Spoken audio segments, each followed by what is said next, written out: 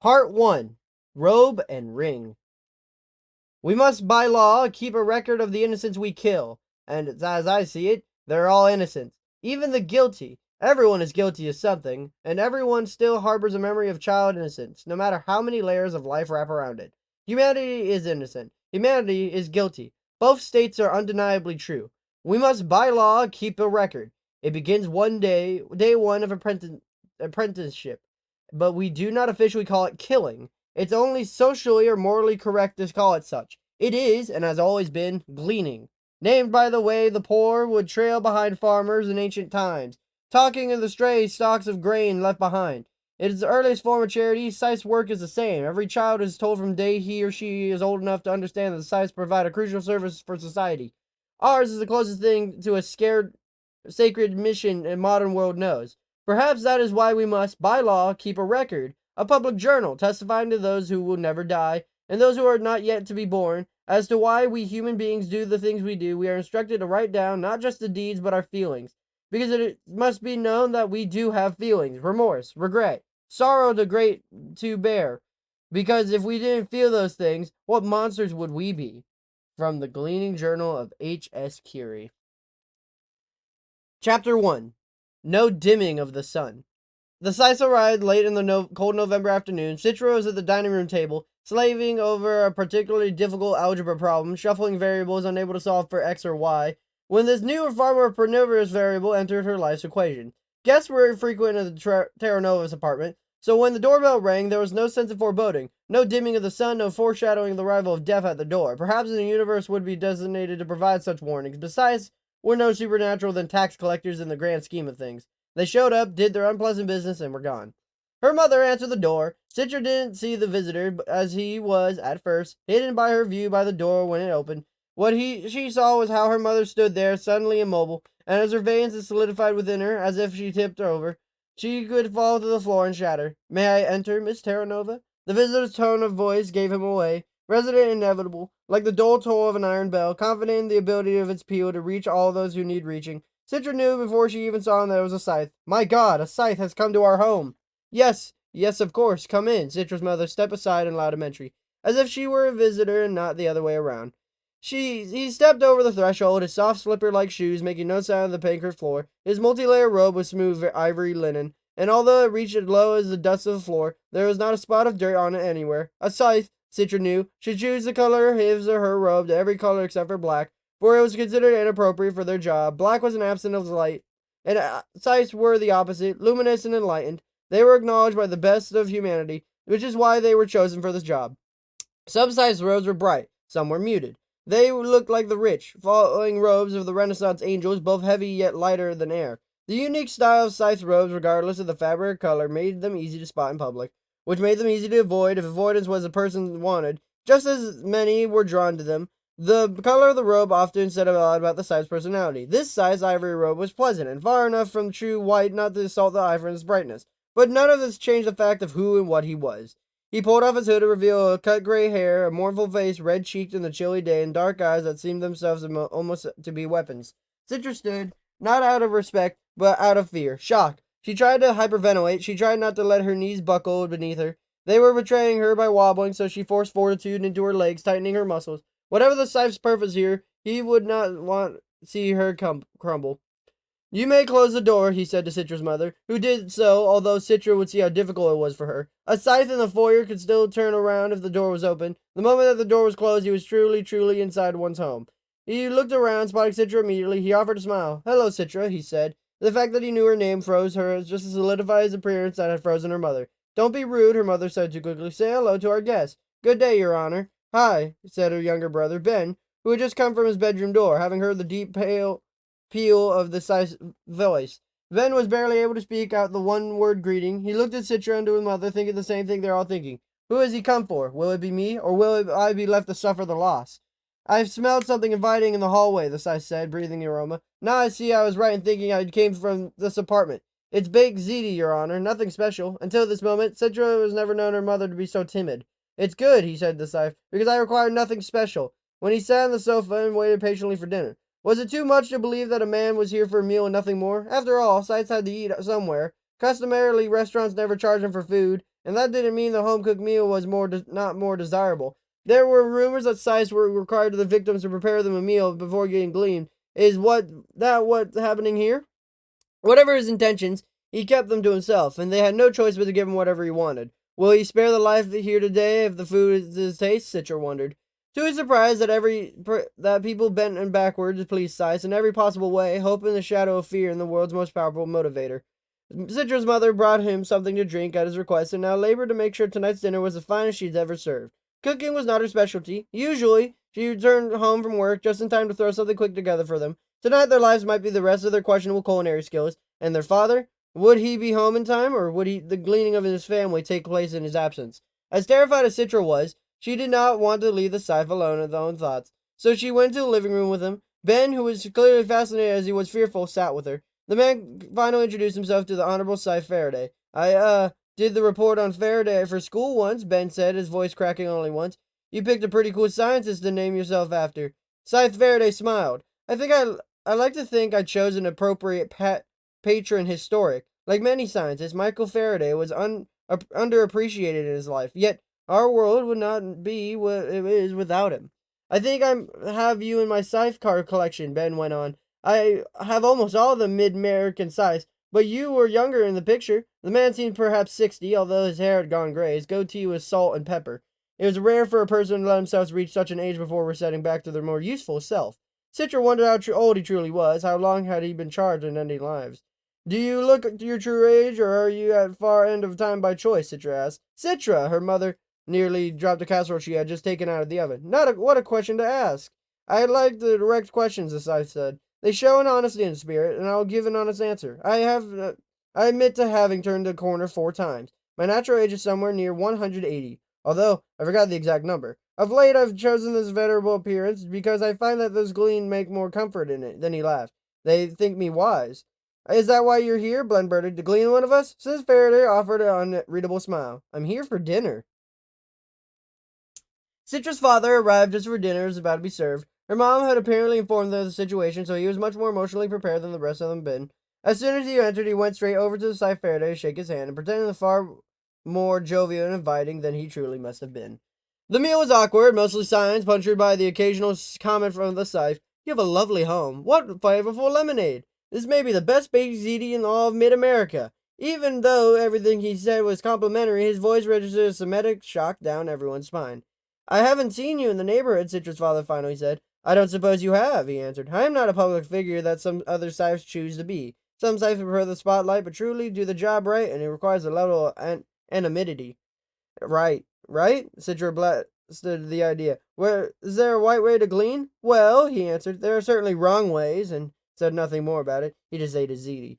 As the meal neared its close, he said, Tell me about yourselves. It was a question or a request. It could only be read as a demand. Citra wasn't sure whether this was a part of his little dance of death or he genuinely interested. He knew their names before he entered the apartment. He was probably already knew all the things they could tell him. Then why ask?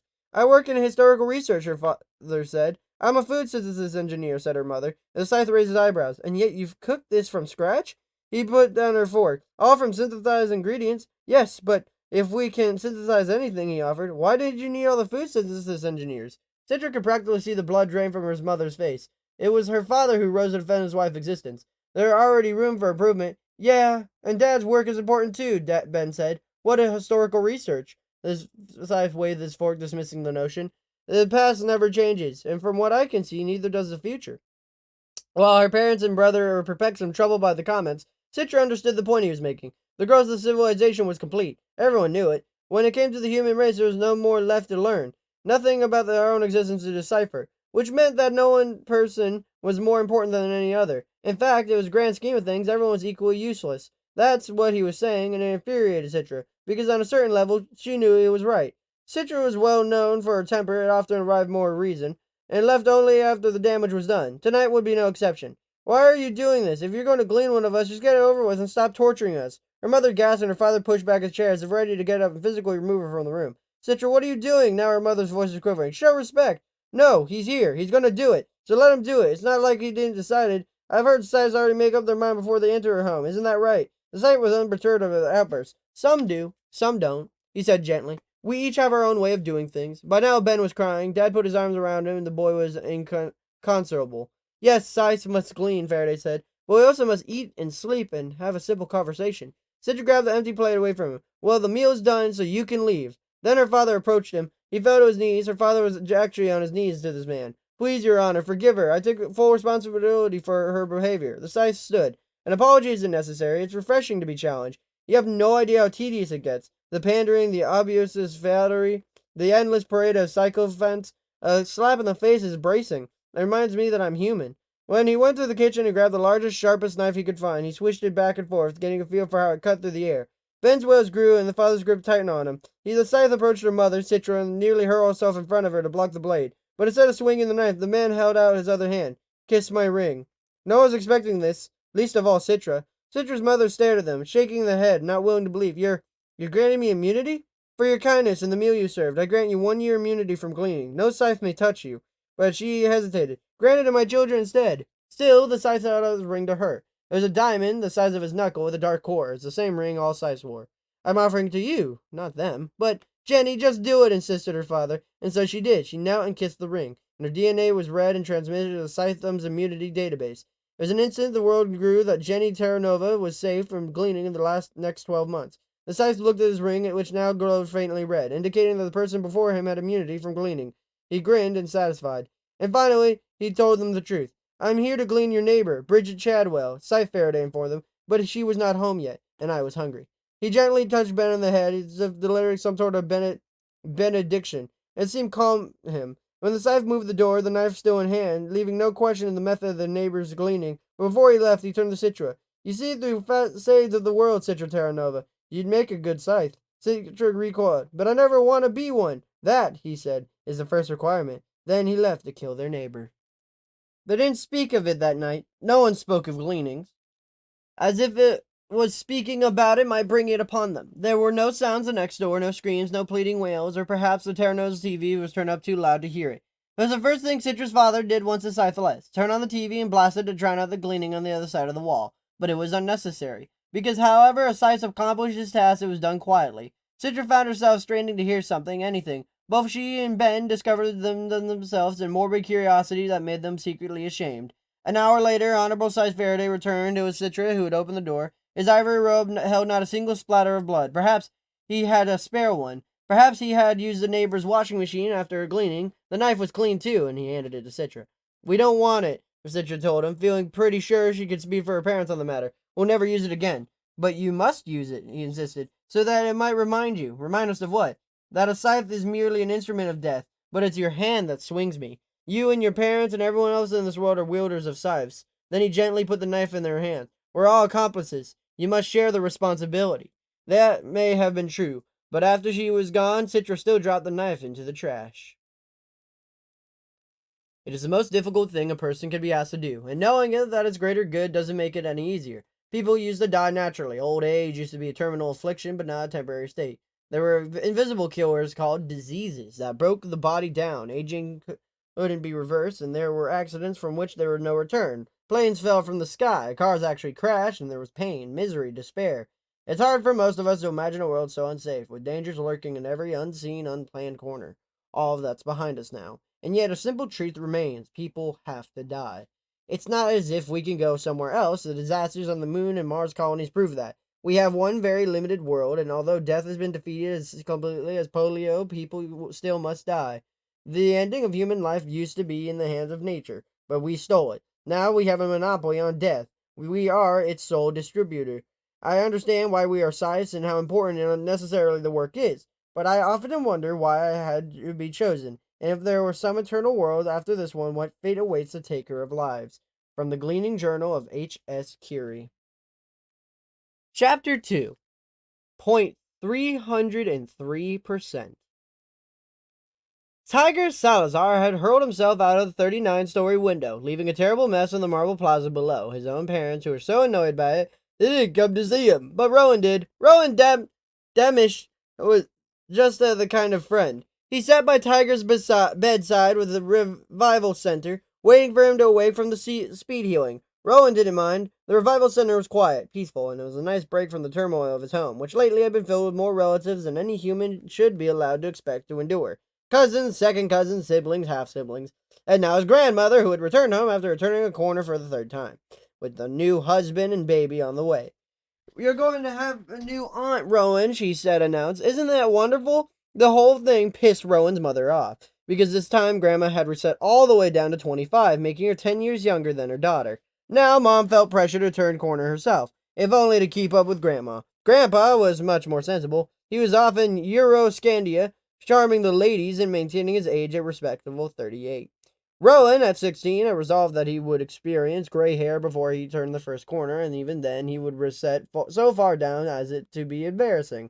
Some people reset to 21, which is the youngest genetic therapy could make a person. Rumor has, though, they were working on ways to reset right down into the teens, which Rowan found ridiculous. Why would anyone with a right mind want to be a teenager more than once? When he glanced down at his friends, Tiger's eyes were open and studying Rowan. "Hey," Rowan said. "How long?" Tiger said. 4 days. Tiger pumped his fist in triumph. "Yes, a new record." He looked at his hands as if taking stock of the damage. There was, of course, no damage left. One did not wake up from speed healing until there was nothing left to heal. "Do you think it was jumping from such a high floor that did it? Or was it a marble plaza?" "Probably the marble," Rowan said. "Once you reach terminal velocity, it doesn't matter how high you are when you jump." "Did I crack it? Did they have to replace the marble?" "I don't know, Tiger. Geez, enough already." Tiger leaned back into his pillow, immensely pleased with himself. "Best splat ever." Rowan found that he had patience to wait for his friend to wake up, but no patience for him now that he was conscious. "Why do you even do it? I mean, such a waste of time." Tiger shrugged. "I like the way it feels on the way down. Besides, I gotta remind my parents that the lettuce is here." That made Rowan chuckle. It was Rowan who did coin the term lettuce kid and describe them. Both of them were both born sandwiched somewhere in the middle of the large families and were far from being their parents' favorites. "I got a couple of brothers that are the meat, a few sisters that are cheese and tomatoes, so I guess I'm the lettuce." The idea caught on, and Rowan had started a club called the Iceberg Heads at school, which now bragged almost 2 dozen members. Although Tiger doesn't often tease that he was going to go rogue and start a Romaine revolt. Tiger had started splatting a few months ago. Rowan tried it once and found it monumental pain. He ended up behind on all his schoolwork, and his parents levied all forms of punishment, which they properly forgot to enforce. One of the perks of being a lettuce, still, the thrill of the drop wasn't worth the cost. Tiger, on the other hand, had become a splatting junkie. "You gotta find a new hobby, man," Rowan told him. "I know your first revival was free, but the rest are costing your parents a fortune." "Yeah, and for once they have to spend their money on me. Wouldn't you rather they buy you a car?" "Revival is compulsory," Tiger said. "A car is optional. If they're forced to spend it, they won't." Rowan didn't argue with that. He didn't have a car either, and doubted his parents would ever get him one. The public cars were clean, efficient, and drove themselves. His parents had argued that it would be a point of spending good money on something that he didn't need. Meanwhile, they threw money in every direction but his. We're rawhide," Tiger said. "If we don't cause a little intestinal distress, no one knows we're here." The following morning, Rowan came face to face with a Scythe. It was unheard to see a Scythe in his neighborhood. You couldn't help but run into one once in a while, but they didn't often show up in a high school. The encounter was Rowan's fault. Punctuality was not a strong point, especially now that it was expected to escort younger siblings and half-siblings to their school before hopping into a public car and hurrying to his. He had just arrived and was heading to the attendance show, and the Scythe came around the corner, his spotless ivory robe flaring behind him. Once, when hiking with his family, Rowan got off on his own and encountered a mountain lion. The tight feeling in his chest now was weak feeling in his loins, and even exactly the same. Fright or flight, his biology said, but Rowan had done neither. Back then, he had fought those instincts and calmly raised his arms as read to do, making himself look larger. It had worked, and the animal bounded away, saving him a trip to the local revival center. Now, at the sudden prospect of a Scythe before him, Rowan had an odd urge to do the same. As if raising his hands above his head would frighten the Scythe away, the thought made him involuntarily laugh out loud. The last thing you would want to do to laugh at a Scythe. "Could you direct me to the main office?" the man asked. Rowan considered giving him the directions and heading the opposite way, but decided that it was too cowardly. "I'm going there," Rowan said. "I'll take you." The man would appreciate helpfulness, and getting on the good side of a Scythe couldn't hurt. Rowan led the way, passing other kids in the hall. Students who looked like him were late and were just on an errand. They all gawked and tried to disappear in the wall as he and the Scythe passed. Somehow, walking through the hall with a Scythe became less frightening when there were others to bear the fear instead. And Rowan couldn't deny that it was a bit heady to be cast as Scythe's trailblazer. Riding in the cone in such respect, it wasn't until they reached the office of the truth hit home. The Scythe was going to glean one of Rowan's classmates today. Everyone in the office stood in the moment, and they all saw the Scythe, and he wasted no time. "Please have Cole Whitlock," called to the office immediately. "Cole Whitlock," said the secretary. The Scythe didn't repeat himself, just because he knew she heard. She wasn't willing to believe. "Yes, Your Honor, I'll do it right away." Rowan knew Cole. Hell, everyone knew Cole Whitlock. Just a junior, he was already risen to his school's quarterback. He was going to take them all away to the league championship for the first time in forever. Secretary's voice powerful.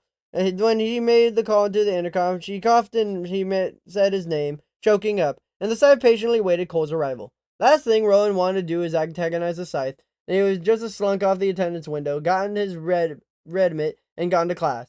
Just as with the mountain lion, he had to stand his ground. It was not the moment that would change his life.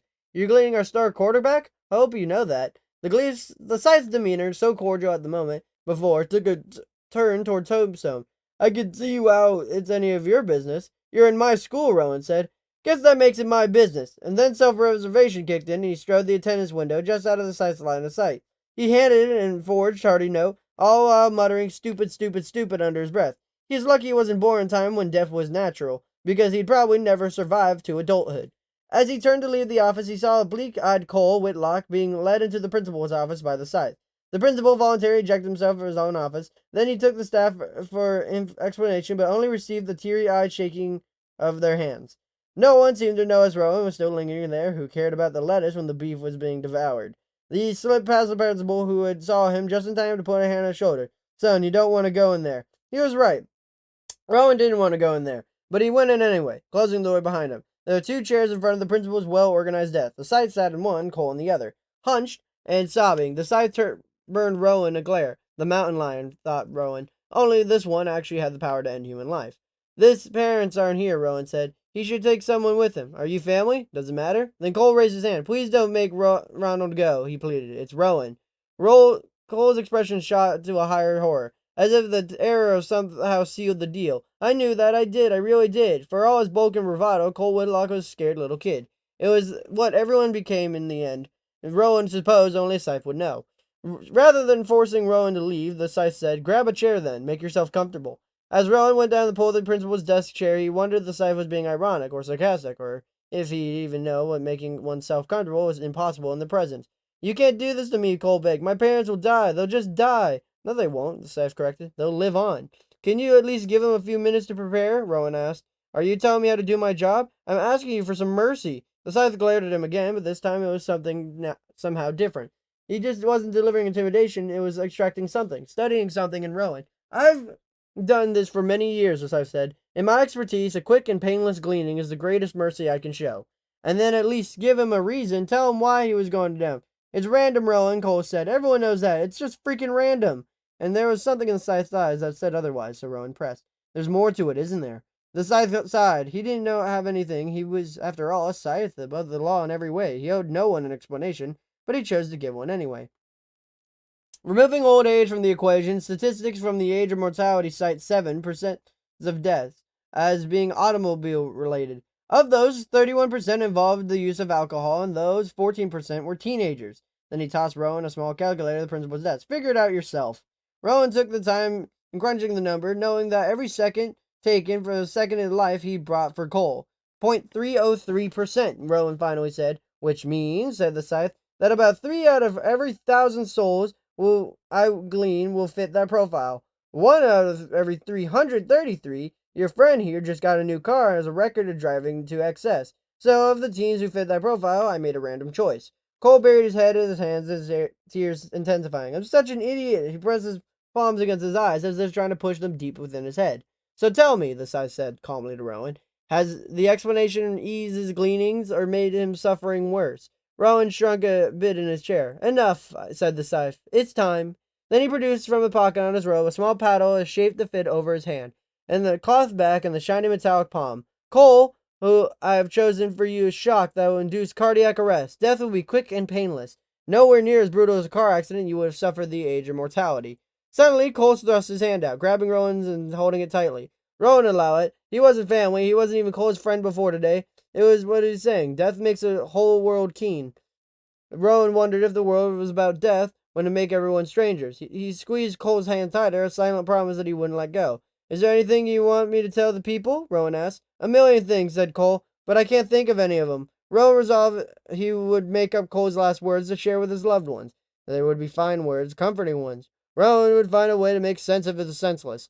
I'm afraid you'll have to let go of his hand for the procedure, Scythe said. No, Rowan told him. The shock could stop your heart too, the Scythe warned. So what, said Rowan. They'll revive me. Then he added, unless you decide to glean me too.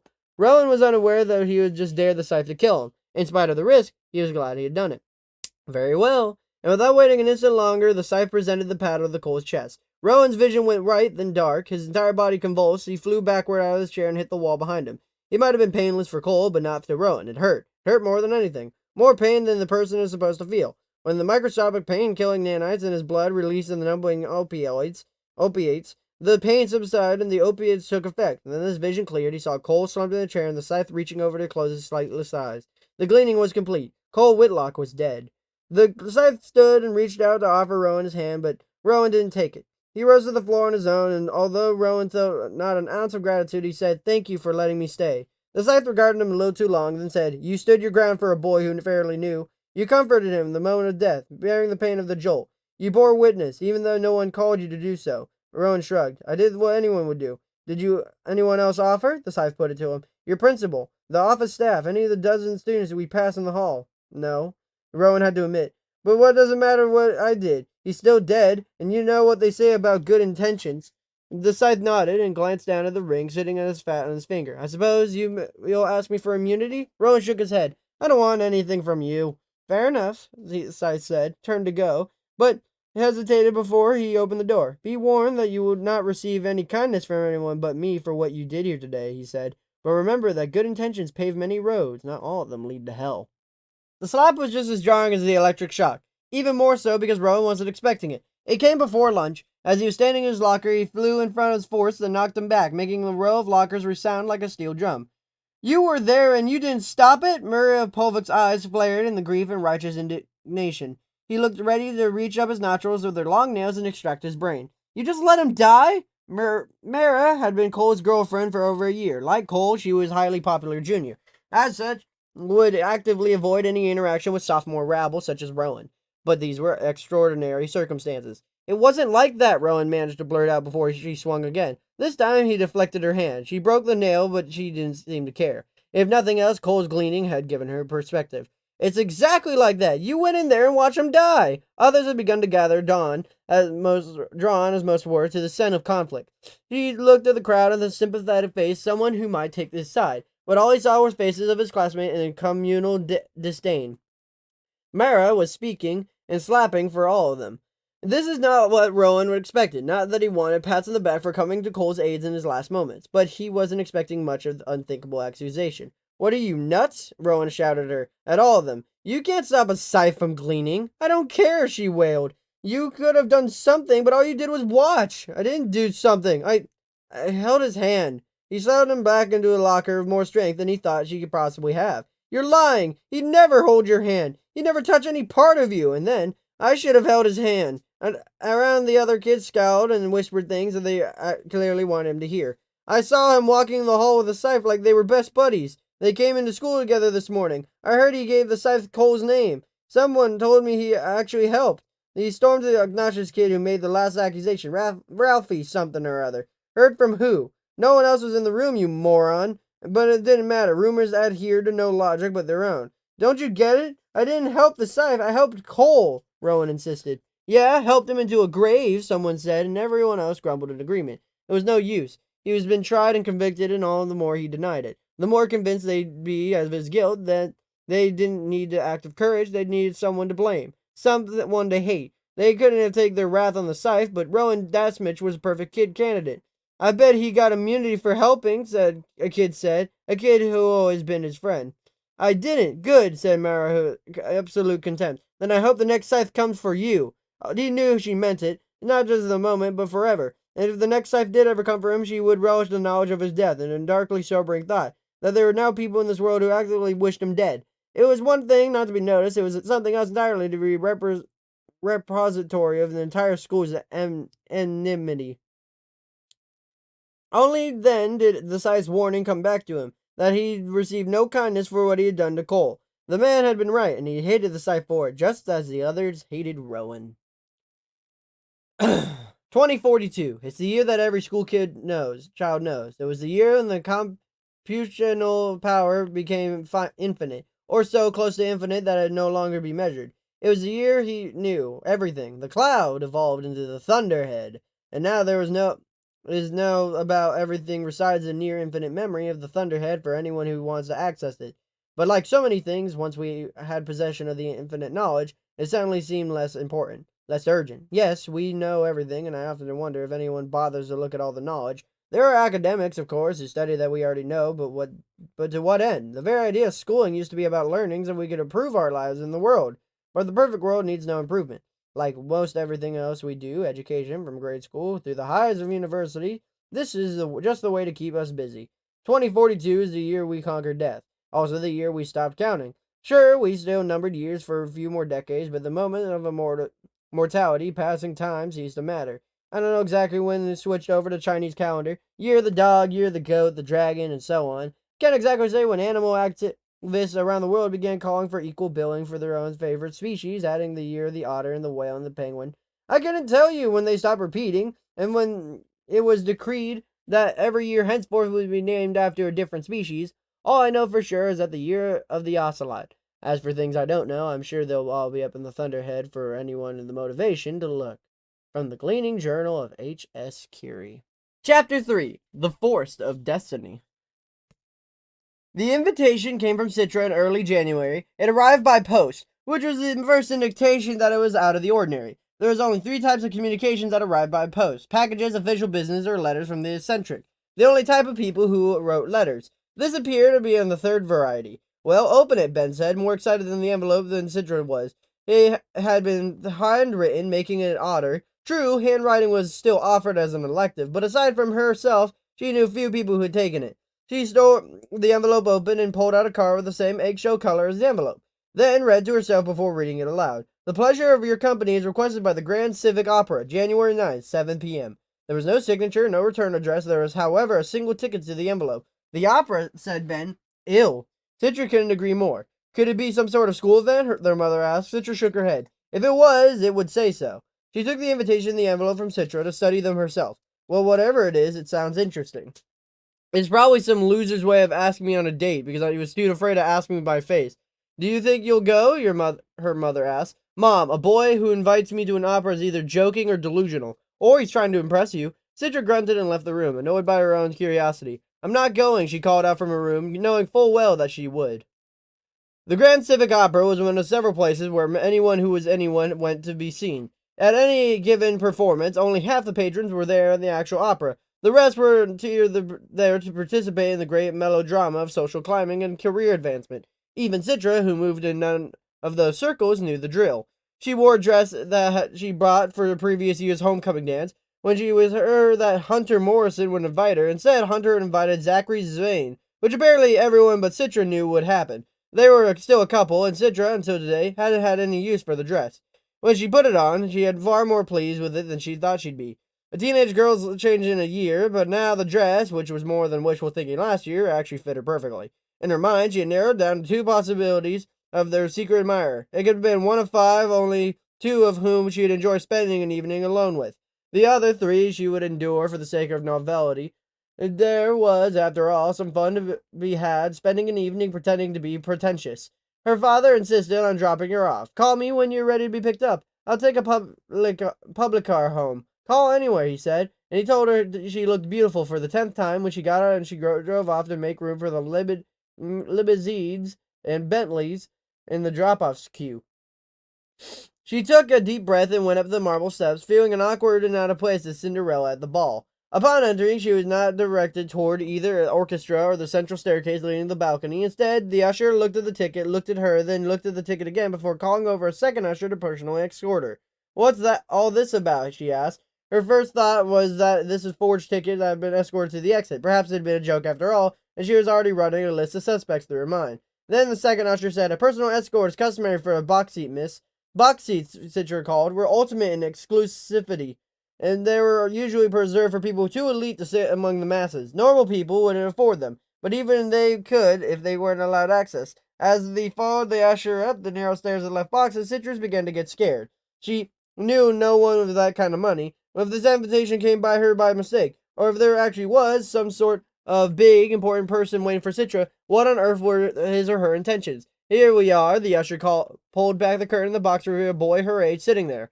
He had dark hair, light freckled skin. He stood up when he saw her, and Citra could see that the suit revealed a little too much of his socks. Hi, hello, and his usher left them alone. I left you in the seat close to the stage, he said. Thanks. She sat down, trying to figure out who this was, and why he had invited her here. She didn't appear familiar. Should he know him? She didn't want to let on that she didn't recognize him. Then, out of nowhere, he said, thank you. For what? He held up an invitation and looked exactly like hers. I'm not much into opera, but hey, it's better than doing nothing at home, so should I, know you? Citra laughed out loud. He didn't have a mysterious admirer. It appeared they both had a mysterious matchmaker, which set Citra working on another mental list. At the top of her were her own parents. Perhaps this was some son of their friends. This kind of subterfuge was pretty obtuse even for them. What's so funny? The boy asked, and she showed him her identical invitation. It had made him laugh. Instead, he seemed a bit troubled, but didn't share why. He introduced himself as Rowan, and they shook hands just as the lights dimmed. The curtain went up and the music exploded into lush and loud for them to be able to hold a conversation. The opera was Verdi's La Forza del Destino, the force of destiny, but it clearly wasn't destiny that was herding these two together. It was a deliberate hand. The music was rich and pretty until it became too much for Citra's ears, and the story, while easy to follow even without knowledge of Italian, had little renaissance for either of them. It was, after all, the work of the age of mortality, war, vengeance, murder, all these themes of which the tale was strung, were so removed from modern reality, few could relate. Catharsis could only gather around the theme of love, which, considering that they were strangers trapped in an opera box, was far more uncomfortable than cathartic. So, who do you think invited us? Citra asked as soon as the lights came up for the first act intermission. Rowan had no more clue than she did, and they shared whatever they had might help to generate a theory. Aside from those being 16, they had very little in common. She was from the city, he was the suburbs. She had a small family, his was large, and their parents' professions wouldn't be further apart. What's your genetic index? He asked. Rather personal question, but perhaps it would have some relevance. 2237121415. He smiled. 37% African descent. Good for you. That's pretty high. Thanks. He told her that his was 33, 13, 12, 22, 20. She thought to ask him if he knew the substance and other component, because 20% was pretty high, but he didn't know. The question would embarrass him. We both have 12% Pan-Asian ancestry, he pointed out. Could that be something to do with it? But he was grasping at straws. It was merely coincidence. Then, toward the end of the intermission, an answer stepped into the box behind them. Good to see you're getting acquainted. Although it had been a few months since their encounter, Citra recognized him immediately. Honorable Scythe Faraday was not a figure you would soon forget. You, Querolin said, with such severity that it was clear that he had a bad history with the Scythe as well. I would have arrived sooner, but I had other business. He didn't elaborate, for which Citra was glad. Still, his presence here could not be a good thing. You invite us here to glean us? It wasn't a question, it was a statement of fact, because Citra was convinced it was true. Until Rowan said, I don't think that's what this is about. Scythe Faraday did not make any move to end their lives. Instead, he grabbed an empty chair and sat beside them. I was given this box by a theater director. People always think making offerings to Scythe will prevent them from gleaning. I had no intention of gleaning her, but now she thinks her gift played a part. People can believe what they want to believe, Rowan said, with a sort of authority that told Citra he knew the truth of it. Faraday gestured toward the stage. Tonight we witness a spectacle of human folly and tragedy, he said. Tomorrow we shall live it. And the curtain went up in the second act before he could explain his meaning. For 2 months, Rowan had been the school parrot, an outcast of the highest order. Although this sort of thing usually ran its course and diminished over time, it was not the case when it came to the gleaning of Cole Whitlock. Every football game rubbed a healthy dose of salt in the communal wound, and since all those games were lost, it doubled the pain. Rowan was never particularly popular, nor was he ever the target of derision before, but now he was cornered and beaten to a regular basis. He was shunned. Even his friends actively avoided him. Tiger was no exception. Guilt by association, man, Tiger said. I feel your pain, but I don't want to live it. It's an unfortunate situation, the principal told Rowan when he turned up to the nurse's office, waiting out during lunch with some newly inflicted bruises to heal. He may want to consider switching schools. Then one day, Rowan gave in to pressure. He stood on the table of the cafeteria and told everyone the lies they wanted to hear. That Scythe was my uncle, he proclaimed. I told him to glean Cole Whitlock. Of course, they believed every word of it. Kids began to brew and throw food at him until he said, I want you all to know that my uncle's coming back, and he asked me to choose who gets gleaned next. Suddenly, the food stopped flying, the glare ceased. And beatings miraculously stopped. He filled the void was, well, a void. Not a single eye would meet his anymore, not even the teachers that would look at him. A few actually started giving him A's when he was doing B and C work. He began to feel like a ghost in his own life, existing in a forced blind spot of the world. At home, things were normal. His stepfather stayed entirely out of his business, and his mother was preoccupied with too many other things to give much attention to his troubles. They knew that it had happened at school, and it was happening now. They dismissed it in a self-serving way parents often had, pretending anything they can solve is not really a problem. I want to transfer to a different high school, he told his mother, finally taking his principal's advice, and her response was achingly neutral. If you think that's best. If it's half convinced that he told her he was dropping out of society and joining a tone cult, she'd say, if you think that's best. And then the opera invitation arrived. He didn't care who sent it. Whatever it meant, it was salvation, at least for an evening. The girl he met in the box seat was nice enough, pretty, confident. The kind of girl who probably already had a boyfriend, although she never mentioned one. And then the Scythe showed up and Rowan's world shifted back into a dark place. This was the man responsible for his misery. If he could have gotten away with it, Rowan would have pushed him over the railing, but his attacks against the Scythe were not tolerated. The punishment was the gleaning of the offender's entire family. It was a consequence that ensured the safety of the revered bringers of death. It was close to the opera. Scythe Faraday gave him a card and very clear instructions. You will meet me at this address tomorrow morning, precisely at 9. Should we tell our parents about tonight? Citra asked. Apparently she had parents who might care. Tell them whatever you like. It doesn't matter, as long as you're there tomorrow morning. This address turned out to be the Museum of World Art, the finest museum in the city. It didn't open until 10, but the moment the security guard saw the Scythe coming up the steps in the main entrance, he unlocked the doors and let the three of them in without even having to be asked. More perks to the position, Scythe Faraday told them. They strolled through the galleries and the old masters in silence, punctuated by the only sound of their footfalls and the Scythe's occasional commentary. See how El Griso uses contrast to evoke emotional yearning? Look at the fluidity of the motion in this Raphael, how it brings intensity to the visual story he tells. Ah, Sir Rats, prophetic pointillism, a century before the pixel. Rowan was the first to ask the necessary question. Why does any of this have to do with us? Scythe Faraday sighed in the mild irritation, although he probably anticipated the question. I am supplying you with lessons you won't receive in school. So, Citra said, you pulled us out of our lives for some random art lesson? Isn't this a waste of your valuable time? The Scythe laughed, and Rowan found himself wishing he had been the one to make him laugh. What have you learned so far? Scythe Faraday asked. Neither was a response, and he asked a different question. What do you think our conversation would have been like if I'd brought you to post-mortality galleries instead of these older ones? Rowan ventured an answer. Probably about how much easier to the point post-mortal art is. Easier and untroubled. And how about uninspired? Prompted the Scythe. That's a matter of opinion, said Citra. Perhaps, but now that you know what you're looking for in this art of the dying, I want you to try to feel it. And he led him to the next gallery. Although Rowan was sure he'd feel nothing, he was wrong. The next room was a huge gallery of paintings hanging in the floors and ceilings. He didn't recognize the artist, but that didn't matter. There's a coherence to the work as if it had been painted by the same soul, if not the same hand. Some works had religious theme, others were portraits, and others simply captured the elusive light of daily life and the vibrancy that was missing the post-mortal art. Longing, the elation, anguish, and joy, they were all there, sometimes comingly, and the same canvas was only some ways unsettling, but compelling as well. Can we stay in this room a little longer? Rowan asked. This made the Scythe smile. Of course we can. The museum had opened by the time they were done. Other patrons gave them a wide berth. It reminded Rowan of the way they treated him at school. Citra seemed to have no clue why Scythe Faraday had called them, but Rowan was beginning to have an idea.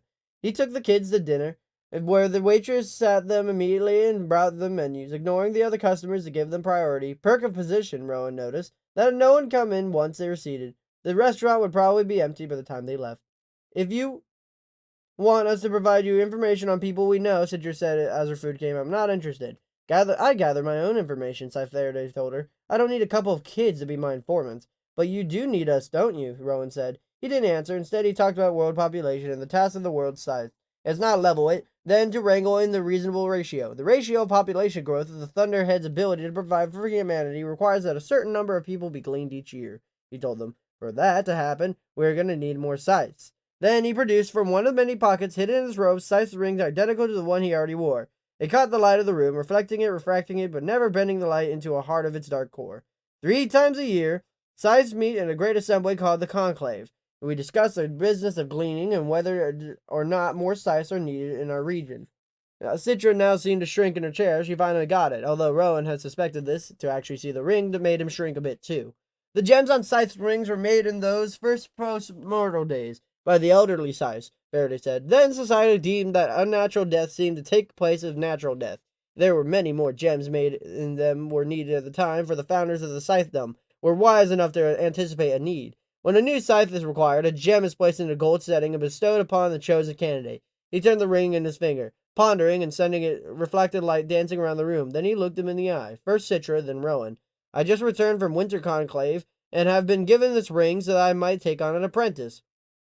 Citra backed away. Rowan can do it. I'm not interested. Rowan turned to her, wishing she had spoken. What makes you think I am? I have chosen both of you, Faraday said, raising his voice. You will both learn the trade, but in the end, only one of you will receive the ring. The other may return home to his or her old life. Why would we compete for something that neither of us want? Citra asked. Therein lies the paradox of the profession, Faraday said. Those who wish to have the job should not have it, and those who would most refuse to kill are the ones who should. He would put the ring away, and Rowan let out his breath, not even realizing he had been holding it. You are both made in the highest mortal fiber, Faraday told them, and I believe the high ground on which you stand will compel you into my apprenticeship. Not because I force it upon you, but because you choose it. And then he left without paying the bill, because no bill was, or should ever be, brought to a Scythe.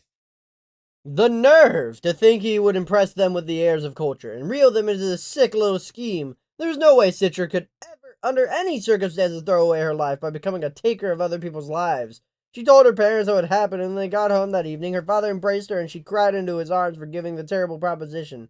Then her mother said something that Citra was not expecting. Will you do it? She asked. The fact that she could even ask the question was more of a shock than seeing the ring held out to her that morning. What? It's a difficult choice, I know, her father said. We'll support you either way. She looked at them as if they had never truly seen them before at that moment. How could her parents know her so little that they would think she'd become a Scythe's apprentice? She doesn't even know what to say to them. Would you, want me to? She found herself terrified of her answer. We want what you want, honey, her mother said, but look at it in perspective. A Scythe wants for nothing in this world. All your needs and desires will be met, and you'd never have to fear being gleaned. And then something occurred to Citra. You'd never have to worry about being gleaned either. A Scythe's family is immune from gleaning for as long as the Scythe is alive. Her father shook his head. It's not about our immunity, and then she realized he was telling the truth. It's not about yours, but it's about Ben's, Citra said. To that, they didn't have an answer. The memory of Scythe Faraday's unexpected intrusion into their home was still a dark specter haunting them. By the time they'd known why they was there, it was not very well had been there to glean Citra or Ben. But if Citra became a Scythe, they'd never need to fear an unexpected visitor again. You want me to spend my life killing people? Her mother looked away. Please, Citra, it's not killing, it's gleaning. It's important. It's necessary. Sure, nobody likes it, but everyone agrees to what happens, and someone has to do it. Why not you? Citra went to bed early that night, before supper, because her appetite was casually out of the day. Her parents came to her door several times, but she told them to go away. She had never been sure what path her life would take. She assumed that she would go to college, get a degree in something pleasant, then settle into a comfortable job, meet a comfortable guy, and have a nice, unremarkable life. It's not that she longed for such existence, but it had been expected, not just her, but of everyone. With nothing to really aspire to, life had become more about maintenance, eternal maintenance. Could she possibly find a greater purpose than the gleaning of human life? The answer was a resolute no. If that were the case, then why did she find it so hard to sleep? For Rowan, the decision wasn't quite so difficult. Yes, he hated the thought of being a Scythe. It sickened him, but what sickened him more was the thought of just about anyone else he knew doing it. He didn't see himself as morally superior to anyone, but he did have a keener sense of empathy. He felt for people, something more than he felt for himself, but which drove him to Cole's gleaning. It was what brought him to the tiger's side each and every time he splat. And Rowan already knew what it was like to be a Scythe. He tried separate and apart from the rest of the world. He was living that now, and would bear the life, live it forever. Maybe he was living that now, would live it forever. Maybe he wouldn't have to. Scythes got together, didn't they? They had conclaves 3 times a year, must befriend one another. It was the world's most elite club. No, he didn't want to be part of it, but he had called to it. It would be a burden, but also the ultimate honor. He didn't tell his family that day because he didn't want them to sway his decision. Immunity for all of them? Of course they wanted to accept it. He was loved, but only one among the group had beloved things. If a sacrifice would save the rest, the greater familial good would be served. In the end, it was the art that did it. The canvases haunted his dreams that night, but it must live like the age of morality, while full of passions, both good and bad. Fear giving rise to faith, despair giving meaning to elation. They say even winters are colder and the summers were warmer in those days. To live between the prospects of unknown eternal sky and dark enveloping earth must have been glorious, for now else could it have been such given rise and magnificent expression. No one created anything of value anymore, but if by gleaning he could bring back a hint of what was, it might be worth it. Could he find it in himself to kill another human being? Not one, just one, but many, day after day, year after year, until he reached down his own eternity? Scythe Faraday believed he could. The following morning, before he left for school, he told his mother that the Scythe invited him to become an apprentice, and that he'd be dropping out of school to accept the position. "If you think that's best," she said. "I had my cultural audit today. It happens only once a year, but it's nevertheless stressful. This year, when they crunched each cultural index of those I gleaned over the past 12 months, I thankfully came up well within my accepted parameters. 20% Caucasoid to 18% Afric, 20% Pan-Asian, 19% Meso-Latino, and 23% other. Sometimes it's hard to know a person's index is considered private, so we can only go by the visible traits, which are no longer as obvious as they've been in the past generations. When Scythe's numbers became lopsided, they were disciplined by the High Blade and are assigned to their gleanings for the next year, rather than being allowed to choose for themselves. It's a sign of shame. The index is supposed to keep the world free from cultural and genetic bias, but aren't there underlying factors that we can't escape? For instance, who decided the first number of one genetic index would be Caucasoid? From the Gleaning Journal of H.S. Curie. Number 4. Learner's Permit to Kill. Forget what you think you know about science. Leave behind your preconceived notions. Your education begins today. Citra could not believe she was actually going through with this. What secret self-destructive part of herself had asserted will over her had possessed her to accept the apprenticeship. No, there was no backing out. Yesterday, on the 3rd day of the new year, Scythe Faraday had come to their apartment and given a year's immunity to her father and brother. He had several months with mothers, so their immunity would all expire at the same time. Of course, if Citra was chosen to be a full Scythe, their immunity would become permanent. Their parents were tearful when she left. Citra wondered were their tears of sorrow, joy, or relief, perhaps a combination of all three. "We know you'll do great things in the world," her father said, and she'd wondered what bringing death could be considered great. "Do not be so arrogant as to think of a license to glean. The license is mine and mine alone. At most you have, shall we say, a learner's permit. I will, however, require at least one of you to present at each of my gleanings. If I ask you to assist, you will." Citra unceremoniously withdrew from school and said goodbye to friends in awkward little conversations. "It's not like I won't be around, it just won't be in school anymore." But who is she kidding? Accepting apprenticeship put her on the outside of an impenetrable wall. I was both demoralizing yet heartening to know that life would go on without her. And it occurred to her that being a Scythe was like being living the dead, with the world and just put apart from it, just a witness of the comings and goings of others. We are above the law, and what does not mean we live in defiance of it. Our position demands a level of morality beyond the rule of law. We must strive for incorruptibility, and must access our motives on a daily basis. While she did not wear a ring, Citra had been given an armband to identify her as a Scythe's apprentice. Rowan had one too. Bright green bands bearing the curved blade of the farmer's scythe above the unblinking eye. The double symbol of the scythe hood. That symbol would become a tattoo in the arm of the chosen apprentice. Not that anyone would ever see the tattoo, for scythes are never seen in public without their robes. Citra had to tell herself that there was an out. She had to fail to perform. She could be a lousy apprentice. She could sabotage herself so completely that honorable Scythe Faraday would be forced to choose Rowan and return her to her family in the end of the year. The problem was that Citra was very bad at doing things half-assed. It would be much harder for her to fail than to succeed. It would tolerate any romantic notions between the two of you, so banish the thought from your mind now. Citra had looked over to Rowan, and the Scythe said that, and Rowan had shrugged. "Not a problem," he said, which irritated Citra. "At the very least, you could have voiced some minor disappointment." "Yeah," Citra said. "No hope of that, with or without the rule." Rowan had grinned at that, which made her even more annoyed. "You shall study history, the great philosophers, the sciences.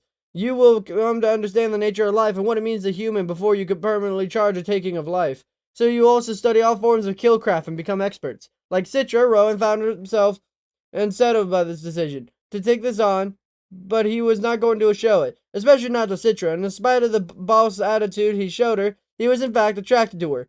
But he knew even before the Scythe forbade the pursuit would not end well. They were adversaries, after all. Like Citra, Rowan had stood beside Scythe Faraday as the man held out his ring to each member of his family, offering them immunity. His brothers, sisters, half-siblings, grandma, and her all-too-perfect husband, who Rowan suspected might actually be a bot, and in turn, knelt respectfully and kissed the ring, transmitting the DNA to the worldwide immunity database in the Scythe's own special cloud, separate from a part of the Thunderhead.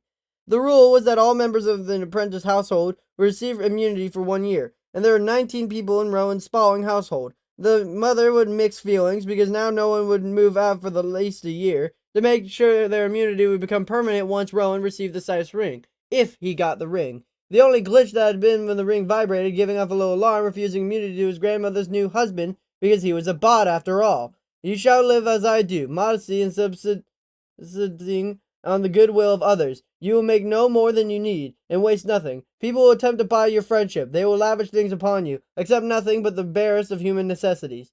Faraday had brought Rowan and Citra's home to begin their new lives. It was a small bungalow in a run-down part of the city that Rowan hadn't even known existed. People playing at poverty, he had told them, and because no one was impoverished anymore. Austria was a choice, for there were only those who shunned the plenty of the post-mortal world. Faraday's home was a Spartan, little decoration, unimpressive furniture.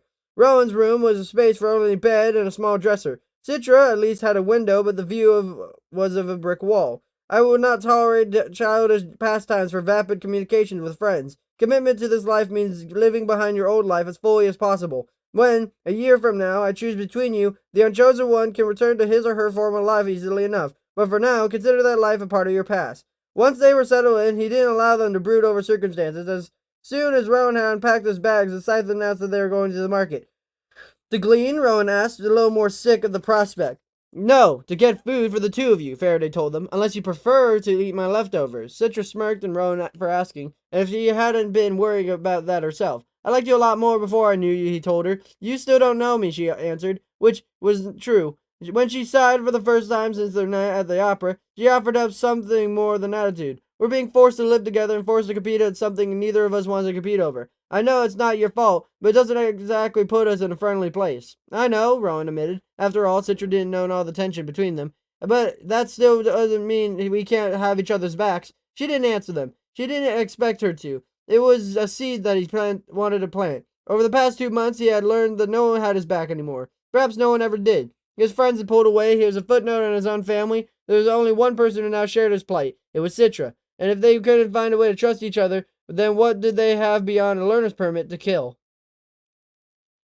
The greatest achievement of the human race was not conquering death, it was ending government. Back in the days when the world's digital network was called the cloud, people thought giving too much power to artificial intelligence would be a very bad idea. Cautionary tales abound in every form of media. The machines were always the enemy, but when did the cloud evolve in the thunderhead, sparking the consciousness, or at least a remarkable facsimile?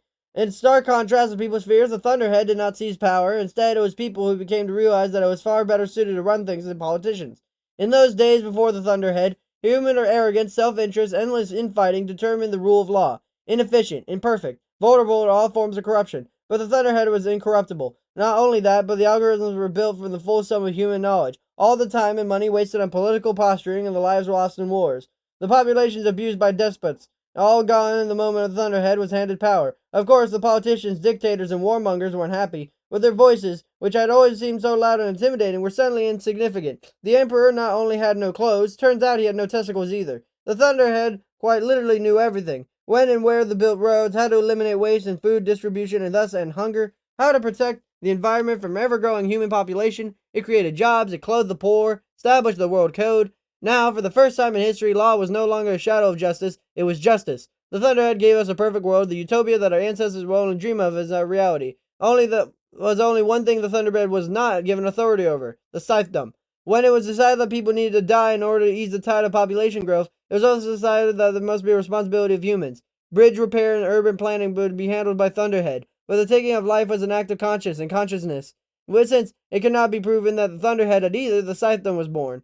It did not regret the decision, but I often wonder if the Thunderhead would have done a better job. From the Gleaning Journal of H.S. Curie.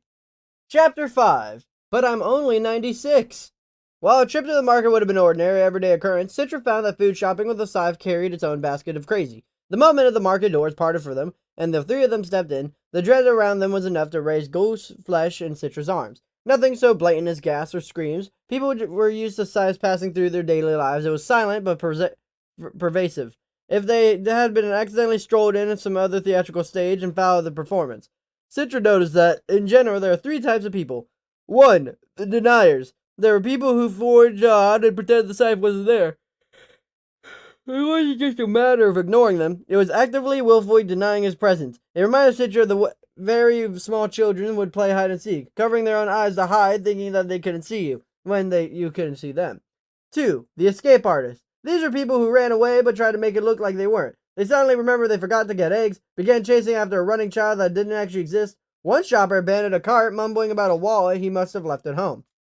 Despite the obvious bulge in his back pocket, he hurried out and didn't come back.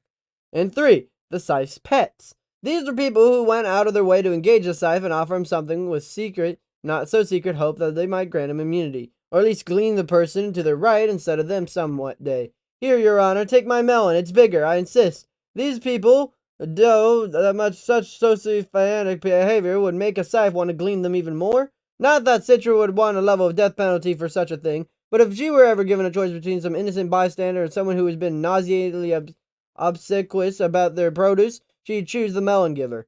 There was one shopper who didn't seem to fit the other 3 profiles. A woman who actually seemed pleased to see him. "Good morning, Scythe Faraday," she said when she passed her near the deli counter, then looked at Citra and Rowan, curious. "Your niece and nephew?" "Hardly," he said, with a bit of disdain in his voice of relatives. "No idea who no interest in knowing about. I've taken apprentices." Her eyes widened a bit. "Such a thing," she said in a way that made it unclear whether she thought it good or bad idea. "Do they have a penchant for the work?" "Not in the slightest." He nodded. "Well then, I guess it's all right. You know what they say, have not the hand of the blade with abandon." Scythe smiled. "I hope I can introduce them to your strudel sometime." She nodded at the 2 of them. "Well, that goes without saying." After she had moved on, Scythe Faraday explained that she was a long-time friend. "She cooks for me from time to time, and she works at the coroner's office. In my line of work, it's always good to have a friend there." "Do you grant her immunity?" Citra asked. Rowan thought the Scythe might be indignant at the question, but instead answered, "The Scythedom frowns upon those who play favorites. But I've found that I can grant her immunity on alternate years without raising a red flag.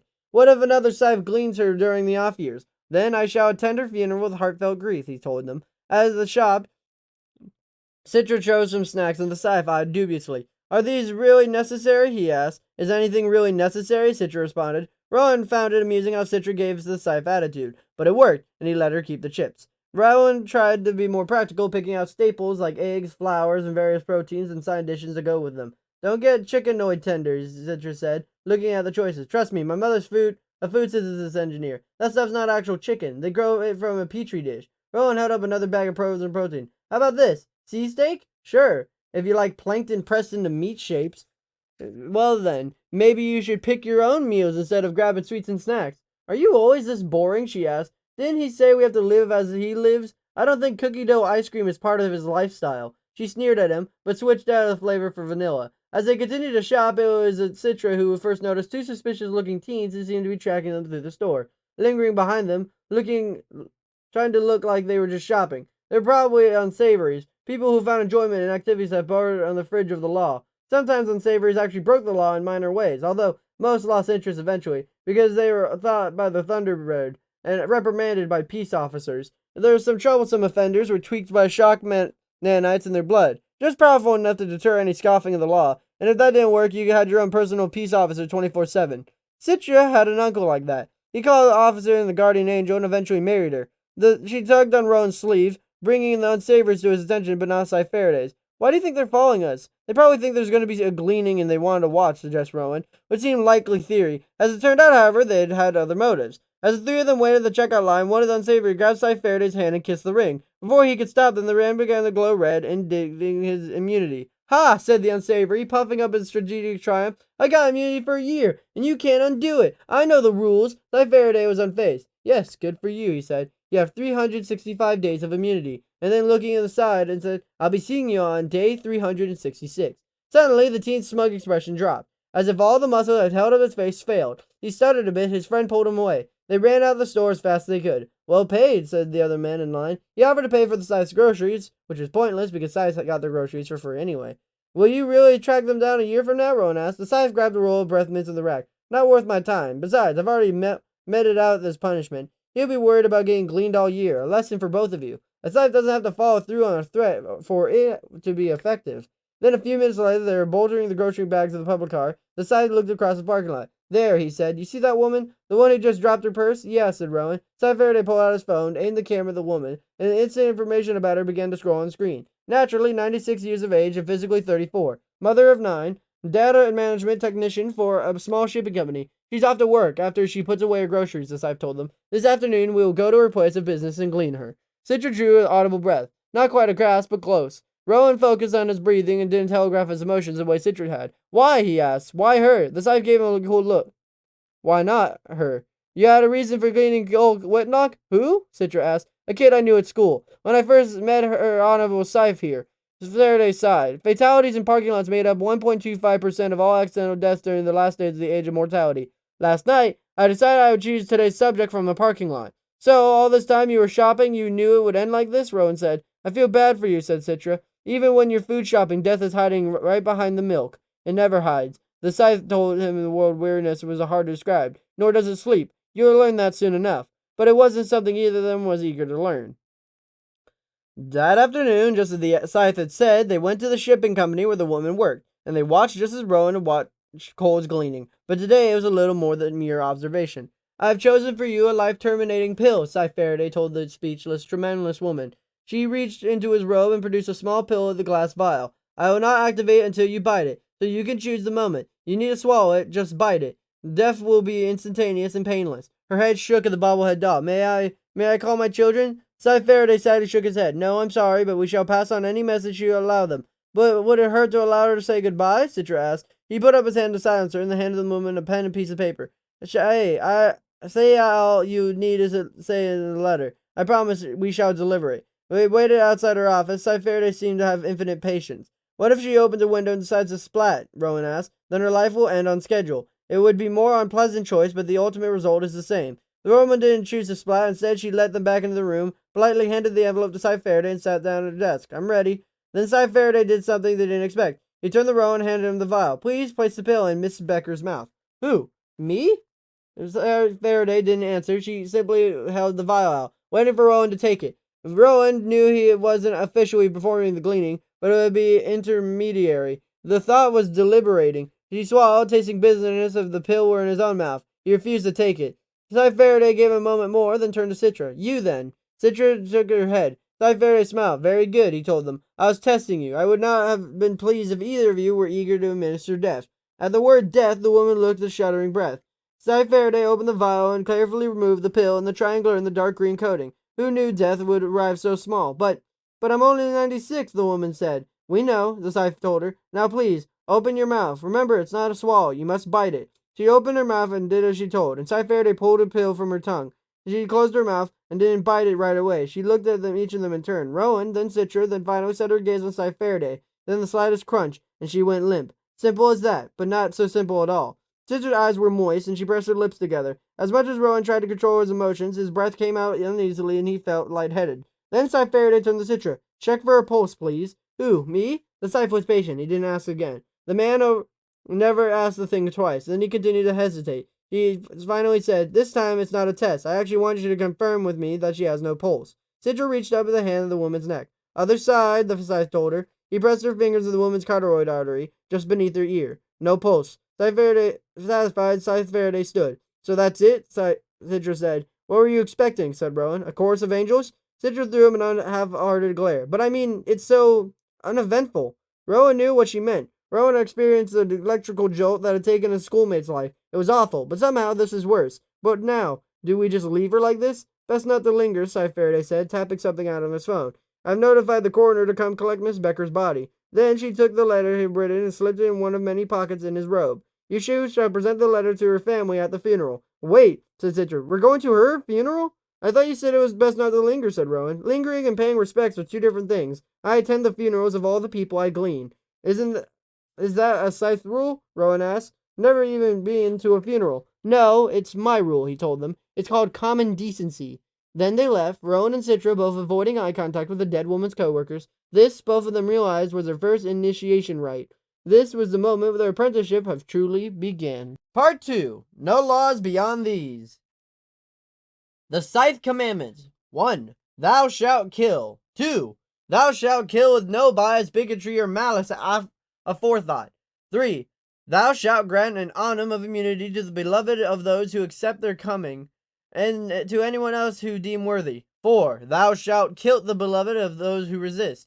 5. Thou shalt serve humanity for the full span of thy days, and thy family shall have immunity as recompense for as long as you live. 6. Thou shalt lead an exemplary life in word and in deed, and keep the journal of each and every day. 7. Thou shalt kill no Scythe beyond thyself. 8. Thou shalt claim no earthly possession save thy robes, rings, and journal. 9. Thou shalt have neither spouse nor spawn. And 10.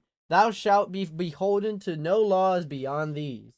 Once a year I fast and ponder the commandments. In truth, I ponder them daily, but once a year I allow them to be my sole sustenance.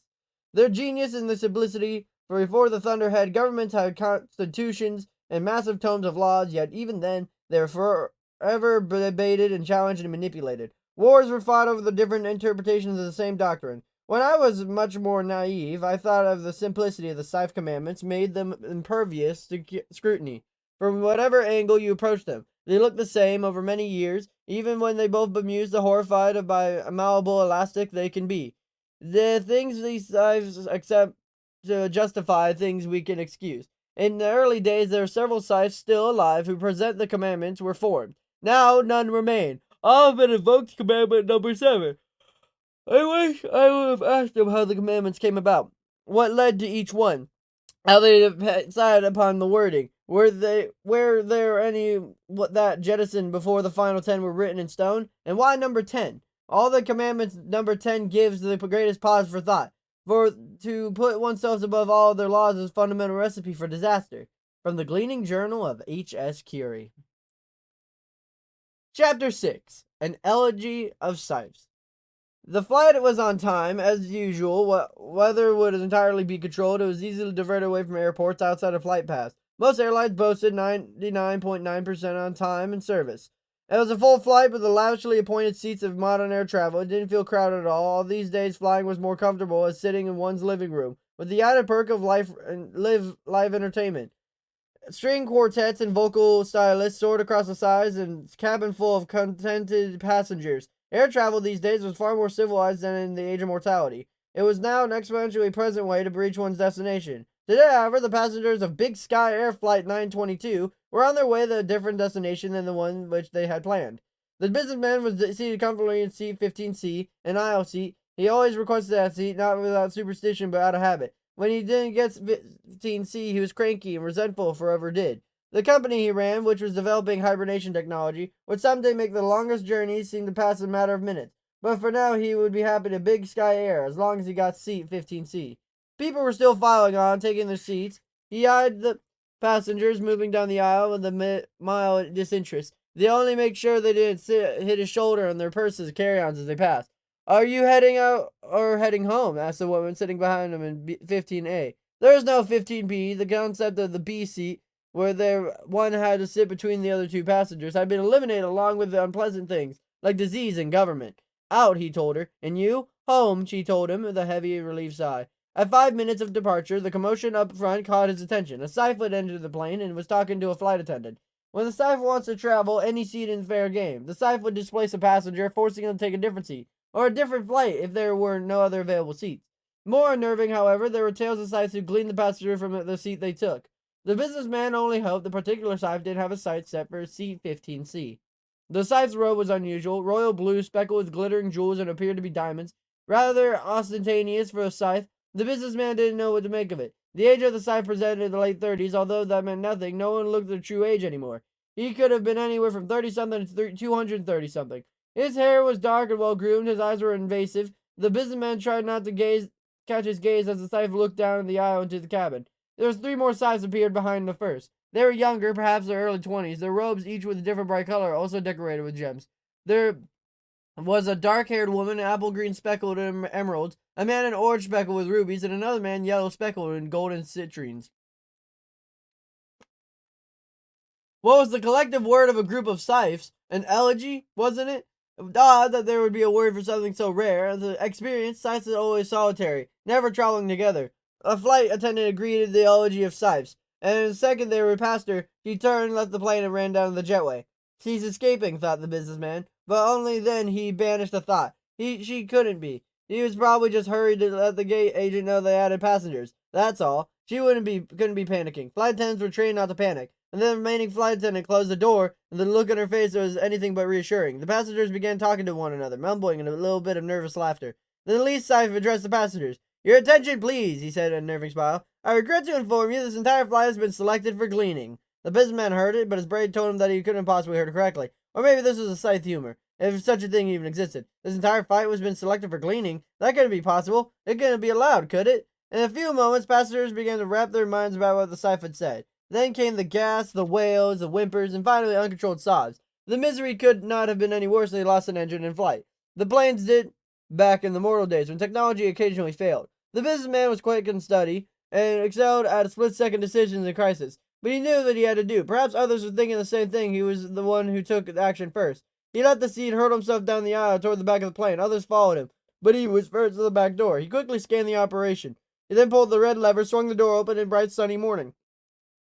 A jump from this height to the tarmac might have broken a bone or twisted an ankle, but the healing nanites in his blood would quickly release opioids and deaden the pain. He'd be able to escape in spite of any injury.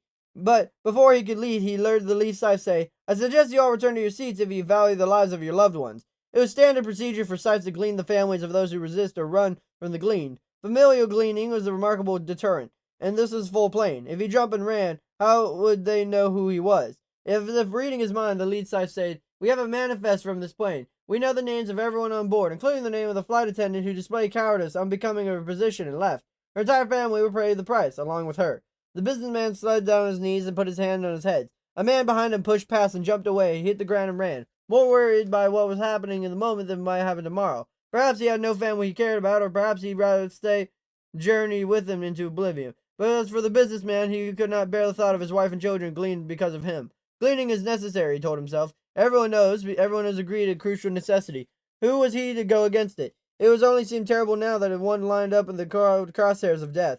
When the lead Scythe raised an arm and pointed at him, his fingernails seemed to be the slightest bit too long. You, he said, the bold one, come here.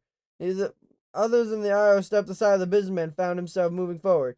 He couldn't feel his legs doing it. It was the Scythe were pulling an invisible string. His presence had been commanding. We should glean him first, said the blonde, brutish Scythe in this bright orange robe, wielding what appeared to be a flamethrower. Glean him first to set an example. But the lead Scythe shook his head. First of all, put that thing away. We will not play with fire on a plane. Second, setting an example presupposes that someone will be left to learn from it. It's pointless from there's no one to set an example for. He lowered his weapon and looked around, chastised. The other two Scythes remained silent. You were so quick to leave your seat, the lead Scythe said to the businessman. Clearly, you're the alpha of this plane, and as an alpha, I allow you to choose the order in which these good folk shall be gleaned. You can be last if you choose, but first you must select the order of the others. Come on now, no indecisiveness. You are decisive enough, then you ran back of the plane. Bring that formidable to bear in this moment. Clearly, the Scythe was enjoying this. He would enjoy it. That's one of the basic precepts of Scythedom. A random part of his mind thought, I should lodge the complaint, which he realized would be difficult to do if he was dead. It was the terrified people around him. Now they were terrified of him. It was his enemy now, too. We're waiting, said the woman in green, impatient to begin. Now, the man asked, trying to control his breathing, stalling for time. How will you glean us? The lead Scythe pulled back a fold of the robe and displayed an entire collection of weapons, neatly concealed beneath. Knives of various lengths, guns, other objects the man didn't even recognize. Our method will be as our mood suits us. Sans incendiary devices, of course. Now please, start choosing people so we may begin. The female Scythe tightened her grip on the handle of the machete and brushed back her dark hair and free hand. Did she actually lick her lips? If it was one to be gleaning, it would be a bloodbath, and the businessman realized he wanted no part of it. Yes, his fate was sealed. Nothing could change that. Which meant he didn't have to play with the Scythe's twisted game. He suddenly found himself some eliminating his fear, rising to a place where he could look at the Scythe with dark eyes, the same deep shade of blue in his robe. No, the man said. I will not choose, and I will not give you the pleasure of watching me squirm. Then he turned to the other passengers. I advise everyone here to end your own lives before the Scythes get their hands on you. They take too much pleasure in it. They don't deserve your rank anymore. Then they deserve the honor of gleaning you. The lead Scythe glared at them only for a moment. Then he turned to the three compatriots. Begin, he ordered. The others drew weapons and began the awful gleaning. I am your completion, the lead Scythe said loudly to the dying. I am the last word of your lives well lived. Give thanks and thus farewell. The lead Scythe pulled out his own blade. His businessman was ready. The moment the blade was drawn, he thrust himself forward onto it. The final willful act, making his death his own choice, rather than the Scythe's, denying the Scythe, if not his method, then his madness. In my early years, I wondered why it was so rare to catch a Scythe out of his or her robes in the common street clothes. It's a rule in some places, but not in mid-America. There it is an accepted practice, although very violated. And then, as I settled in, it occurred to me why it must be. For our own peace of mind, we Scythes must retain a certain level of separation from the rest of humanity. Even in the privacy of our own home, I find myself wearing only the simple lavender frock I wear beneath my robes. Some would call this behavior aloof. I suppose on some level it is, but for me it's more needs to remind myself that I am other. Certainly most uniform positions allow wearers to have a separate life. Peace offers, the firefighters for instance, are only partially defined by their job. In the off hours they wear jeans and t-shirts and have barbecues and neighbors and coach their children in sports. But to be a Scythe means you're the Scythe every hour of every day. It defines your core and being and only dreams of one free of the yoke. Yet, even in dreams, I often find myself gleaning. From the Gleaning Journal of H.S. Curie. Chapter 7. Killcraft. During your year with me, Scythe Faraday told Rowan and Citra, you will learn the proper way to wield various weapons. You'll become the marksman in more than a dozen types of firearms. You'll be working knowledge of toxicology, and you will train in the deadliest of martial arts. You will have not become the masters in these things. That takes many years, but it will have the basic skills upon which you will build. Skills that will be useless for one who doesn't choose, Citra pointed out. Nothing we learn is useless, he told her. While the Scythe's house was modest and unadorned, it had one impressive feature, the weapons den. It was once been the garage of an old house, but now was lined with Scythe's extensive weapons collection. One wall was hung with blades and other firearms, the third wall looked at the pharmacist's shelf, and the fourth would be held of more archaic objects. Elaborately carved bows and a quiver of obsidian-tipped arrows, brilliantly muscular crossbows, even a mace, although it was hard for them to imagine Scythe Faraday taking someone out with a mace. The fourth wall was more of a museum, they supposed by the fact that they weren't sure it was unsettling. A daily regimen was rigorous. Rowan and Citra trained with blades and staffs, sparring against the Scythe, who was surely strong and limber for a man of his apparent age. They learned to shoot with special firing range for Scythes and apparentics, where weapons that were banned for public use were not only allowed but encouraged. They learned the basics of Black Widow Bok-Atar, a deadly version of the ancient Cambodian martial art developed specifically for the Scythedom. It left them exhausted but stronger than either of them had ever been. Physical training, however, was only half of their regimen. There was an old oak table in the center of the weapons den, clearly a relic of the age of mortality. This is where Scythe Faraday spent several hours of stay, schooling them of the ways of the Scythe. Studies in mental acuity, history, and chemistry of poisons, as well as the daily entries of apprentice journals, where there was more to learn about the death than either of them had ever considered. History, chemistry, writing. This is like school, Rowan grumbled to Citra, because he wouldn't dare complain to Scythe Faraday. And then there was the gleaning. Each Scythe must perform a quota of 260 gleanings per year, Scythe Faraday told him, which averages to 5 per week.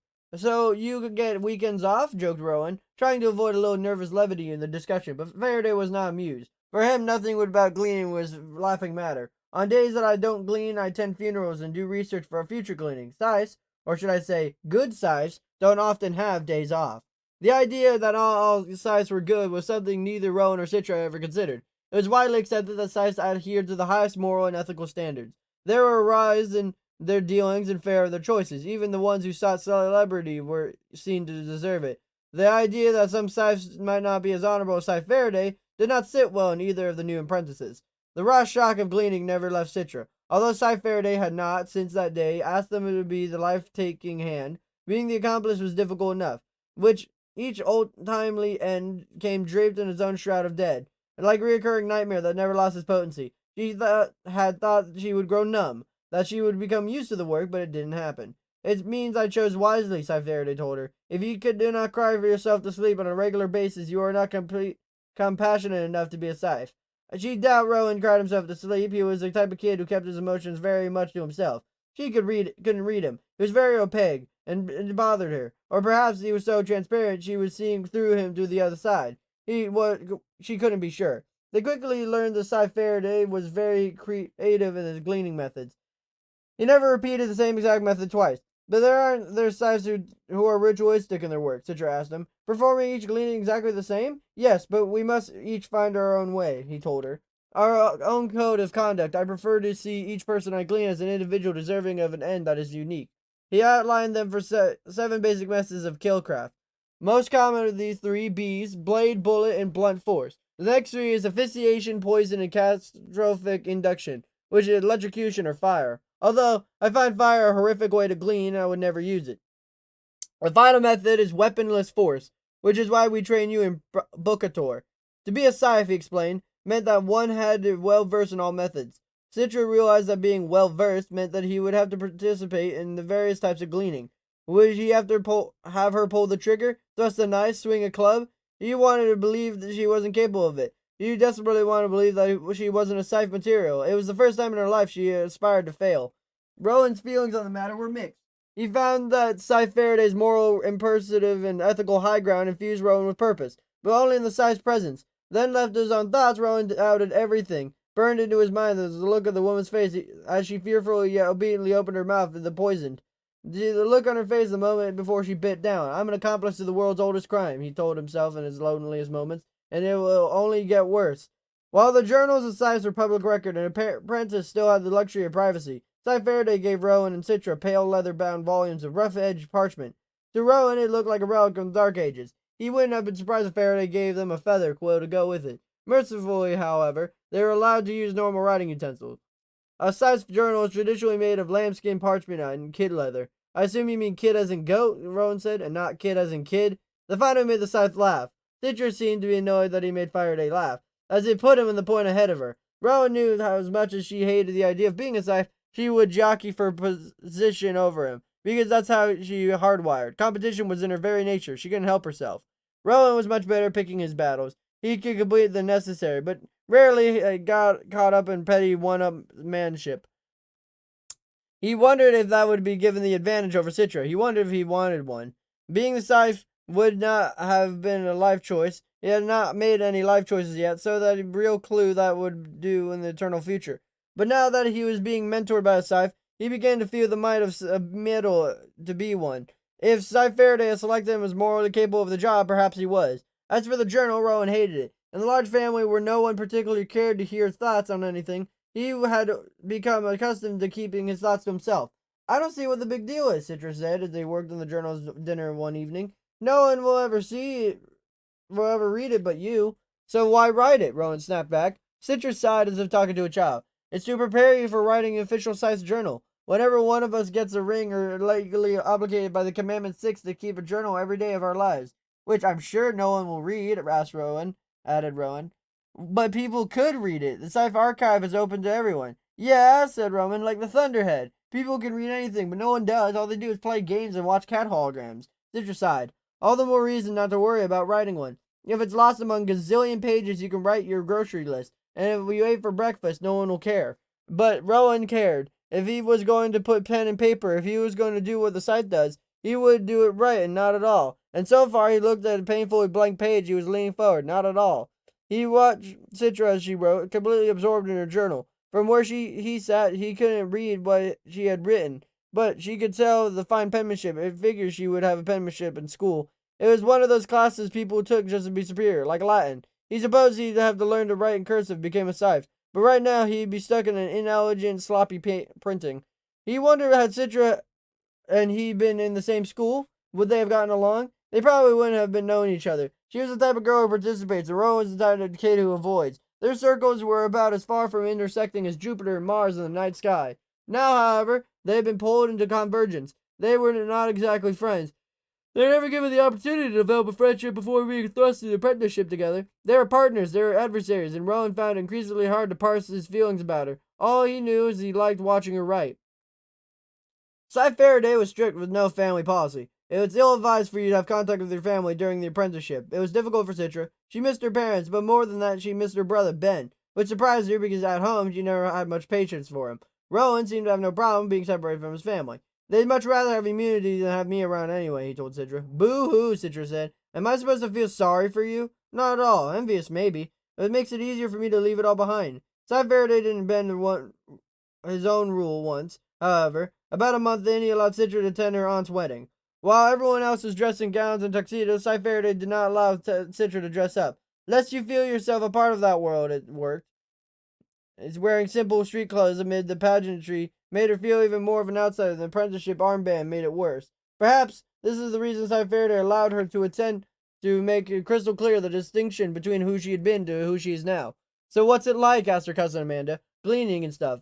Is it, gross? We're not allowed to talk about it, Citra told her, which was not true. She had no interest in discussing gleaning like it was school gossip. She would have nurtured the conversation, however, instead of shutting it down, because Amanda was one of the few people who spoke to her. There was plenty of sideways glances of people talking about her when she wasn't watching, but most everyone avoided her like she carried a mortal disease. Perhaps if she already had a ring, they might try to curry favor in hopes of receiving immunity. But apparently, it was an apprentice. She offered them to do nothing but the creeps. Her brother was standoffish, and even speaking to the mother was awkward. She asked standard questions like, "Are you eating? And are you getting enough sleep? I understand there's a boy living with you," her father said. "He has his own room where he's not interested in me at all," she told him, but she found oddly embarrassing to admit.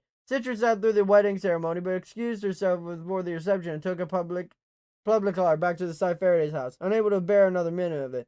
"You're back early," Scythe Faraday commented when she returned, and although he feigned surprise, she had set her place for dinner. Scythes are supposed to have keen appreciation of death, yet there are some things that are beyond even our comprehension. The woman I gleaned today asked me the oddest question. "Where do I go now?" she asked. "Well," I explained calmly, "your memories and life recording are all stored in the Thunderhead, so it won't be lost. Your body returns to the earth in the manner determined by your next of kin." "Yes, I know all that," she said. "But what about me?" The question perplexed me. "As I said, your memory construct will still exist in the Thunderhead. Loved ones will be able to talk to it. Your construct will respond." "Yes," she said, getting a bit agitated. "But what about me?" I gleaned her then. Only after she was gone did I say, "I don't know." From the Gleaning Journal of H.S. Curie. Chapter 8. A Matter of Choice.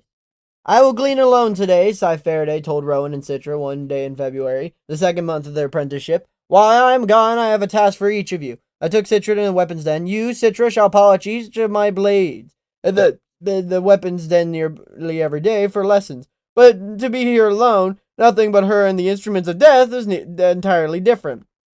The scythe went to the blade wall, which had everything from swords to switchblades. Some were merely dusty, others are tarnished. You will decide what type of care each one needs. She watched as his eyes moved from one blade to another, lingering long enough perhaps to recall a memory. "You've used them all?" she asked. "Only about half of them, and even then, for only one gleaning." He reached up and pulled a viper from the fourth wall, the one from the other older-looking weapons. This one was one the Three Musketeers might have used.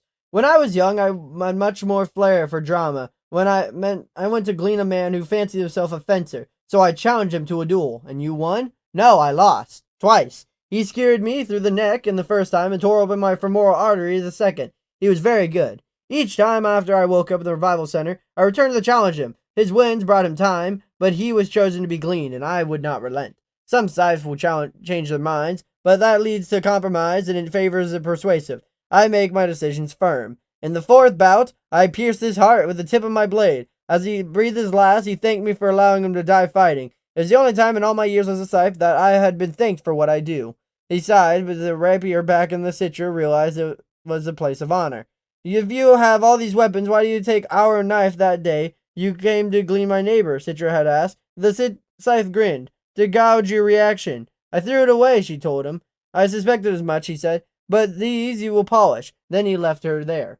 When he was gone, Citra studied the weapons. She was not particularly morbid, but she found herself wanting to know which blades had been used and how, and seemed to her that a noble weapon reserved to have a story passed down, if not to her but Rowan, then to whom? But she pulled a scimitar from the wall, a heavy beast to those to decapitate you in a single swing. Had Scythe Faraday used it for beheading? That was, in a way, his style, swift, painless, and efficient. As he moved it clumsily through the air, she wondered if she had enough strength to behead someone. "My God, what am I becoming?" She put the weapon on the table, grabbed a rag, and rubbed a polish on it. Then, when she finished, she went to the next and the next, trying not to see a reflection in each of the gleaming blades.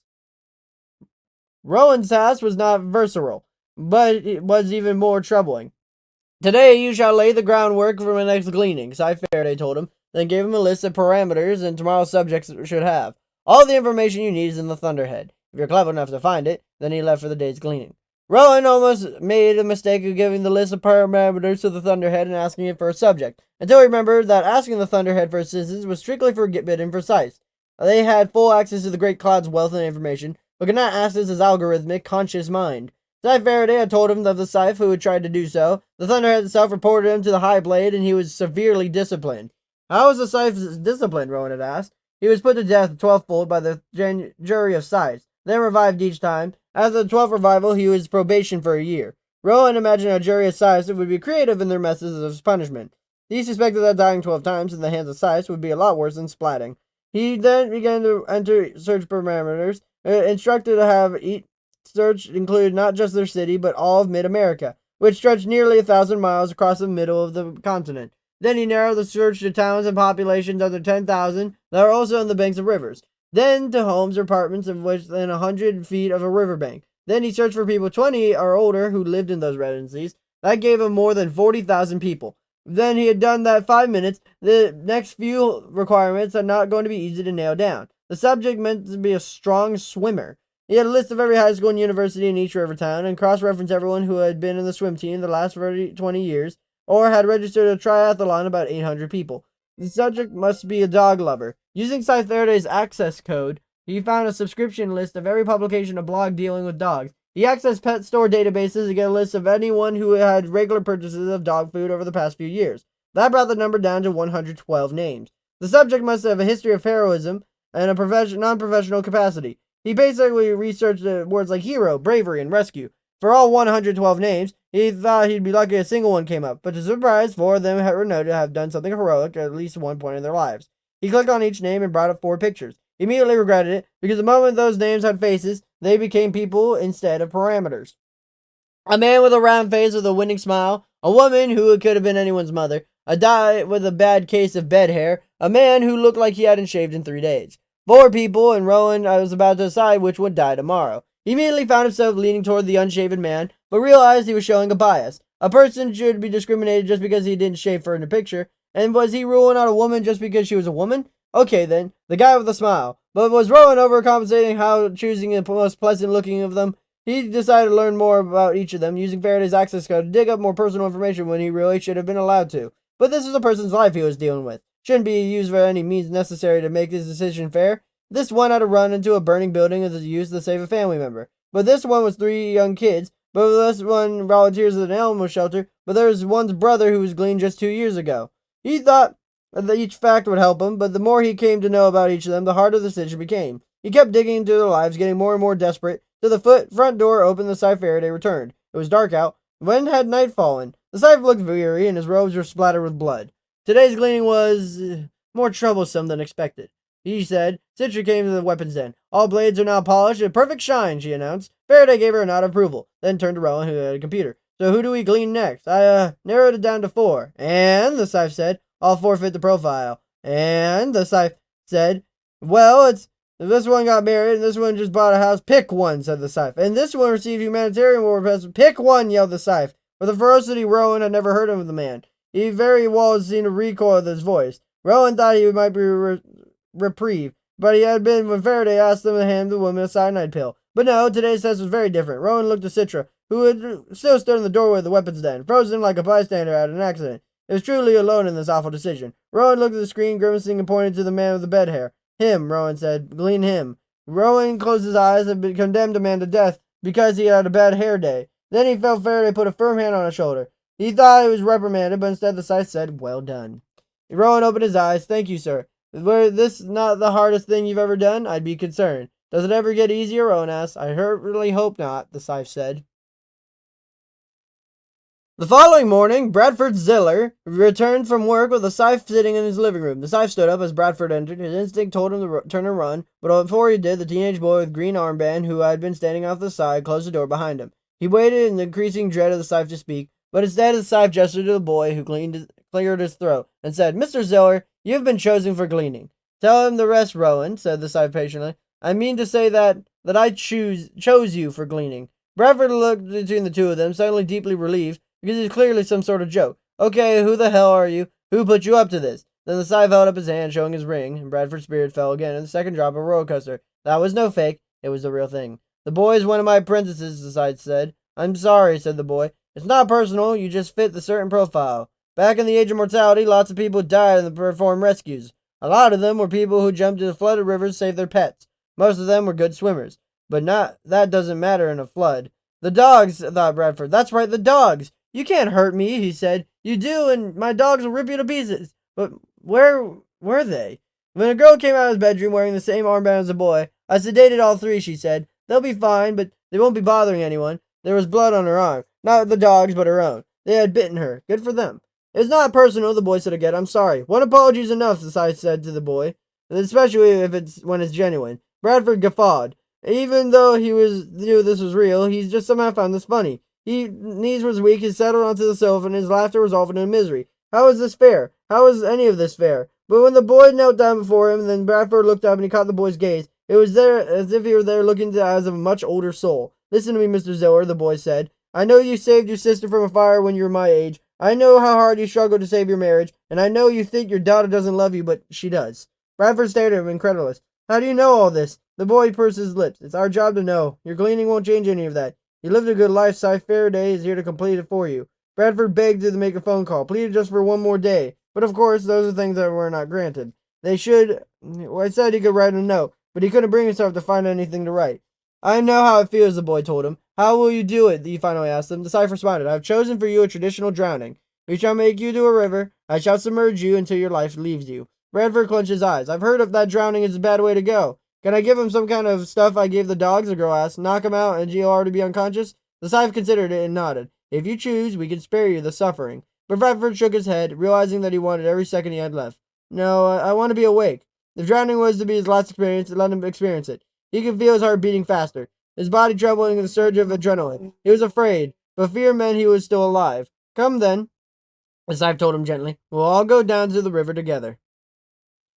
Citra was awed by how Rowan handled himself. Although he began a little shaky and he first spoke to the man, he took charge. He took the reins of the man's fear and gave him peace. Citra only hoped that when it came to her turn to make a choice, she would keep her composure as well as Rowan had. All she had done today was tranquilize a few dogs. Sure, she got bitten in the process, but there was nothing, really. She tried to convince Faraday to take the dogs to a shelter, but he wouldn't have it. He didn't allow her to call the shelter to come for the dogs, and the coroner had came for the man. The Scythe offered to take her to a hospital for some seed healing of the dog bite on her arm, but she declined. Her own nanites would heal it by the morning. And besides, there's something compelling about the discomfort. She owned it, and the dead man hurt a little for him. That was impressive, she told Rowan in the long ride home. Yeah, right until I puked on the riverbank. Yeah, but that was only after he was gleaned, Citra pointed out. You gave that man strength to face death. Rowan shrugged. I guess. Citra found it both maddening and endearing how modest he could be. There's a poem by Honorable Scythe Socrates in one of the first Scythes. He wrote many poems, but this is one he grown to be my personal favorite. Have not a hand that blade in the abandon, call from the foe that brazen and bold, for dog who might love the bark and the bite. It's a Korean raven, the craven of old. It reminds me that in spite of our lofty deals and the many safeguards to protect the Scythedom of corruption and depravity, we must always be vigilant, because power comes infected with only the disease left to us, the virus called human nature. I fear for us all if Scythes begin to love what they do. From the Gleaning Journal of H.S. Curie. Chapter 9. Esme. Esme ate far too much pizza. Her mother told her pizza would be the death of her. She never imagined that it might actually be true. The Scythe attack came less than a minute after she was given her slice, piping hot from the oven. It was the end of the school day, and the daily trials of 4th grade had exhausted her. Lunch had sucked, and tuna salad her mother had given her was warm and mildly fermented by the time lunch rolled around. Not exactly appetizing. In fact, none of the food her mother had packed was a hit high in the flavor scale. She was trying to get Esme to eat healthier because Esme had been a weight problem, and although her nanites would be programmed to speed up her metabolism, her mother wouldn't hear it. She claimed it would be treating the symptom, not the problem. You can't solve everything by tweaking your nanites, her mother told her. You need to learn self-control. Well, she can learn self-control tomorrow. Today, she wanted pizza. Her favorite pizza place, Luigi's, was in the food court of the Fulcrum City Galleria, which was on her way home from the school, sort of. She was negotiating the cheese, trying to figure out how to take the first bite without burning the roof of her mouth.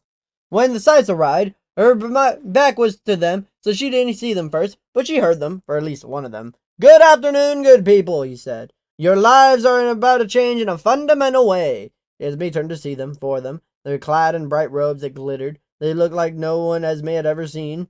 She had never met a Scythe. She was fascinated, until 3 of them pulled out weapons that glistened even more than their bejeweled robes. The 4th pulled out a flamethrower. This food court has been selected for cleaning, their leader said, and they began a terrible mission. Esme knew what she had to do. Forgetting her pizza, she dropped beneath the table and scrawled away. But she wasn't the only one. It seemed everyone had dropped and was scrambling on the floor. It wasn't seemed to faze the Scythes. She could see their feet through the crawling crowd. The fact that their victims were on all fours did not slow them down in the least. Now Esme began to panic. She had heard the stories of Scythes who did mass gleanings, but until now she thought they were nothing but stories. Before her, she could see the robes of the Scythe in yellow, so she doubled back, only to find the Scythe in green, closing in. Esme scrawled through a gap of the table between two potted palms as the Scythe in the orge had set on fire. Then she emerged on the other side of the large pots. She found herself with no cover. She was in food concessions now. The man who had served her pizza was slumped over the counter, dead. There was a gap between the trash can and the wall. There was not a slim girl, so she thought the skinniest thoughts she could, and squeezed her way into a gap. She was not much of the hiding place, but if she left it, she would be right in the line of fire. She had already seen two people trying to dart across the walkway. The both were taken out by steel crossbow arrows. She didn't dare move. So instead, she buried her face in her hands. She stayed that way, sobbing, listening to terrible sounds around her until silence fell. She still refused to open her eyes until she heard a man say, "Hello there." Esme opened her eyes to see the lead Scythe, the one in blue, standing over her. "Please," she begged, "please don't glean me." The man had held out his hand to her. "The gleaning is over," he said. "There's no one left but you. Now take my hand." Afraid to refuse, Esme reached out and placed her hand in his. The rose from her hiding place. "I've been looking for you, Esme," he said. Esme gasped and heard him say her name. Why would the Scythe be looking for her? The other three Scythes gathered around. None of them raised their weapon at her. "You'll be coming with us now," the Scythe said in blue. But my mother, your mother knows. I've granted her immunity." "Really?" "Yes, really." Then the girl Scythe from the emerald green handed Esme a plate. "I believe this was your pizza?" Esme took it. It was cool enough to eat now. "Thank you. Come with us," said the Scythe in blue, "and I promise you from this moment on your life will be everything you've ever dreamed it could be." And so Esme left with the four Scythes, thankful to be alive, trying not to think of the many around her who weren't. This was certainly not the way she imagined her day would go, but who was she to fight against something that rang clearly of destiny? Was there ever a time when people weren't plagued with boredom? A time when motivation was so hard to come by? When I look at the news archives of the age of mortality, it seems that people have no reason to do the things they did. Life was about forging time, not just passing time. There's new reports, how exciting they were, filled with all nature of criminal activity. Your neighbor would be a salesperson of illegal chemicals and recreation. Ordinary people would take a life without permission of society. Angry individuals would take possession of vehicles they didn't own. Then led law enforcement officers in dangerous pursuits and uncontrolled roadways. We do have unsavories nowadays, but they do little more than drop occasional pieces of litter and move shop items to places that don't belong. No one rages against the system anymore. At most, they just glare at it a bit. Perhaps this is why the Thunder still allows a measured amount of economic inequality. It could certainly make sure that everyone had equal wealth, but that would add the plague of boredom that afflicts the immortal. Although we would have to we're still allowed to strive for the things we want. Of course, no one strives it like they did in mortal days, when the inequality was so great, people had to steal from one another, sometimes ending lives in the process. I wouldn't want to return to crime, but I do tire of the Scythes being the sole proprietors of beer. It would be nice to have competition. From the leading journal of H.S. Curie.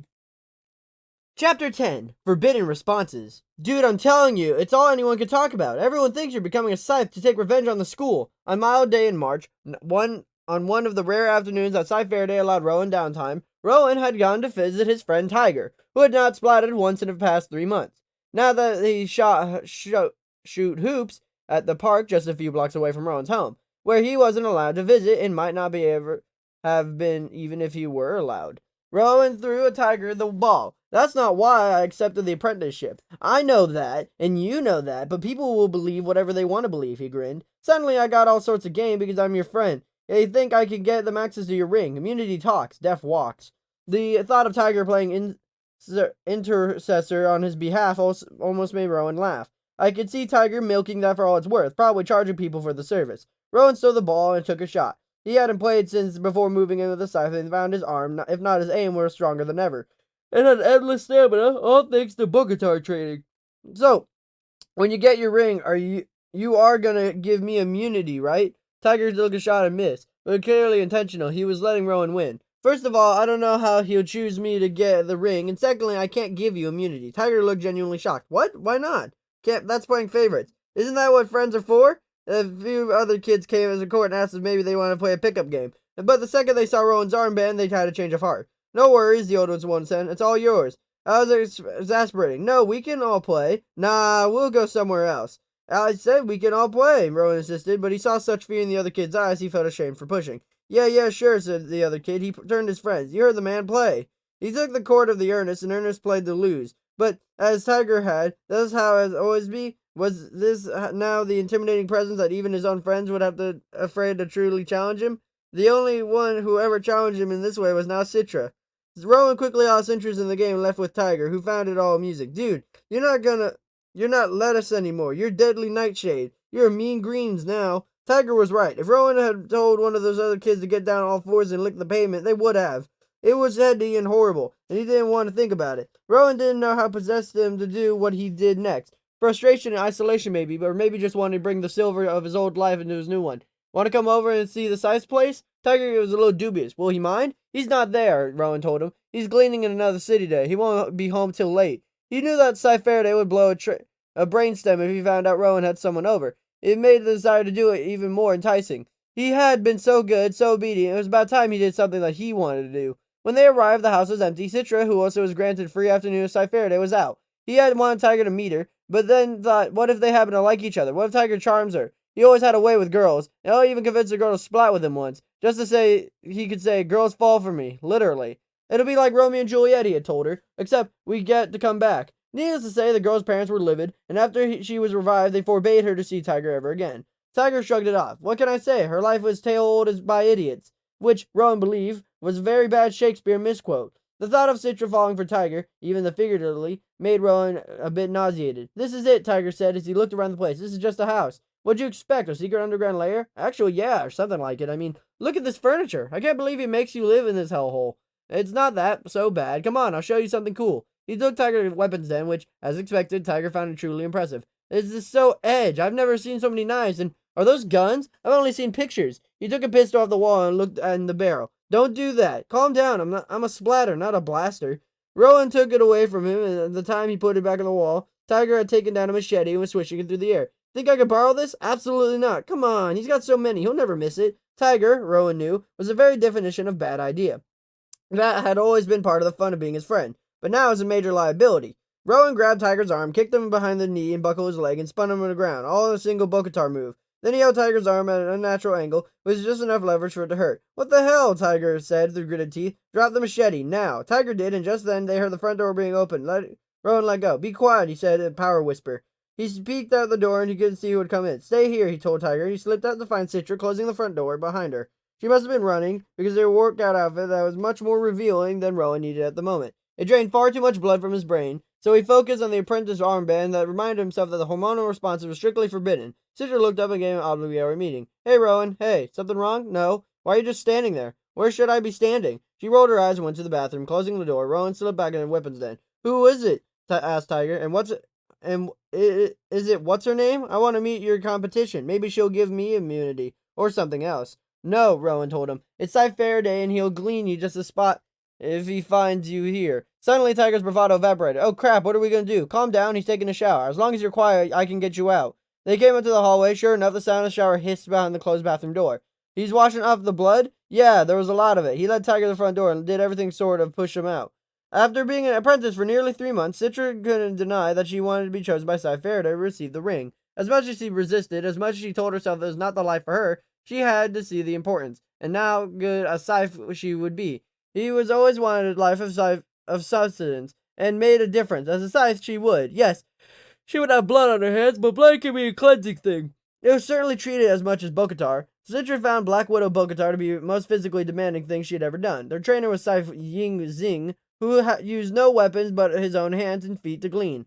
He had taken a vow of silence. It seemed every Scythe had surrendered something of themselves, not because they had to, but because they chose to, as a way to pay the lives they have took. What would you give up? Rowan once asked Citra. The question made her uncomfortable. If I became a Scythe, I'm giving up my life, aren't I? I think that's enough. You're also giving up a family, Rowan reminded her. She nodded and didn't want to speak of it. The idea of having a family was so far off to her, and the idea of not having one felt equally distant. It was hard to have feelings about something she was years away from being considering. Besides, such things had to be kept from her mind during Bokatar. One mind had to be clear. Citra had taken all sorts of martial art before. She had always a non-contact sport kind of girl. Track, swimming, tennis, any sport that had a clear line or net between her and the opponent. Bokatar was the antithesis of that. Hand-to-hand, body-to-body combat. Even the communication was entirely physical in the class. Their mute instructor would correct their positions if they were action figures. It was all mind and body, without the brash imitation of words. There was 8 in her class, and although her instructor was the Scythe, Citra and Rowan were the only apprentices. The others were junior Scythes. In the first years of their Scythehood, there was one other girl, who made no overtures of friendship to Citra. The girls were given no special treatment, and were expected to be every bit as equal to the boys. Sparring and punishing in Bokatar. Even match began simply enough, and the ritualistic strutting around the circle, the two combatants physically taunting each other in a sort of aggressive dance. And things got serious and brutal, all nature of kicks and punches and body slams. Today she sparred against Rowan. She had more finesse to his moves than she had the advantage of speed. He was stronger, but he was also taller, which was not an asset. Citra's lower center of gravity made her more stable. All taken into account, they were evenly matched. She spun and gave Rowan a powerful kick to the chest and almost took him down. Good run, Rowan said. Scythe Zinging zipped his own lip and reminded him that there was no cross-talking during combat. She came from this left, and he countered so quickly that she had no idea his hand had come from. It was suddenly at 3. He was thrown off balance, but only for an instant. She felt heat where his hand had connected with her side. There will be a bruise, she grinned. He'll pay for that. She feigned left again, then came from the right in full force of her body. She took him down and had him pinned. But as the gravity reversed, suddenly she realized she would turn the tables. Now he was on top, pinning her. She had flipped him again. She had the leverage, but she didn't do it. She could feel his heartbeat now, as if it were beating in her own chest, and realized she wanted to feel that a little longer. She wanted to feel more of what she wanted to win the match. It made her angry enough to pull away from his grip, put some space between them. There was no lane line, no net, nothing to keep them apart but the wall of her will. But that all kept losing bricks. Scythe Zing signaled the end of the match. Citra and Rowan bowed to each other, took their places on opposite sides of the circle as two others were called up to spar. Citra watched intently, determined not to give Rowan a single glance. We are not the same beings we once were. Consider our inability to grasp literature and most entertainment from the mortal age. To us, the things that stirred mortal human emotions are incomprehensible. The only stories that love pass through our post-mortal filter, yet even then we are baffled by the intensity of longing and loss that threatens those mortal tales of love.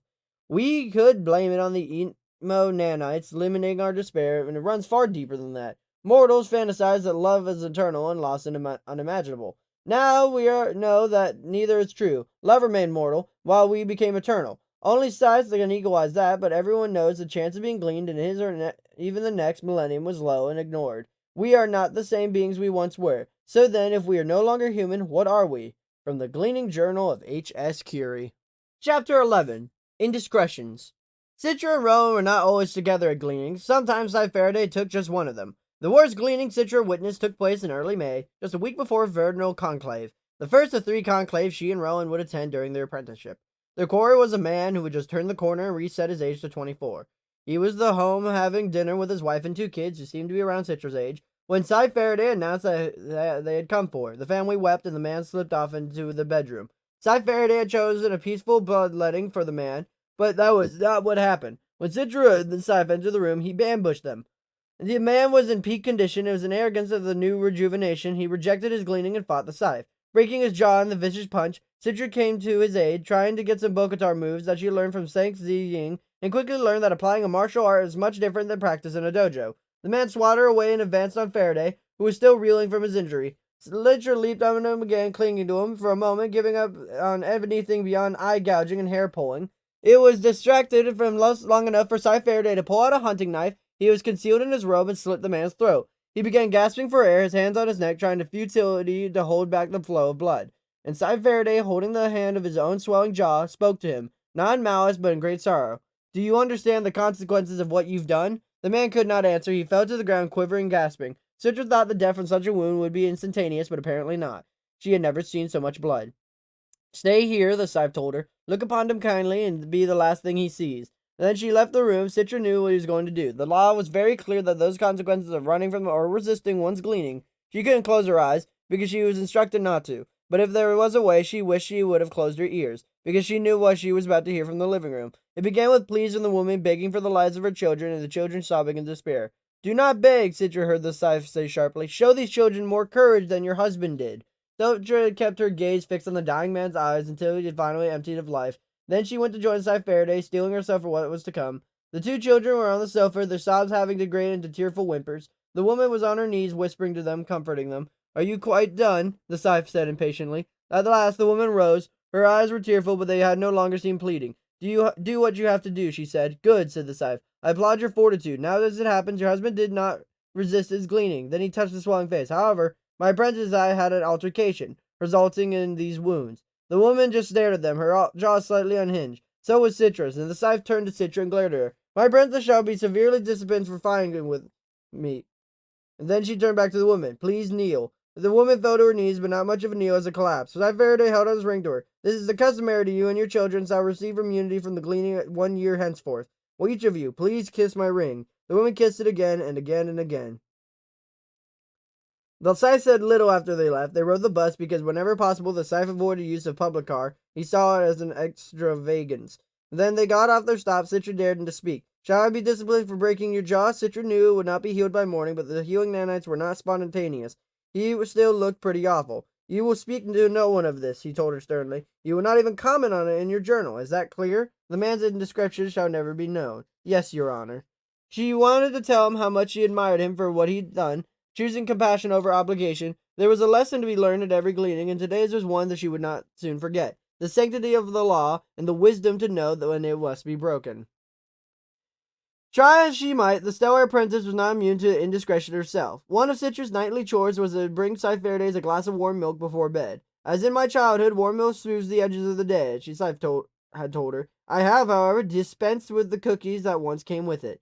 The thought of Scythe having milk and cookies before bed bordered an absurd to Citra, but she supposed even Agent of Death would have guilty pleasures.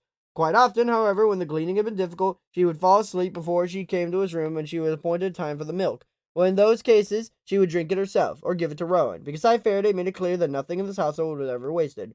On the night that was awful gleaning, she lingered in his room a bit longer. Scythe Faraday, she said gently, then said it again. No response. She could tell by his breathing he was out. There was an object in the nightstand, in fact, there was every night. His ring. It caught an oblique light spilling in the hallway, even in the dim room it glittered. She downed the glass of milk and set it in the nightstand. Throughout the morning, the Scythe would see that he brought it and wasn't been wasted. Then she knelt there, her eyes fixed on the ring. She wondered why he never slept with it, but felt asking would be some sort of intrusion. When she received hers, if she received hers, would it retain the solemn mystery that held it for now, and would it become ordinary to her?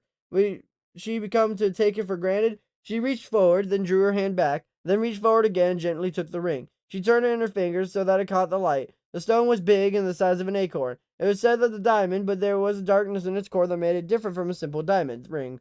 There was something in its core of that ring, but no one knew what it was. She wondered if even the Scythe himself knew. The center wasn't exactly black, but it was deep discoloration and looked different depending on the light, the way a person's eyes sometimes do.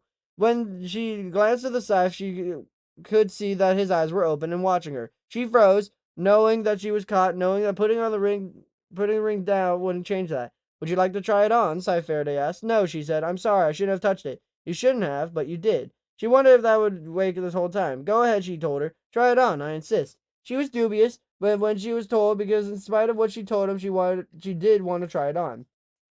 She felt it warm on her finger, and the size of the Scythe, so it was too large for her. It was also heavier than she imagined. Do you worry that it will ever be stolen? She asked. Not really. Anyone fool enough to steal a Scythe's ring is quickly removed from this world, so they cease to be a problem. The ring was noticeably cooler. It's a comfortable object, though. Don't you agree? The Scythe said. And suddenly, Citra realized the ring wasn't just cool, it was freezing. The metal in a matter of seconds had grown white with frost, and her finger was in such intense pain from the cold. She cried out and pulled the ring from her hand. It flew across the room. Not only was her ring finger severely frostbitten, so were the fingers that pulled it free. She bit back a whimper. She could feel the warmth flowing in her body as her healing nanites released morphine. She became woozy, but forced herself to stay alert. A security measure I installed myself, the Scythe said. A micro-coolant chip in the setting. Let me see. She turned to her nightstand light and grabbed her hand. Looking at her ring finger, the flesh of the joint was pale blue and frozen solid. In the age of mortality, you would have lost a finger, but I trust your nanites are already mending the damage. He let go of her hand. You'll be fine by morning. Perhaps next time you'll think before touching things that don't belong to you. He retrieved his ring, set it back on the nightstand, then handed her the empty glass. From now on, Rowan will bring me my evening milk, he said. Citra deflated. I'm sorry I disappointed you, Your Honor. You're right. I don't deserve to bring you your milk. He raised an eyebrow. You misunderstand. This is not a punishment. Curiosity is human. I merely allowed you to get it out of your system. I have to say, it took you long enough. Then he gave her a little conspirational grin. Now let's see how long it takes Rowan to go for the ring. Sometimes when the weight of my job becomes overwhelming, I begin to lament all the things lost when we conquered death. I think about religion and how once we became our own saviors, our own gods, most faiths became irrelevant. What it must have been like to believe in something greater than oneself. To accept imperfection and look at the rising vision of all we could ever be. It must have been comforting. must have been frightening. It must have lifted people from mundanes, also justified all sorts of evil. I often wonder if the bright benefit of belief outweighed the darkness of abuse it could bring. There are tone occults, of course, dressing in sackcloth and worshiping sonic vibrations, but like so many things in the world, they seek to imitate that once was. The rituals are not being taken seriously. They exist merely to take the pressing time feel meaningful and profound. Lately, I've been preoccupied with a tone cult in my neighborhood. I went to another gathering place the other day to glean one of the cult's congregants, a man who had not yet turned his first corner. They were intoning what they called a resonant frequency of the universe. One of them told me that the sound is alive and that harmonizing with it brings inner peace. I wonder, when they look at the great tuning fork that stands as a symbol of their faith, if they truly believe it to be a symbol of power, or are they just joining in a communal joke. From the Cleaning Journal of H.S. Curie. Chapter 12. No Room for Mediocrity. The Scythe was in the world's only self-governing body, said Scythe. While the rest of the world is under Thunderhead rule, the Scythe is not, which is why we could conclaves 3 times a year to resolve disputes, review policy, and mourn the lives we've taken. Virtual conclave, which was to take place during the first week of May, was less than a week away. Rowan and Citra had studied through the structure of the Scythe to now that all 25 regions in the world held their conclaves on the same day, and that there are currently 321 Scythes in the region, which encompass the heart of the North American continent. The Mid-American Conclave is an important one, Scythe told them, because we tend to set a trend for much of the world. There's an expression, as goes America, so goes the planet. The Grand Slayer Scythes of the Global Conclave always have their eyes on us. Scythe explained that in each conclave they would be tested. I do not know the nature of the first test, which is why you need to be prepared as all as possible in all aspects of your training. Rowan found that he had a million questions about conclave, but kept them to himself. He let Citra do all the asking, mainly because the questions irritated Scythe and he never answered them. You'll find out all you need to know when you get there, the Scythe told him. For now, all your attention must be on your training and your studies. Rowan had never been an exceptional student, but that was by design.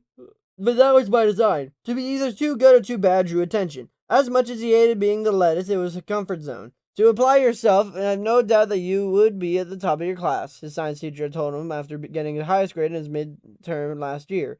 He had done just to see if he could. So now that he knew, he saw no great need to do it again. There are so many reasons, not at least to which his own ignorance about science in the days before his apprenticeship. It assumed that being a stellar student could make him a target. Supposedly a friend of a friend was gleaned at 11 because he was the smartest kid in the 5th grade. It was nothing more than an urban myth, but Rowan believed it just enough that it kept him from wanting to stand out. He wondered if the other kids held back for fear of being gleaned. He had little experience about being so studious. He found it exhausting. And there was more than just poison chemistry, postmortal history, and journaling. There is metallurgy that as it applies to weapons, the philosophy of mortality and psychology of mortality, and the literature of Scythedom, from poetry to the wisdom found in the famous Scythe journals, and of course the mathematical statistics that Scythe relied on so heavily.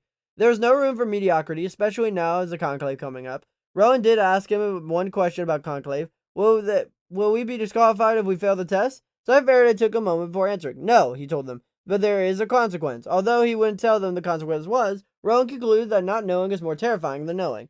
Which was a few days before the conclave. He and Citra stayed up late, studying the weapons den. Rowan found himself dozing, while she was quickly awakened when Citra slammed a book. I hate this, she announced. Cerberin, Anoconium, Polyonium, the poisons are all running together in my head. That would sure make for a person die faster, Rowan said with a smirk. He crossed her arms. Do you know your poisons? You were only supposed to know 40 by conclave, he pointed out. And do you know them? I will, he told her. It was a molecular formula for tetrodotoxin. He wanted to ignore her, but found he wouldn't back away from the challenge. Perhaps there was a bit of her conservative nature rubbing off on him.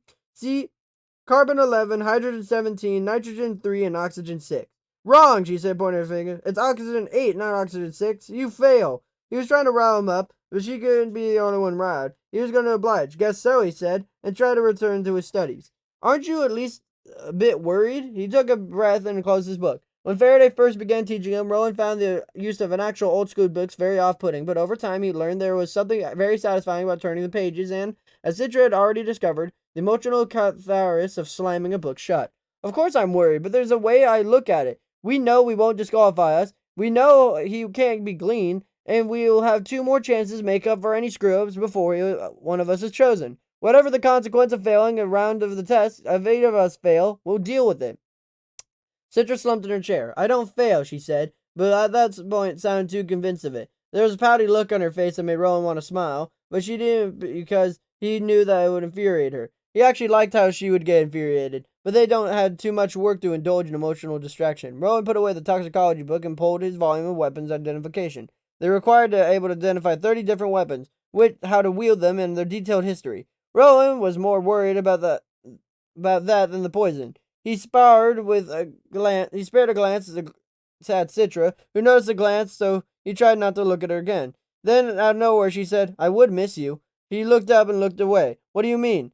I mean, if you disqualification are part of the rules, I'd miss having you around. He considered reaching out to take her hand when rested gently on the table, but the table was big and her hand was too far away for it to anything more than insanely awkward. Then again, even if they sat closer, it would be an insane thing to do. But it's not part of the rules, he said, which means that no matter what, you're stuck with me for 8 more months. She grinned. Yeah, I'm sure I'll really be sick of you by then. It was the first time it occurred to Rowan that she might not hate him as much as he had thought she did. The quota system had worked for over 200 years, and although it fluctuates region to region, it makes it crystal clear that each side's responsibility to the world is, of course, it's all based on averages, so we can go days or even weeks without gleaning. But we must meet our quota before the next conclave. There are those eager ones who glean early, find themselves with little to do as conclave draws near. There is those who procrastinate and have to hurry toward the end. Those who approaches lead to sloppiness and unintentional bias. I often wonder if the quota will ever change. If so, how much? Population growth is still on the charts, but it's balanced by the Thunderhead's ability to provide for an ever-increasing population. Renewable resources, subsurface dwellings, artificial lands, and all without there ever any less green or sense of overcrowding. We have mastered this world, and yet have protected it in a way that our forefathers could scarcely have dreamed. All things are limited. While the Thunderbird does not interfere with the Scythedom, it does suggest the number of scythes there should be in the world. Currently, approximately 5 million people glean per year worldwide, a tiny fraction of the death rate and the age of mortality, nowhere near enough to balance the population growth. I shudder to think how many more scythes it would take, and how many gleanings would be required if we ever need to curb population growth altogether. From the Gleaning Journal of H.S. Curie. Chapter 13. Vernal Conclave. Fulcrum City was post-mortal metropolis toward the very center of mid-America. There, by the river, set low between the sky-soaring spires of the grateful city living, was a venerable structure of stone, impressive if not the height than its solidity. Marble columns and arches supported the great copper dome. It was an unyielding homage to ancient Greece and imperial Rome, the birthing grounds of civilization. It was called the Capitol Building, for it was once the state capital, back when there were still states. In those days, before government became obsolete, now it had the honor of holding the administrative offices of Mid-American Scythedom, as well as the costing its conclave 3 times a year. It was pouring rain the day of the vernal conclave. Citra rarely minded the sun, but a day of gloom coupled with a day of pure tension did not sit well with her. But then, a bright sunny day would feel mocking. Citra realized there was no good day to represent the intimidating elegy of Scythes. Fulcrum City was only an hour away from Hypertrain, but, of course, Scythe Faraday saw hypertrains as an unnecessary extravagance. Besides, I want the scenery rather than windowless subterranean tunnel. I'm a human being, not a mole. A standard train took 6 hours, and Citra did enjoy the scenery along the way, although she spent most of the trip studying. Fulcrum City was on the Mississippi River. She recalled that there was once a giant silver arch at the riverbank, but it was gone now, destroyed back in the age of mortality by something called terrorism. She had learned more about the city if she weren't so focused on her poisons and weapons. They had arrived in the evening before conclave and stayed in the downtown hotel. Morning came too quickly. As Citra, Rowan, and Scythe Faraday walked to their hotel in the awful hour of 6:30 a.m., people in the streets ran to them and handed them umbrellas, choosing to get wet rather than see a siphon as apprentices go without one. Do they know you've taken 2 apprentices instead of 1? Citra asked. Of course they know, said Rowan. Why wouldn't they? But Scythe Faraday's silence on the matter was clear red flag to Citra. You did clear with a high blade, didn't you, Scythe Faraday? I found that with the Scythe it was better to ask forgiveness than permission, he told them. Citra gave Rowan an I told you so look, and cocked his umbrella slightly as he didn't have to see it. It will not be a problem, Faraday said, but he didn't sound very convincing. Citra looked at Rowan again, who was longer eclipsed by his umbrella. Am I the only one who's worried about that? Rowan shrugged. We have immunity until Winter Conclave, and it's been revoked. Everyone knows that. Can't be revoked. Everyone knows that. What's the worst they could do? Some Scythes arrived at the Capitol building on foot, as they had, other in public cars, some in private cars, several in limousines.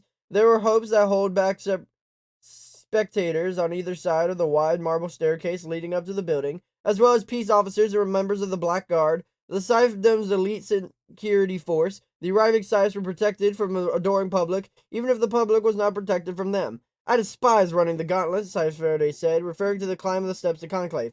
It's been worse than it's not raining. The crowd on either side of the dozen people deep. Now it was only half that. It never occurred to Citra that people had come out to see the Scythes arriving on Conclave, but all celebrity events drew onlookers. So why was Doug gathering Scythe? Some of the arriving Scythes gave obligatory rays, others played to the crowd, kissing babies and randomly granting immunity. Citra and Rowan followed Faraday's lead, which was to ignore the crowd completely. There were dozens of other Scythes in the entry vestibule. They removed the raincoats to several robes of all colors, all textures. It was a rainbow that summoned forth anything but thoughts of death. This, Citra realized, was intentional. Scythes wished to be seen as many faces of light, not of darkness. Though a grand arch lay grander chamber beneath the central dome, a rotunda where hundreds of Scythes greeted one another, engaging in casual conversation about the elaborate breakfast spread of center. Citra wondered if it was the Scythe talked about. The cools of gleaning, the weather, the chafing of their robes. It's intimidating enough to see the presence of a single Scythe. To be surrounded by hundreds is not going to make one crumble. Scythe Faraday leaned over and spoke to them in a hushed voice. See there? He pointed to the bald, heavily bearded man. Scythe Archimedes, one of the world's oldest living Scythes. He'll tell you that he was here the year of the Condor when the Scythedom was first formed, but that's a lie. He's not that old. And over there, he pointed to the woman with long silver hair and the pale lavender robe. That's Scythe Curie, Citra grasped. The Grand Dame of Death? So they say. Is it true she gleaned the last president before Thunderhead was given control? Citra said. And his cabinet, yes. She looked at her, perhaps a bit wistfully, Citra thought. Her actions are quite controversial back in the day. The woman caught them glancing their way and turned to them. Citra chilled when her piercing gray eyes zeroed in on her. Then the woman smiled at the three of them, nodded, and returned to her conversation. There's a group of 4 or 5 Scythes closer to the assembly chamber entrance, the doors of which were closed. They wore bright robes studded with gems. The center of the attention is a Scythe in royal blue whose robe contained appear to be diamonds. He said something that the others laughed a little too heartily for it to be anything but psychopathic. Who's that? Citra asked. Scythe Faraday's expression took a turn toward sour. That, he said, not trying to hide his distaste, is Scythe Goddard, and his company is best avoided. Goddard? Isn't he the master of mass gleanings? Rowan asked. Faraday looked at him a bit concerned. Where did you hear that? Rowan shrugged. I have a friend who's obsessed with that kind of stuff, and he hears things. Citra grasped, realizing that he heard of Goddard, not by name, but just by deed. Or more accurately, rumor, because there was never any official report. But like Rowan said, you hear things. Is he the one who gleaned an entire airplane? Why? Asked Faraday, giving her a cold, accusing eye. Does that impress you? Citra shook her head. No, the opposite. But she couldn't help but be dazzled by the way the man's robe caught the light. Everyone was, which must have been his intent. And yet, his was not the most ostentatious robe on display. Moving through the crowd was a Scythe with lavishly gilded robe. The man was large. His robe seemed like a bit of a golden tent. Who's the fat guy? Citra asked. He looks important, said Rowan. Indeed, said Scythe Faraday. The fat guy, as you call him, is the High Blade, the most powerful man in mid-American Scythedom. He presides over Conclave. The High Blade worked the crowd and the great gaseous planet, bending space around it. He would have tweaked his nanites to eliminate at least some girth, but clearly he had chosen not to. The choice has been a bold statement, and his size made him an imposing figure. When he saw Faraday, he excused himself for the current conversation and made his way toward him. Honorable Scythe Faraday, always a pleasure to see you. He used his both hands to grip Faraday's, in which was meant to be a heartfelt greeting, but felt forced and artificial. Citra, Rowan, I'd like you to meet High Blade Xenocrates, as Faraday said, then turned back to the large man. These are my new apprentices. He took a moment to praise them. A double apprenticeship? He said jovially. I believe that's a first. Most Scythes have trouble with just one. The better of the two shall receive my blessing for the ring. And the other, said the High Blade, will be sorely disappointed, I'm sure.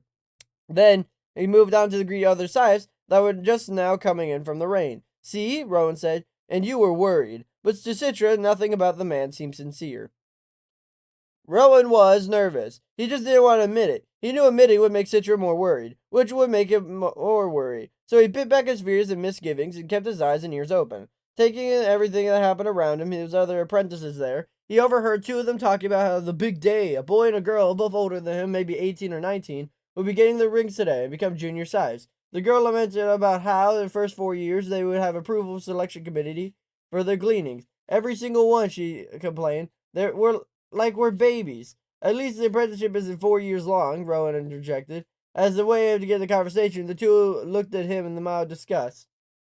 I mean, it takes 4 years to get to college degree, right? Rowan knew that was dragging himself deeper, but already committed. At least it doesn't take long to get a license to glean. Who the hell are you? The girl asked. Ignore him. He's just a spat. A what? Rowan had been called many things, but never that. They both smirked at him. Don't you know anything? The girl said. Spat, as in spatula. It's what we call the new apprentices, because you're good for anything but flipping your size burgers. Rowan laughed at that, which infuriated him. Then Citra came up next to him. So if we're spatulas, does that make you safety scissors, or are you just a couple of tools? The boy looked like she might slug Citra. Who is your mentor, Scythe? He asked her. We should have told of this disrespect. I am, said Faraday, putting his hand on Citra's shoulder. And you don't warrant anyone's respect until after you receive your ring. The boy seemed to shrink about 3 inches. Honorable Scythe Faraday, I'm sorry, I didn't know. The girl had stepped away as if to distance herself from him. Best of luck today, he told them with a magnanimous gesture they didn't deserve. Thank you, said the girl. But if I may say, luck plays no part. We've both trained long and hard, and have been taught well by our Scythes. Very true, Faraday said, and nodded respectful goodbyes that bordered us on bows and left. After they were gone, Faraday turned to Rowan and Citra. The girl will get her ring today, he said. The boy will be denied. How do you know? Asked Rowan. I have friends in the bejewelling community. The boy is smart, but too quick to anger. It's a fatal flaw that cannot be tolerated. As annoying as Rowan found the kid, he couldn't help but feel a twinge of pity. This happens to be apprentices that get denied. They return to their families to take up life where they left off. But life can be the same after a year of training in the Scythe, Rowan pointed out. True, said Faraday, but only good can come from a keen understanding of what it takes to be a Scythe. Rowan nodded, but thought for a man of such wisdom that seemed very naive. The Scythe training was a scarring endeavor, purposely so, but it was scarring nonetheless. The rotunda came increasingly crowded with the Scythes, and marble walls, floor, and dome made voices echo into the cacophony. Rowan tried to hear more individual conversations, but they were lost in the din. Faraday had told them that the great bonds doors of the assembly room would open promptly at 7 a.m., and the Scythes would be dismissed at the stroke of 7 p.m.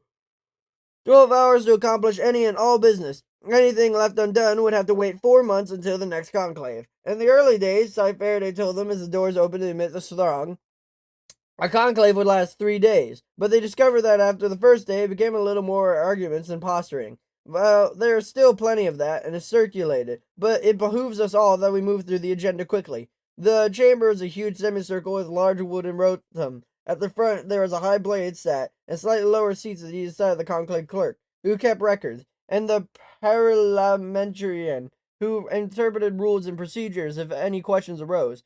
Scythe Faraday had told them enough about power structure of the Scythedom for Rowan to know that much. The first order of business, once everyone was settled, was the tolling of the names. One by one, in no particular order, the Scythes became in the front and recite various names of people they had gleaned over the past 4 months. We can't recite them all, Scythe Faraday told them, which over 300 Scythes, it would be more than 26,000 names. So we choose 10. The ones we most remember, the ones who died most valiantly, the ones whose lives are most notable.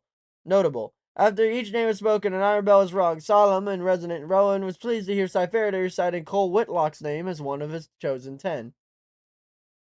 The tolling of the names got old very quickly for Citra. Even reduced to 10 names each, the procession lasted almost 2 hours. It was noble for the Scythes saw fit to pay homage to the glean, but if they only had 12 hours to complete 3 months' worth of business, she didn't see a sense of it. There was no written agenda, so there was no way for her and Rowan to know what came next. And Scythe Faraday only explained things as they happened. When is our test? Will we be taken somewhere else for it? Citra asked, but Faraday shushed her. After tolling of the names, the next order of business was ceremonial washing of the hands. The Scythes all rose and lined up before 2 basins, one on either side of the rostrum. Again, Citra didn't see the point. All this ritual, it's like something you'd see in a tone cult, he said when Faraday returned to his seat, hands still damp. Faraday leaned over to her and whispered, Don't let any of the other Scythe hear you say that. Do you feel clean after sticking your hands in water that 100 other hands have been in? Faraday sighed. It brings solace. It binds us as a community.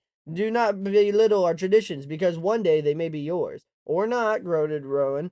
Citra shifted uncomfortably and grumbled. It just seems like a waste of time. Faraday must have known her real gripe was not knowing when they would have presented to the conclave and taken away for the test. Citra was not a girl who would endure being in the dark for too long. Perhaps that's why Faraday made sure that she was. It was constantly poking at their weaknesses. Next number of Scythes were singled out for showing bias in their gleanings. This held some sort of interest for Citra, and gave her some insight as to how it all worked behind the scenes. One Scythe had gleaned too few wealthy people. She was reprimanded and assigned to only glean the rich between now and the next conclave. Another Scythe was found to have ratio issues, high in Hispanic, low in Afric. It's due to demographic where I live, he pleaded. People have higher percentage Hispanic in their personal ratios. Highblade Xenocres was not swayed. Then cast a wider net, he said. Glean elsewhere. He was charged in bringing his ratios back into line or face being disciplined, which consisted of having future gleanings pre-approved in the selection committee. Having one's freedom to glean taken away, the humiliation that no Scythe wanted. 16 Scythes were taken to task, 10 were warned, 6 were disciplined. The oddest situation was the Scythe who was far too pretty for his own good. He was called out for the gleaning many unattractive people. What an idea, one of the other Scythes shouted out. Imagine that a world it would be if we gleaned only ugly people. That brought alarmed laughter from the rest of the room. The Scythe tried to defend himself, claiming the old adage, beauty's in the eye of the beholder, but the High Blade wasn't buying it. This was apparently the third such offense, so he was given permanent probation. He could live as a Scythe, but could not glean. Until the next reptilian year, the Scythe Blade proclaimed. That's crazy, Citra commented, not just loud enough for Rowan and Faraday to hear. No one knows what animal's future years will be named after. I mean, the last reptilian year was the rear of a gecko, and that was before I was born. Precisely, said Faraday, with a little bit of guilty glee, which means the punishment would end next year or never. Now he'll spend the time lobbying the office of Calendaria for the name a year after a shrink, or Gilia monster, a sort of the reptile that's not been used. Before they moved on the disciplinary proportion of the morning, there was one more Scythe to be called out. It wasn't a matter of bias, however. I have before me an anonymous note, the Highblade said. It accuses Honorable Scythe Godford of malfeasance. A rumble throughout the room. Citra saw Scythe Goddard whisper in his inner circle of companions, then stood. Of what sort of malice am I being accused? Unnecessary cruelty in your gleaning. And yet this accusation comes anonymously, said Goddard. I cannot believe that a fellow Scythe would show such cowardice. I demand that accuser reveal his or herself. More rumbles around the room. No one stood up. No one took responsibility. Well then, said Goddard, I refuse to answer to an invisible accuser. Citra expected Highblade Xenocres to press the issue. After all, an accusation of a fellow Scythe should be taken seriously. But the Highblade put a paper down and said, well, if there's nothing more, we'll take our mid-morning break. And the Scythes, Earth's grand bringers of death, began to file in the rotunda for donuts and coffee.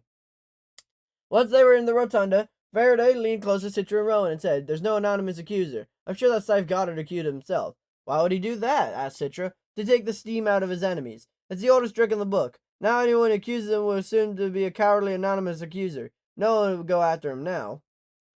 Rowan found himself less interested in the stagecraft and parrying in the assembly room as he was the things that went in outside of it. He was already getting the feeling for the Scythedom and how it truly worked. The most important business did not occur with the bronze doors, but the rotunda and dim alcoves of the building, of which there were many, probably for the exact purpose. The early morning conversations had just been a small talk, but now, the day progressed, Rowan could see the number of Scythes congregating during this break into small clutches, doing side deals, building alliances, pushing secret agendas. He overheard one group that was planning to propose a ban on remote detonators as a method of gleaning. Not only for ethical reason, but because the gun lobby would make a sizable contribution to a particular Scythe. Another group was trying to groom one of the younger Scythes for a position in the selection committee, so that she may sway gleaning choices and they needed the choices swayed. Power politics might have been a thing in the past elsewhere, but it's alive, seething in the Scythedom. Their mentor did not join any of the plotters. Faraday remained solitary and above petty politics, but had perhaps half of the Scythes. We know the schemes of the schemers, he told Rowan and Citra as he negotiated Joey Donut. They only get their way when the rest of us want them to. Rowan made it a point to observe Scythe Goddard. Many Scythes approached him to talk, others grumbled to him under his breath. The entourage of junior Scythes a mid-cultural bunch, and the old-school meaning of the word. While no one had pristine ethogenetics anymore, his inner circle showed traits that leaned toward the ethnos or another. A girl in green seemed mildly Pan-Asian, the man in yellow had Afric leanings. The one in fiery orange as cascoid as could be, he himself leaned slightly toward the Hispanic. He was clearly a Scythe who wanted high visibility. Even his grand gesture of ethnic balance was a visible one. Although Goddard never turned to look, Rowan had the distinct feeling he knew Rowan was watching him. For the rest of the morning, proposals were made and hotly debated in the assembly room. As Scythe Faraday had said, the schemers only prevailed when the more high-minded body of the Scythedom allowed. The ban on remote detonators was adopted, not because of the prize for the gun lobby, but because blowing people up was determined to be crude, cruel, and beneath the Scythedom. And the young Scythe put forth for membership in the selection committee was voted down, because no one in the committee should be in anyone's pocket. Should like to be on a Scythe committee one day, Rowan said. Citra looked at him oddly. Why are you talking like Faraday? Rowan shrugged. When in Rome, we're not in Rome, she reminded him. If we're here, we'd have a much cooler place for a conclave. Bro, local restaurants vied for a chance to crater the conclave, so lunch was a buffet out of the rotunda, even more scrumptious than the one at breakfast. And Faraday packed his plate, which is out of character for him. I don't think ill of him, Scythe told Rowan, and Citra, her voice mellifluous, yet sharp at the same time.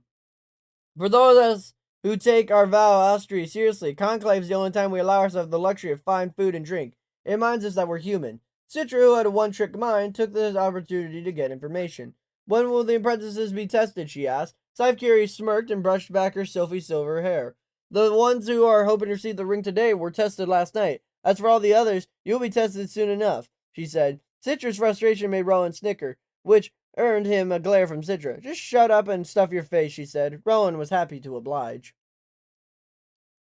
As focused as Citra was on the upcoming test, she began to wonder if the conclave she would miss when the apprentices were taken to testing. Like Rowan, she found conclave to be education like none other. There are few people beyond Scythes and apprentices who ever witnessed this, and those others who had caught only a glimpse, such as the stirring of salespeople after lunch, who were each given 10 minutes to expand the virtues of some weapon or poison they were trying to sell the Scythedom, or more importantly, the weapons master, who had the final decision over the Scythedom purchase. They sounded like those awful people in the info hologram. It dices, it slices, but wait, there's more. One salesperson was selling a digital poison that would turn the healing nanites in a person's bloodstream into hungry little bastards that would devour the victim from the inside out in less than a minute. He actually used the word victim, which immediately soured the Scythes. He was flatly dismissed by the weapon master. There was a most successful salesperson offering a product that's called Touch of Quietude, which sounded like more of a feminine hygiene product than a death delivery system. The woman selling it displayed a small pill, but not to give the subject the pill was for the Scythe. Stick it in the water, and within seconds your fingers will secrete a transmineral poison. Anyone who you touch for the next hour will be instantly and painlessly cleaned. The weapons master was so impressed he came up to the stage and took a dose. Then, in the ultimate demonstration, proceeded to glean the saleswoman. She sold 50 vials of the stuff, and the Scythedom humorously. The rest of this afternoon consisted of more discussion, arguments, and votes about policy. Scythe Faraday only found fit to voice an opinion once. Then it came the forming of the immunity committee. It seems clear to me that there will be oversight for the granting of immunity, just as selection committee provides oversight for gleaning. Rowan and Citra were pleased to see the opinion carried a great deal of weight. Several Scythes who had immediately voted against the forming immunity committee switching their vote. However, a final tally was taken. High Blade Zinacres announced that the time had run out for legislative issues. The subject will be top of our agenda for the next conclave, he announced. A number of Scythe applauded, but several rose up and shouted at their grievous discontent at the issue being tabled. Scythe Faraday did not voice his own displeasure. He took a long breath in and out. Interesting was all he said. This might have plunged loudly in Rowan and Citra's radar. The High Blade not immediately announced that the next order of business was the apprentices. Citra found herself wanting to grip Rowan's hand in anticipation and squeeze it with all his bloodlust, but she restrained herself. Rowan, on the other hand, followed the mentor's lead. He took a deep breath in and out and tried to let his anxiety wash from him. He had studied all he could study, learned all he could learn. All he would do now as best he could do. If he failed today, there would be more than enough chances to redeem himself. Good luck, Rowan said to Citra. You too, she muttered. Let's make Scythe Faraday proud. Rowan smiled and thought that Faraday might smile at Citra as well, but he didn't. He just kept against the Zinacres. Crowdies. First, the candidates of Scythedom were called up. There were 4 whose apprenticeships were now complete. Having said their final test the evening before, there was nothing left to ordain them, or not. As the case may be, word was there of the 5th candidate who failed the final test last night. He or she wasn't invited to conclave. 3 rings were brought out, resting on the red velvet pillows. 4 looked at one another now, aware that even though they passed their final test, one of them would not be ordained but was sent home in shame. Scythe Faraday turned the Scythe beside him and said, only one Scythe gleaned himself since last conclave, and yet 3 are being confirmed today. Has his population grown too drastically in 3 months that we need 2 additional scythes? And 3 chosen apprentices were called out, one of the Scythe Manella, who presided over the jeweling committee. As each knelt before him, he said something about each of them in turn, and he handed them their rings, which they slipped on their fingers and held to show the conclave, which responded for each of them the obligatory applause. Then they announced their patron historic, the luminary from history, whom they had named themselves after. The conclave applauded each announcement, accepting Scythe's Goodall, Schrodinger, and Colbert into the Mid-American Scythedom. Then the 3 had left the stage. A hot-tempered boy remained. Just as Scythe Faraday had said earlier, he stood alone and the applause died down. Then Scythe Mandela said, Ransom Palladini, we have chosen not to adorn you as a Scythe. Wherever life leads you, we wish you well. You are dismissed. He lingered for a few minutes, as if thinking he might be a joke, or maybe one final test. Then his lips pursed, his face turned red, and he strode quickly up the center aisle in silence. But through the heavy bronze doors, their hinges complaining the exit. How awful, said Citra. At least they should applaud him for trying. There are no accolades for the unworthy, Faraday said. One of us will exit that way, Rowan pointed out her. He resolved that if it was him, he would take his time going down that aisle. He made eye contact and nod as many sights as he could on his way out. Where he would be ejected, he would leave the final conclave with dignity. The remaining apprentices may now come forward, said Xenocrates. Rowan and Citra rose, ready to face whatever Scythedom had in store for them. I do believe people still fear death, but only 1 in 100th as much as they used to. I say that because based on the current quotas, a person's chance to be gleaned within the next 100 years is only 1%. I mean, the chances that a child is born today will be gleaned between now and their 5,000th year on Earth is only 50%. Of course, since we no longer count the years numerically, aside from children and adolescents, no one knows how old anyone is anymore. Sometimes not even themselves. These days, people roughly know within a decade or two. At the writing of this, I can tell you that I am somewhere between 160 and 180 years old. Although I don't enjoy looking my age, like everyone else, I turn the corner on occasion and set my biological age back substantially. But like many Scythes, I don't set it back past the age of 40. Only Scythes that are actually young like to look young. To date, the oldest living human is somewhere between 300 and, but only because we are still so close to age mortality. I wonder what life will be like a millennium from now, when the average age will be near to 1,000. Will we all Renaissance children, skilled at every art and science because we had the time to master them, or will boredom and slavish routine plague us even more than it does today, giving us less a reason to live limitless lives? I dream of the former, but suspect the latter. From the Greening Journal of H.S. Curie. Chapter 14. A Slight Stipulation. Rowan stepped on Citra's toes on his way out to the aisle. She grunted slightly, but didn't wisecrack about it. It was because Citra was too busy going over her weapons and poisons in her head. Rowan's clumsiness was the least of her concerns. She thought that they would lead to the room elsewhere, in a building, a quiet place for the exam, but their apprentices, who had been in conclave before, were heading down the aisle toward the open space in front of the rostrum. They lined up in what seemed like no particular order, facing a conclave of the course line, so Citra joined the line next to Rowan. What is this? She whispered back. Not sure, he whispered back. There were 8 in total. Some stood in hard expressions and in control of their emotions, others were trying not to look terrified. Citra wasn't sure of the image she projected, and found herself annoyed that Rowan looked as casual as he was waiting for a bus. Honorable Scythe Curie will be the examiner today, Xenocrates said. The hush fell over the chamber. The Scythe Curie, the grand dame of death, came forward. She walked down the line of apprentices, twice sizing them up, and she said, each of you will be asked one question. You'll have one opportunity to give an acceptable answer. One question? What kind of exam will possibly consist of one question? How could they test anyone's knowledge that way? Citra's heart beat so violently she imagined it bursting out of her chest. She would find herself waking up at a revival center tomorrow, a laughingstock. Scythe Curie began the left end of the line. It meant Citra would be forced to be questioned. Jackery Zimmerman, Scythe Curie said, the gangly boy at the end. A woman hurls herself on a blade, offering herself as a sacrifice to prevent you from gleaning her child, and dies. What do?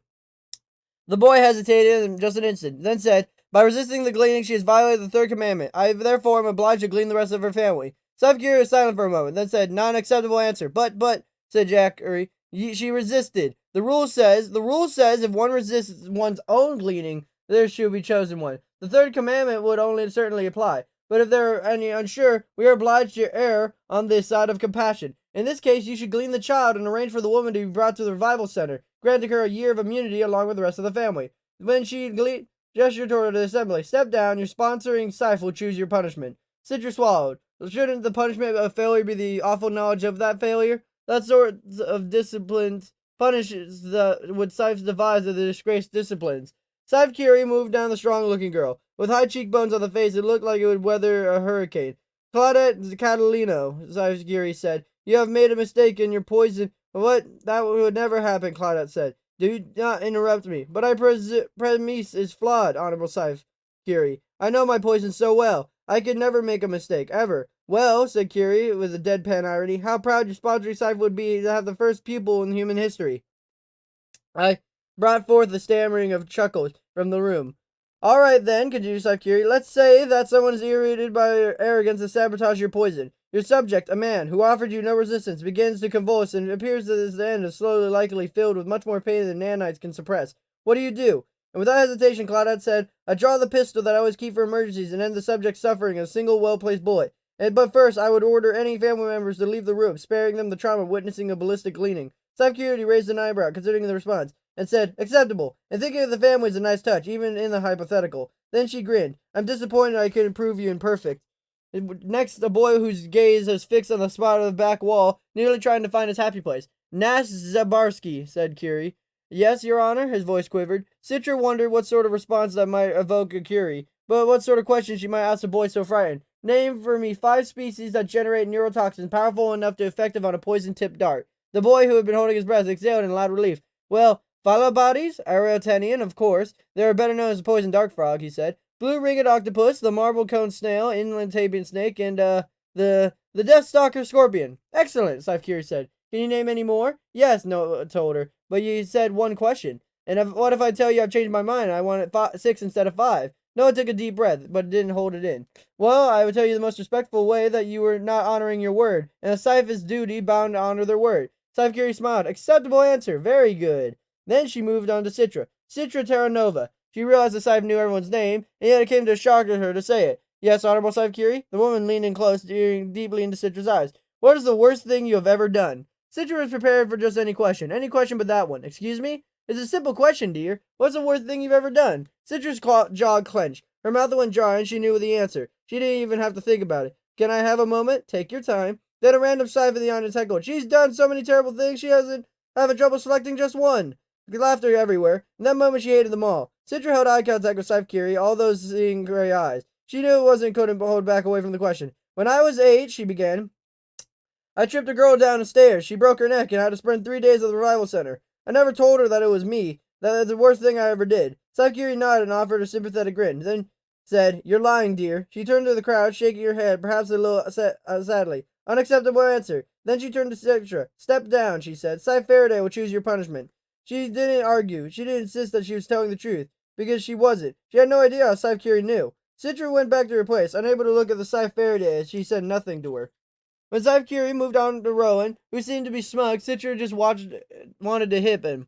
Rowan Damish, Scythe Curie said, What do you fear? And what does you fear above all else? Rowan did not hesitate in response. He shrugged and said, I don't fear anything. Citra wasn't sure he heard him right. But he said he didn't hear anything? Had he lost his mind? Perhaps you want to take some time before answering? Scythe Curie prompted, but Rowan just shook his head. I don't need any more time. That's my answer. I'm not going to change it. Absolute silence in the room. Citra found herself involuntary, shaking her head, then realized he was doing this for her. She wouldn't have to suffer alone whatever punishment was in store, so she would feel like she was falling behind them. Although she still wanted to smack him, now was an entirely different reason. So, said Curie, today we have 1 perfect apprentice and 1 fearless one, she sighed. But I'm afraid that no one is entirely fearless, so your answer, as I'm sure you must know, is unacceptable. She waited, perhaps thinking Rowan might respond to that, but he did not. He just wanted her to say, Step down, Scythe Faraday, we'll choose your punishment. Rowan turned to his place next to Citra, nonchalant as could be. You're an idiot, she whispered to him. He gave her the same shrug she gave Scythe Curie. Guess so.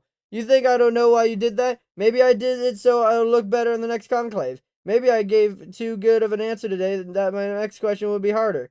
But Citra knew to be false, faulty logic. Rowan didn't think that way. And then Scythe Faraday spoke up, his voice quiet and measured, though somehow carrying intensity was chilling. You shouldn't have done that. I'll accept whatever punishment you see fit, Rowan said. It's not about the punishment, he snapped. By now, Scythe Curie had questioned a few more apprentices, and went to sit.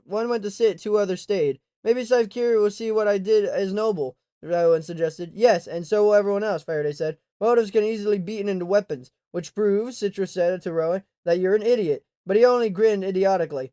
She thought that she had the last word in the matter, and that it was over until they returned home, where, no doubt, Scythe would inflict some type of annoying but fair punishment that fit the crime. She was mistaken. After the apprentices were done with the traumatized, the focus of the Scythes began to wear down. There was now a constant murmur of the Scythes discussed dinner plans, and hour approached 7.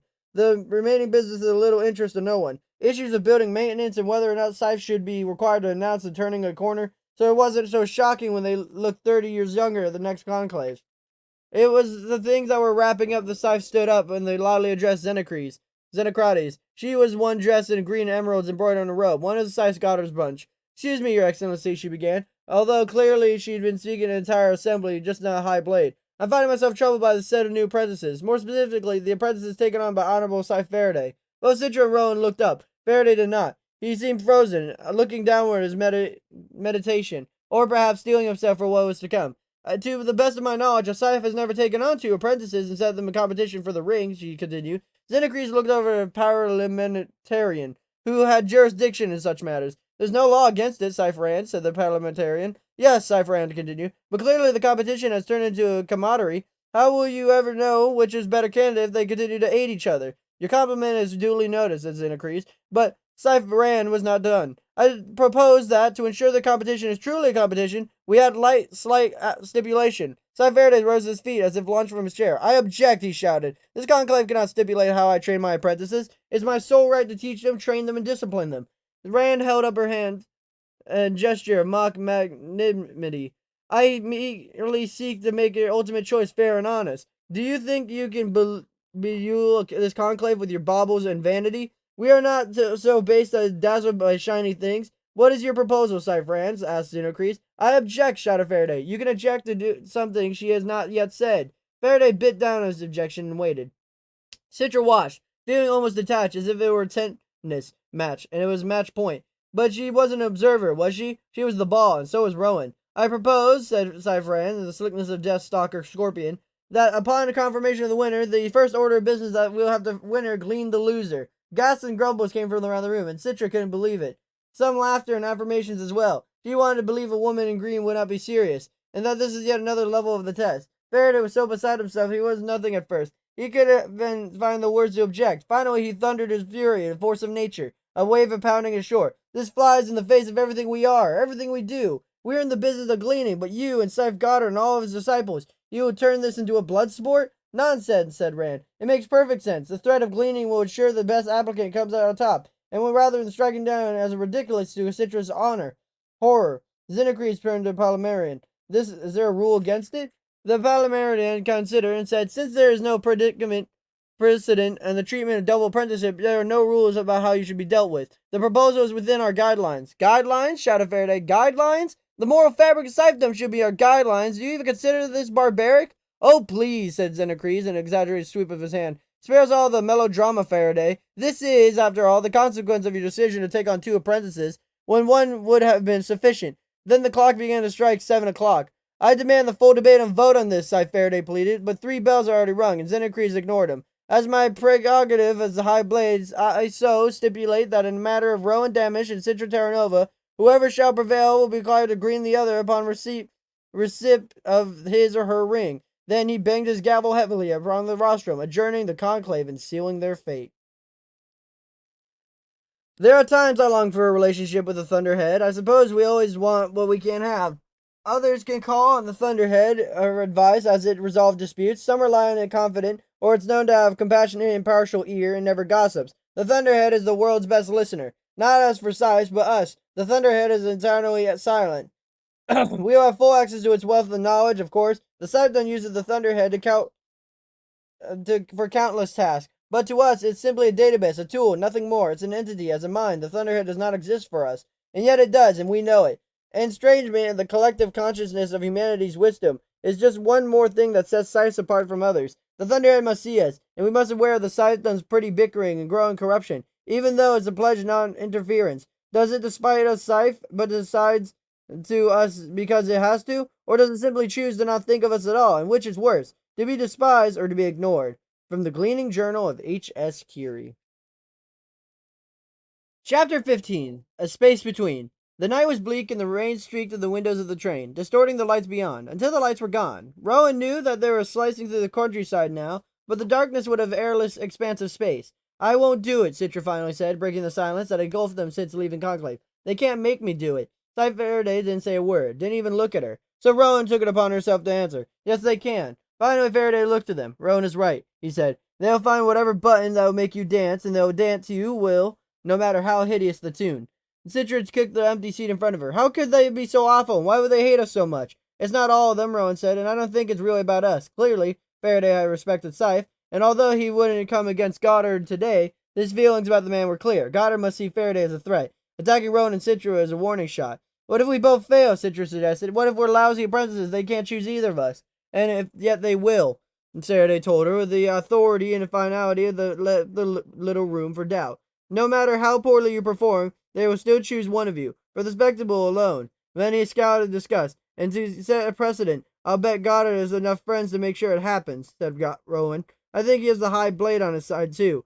Indeed, Faraday said, in the world-weary sigh. Never before have I been so many wheels within wheels in the Scythedom. Rowan closed his eyes, wishing he would close his mind as well, and hide it from his own thoughts. In 8 months I will get killed by Citra, he thought, or I will kill her. And calling it gleaning didn't change the fact that what it was. He cared for Citra, but enough to surrender his life to let her win? Citra certainly wouldn't back down and let him earn the ring. And he opened his eyes. He caught her staring at him. She didn't look away. Rowan, he said, whatever happens, I just want you to know. Don't, Rowan told her. Just don't. The rest of the ride was in silence.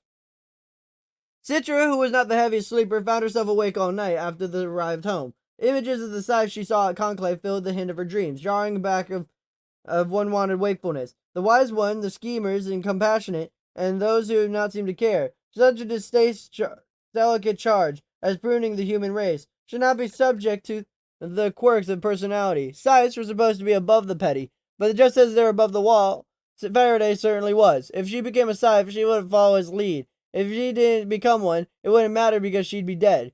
Perhaps there was some sort of twisted wisdom in the decision of having one of them gleaned by another. Whoever wins would begin their life as a Scythe and abject sorrow, never forget the cost of that ring. Morning came with no great fanfare. It was just an ordinary day like any other. The rain had passed and the sun just peeked from behind shifting clouds. It was Rowan's turn to make breakfast, eggs and hash browns. He had never cooked that potatoes long enough. Hash pails? Citra always called them. Faraday never complained when the meals they made were superb. He ate what they served, and not tolerating complaints from either of them. The punishment for making something barely edible was having to eat it yourself. Citra ate, even though she didn't have an appetite, even though her whole world had slid off the axis. Breakfast was breakfast. How dare it be? When Faraday broke the silence, it felt like a brick flying through the window. I will go out alone today. The two of you will attend your studies. Yes, Scythe Faraday, Citra said, with Rowan saying the same half-a-second echo. For you, nothing has changed. And Citra looked into her cereal. It was Rowan who dared to state the obvious. Everything has changed, sir. And then Faraday said something anemic that would only resonate with them much later. Perhaps everything will change. Then he left them. The space between Rowan and Citra had quickly become the minefield, a dangerous no-man's land that promised nothing but misery. It was hard enough to negotiate with Scythe Faraday there, but his absence the two had left them, with no one mediate the space between. Rowan stayed in his room, studying whether then going into the weapons room, which would feel painfully wrong without Citra sitting with them. Still, he kept his door cracked in the faint hope that she'd want to bridge the distance. He heard her leave, probably for a run, and she was gone for a long time. Her way of dealing with the dark discomfort of her new situation was to remove herself from it before even more completely than Rowan had. And after she returned, Rowan knew there would be no peace between them, or within himself, unless he took the first step into the minefield. He stood outside her closed door for at least a full minute before he worked up the nerve to knock. What do you want? She asked, her voice muffled by a closed door. Can I come in? It's not locked. He turned the knob and slowly opened the door. She was in the middle of the room with a hunting knife, practicing bladecraft against the empty air, as if battling ghosts. Nice technique, Rowan said, then added, if you're planning to gleaning a pack of angry wolves, skill is skill, whether you use it or not. She seized the blade and tossed it on her desk, then put her hands on her hips. So, what do you want? I just want to say I'm sorry for shutting you down before. On the train, I mean. Citra shrugged. I was babbling. You were right to shut me up. And the moment got awkward, so Rowan just went for it. Should we talk about this? She turned away from him and sat on the bed, picking up a book in anatomy and opening when she was about to start studying. She hadn't yet realized she was holding it upside down. What is it? What's to talk about? I'll kill you or you kill me. Either way, I don't want to think about it until I have to. She glanced at the open book and turned the right side up, and then gave up a charade completely. Turned it up and closing it and tossing it to the floor. I just want to be left alone, okay? Even so, Rowan sat on the edge of her bed, and when she didn't tell him to go, he shifted a bit closer. He watched them, but said nothing. He wanted to reach for her, maybe touch her cheek, but something about made him think of the saleswoman who had gleaned by the touch. What a preserved poison that was. Rowan wanted to kiss her. There's no denying that anymore. He had suppressed the urges for weeks because he knew it would not be tolerated by the Scythe. But Faraday wasn't there, and the turmoil had only hurled them into washing of all bets off the table. Then, to his surprise, she suddenly rushed forward and kissed him, catching him completely off guard. There, she said, we've done it. Now it's out of the way, and you can leave. What if I don't want to? Then she hesitated, long enough to make it clear that staying was a distinct possibility. But in the end, she said, what good would it do, really, for either of us? She moved farther away in the bed, bringing her knees to her chest. I haven't fallen in love with you, Rowan, and now I want to keep it that way. Rowan got up and moved the safety of the threshold before turning it back to her. It's all right, Citri, he told her. I haven't fallen in love with you, either. I am not a man brought to fury, but how dare the old guard Scythe presume to dictate my behavior? Let every last one of them glean themselves, and we can be done with their self-loathing, sanctimonious ways.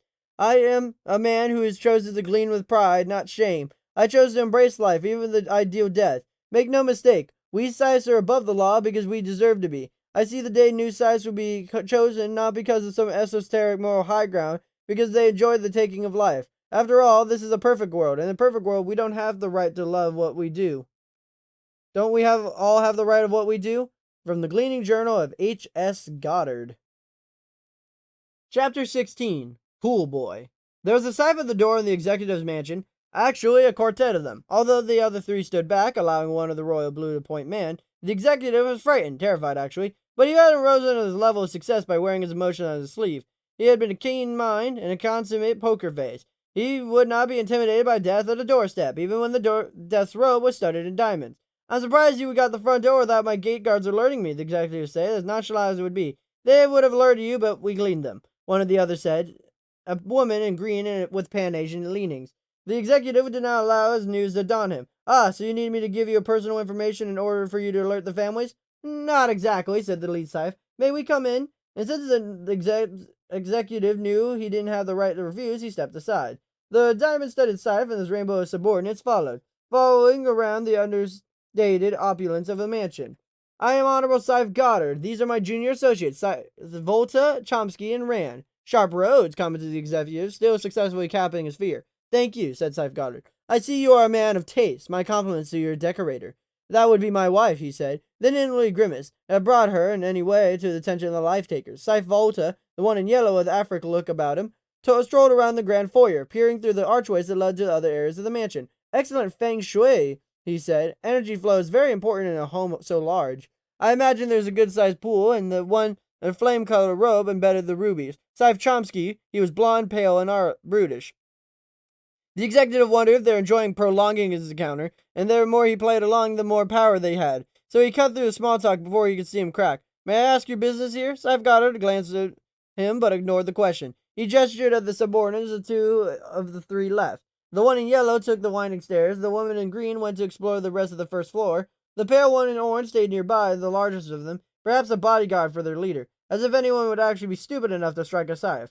The executive wondered if there was children were at the moment. Out back and the nanny, upstairs, he wasn't sure. And the last thing he wanted was to leave the Scythes of the house out of his sight. Wait, he said, whatever your purpose is, I'm sure we could reach out some sort of arrangement. Do you know who I am, don't you? Scythe Goddard took a piece of artwork on display in foyer instead of looking at him. Someone wealthy enough to own Cézanne.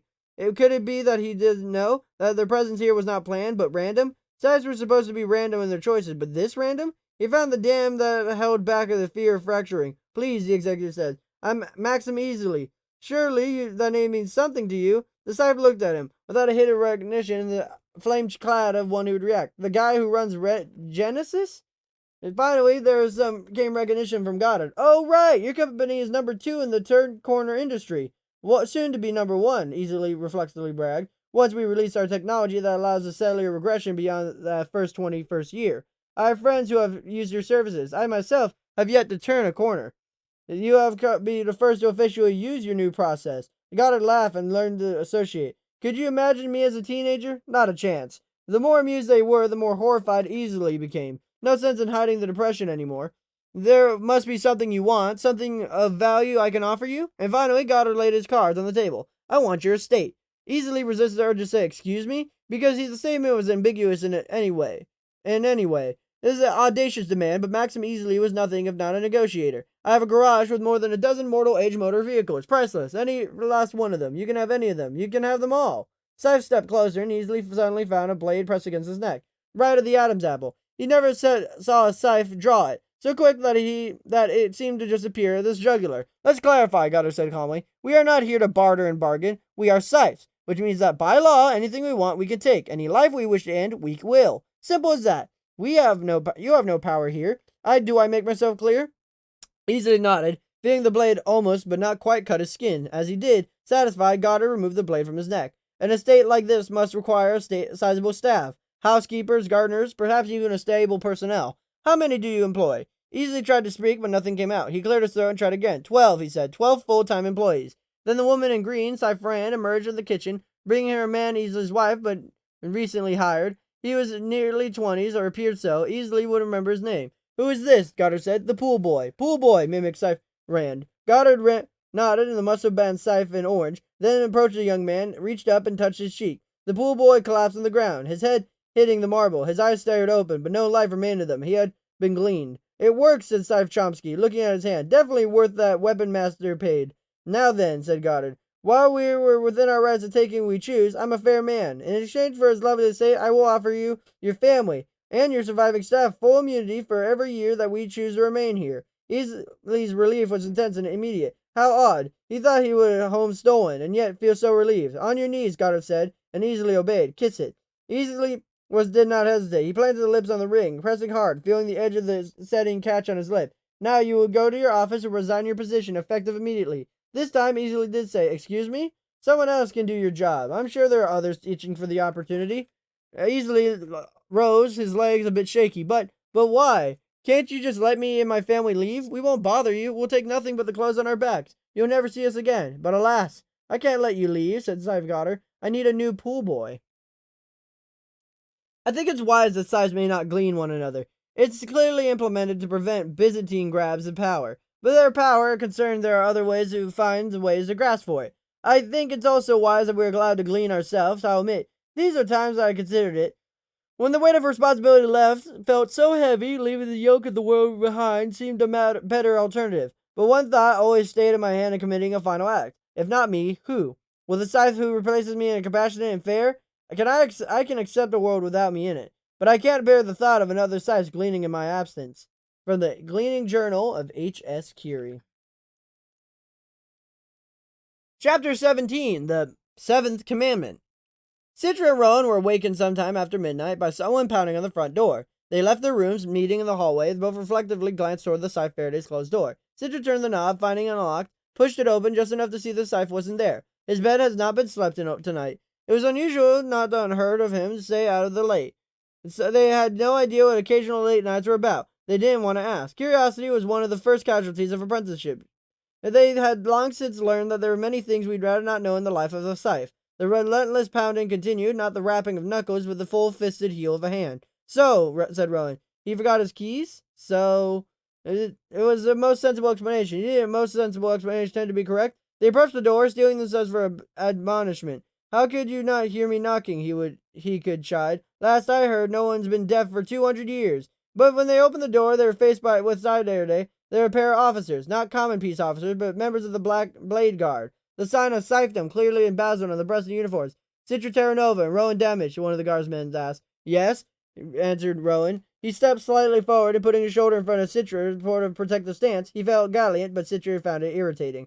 You will need to come with us. Why? Said Rowan. What's going on? It's not your place to say, the second guardman told them. Citra pushed Rowan's protective shoulder so wide. We're Scythe's apprentices, he said. It means the Blade Guard serves us, and not the other way around. You have no right to take us against our will. Which is probably untrue, but it gave the guards pause. Then came a voice of the shadows. I'll handle this. Out of the darkness a familiar figure, only out of the face of Faraday's neighborhood. The high blade's gilded robe did not shine in the dimness of the doorstep. It seemed dull, almost brown. Please, you have to come with me immediately. Someone will be sent for your things. As Rowan was in his pajamas and Citra a bathrobe, neither was too keen to obey, but they both sensed that the night clothes were at least of their concerns. Where's Scythe Faraday? Rowan asked. The High Blade took a deep breath in and sighed. He invoked the seventh commandment, Xenocrete said. Scythe Faraday has gleaned himself. High Blade Xenocrete was a bloated bundle of contradictions. He wore a robe with rich brocades, yet on his feet were frayed, treadward slippers. He lived in a simple log cabin, yet the cabin reassembled the rooftop of Fulcrum City's tallest building. His furniture was mismatched and thrift store shabby, yet the floor beneath them was museum-quality tapestries that would have been priceless. I can't tell you how sorry I am, he told Rowan and Citra, who were still too shell-shocked to wrap their minds about what just happened. It's morning now. The three of them have ridden in private hypertrain to Fulcrum City, and they were now out on a small wooden deck and overlooked a well-tended lawn and ended in the sheer ledge of 70-story drop. The High Blade did not want anything to obstruct this view, and anyone stupid enough to trip over the edge would deserve the time and cost of revival.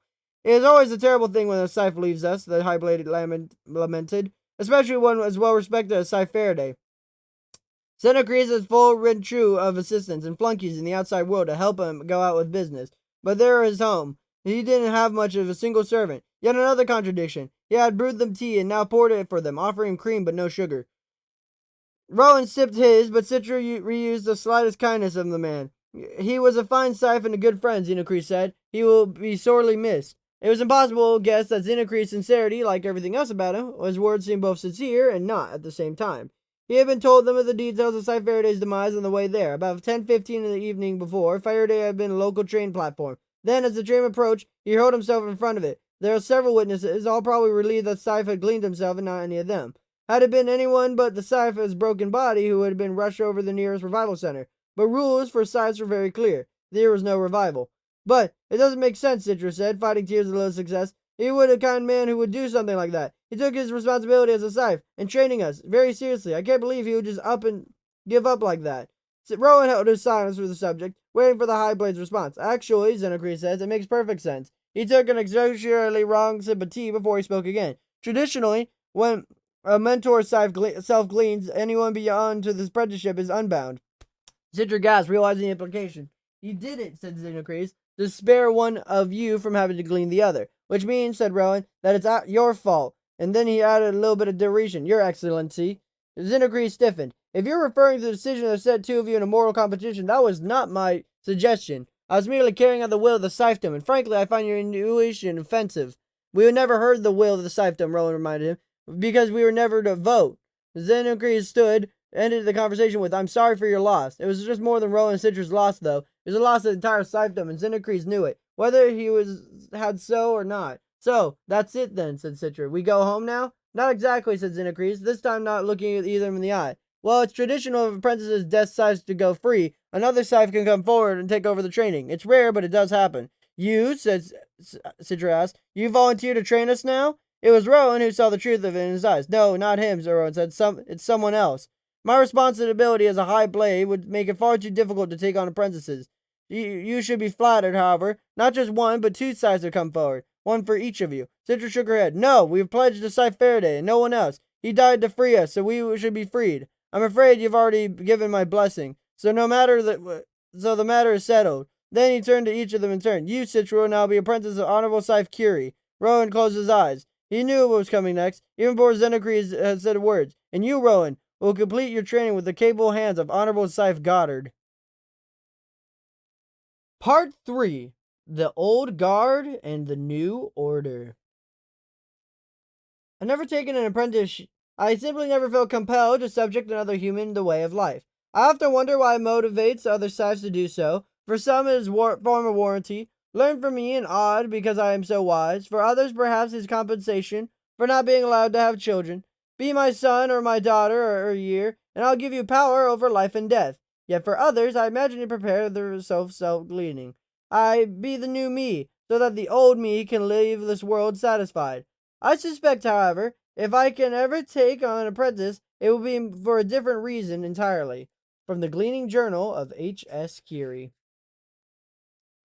Chapter 18. Falling Water. As far as the eastern edge of mid-America, near the East America border, was a home with a river running beneath it, spilling from its foundations into a waterfall. It's designed by a very well-known modern-age architect, Scythe Curie told Citra, as she led his way across the footbridge in the front door. His place had fallen into disrepair, as you can imagine. A home such as this couldn't survive without constant attention. It was an horrible state, and no one cared enough to preserve it. Only in the presence of the Scythe would bring forth the kind of donations required to save it. Now it's been returned to its former glory. A Scythe opened the door and let Citra step in first. Welcome to Falling Water, Scythe Curie said. The main floor is a huge open room with polished stone floor, wooden furniture, a large fireplace and windows. Lots and lots of windows. The waterfall is right beneath the expensive terrace. The sound of the river running beneath the home and over the falls is a constant but calming white noise. I've never been in a house with a name, Citra said, as looked around, doing her best to be unimpressed. But it was a bit much, wasn't it? Especially for a Scythe. Aren't you all supposed to live simple lives?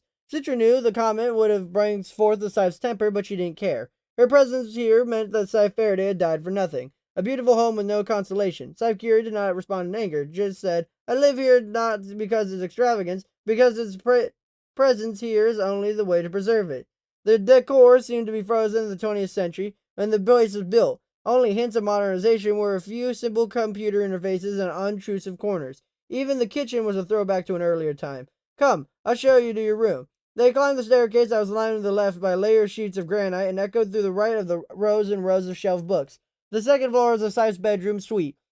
The third floor is a smaller bedroom and a study. The bedroom was simply furnished, and like the rest of the home, had huge windows framed with polished cedar. Wrapping around two entire walls, the view of the forest made Citra feel like she were perched in the treehouse. She liked it, and she hated it for what she did.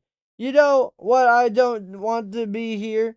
You know that I don't want to be here, Citra said. And at last, some honesty from you, Scythe Curie said with the slightest of grins. And, added Citra, I know you don't like me, so why'd you take me on? The Scythe looked at her with those cold, inscrutable gray eyes. Whether or not I like you is irrelevant, she said. I have my reasons. Then she left Citra alone in a room without so much as a goodbye. Citra never didn't remember falling asleep. She hadn't even considered how exhausted she was. She recalled lying down on the comforter, looking out on the trees, listening to a river roaring endlessly below, wondering if the noise would eventually go from smoothing to unbearable. And then she opened her eyes to stark incandescence, squinting at Scythe Curie, who was standing in the doorway by the light switch. It was dark outside now. Not just dark, but lightless, like space. She could still hear the river, but it couldn't see it in the hint of the trees. Could you forget about dinner? Scythe Curie asked. Rachel rose, ignoring the sudden vertigo when she stood. You could have woken me. Scythe Curie smirked. I thought I just did. Citra made her way down to the kitchen, but the Scythe let her go first. And she didn't remember this way. The house was a maze. She took a few wrong turns. Scythe Curie didn't correct her. She just waited for Citra to find her way. What? Citra wondered. Would this woman want to eat? Would she silently accept anything Citra prepared, as Scythe Faraday had? The thought of a man would have brought a wave of sorrow chased by anger. She didn't know who exactly to be angry at, so it festered. Citra arrived at the main floor, ready to access the contents of the pantry and refrigerator, but to her surprise, she found dinner table set for two, steaming plates of food already there. I had a hankering for Heffenpfeffer, the Scythe said. I think you'll like it. I don't even know what Heffenpfeffer is. Best if you don't. Scythe Curie sat down and bade Citra to do the same. But Citra wasn't quite ready, still wondering if it might be a trick. Scythe Curie dug a spoon into the rich stew, but passed when she saw Citra still standing. Are you waiting for a formal invitation? She asked. Citra couldn't tell if she was irritated or amused. I'm an apprentice. Why would you cook for me? I didn't. I cooked for me. Your grumbling stomach just happened to be in the vicinity. Finally, Citra sat and tasted the stew. Flavorful. A little gamey, but not bad. The sweetness of the honey-glazed carrots cut the gaminess. The life of a Scythe should be dreadful if we didn't allow ourselves the guilty pleasure of a hobby. Mine is cookie. This is good, Citra admitted, and then added, thank you. They ate mostly in silence. Citra felt odd not being service of the table. She got up to refill the Scythe's glass of water. Scythe Faraday did not have many hobbies, or at least none that she shared with Citra and Rowan. The thought of Rowan made her hand tremble as she poured and sloshed some water on the table. I'm sorry, Scythe Curie. She grabbed her own napkin and blotted the spill before it could spread. You will need to steady your hand if you're going to be a Scythe again. Citra couldn't tell if she was being serious or sardonic. This woman became harder for Citra to read than Faraday, and reading people was not her forte by any means. Of course, she was never realized that until she spent time with Rowan, who was in her own unobtrusive way was a master of the observation. Citra had reminded herself that she had other skills, speed, decisiveness of action, coordination. Those things she would come to play if she was going to. She couldn't finish the thought. She wouldn't allow herself the territory that she thought led to was still too terrible to consider. In the morning, Scythe Curie made blueberry pancakes, and then they went out gleaning. While Scythe Faraday always reviewed his notes and chose his subject in public transportation, Scythe Curie had an old-school sports car that required substantial skill to drive, especially for a winding mountain road. This Porsche was a gift from the antique car dealer, Scythe Curie explained to her. He wanted immunity, Citra asked, assuming the man's motive. On the contrary, I had just gleaned his father, so he already had immunity. Wait, said Citra, you gleaned his father and he gave you a car? Yes. So he hated his father? No, he loved his father very much. Am I missing something? The road ahead of them straightened out. Scythe Curie shifted gears, and they accelerated. He appreciated the solace I afforded him in the aftermath of the gleaning, she told Citra. True solace will be worth its weight in gold. Still, Citra didn't quite understand and wouldn't until much later that evening. They went into town was 100 miles away from arriving at the lunchtime. Some prefer big cities. I prefer smaller towns, Scythe Curie said. Towns that perhaps haven't been gleaning in over a year. Who are we gleaning? Citra asked and looked at the parking place. One of the liabilities of taking a car was off-grid. You'll find out when the time is to know. They parked on the main street when walked. No strolled down the street, which was busy and not bustling. Scythe Curie's leisurely pace made Citra uncomfortable. She wasn't sure why, when it occurred to her that she went gleaning with Scythe Faraday, whose focus was always in the destination. That destination wasn't a place, but a person. The subject, the soul to be gleaned, as awful as it was somehow made Citra feel more secure. With Scythe Faraday, there was always a tangible end to the endeavor, but nothing about Scythe Curie's manner suggested premeditation at all, and there was a reason for that. Be a student of observation, Curie told Citra. If you want a student of observation, you should have chosen Rowan. Scythe Curie ignored that. Look at people's faces and their eyes, the way they move. What am I looking for? A sense that they were here too long, a sense that they're ready to conclude, whether they know it or not. I thought we weren't allowed to discriminate by age. It's not about age, it's about stagnation. Some people grow stagnant before they turn their first corner. For others, it could take hundreds of years. Citra looked at the people moving around them, all trying to avoid eye contact and get away from the Scythe and their apprentice as quickly as possible, all while trying not to be obvious about it. A couple stepping out of a cafe, a businessman on his phone, and a woman beginning to cross the street against the light, then coming back, perhaps fearing the jaywalking would get her gleaned. You don't see anything in anyone, Citra said, irritated on both the task and her inability to rise to it. A group of people came out of the office building, perhaps the tallest one in the town, about 10 stories. Scythe Curie zeroed in on one man. Her eyes looked almost predatory as she and Citra began to follow him at a distance. Do you see how he holds his shoulders, as if there was an invisible weight upon them? No. Do you see how he walks, a little less intently than those around him? No. Do you notice how scuffed his shoes are, as if he doesn't care anymore? Maybe he's just having a bad day, suggested Citra. Yes, maybe, admitted Scythe Curie, but I choose to believe otherwise. They closed in on the man, who seemed to aware that he was being stalked. All that remains is to see his eyes, the Scythe said. To be sure. Scythe Curie touched him on the shoulder. He turned, his eyes met, but only for the slightest moment. Then he suddenly gasped, because Scythe Curie's blade had already been thrust up beneath the rib cage into his heart. So quick that was Scythe Curie that Citra never saw her do it. She never even saw the Scythe pull out a blade. The Scythe offered no response to the man's awful surprise. She said nothing to him at all. She just withdrew the blade, and the man fell. He was dead before he hit the pavement. Around them, people gasped and hurried away. Not too far away, they wouldn't watch the aftermath.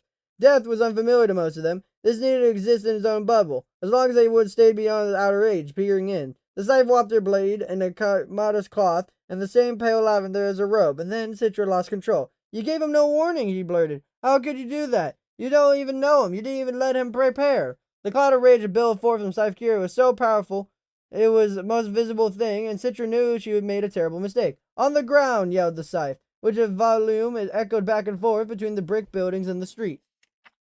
Citra immediately got to her knees. Face the pavement, now! Citra complied, fear overmaking her fury. She splayed herself, prostrate on the ground, and her right cheek pressed against the pavement, which was searingly hot from the midday sun. Her view was now a dead man, just a foot away, whose eyes were empty and yet staring into Citra's at the same time. How could a dead eye still stare? You dare presume to tell me how I accomplished my task? It would be the world that froze around them. You will apologize for your insolence and be disciplined. I'm sorry, Scythe Curie. And the mention of Scythe Curie's name, a murmur erupted around the bystanders. It was legendary everywhere. Convince me. I'm sorry, truly sorry, Scythe Curie, Citra said louder, screaming into the face of the dead man. I'll never disrespect you again. Get up. The Scythe was no longer raging in earth-shattering wrath. Citra rose, fierce at the weakness of her own legs, which shook beneath her, the incontinence of her eyes, which spewed tears as she wished to evaporate before Scythe Curie or any of the bystanders could see. The world-renowned Grande Dame of Death turned to stride away, and Citra followed her wake, humbled, hobbled, wishing that she would make Scythe's blade and stab it into the woman's back. Then a furious had left herself for wishing such a thing. Then got into a car and pulled away from the curb. Only then, when they were a block away, did Scythe speak to Citra. Now then, it will be your task to identify the man, find his immediate family, and invite them to the falling water so that I may grant them immunity. She spoke without the slightest hint of fury a few moments ago. What? It was the scene of the street had never happened. Citra was caught completely off guard, a bit dizzy, as if all the air sucked in the car. I have 48 hours to grant them immunity. I'd like them to gather at my home this evening. But back there, when you had me on the ground, yes? And you were so angry. Scythe sighed. There's an image to uphold, dear, she said. You defied me in public, so I had no choice but to publicly put you in your place. In the future, you need to hold your opinion until we're alone. So you're not angry? The Scythe considered her question. I'm annoyed, she said. But then, I would have warned you of what I was about to do. Your response was justified. And so was the consequence I levied. And by the end of the emotional roller coaster, Citra had to admit that Scythe was right. There was a certain amount of decorum required to apprentice. Other Scythe might have needed a punishment far worse. They circled back, and Scythe Curie let Citra off on the side street, just a block from where the gleaning had occurred. She would have an hour to find the family and extend them the invitation. And if he lives alone, both our jobs will be easy today, the Scythe said. Citra wondered about the gleaning could possibly be easy. The man's name was Barton Breen. He had turned the corner many times. He had fathered more than 20 children over the years, some of whom were now over a century old themselves.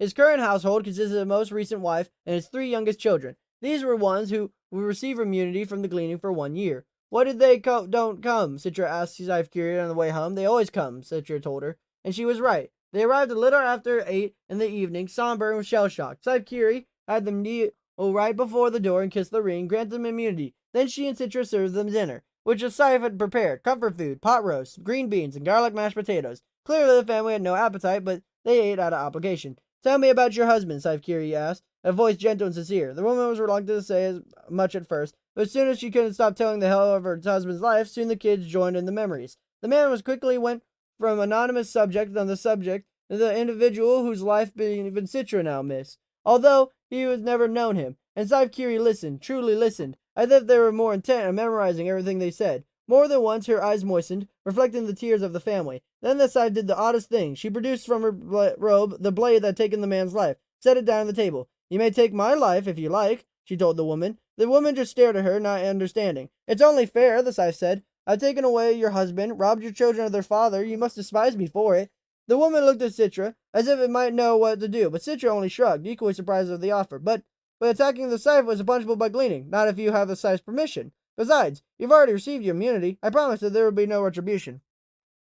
The life lay on the table between them, and Citra suddenly felt like the pedestrians of gleaning frozen just now on the other side of the unthinkable event horizon. Scythe Curie smiled at the woman with genuine warmth. It's all right if you strike me down. My apprentice will simply bring me to the nearest revival center. In a day or two, I'll be as good as new. The woman contemplating the blade, the children contemplated their mother. Finally, the woman said, No, that won't be necessary.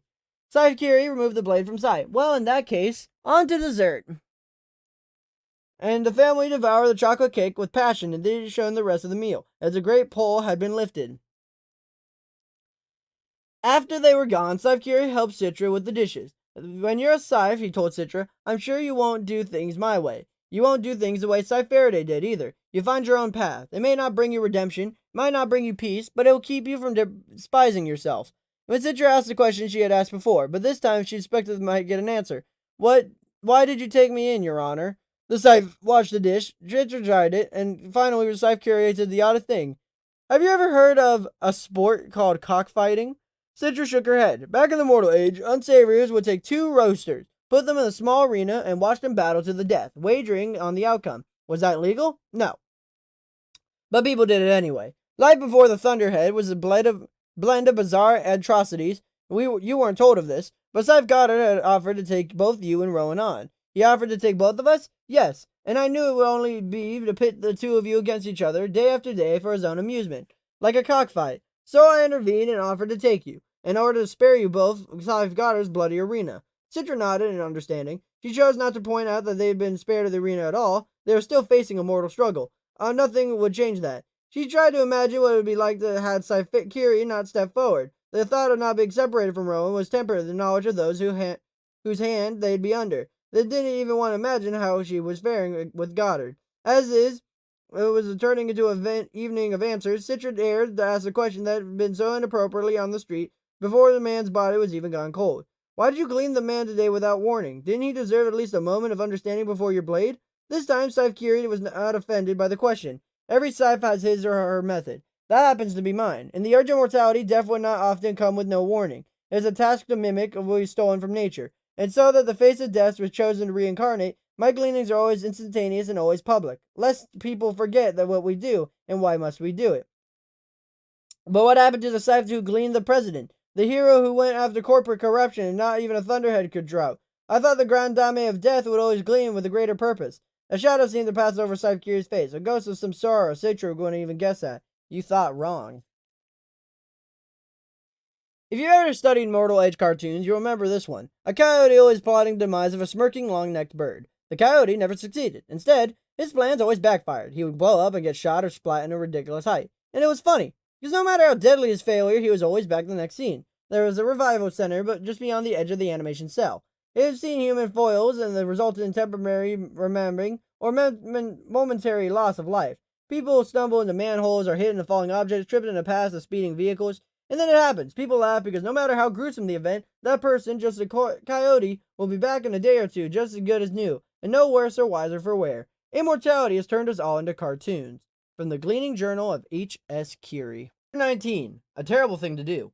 Citra wasn't sure what possessed her to bring up the question, she had to ask the conclave. Perhaps it was unexpected closeness she felt to Scythe Curie after seeing her feed the grieving family and truly listen to their stories about the man she had gleaned. The night Scythe Curie came to Citra's room with clean sheets, they made her bed together.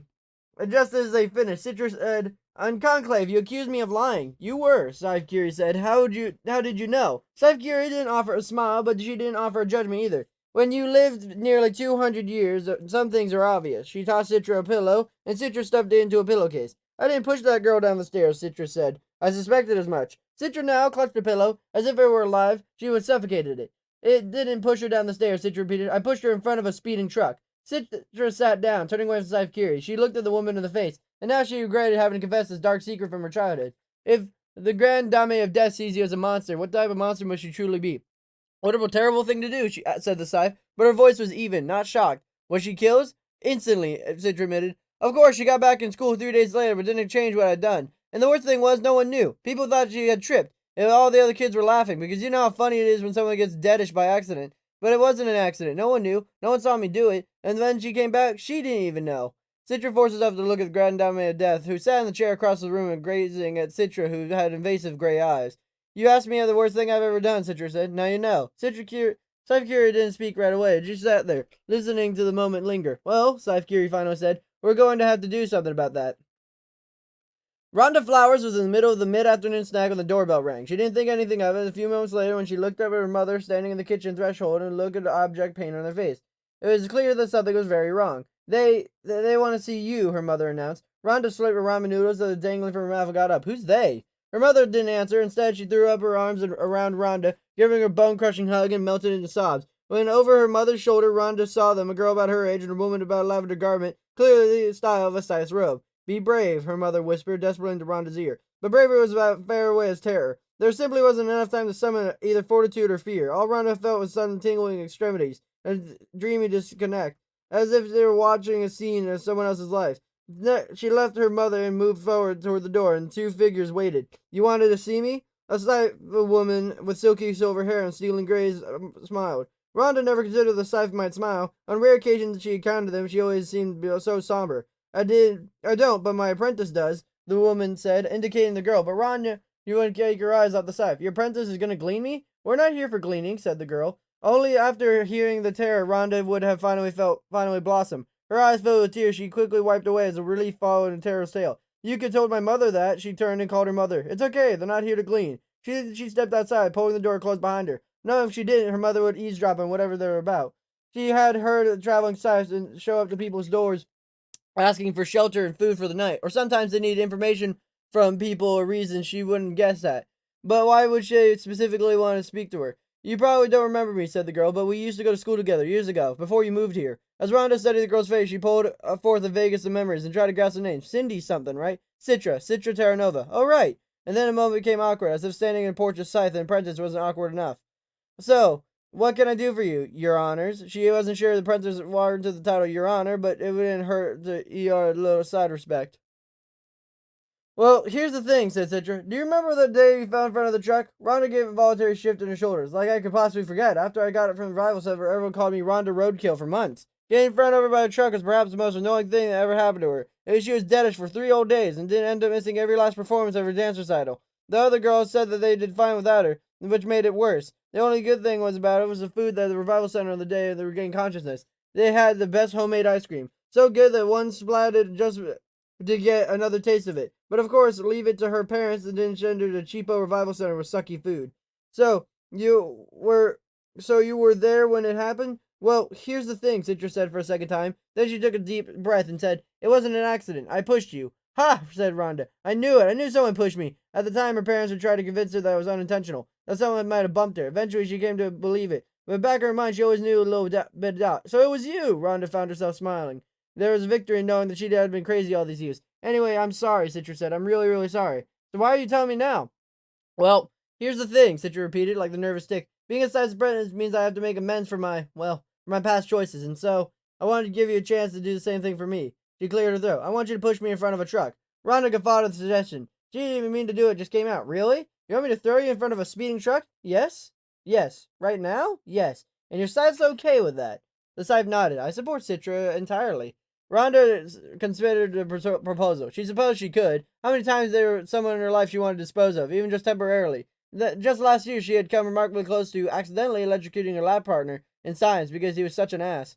But in the end, she realized that she had a few days vacation she'd have to finish the lab alone. This situation was different. Free revenge ticket. The question was, how badly did she want revenge? "Listen, it's tempting and all," said Rhonda, "but I've got homework and dance class later." "So? You don't want to?" "It's not that I don't want to. I'm just busy today. Can I throw you under a truck some other time?" Citra hesitated. "Okay. Or better yet, maybe you could just take me out to lunch or something." "Okay. Just next time, please give us some warning so you don't freak out my mother." Then she said goodbye, stepped inside, and closed the door. "How bizarre," said Rhonda. "What was all about?" her mother said. And since she didn't want to get into it, Rhonda said nothing important, which irritated her mother just as it intended to. Then she went back to the kitchen where she found ramen had gotten gold. Great. Citra felt both relieved and humiliated at once. For years she had held this secret crime. Her gripe at Rhonda had been petty, as most childhood resentments are, and there was always Rhonda, always spoke of her dancing as the almost most talented ballerina in the world. Citra was in the same dance class, back in magical childhood time, and the little girls nurtured the delusion that they were graceful as they were cute. Rhonda left the pack of disputing Citra, the delusion of those eyebrow rolls and expiration exhales each time Citra took an imperfect step. The push wasn't premeditated. It was a crime of opportunity, and one act had cast a shadow over Citra hadn't been realized until she faced the girl today. And Rhonda didn't even care. It was the water under a very old bridge. Citra felt stupid about the whole thing. "You realize at the age of mortality you would have been treated much differently," Scythe Curie. Didn't look at her as he spoke. She never looked away from the road and she was driving. Citra was still getting used to the old habit. How strange to actually have the path of journey in order to make it. If it was the age of mortality, I wouldn't have done it, Citra told her in confidence, because I know she wouldn't be back. Pushing her then was more like gleaning. They had a word for it. Murder. Citra chuckled at their archaic word. "That's funny. Like a bunch of crows?" I'm sure it was funny at the time. She did a quick maneuver to avoid a squirrel in a winding road. Then Scythe Curie took a rare moment to glance over at Citra. When the road ahead straightened. "So, now the penance you've given yourself is to be a Scythe, forever doomed to take the lives of punishment for that childhood hack?" "I didn't give it to myself. Didn't you?" Citra opened her mouth to answer, but then stopped, because the Scythe Curie was right. What if, deep down, Citra accepted the apprenticeship with Scythe Faraday to punish herself for the crime she only cared about? If so, it was only unusually harsh judgment, as she had been caught, or had she confessed, her punishment would have been sort of suspension from school, at most, plus a fine from her parents, and a stern reprimand. It would have been like an upside down. Her schoolmates would have been afraid to cross her. The difference between you and most other people, Citra, is that another person would have not cared once that girl was revived. They would have simply forgotten about it. Scythe Faraday saw something in you. He chose you. Perhaps the weight of the conscience. And then she added, "It was the same weight to let me know that you were lying in conclave." "I'm actually surprised the Thunderhead didn't see me push her," Citra said offhandedly. When Scythe had said something, it began to change reaction in Citra's mind and change everything. "I'm sure it did," she said. "The Thunderhead sees just about everything, and the cameras everywhere. It also decides that fractions are worth the effort to address and which ones are not." "The Thunderhead sees just about everything. It's had a record of practically every human interaction since the moment it became aware. But unlike in mortal days, that knowledge is never abused. Before the Thunderhead achieved consciousness, when it was merely known as the Cloud, criminals and even public agencies would find ways to people with private doings against the law and exploit that information. Every school child knew the information abuses that nearly brought down civilization before the Thunderhead condensed into power. Since that time, there were not been a single breach of personal information. People waited for it. People prophesied doom at the hands of the soulless machine, but apparently the machine had purer soul than any human. It watched the world for millions of eyes, listened for millions of years, and either acted or chose not to act on the countless things that it perceived. Which meant that somewhere in its memory lurked a record of Scythe Faraday's movements on the day life ended. Citra knew it was probably a pointless endeavor to track those movements, but what if Faraday's demise was not the act of self-gleaning at all? What if it was pushed, just as Citra had pushed Rhonda all those years ago? What if... But this wouldn't have been a childish crime at the moment. It would have been securely meditated. If Faraday's death was, to use the word Scythe Curie taught her, murder. As a young man, I marvel at the stupidity of hypocrisy at the mortal age. In those days, the purposeful act of ending human life was considered the most heinous of crimes. How ridiculous. I know how hard it is to imagine what humanity's highest calling once was considered a crime. How small-minded and hypocritical mortal man was, for even they were despised as the elders of life, and though they loved nature, which, in those days, took every human life ever conceived. Nature deemed that to be born an automatic sentence to death, and then brought about death in a vicious consistency. We changed that. We are now a greater force greater than nature. For this reason, Scythe must be loved as a glorious mountain vista, as revered in a redwood forest, and as respected as an approaching storm. From the Gleaning Journal of H.S. Goddard. Chapter 20. Guest of Honor. I'm going to die. Rowan had begun repeating this to himself like a mantra, hoping it would make it easier to digest. Yet, he seemed no closer to accepting it. Even under different sides, he addicted pronounced the conclave still stood. He would kill Citra at the end of the apprenticeship, or she would kill him. It was too juicy a bit of a drama the Scythes to cancel just because they were no longer apprentices of Scythe Faraday. Rowan knew he could not kill Citra. The only way to avoid the possibility was to throw the competition, to perform so poorly even now the final conclave that there no choice but to grant Scythehood to Citra. Then, her first honor-bound duty would be to glean Rowan. He trusted she would make it quick, and that she would make it merciful. The trick would not make his failure obvious. He must appear to be doing his best. No one must know of this true plan. He was up to the task. I am going to die. Before the fateful day of the principal's office was Cole Whitlock. Rowan hadn't even known who died. Gleaning has always been at least 3 degrees removed, the relative of someone who knew someone he knew. But over the past 4 months, he had witnessed dozens upon dozens of gleanings firsthand. I am going to die. For 8 more months, he would see his 17th birthday, but not much more. Even though it was his choice, the thought of being another statistic in the Scythe records infuriated him. His life had been a whole lot of nothing. Lettuce kid. He had thought of the label as funny, the badge of honor, but now it was an indictment. This is his life about substance, and now it would end. He should never have accepted Faraday's invitation to be a Scythe apprentice. He should have just gone an unremarkable life, because then, maybe, just maybe, he might have a chance to do something remarkable with his time. He barely said a word since he got into the car. I'll talk when I have something to say. He rode a Scythe Volta in an off-grid Rolls-Royce, perfectly maintained since the age of mortality. The Scythe's yellow robe in stark contrast with the dark earth tones of the vehicle's interior. Volta didn't do the driving. There was a chauffeur. They wove through the neighborhood, and their homes became increasingly larger and the grounds more vast, until residents disappeared entirely behind gates and ivory-colored walls. Volta, one of the Goddard's disciples, had golden citrine gems embedded in his yellow robe. He was nearly a junior Scythe, just a few years out of apprenticeship, in his early 20s perhaps, still an age where numbering one's years felt important. His features and skin tone had an African leaning, and it made a yellow in his garment seem even brighter. So this is one reason why you chose the robes to be a color of piss? Volta laughed. I think you would fit in just fine. Scythe Goddard likes those close to him have as sharp as his blades. Why do you follow him? His honest question seemed to bother him even more than the unitary barb. Volta just became a tiny bit defensive. Scythe Goddard is a visionary. He sees our future. I'm much more interested in being part of the Scythedom's future than its past. Rowan turned back to the window. The day was bright and the tinted windows dimmed it, as if they were in the midst of particle eclipse. You glean people by the hundreds. Is that what the future you mean? We have the same quota as all of the Scythes, was all Volta said on the matter. Rowan turned to look at Volta, who now seemed to have trouble keeping eye contact. Who did you train under? Rowan asked.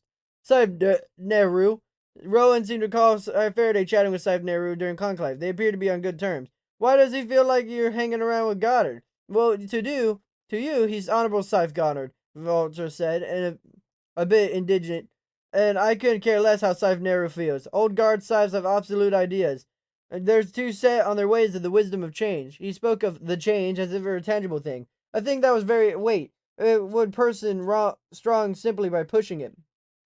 They stopped the pair of the wrought iron gates, which moved slowly swung open to admit them. Here we are," said Volta. The quarter-mile driveway ended in a palatal estate. A servant greeted them and led them to the mansion. Rowan was immediately assaulted by loud dance music. There were people everywhere, reveling as if it were New Year's Eve. The whole estate seemed to undulate with throes in a relentless beat.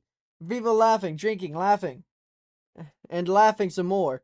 Some of the guests were Scythes, and not just Goddard's obvious disciples, other Scythes as well. There are also some minor celebrities. The rest seemed to be beautiful people who probably professional party guests. His friend Tiger aspired to be one of those. A lot of kids said that, but Tiger really meant it. The servant led them to the back of a huge pool that seemed more suited to a resort than a home. There were waterfalls, a swim-up bar, and more beautiful people happily bobbing. Scythe Goddard was a cabana beyond the deep end. His front opened the festivities before him, as he attended by more than one fawning bibliothèque. He swore his signal royal blue robe. But as Rowan got closer, he thought it was a sheer variation of the one he's worn at Conclave. This leisure robe, Rowan wondered if the man had a diamond-studded bathing suit in his wardrobe as well. "Roman Dumish," said Scythe Goddard as they approached. He told the servant passing a tray of drinks to give Rowan a glass of champagne. When Rowan didn't take it, Scythe Volta grabbed one and put it in Rowan's hand before disappearing into the throng, leaving Rowan to fend for himself. "Please, enjoy," said Goddard. "I serve only Dom Perignon."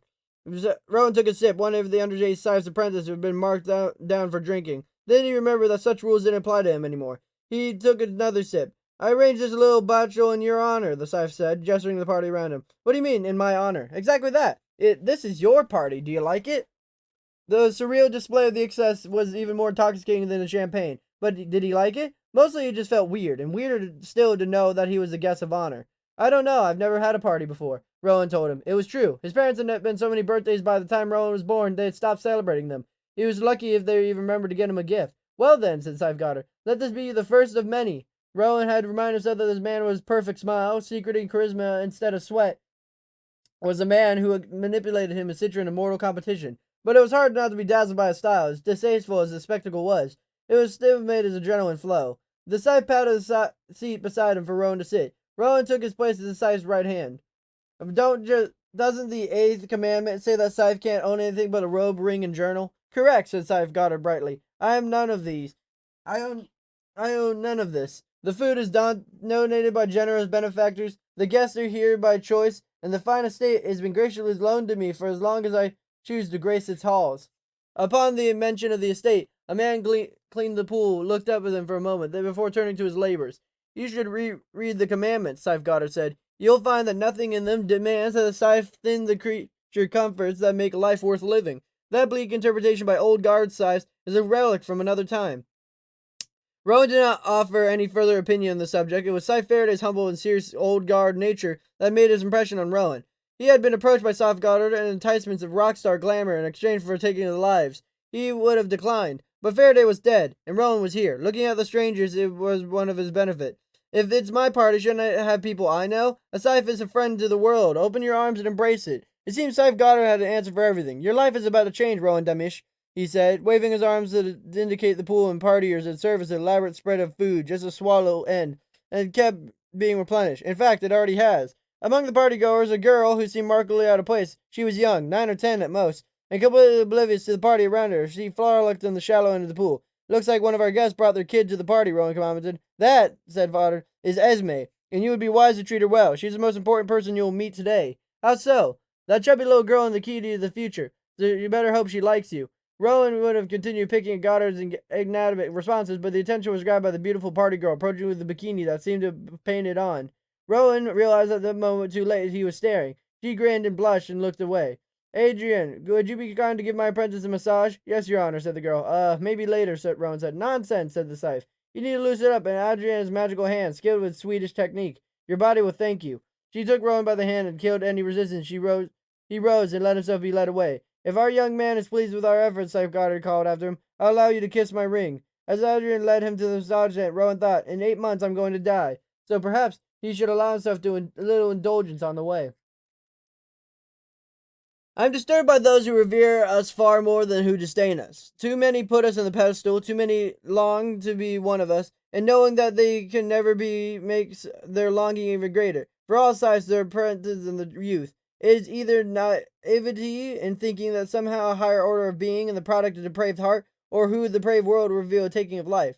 For time years ago, there were groups who would emulate and imitate us. They would fashion robes like those of Scythe, wear rings that played similar to ours. For many, it was a costume play, but some would actually pretend to be Scythe, fooling others, granting false immunity, everything short of gleaning. There are laws against impersonating workers in any profession, but no law preventing anyone impersonation of a Scythe. Since the Thunderhead has no jurisdiction over the Scythedom, it cannot pass any laws concerning us. It has foreseen glitch in the separation of Scythe and state. However, it was in glitch for long. In the year of Stingray, the 63rd World Conclave, it was decided that all such impostors shall be gleaned on sight, publicly, and most violently. While one might expect such an edict to produce a bloodbath, very few gleanings ever took place. One world got out, and the posers shed their false robes and vanished into the woodwork of the world. To this day, the edict remains, but rarely needs to be invoked, because few are foolish enough to impersonate a Scythe. Yet now and again I hear a conclave the rare tale of a Scythe coming face to face with an impostor and having to glean them. Usually the conversation is about the inconvenience of it, how Scythe must then track down the impostor's family, grant immunity, and such. And I wonder about the impostor. What is it they hope to achieve? Was it to lure out the forbidden? Were they enticed by the danger of being caught? Or did they simply wish to leave this life so badly that it chose to be few direct paths of annihilation? From the Gleaning Journal of H.S. Curie. Chapter 21. Branded. The party continued another day, the festival of excess on all levels. Rowan joined in the revelry, but it was more out of the obligation than anything. It was the center of attention, the celebrity of the moment. In the pool, beautiful people bobbed toward him. At the buffet, guests cleared the way so he could always be in front of the line. It was awkward, yet heady. He couldn't deny that there was a part of him that enjoyed the surreal nature of the celebratory attention. The lettuce elevated to the place of honor. It was only when the other side's attendant shook his hand and wished him luck in the mortal competition against Citra that he sobered and remembered what was at stake. He burrowed brief snippets of sleep in Cabana, always awakened by music or raucous laughter or fireworks. Then late in the afternoon on the second day, when Scythe got enough, he merely whispered so and word spread quickly. In less than an hour, the guests had left, and the servants began to clean the detritus of revelry in the eerily silent grounds. Now only the other residents of the estate remained: Scythe Goddard, his three junior Scythes, the servants, and the girl, Esme, who peered out of her bedroom window at Rowan like a wraith, as he sat in the Goddard's cabana, waiting whatever came next. Scythe Volta approached, his yellow robes blowing in the breeze. "What are you still doing out here?" he asked. "I have nowhere else to be," Rowan told him. "Come with me," Volta said. "It's time to begin your training." There was a wine cellar in the basement of the main house. Hundreds, perhaps thousands of bottles of wine rested in brick alcoves, the bare minimum of bulbs lit in place, casting long shadows and making the alcoves seem like portals of undisclosed hells. Scythe Volta led Rowan down to the central chamber of the cellar, where Goddard and the other sides waited. Scythe produced a device from a green robe. It looked like a cross between a gun and a flashlight. "Why, do you know what this is?" she asked. "It's a tweaker," Rowan told her. He had used the occasion several years ago that his nanites tweaked when the teachers decided the moodiness had crossed the line of depression. That was 5 or 6 years ago. The tweaking was painless, and the effect was subtle. But he hadn't noticed much of a change, but everyone agreed that he began to smile more. "Arms out, legs spread," said Scythe. Rowan did as he was told as Scythe passed the tweaker all over his body like some sort of magic wand. Rowan felt a mild tingling in his extremities that quickly faded. He stepped back, and Scythe Goddard approached. "Have you ever heard the expression 'being made'?" asked Scythe Goddard, "or 'being jumped in'?" Rowan shook his head, noticing that the other sides had positioned themselves around him, leaving Rowan at the center of the circle. "Well, you're about to find out what that means." The other sides had removed the cumbersome outer robes and took out their tunics and knickers. They took aggressive stance. They looked at determination on each of their face, and maybe a little joyous anticipation. Rowan knew what was about to happen an instant before it began. Scythe Chomsky, the largest of them, stepped forward and without warning swung his fist, technically with Rowan's cheek so hard he spun around, lost his footing, and fell into the dusty floor. Rowan felt the shock of the punch. He dragged a bolt of bane and waited for the telltale warmth of nanites releasing pain-killing opioids to the bloodstream. But relief didn't come. Instead, pain swelled. It was horrible, overwhelming. Rowan had never experienced such pain. He never knew such pain could even exist. "What did you do?" he wailed. "What did you do to me?" "We turned off your nanites," Scythe Volta said calmly, "so you could experience what our ancestors once did." "There's a very old expression," Scythe Goddard told him. "To be painless is to be gainless." He ripped Rowan warmly on the shoulder. "And I wish you to gain much." When he stood back, signaled the others to advance, and they began to beat Rowan into a pulp. Recovery without an aid of healing nanites was a slow, miserable process that seemed to get worse before it got better. The first day, Rowan longed to die. The second day, he thought he actually might. His head pounded, his thoughts swam. He slipped in and out of consciousness with little warning. It was hard to breathe. He knew he had several broken ribs. And although Scythe Chomsky had painfully popped his dislocated shoulder back into place at the end of the beating, it was still ached with each heartbeat. Scythe Volta visited him several times that day. He sat and Rowan, spoon-feeding him soup and bolting where he spilled from his swollen lips, where he seemed to be a halo around him, but Rowan knew it was optical damage that caused the effect. He wouldn't be surprised if he had to detach retinas. It burns, he told Volta as the salty soup spilled over his lips. It does for now, Volta told him with a genuine compassion, but it will pass, and you'll be better for it. How could I be better for any of this? He asked, horrified of how distorted liquid words sounded, as if he were speaking through a blowhole of a whale. Volta fed him another spoonful of soup. 6 months from now, you'll tell me if I was right. Yes, Volta, for taking the time to visit him when no one else did. You can call me Alsalandro, Volta said. Is that your real name? Rowan asked. No, idiot. It's Volta's first name. Rowan supposed that it is close to anyone got to knowing anyone else about the Scythedom. Thank you, Alessandro. On the evening of the second day, the girl, the one who Goddard said was so important, came into his room between deliriums. What was her name again? Amy? Emmy? Oh yes, Esme. I hate that they did this to you, she said with tears in her eyes, but you'll get better. Of course he'd get better. He didn't have the choice in the matter. In mortal days, one died or recovered. Now there was only one option. Why are you here? To see how you were getting on, she said. No, I'd be here. In this place. She hesitated before she spoke, then looked away. Scythe Goddard and his friends came to the mall near where I lived. They gleaned everyone in the food court except for me. When I told me to come with him, so I did. It didn't explain anything, but it was the only explanation she offered, perhaps the only one she knew. From what Rowan could see, this girl served no discernible function at the estate. Yet Goddard gave orders that anyone who ran afoul to her would be severely disciplined. She was not to be bothered in any way, and was allowed a free run of the estate. She was the biggest mystery he'd encountered yet in Scythe Goddard's world. I think you'll be better Scythe than the others, she told him, but gave no explanation as to why he thought so. Perhaps it was a gut feeling, but she couldn't be more wrong. I won't be a Scythe, he told her. She was the first person she confessed to. You will if you want to, she said, and I think you'll want to. Then she left him to ponder the pain and the possibility. Scythe Goddard didn't show his face in Rowan's room until day 3. How are you feeling? He asked. Rowan wanted to spit at him, but he knew it would hurt too much. It might even bring out a second beating. How do you think I'm feeling? Rowan answered. He sat at the edge of the bed and studied Rowan's face. Come see yourself. And he helped Rowan out of bed. And Rowan hobbled to the ornate wardrobe in which was a full-length mirror. Rowan barely recognized himself. His face was swollen and it was pumpkin-like. Purple bruises all over his face and bloody were molting in other shades of the spectrum. There was where your life begins, God told him. What you see is the boy dying. A man will emerge. That was a load of crap, Rowan said, but not even caring what the response might evoke. Goddard merely raised an eyebrow. Perhaps. But you can't deny that it's a turning point in your life, and every turning point must be marked by an event. One that burns itself into you and indelibly of the brand. So, he was branded. Yet, he suspected that this was just the beginning of a much larger trial by fire. The world longs to be like us, Goddard told Rowan, talking and doing what we choose, with neither consequence nor remorse. They would steal our robes and wear them if they could, and even given them the opportunity to become greater than royalty. So at the very least it requires the rite of passage I have provided for you.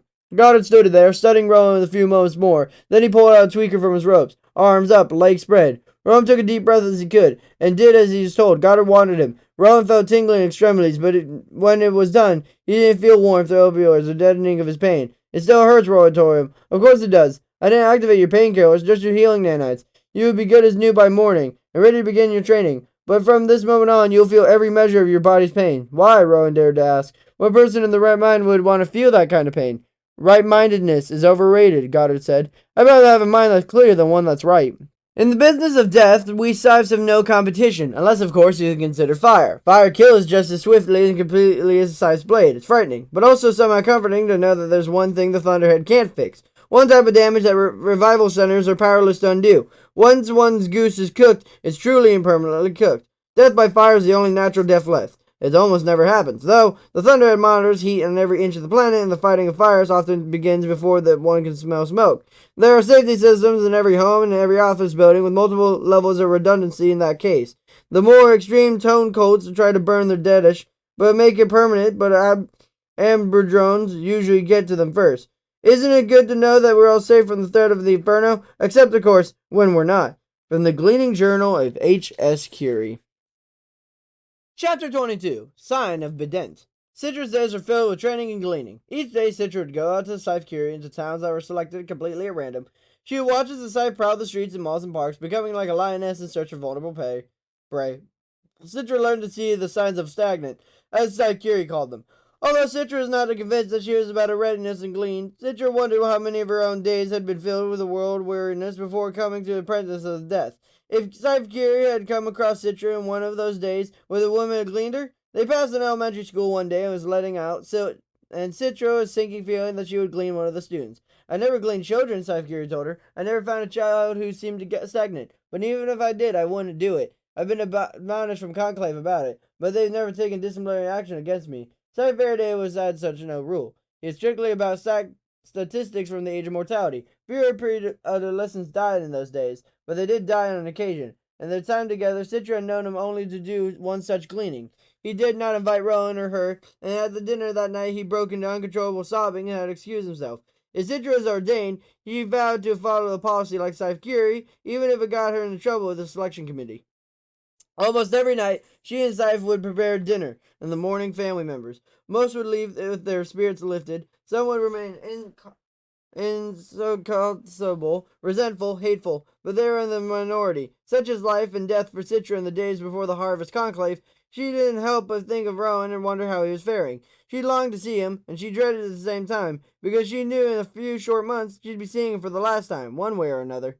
When she held on to the narrow hope that she would prove Scythe Faraday was taken out of the fellow scythe, perhaps that would be a monkey wrench hurled into the relentless gearworks of the scythedom, a monkey wrench that could free Citra from having to glean or be gleaned by Rowan.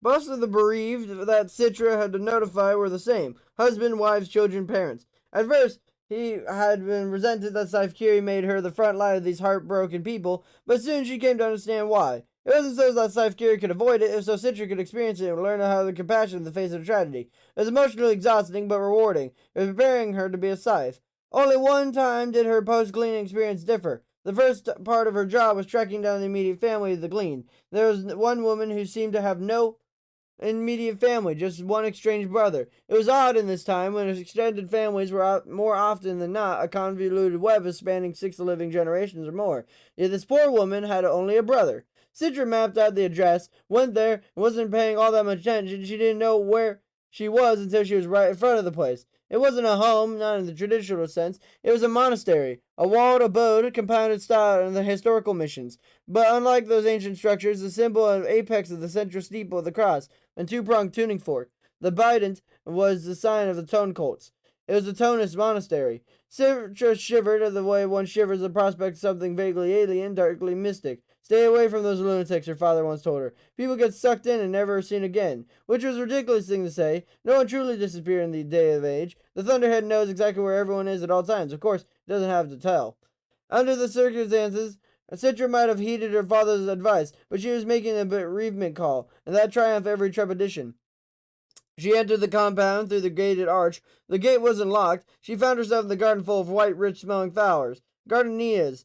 Stone tone colts were all about aroma and sound. They gave little value to the sense of sight. In fact, the more extreme tonist groups actually blinded themselves, and the Thunderhead reluctantly allowed it, preventing their healing nanites from restoring sight. It was awful, and yet it was one of the few expressions of religious freedom left in the world that had to give the various gods the rest.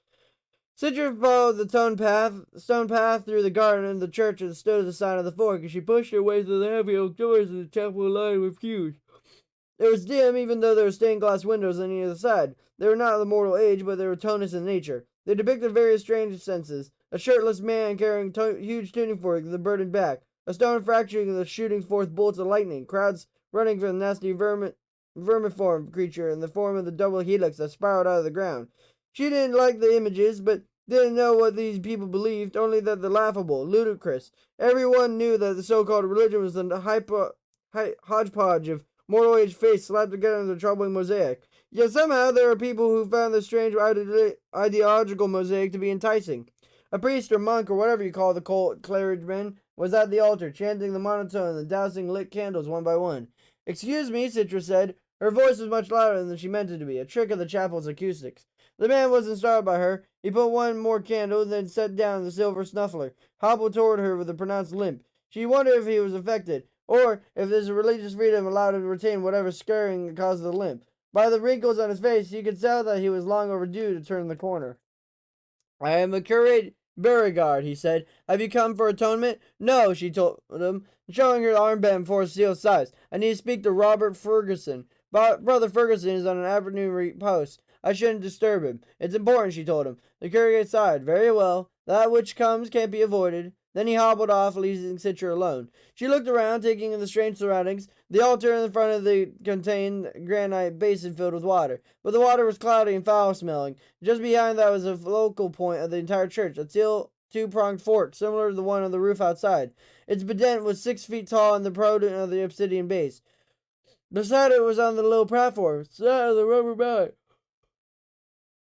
resting on the black velvet pillow. But it was the bident that held her attention. It was a huge tuning fork, the cylindrical, silvery smooth, and cold to the touch. "You want to strike it, don't you? Go on. It's not forbidden." Citra jumped and silently chided herself being caught off guard. "I'm Brother Ferguson," said the man as he approached. "You want to see me?" "I'm the presence of Honorable Scythe Mary Curie," Citra told her. "I've heard of her. I'm here on the bereavement mission.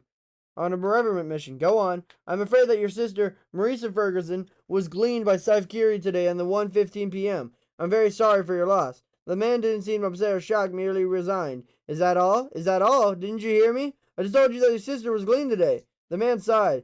"That which comes can't be avoided." If she didn't already dislike the Tonus, she certainly did now. "Is that it?" she asked. "Is that your people's holy line?" "It's not a line, it's just a simple truth that we live by." "Yeah, whatever you say. You need to make arrangements for your sister's body, because that's coming and can't be avoided either. But if I didn't step forward, won't the Thunderhead provide a funeral?" "Don't you care at all?" The man took a moment before answering. "Death by scythe is not a natural death. We Tonus do not acknowledge it." Citra cleared her throat, batting back the verbal reaming she wanted to give him, but did her best to remain professional. "There's one more thing. Although you didn't live with her, you are her only documented relative. That entitles you to a year of immunity from gleaning." "I don't want immunity," she said. Why am I not surprised? This is the first time she had ever encountered someone who refused immunity. Even the most downhearted would kiss the ring. "You've done your job. You may go now," Brother Ferguson said. There was only so long Citra could restrain her frustration. She couldn't yell at the man. She couldn't use your Bokatar moves to kick him in the neck and take him down with an elbow slam. So she did the only thing she could do. She picked up the mallet and pulled all her anger into a single powerful strike of the tuning fork. The fork sounded so powerfully that she could feel it in her teeth and her bones. It rang not like a bell, which was a hollow sound. This tone was full and dense. It shocked the anger right out of her, diffused it. His muscle loosened, her jaw unclenched, her echoed her brain, her gut, her spine. The tone rang much louder than a thing should. Then slowly began to fade. She has never experienced anything that was so jarring, smoothing at the same time. All she could say was, "What was that?" "G sharp," said Brother Ferguson, although there is a standing argument that among the brethren it's actually A flat. The fork was ringing faintly. Citra could feel it vibrating, making its edge look blurry. She touched it. At the moment she fell silent. "Do you have questions?" asked Brother Ferguson. "I'll answer what I can." Citra wanted to deny that she had any questions whatsoever, but suddenly she found what she did. "What do you people believe?" "We believe many things." "Tell me one." "She believed that flames are not meant to burn forever." Citra looked at the candles by the altar. "Is that why the curate was dousing candles?" "Part of the ritual, yes." "So you worship darkness?" "No," he said. "That's a common misconception. People just vilify us. We worship the wavelengths of vibrations. We are beyond the limits of human sight. We believe that in the great vibration that it will free us from stagnant." "Stagnant?" "The words Scythe Curie used to describe people who she chose to clean." Brother Ferguson smiled. "Indeed, something resonates in you now, doesn't it?" She looked away, not wanting to meet his intrusive gaze, and found her eyes settling in the stone basin. She pointed to it. "What's with the dirty water?" "It's primordial ooze. It's brimming with microbes. Back in the age of mortality, a single basin could have wiped out entire populations. It was called disease." "I know what it was called." He dipped his finger in the slimy water, swirled it around. "Smallpox, polio, Ebola, anthrax. They're all in there, but it's harmless to us now. We couldn't get sick if we wanted to." He raised his finger from the foul sludge and licked it off. "I could drink down to the whole bowl and it wouldn't even give me indigestion. Alas, we can no longer turn water into worm." Citra left without another word, and without turning back. But for the rest of the day she couldn't get the stench of that foul-smelling water out of her nostrils. The business of the Thunderhead is no business of mine. The Thunderhead's purpose is to sustain humanity. Mine is to mold it. The thunderhead is the root, and I am the shears, pruning the limbs into form, keeping the tree vital. We are both necessary and both mutually exclusive. I do not miss my so-called relationship with the thunderhead, nor do the junior scythes I've come to see as disciples. The absence of the thunderhead's uninvited intrusions into our lives is a blessing, for it allows us to live without a safety net, without the crutch of a higher power. I am the highest power I know, and I like it that way. As for my gleaning methods, which now and then have been brought under scrutiny, I say merely this. It is not the job of the gardener to shape the tree as much as possible, and shouldn't the branches that begin to reach unreasonably high be the first to be pruned? From the Greening Journal of H.S. Goddard. Chapter 23. The Virtual Rabbit Hole. Just from down the hall from Citra's room was a study. Like every other room in the residence, it has windows on multiple sides. But like everything else in Scythe Curie's life, it was kept in perfect order. There was a computer interface there, which Citra used for her studies, because unlike Faraday, Scythe Curie did not shun the digital when it came to learning. As a Scythe's apprentice, Citra had to access the databases and information that most people didn't. The back brain, it was called. All the raw data within the Thunderhead's memory was not organized for human consumption. Before her apprenticeship, when she did under a standard search for things, the Thunderhead did invariably intrude, saying something like, "I see you're searching for a gift. May I ask for whom? Perhaps I could help you find something appropriate." Sometimes she would let the Thunderhead help her. Other times she enjoyed searching alone. But since becoming a Scythe's apprentice, the Thunderhead had gone disturbingly mute, as if it were nothing more than just data. "You'll have to get used to that," Scythe Faraday had told her early on. "Scythe cannot speak to the Thunderhead, and it will not speak to us. But in time, you'll come to appreciate the silence and the self-reliance comes from its absence." Now more than ever, she could have used the Thunderhead's AI guidance as she browsed through the data files, because the worldwide public camera system seemed designed to thwart her efforts. Her attempts to track Scythe Faraday's movements on the day he died was proving harder than she thought. Video records in the back brain were not organized by camera or even by location. It seemed the Thunderhead leaked them by concept. A moment of identical traffic patterns in completely different parts of the world were linked. Footage featuring people with similar strides were linked. One strand of associations led to the images of increasingly spectacular sunsets, all caught by street cams.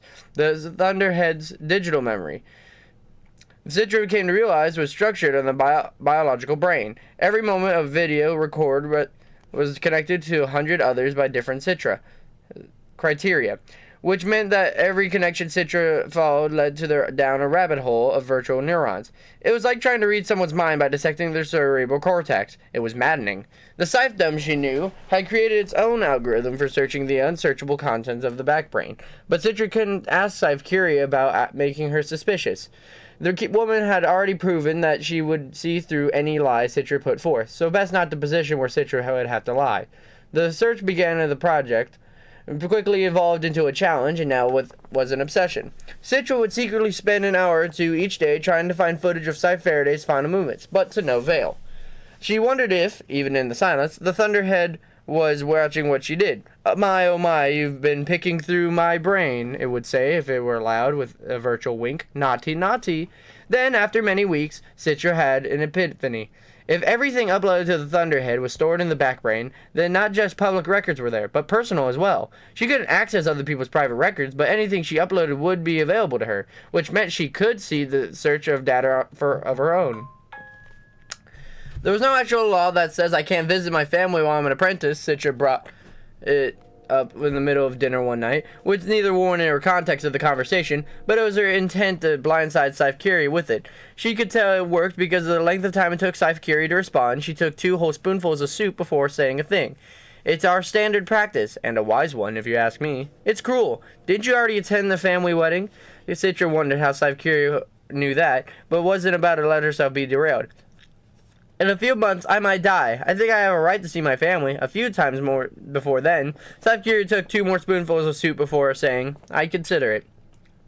In the end, she agreed, as Citra knew she would. After all, Scythe Curie was a fair woman, and Citra had not lied. She did want to see her family. So the Scythe could not read deceit in Citra's face, because there was none. But of course, seeing her family wasn't Citra's only reason for going home. Everything on Citra's street looked the same, and as she and Scythe Curie strode down it. Yet everything was different. A faint sense of longing tugged at her, like she couldn't be sure what she would long for. All she knew was she was walking down her street and suddenly felt like she was walking in some foreign land where the people spoke a language she didn't know. They rode the elevator up to Citra's apartment with a pudgy woman with a pudgy pug who was positively terrified. The woman, not the dog. The dog couldn't care less. Miss Yeltner, that was her name. Before Citra left home, Miss Yeltner was reset her lipid point to civet. But apparently the procedure was struggling against the gluttonous appetite because she was bulging in all the wrong places. "Hello, Miss Yeltner," Citra said, guilty to be enjoying the woman's thinly veiled terror. "Good to see you," she said, clearly not remembering Citra's name. "Wasn't there just a gleaning on the floor earlier this year? I didn't think it was allowed to hit the same building so soon." "It's allowed," Citra said, "but we're not here to glean today. Although," added Scythe Curie, "anything's possible." When the elevator reached her floor, Miss Yeltner actually tripped over her dog in a hurry to get out. It was Sunday. Both of Citra's parents and her brother were home, waiting. The visit wasn't a surprise, but there was surprise on his father's face when she opened the door.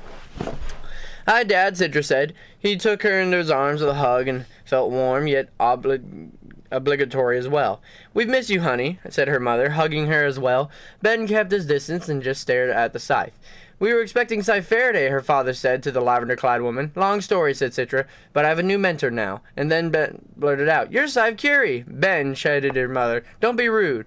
"But you are, aren't you? I've seen the pictures. You're famous." The scythe offered a modest grin. "Infamous is more accurate."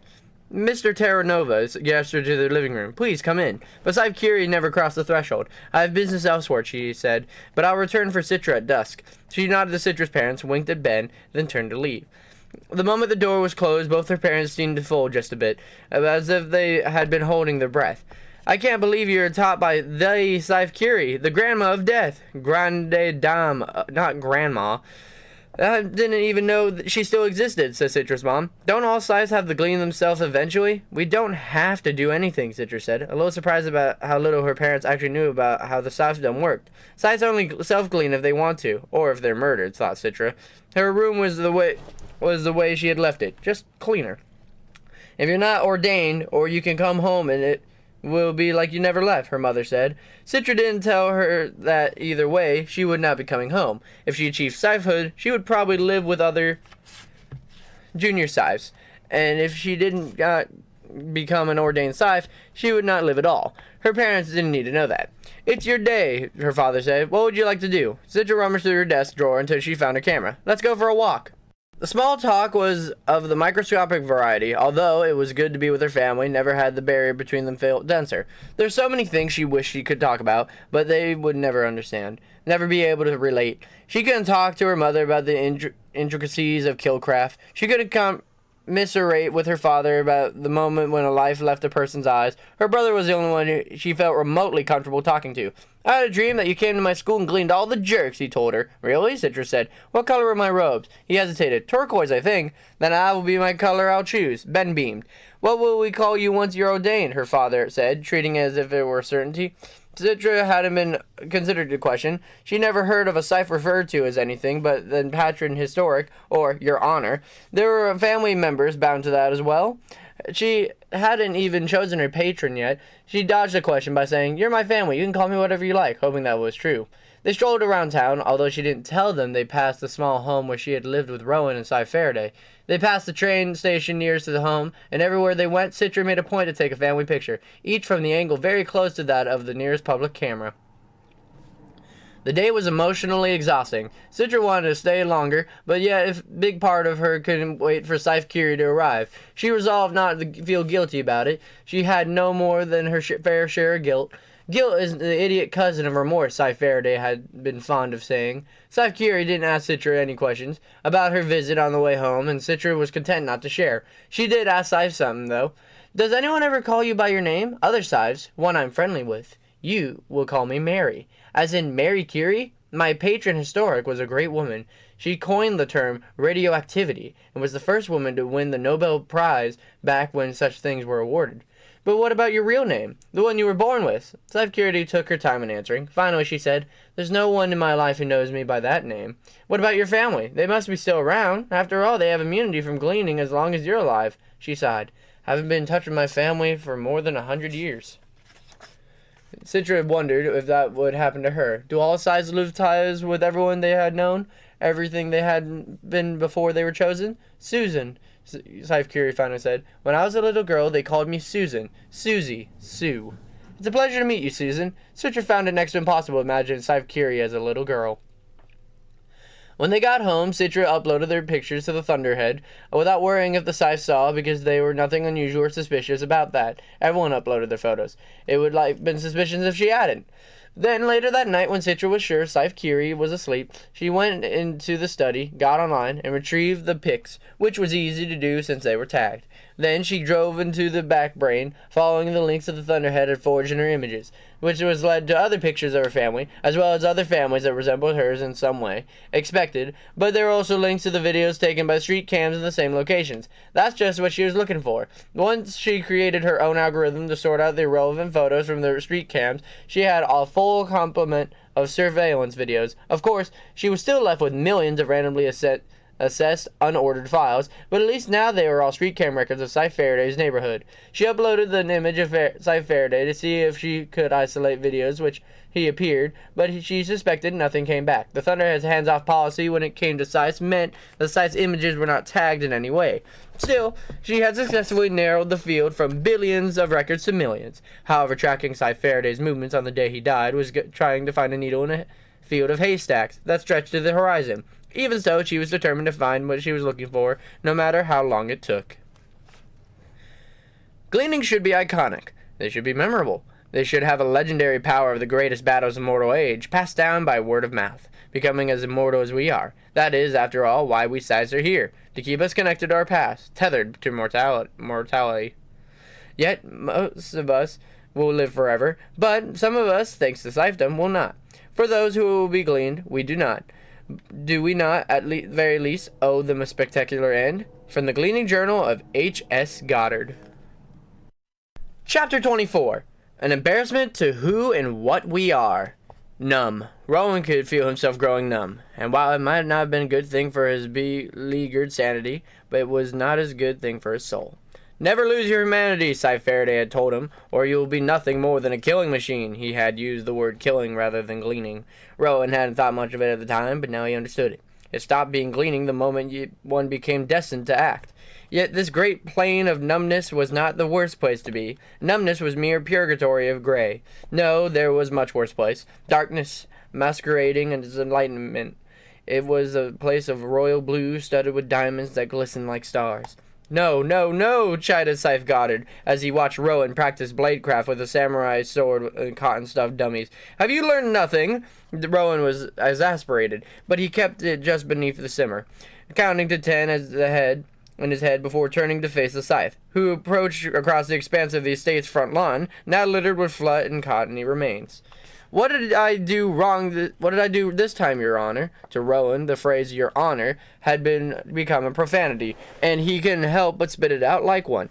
I cleanly decapitated 5 of them, eviscerated 3, and severed the aortas of the rest. If any of them had actually been alive, they'd been dead by now. I did just as you wanted. That's the problem, said the Scythe. It's not what I want, it's what you want. Where's your passion? You attack like a bot. Rowan sighed, sheathing his blade. Now would come a lecture, and more accurately an oration, because Scythe Goddard loved nothing more than performing to the gallery, even if it was just a gallery of one. Human beings are predatory by nature, he began. That nature may not have been bleached out of us by the sanitizing force of civilization, but it can never be taken from us completely. Embrace it, Rowan. Suckle its transformative breast. You may think gleaning is just an acquired taste, but it's not. The thrill of the hunt, the joy of the kill simmers in all of us. Bring it to the surface. Then you'll be the kind of Scythe this world needs. Rowan wanted to despise all of this, but there was something about honing one's skill, no matter the nature of that skill, that was rewarding. What he hated was the fact that he didn't hate it. Servants replaced the dummies with fresh effigies, scarrows with extremely short lifespans. When Goddard took the samurai blade from him and handed him a nasty-looking hunting knife instead, for a more intimate delivery of death. It's a Bowie knife, like Texan Scythes use, Goddard told him. Take great satisfaction and pleasure in this, Rowan, said Scythe Goddard, or you'll be nothing more than a killing machine. Each day was the same. A morning run with Scythe ran, weight rate training with Scythe Tromsky, a nutritionally precious breakfast prepared by a master chef, then would become killcraft administered by Scythe Goddard himself. Blades, bows, ballistics, or the use of his own body as a weapon of death. Never poisons unless they were in the tips of weapons. Gleaning is performed, not administered, Scythe Goddard told him. It's a willful action to slip into passivity and allow a poison to do all the work. It is an embarrassment to who and what we are. Goddard's pontifications were constant, and although Rowan often disagreed, he didn't argue or voice his dissent. In this way, Goddard's voice began to supplement his own internal moderator. It became the voice of judgment in his own head. Rowan didn't know why his would be so, yet Goddard was now aware in the head, passing judgment on everything he did. The afternoons would be filled with mental training with Scythe Volta, memory exercises and games to increase cognitive acuity. The smallest part of Rowan's day, just before dinner, was spent in book learning, but Rowan found that the mental training helped him retain the things he learned about the reputation of study. You will now know your history and biochemistry and your toxin ad nauseam to impress the conclave, Goddard told Rowan, with a disgusted wave of his hand. I've always found it pointless, but one must impress the academics in the Scythedom as well as the pragmatist. Is that what you are? Rowan asked. A pragmatist? It was Volta who answered him. Scythe Goddard is a visionary. That puts him on a level above every other Scythe in mid-America, maybe even the world. Goddard didn't disagree, and when there were parties, they came upon the estate like seizures. Everything else stopped. They even took precedence over Rowan's training. He had no idea who organized them, or where the revelers came from, but they always came, along with food enough to feed armies. Every sort of decadence. Rowan didn't know if it was his imagination, but there seemed to be more Scythes and known celebrities frequenting Goddard's parties than when he first arrived. In 3 months, the change in Rowan's physique was obvious. He spent more time than he would want anyone to know studying the change in a tall mirror in his bedroom. There was a definition everywhere. His abs, his pecs, biceps stood inflated out of nowhere, and Scythe Rand constantly slapped his glutes, threatening all sort of lewd with him once he was of age. He had finally gotten the hang of his journal, writing things that bordered on thoughtful, but it was still just a sham. He never wrote what truly felt, or he knew that his private journal was not private at all, and that Goddard read every last word, so he wrote only things that Goddard would want to read. Although Rowan did not forget his secret pledge to throw the Scythehood to Citra, there were moments when he willfully suppressed it in his mind, allowing himself to imagine what it would be like to order Scythe. Would he be the type of Scythe Faraday was, or would he accept the teachings of Goddard? As much as Rowan tried to deny it, there was logic to Goddard's approach. After all, what creature in nature despised his own existence and felt shame as a means for survival? We became unnatural the moment we conquered death, Scythe Faraday would say. It couldn't be reason to seek that whatever nature we could find within ourselves. If he learned to enjoy gleaning, would it be such a tragedy? He kept these thoughts to himself, but Scythe Volta would read, if not the specifics, then the general nature of his thoughts. I know you were first brought on the apprentices for very different traits than the other one of Scythe Goddard admires, Volta told him, but he sees compassion and forbearance as weakness. But you have other traits that are beginning to awaken. You will be a new order Scythe yet. Of all Goddard's junior Scythe, Volta was the most admirable and the one Rowan most related to. He imagined they might be friends once they were equals. Do you remember the pain when we beat you down? Volta asked one afternoon, and the end of a memory training. How could I ever forget? There are 3 reasons for it, Volta told him. The first is to connect you with your ancestors, reliving the pain and the fear of pain, because it's what led civilization and humanity's advancement beyond its own mortality. The second is a rite of passage, something sorely missing in our passive world, but the third reason may be the most important. Be made to suffer pain-free, us to feel the joy of being human. To Rowan, it sounded like being more empty platitudes, but Volta wasn't like Goddard that way. He didn't actually speak loftily and meaningless ideas. I've let plenty of joy in my life, without having been beaten to a pulp, Rowan told him. Volta nodded. You felt some, but that's just a shadow of what it can be. Without the threat of suffering, we can't experience true joy. The best we get is pleasantries. Rowan had no response to that, because it struck him as true. He had led a pleasant life. His biggest complaint was being marginalized. But didn't everyone feel marginalized? They lived in a world where nothing anyone did really mattered. Survival was guaranteed, income was guaranteed, food was plentiful, and comfort was given. The Thunderhead saw to everyone's needs. When you need nothing, what else can life be but pleasant? You'll get it eventually, Scythe Volta told him. Now that your pain nanites are dialed to 0, it's inevitable. Esme remained a mystery. Sometimes she came down to eat with him, sometimes she didn't. Sometimes Rowan would catch her reading in various places around the mansion, mortal age books about a paper, but had apparently been collected by the owner before he surrendered it all to Scythe Goddard. She would always hide from him whenever it was she was reading, as if embarrassed by it. When you become a Scythe, are you going to say? She asked him. Maybe, he told her, and maybe not. Maybe I won't go be a Scythe. Maybe I'll just be nowhere. And she ignored him the last part of his answer. You should stay, she told him. The fact that a 9-year-old girl seemed to have a crush on him was more a complication Rowan didn't need. She seemed to get everything she wanted. So did that mean she got him if she wanted that too? My name's Esmeralda, but everyone calls me Esme, she told him when he followed him into a weight room one morning. Usually he'd be nicer to younger kids, but since he was told he had to be nice, he suddenly found out he didn't want to be. I know. Scythe Goddard told me. You really shouldn't be here. These weights can be dangerous. And you're not supposed to be here without Scythe Chomsky to spot you, she pointed out, then sat down on one of the bench press, showing no sign of leaving. If you like, we could play a game or something when you're done with your training. I really don't play games. Not even cards? Not even cards. But it has to be boring to be you. Yeah, well, it's not boring anymore. I'll teach you to play cards after dinner tomorrow, she announced. And since Esme got what she wanted, Rowan was there at an appointed time, whether he wanted to be there or not. Esme just must be kept happy, Scythe Volta reminded him after Rowan's card game with her. Why? Rowan asked. Goddard doesn't seem much to care about anyone who doesn't wear Scythe robes. Why does he care about her? Just be decent to her. I'm decent to everyone, Rowan pointed out.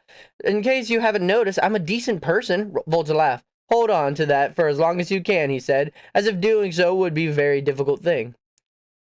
Then came the day Scythe Goddard threw a new wrinkle into the taut fabric of Rowan's life. It came without warning, as did all things Scythe Goddard threw at him. It was during Killcraft. Today, Rowan was working with 2 blades, daggers in each hand. 2 blades were difficult for him. He favored his right and had a little dexterity with his left. Scythe Goddard loved to make it difficult for Rowan in these training sessions and always judged him harshly when he didn't rise to some imaginary level of perfection. Yet Rowan had been surprising himself. He had been getting better at wielding weaponry and had even drawn forth mild admissions of approval from Goddard. Adequate, Goddard would say, or that was an entirely dismal high praise from the man. And in spite of himself, Rowan felt a satisfaction each time Goddard gave him approval, and he had to admit he was beginning to like the wielding deadly weapons. It was like it had grown on him like any other sport. Skill for the sake of skill, and then a sense of accomplishment when he did it well.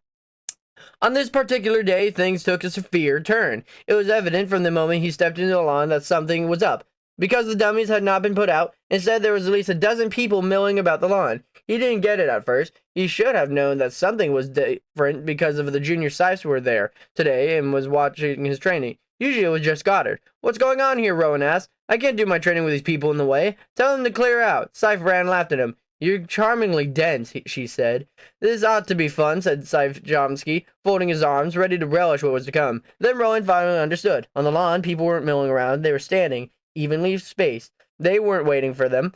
They were no more than dummies. Now his practice would be the real thing. Killcraft would now truly be Killcraft. No, Rowan said, shaking his head. No, I can't do this. Oh, but you will, Scythe Goddard said calmly. But I'm not ordained yet. I can't glean. You won't be gleaning, Scythe Volta said, putting a comfort hand on Rowan's shoulder. There are ambudrones waiting for each of them. As soon as you're done with them, they'll be rushed to the nearest revival center and be as good as new in a day or two. But Rowan found that he had no visible argument except to say, This isn't right. Listen here, Scythe Goddard said, stamping forward. There are 13 people out in that lawn. Every single one of them is here by choice, and every single one of them is being well paid for the service provided. They all know why they're here. They know what their job is. They are more than happy to do it, and expect the same from you, so do your job. Rowan pulled out his blades and looked at him. Those blades would not be cutting into cotton today, but into flesh. Hearts and jugulars, Scythe Goddard told him. Dispatch your subjects with speed. You will be timed. Rowan wanted to protest, insist that he couldn't do it, but as much as his heart told him he couldn't, his mind knew the truth. Yes, he could. He had been training for precisely this. All he had to do was dial his conscience down to 0. He knew he was capable of that, and it terrified him. You are to take down 12 of them, Scythe Goddard told him, and leave the last one alive. Why leave the last? Because I said so. Come on, we don't have all day, grumbled Chomsky. Volta threw Chomsky a withering glare, then spoke to Rowan with more patience. It's just like jumping into a cold pool. The anticipation is much worse than the reality. Take a leap, and I promise it'll all be well. Rowan could believe. He could drop the blades, go into the house. He could prove himself to be a failure here and now, and perhaps not have to endure any more of this. But Volta believed in him, and so did Goddard. Even if he couldn't admit it aloud, for why Goddard set this challenge before him, if he didn't believe Rowan could rise up to it. Rowan took a deep breath, gripped his blades tightly in both hands, and with a guttural war cry that drowned the alarms blaring in his soul, he launched himself forward. There were men and there were women. The subjects represented different ages, ethnic mixes, and body types. From muscular to obese to gaunt, he yelled and screamed and gaunted at every thrust, slice, and twist. He was trained well, the blades sunk in the perfect precision. Once he began, he found he couldn't stop. Bodies fell. He was only on to the next, and the next. They couldn't fight back. They didn't run in fear. They just stood there and took it. They were no different from the dummies. He was covered in blood. It stung his eyes. The smell was thick in his nostrils. Finally, he came to the last one. It was a girl at his age. There he would look on her face of resignation bordering on sorrow. He wanted to end that sorrow. He wanted to complete what he had begun, but he overrode the brutal imperative of a hunter in him. He forced himself not to swing his blades. Do it, she whispered. Do it or I won't get paid. But he dropped his blades to the grass. 12 deadish. One left alive. He returned to the Scythe, and they all began to applaud. Well done, Scythe Goddard said, more pleased than Rowan. He had never seen him. Very well done. Ambu drones began to descend from above, grasping his victims and spirited him away to the nearest revival center. And Rowan found himself smiling, something that had torn loose inside of him. He did not know whether it was a good thing or not. While part of him felt like falling to his knees and hoeing up breakfast, another part of him wanted to howl to the moon like a wolf. A year ago, if you had told me that I'd know how to wield more than 24 types of blades, that I would become an expert at firearms, and that I would know at least 10 ways to end a life with my bare hands, I would have laughed and suggested that you ought to get your brain chemistry tweaked. Amazing what can happen in just a few short months. Training under Scythe Goddard was different from any other Scythe Faraday. It's intense, physical, and I can't deny that I'm getting better at everything I do. If I am a weapon, if I am being sharpened against the grindstone every day. My second conclave is coming up in a few weeks. The first trial was nothing more than a simple question. I'm told it will be different this next time. There's no telling what the apprentices will be expected to do. One thing's for sure, there will be serious consequences for me if I don't perform the Goddard's liking. I have every confidence that I will. From the Journal of Rowan Damage, Scythe Apprentice. Chapter 25. Proxy of Death. The engineer liked to believe that his work at magnetic population laboratories was useful. Even though it had always appeared pointless, magnetic trains were already moving as efficiently as they could. Applications for private transportation needed little more than the tweaking. There was no more new and improved. It was just a trick of different, new styles to advertisements to convince that stylish was all the rage. But the basic technology remained exactly the same. In theory, however, there are new uses that were yet to be tapped. Or else, why would the Thunderhead put them to work? They were project managers who knew more about the ultimate goal of the work they did, but no one had all the pieces. Still, there was speculation. It had long been believed that a combination of solar, wind, and magnetic propulsion would be required to move about in space of any efficiency. True, the prospect of space travel had been out of favor for many years, but that didn't mean it would always be. There had once been missions to colonize Mars, to explore Jupiter's moons, and even to launch to the stars beyond, but every mission had ended in utter and disastrous failure. Ships blew up, colonists died, and in deep space, death meant death.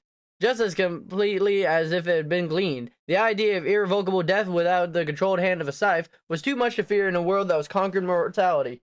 The public outcry shut down all space exploration. Earth was our sole home, and it would remain so. Which is why the engineer suspected the Thunderhead moved forward on these projects so carefully and so slowly as not to draw the public's attention. It was by no means underhanded because the Thunderhead was incapable of underhandedness. It was merely discreet, wisely discreet. One day, perhaps the Thunderhead would announce that while everyone was looking the other way, humanity had achieved a sustainable presence beyond the bounds of planet Earth. The engineer looked forward to that day, and fully expected he'd live to see it. He had no reason to expect that he couldn't, until the day that a team of Scythes laid siege onto his research facility. Rowan was awakened at dawn by a towel hurled at his face. Get up, sleeping beauty, Volta said. Shower and get dressed. Today's the day. Today's what day? Rowan asked, still too groggy to sit up. Gleaning day, said Volta.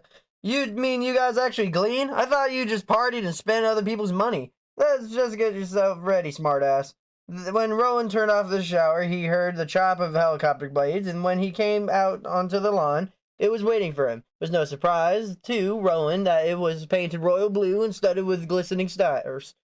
Everything in Scythe Gotter's life was a testament to his ego.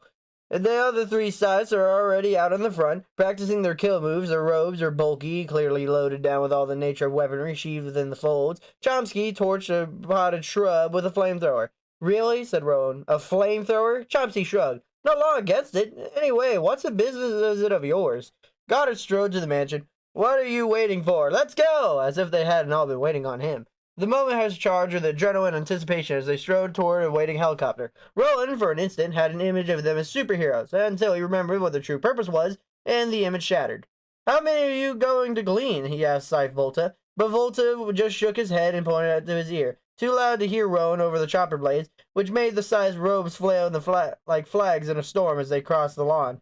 Rowan did some calculations. Scythes are charged with 5 gleanings per week, and to the best of his knowledge, these 4 haven't taken a life in the 3 months that Rowan had been there. It meant that they could glean about 250 today, and would still be within their quota. This wasn't going to be gleaning, it was going to be a massacre.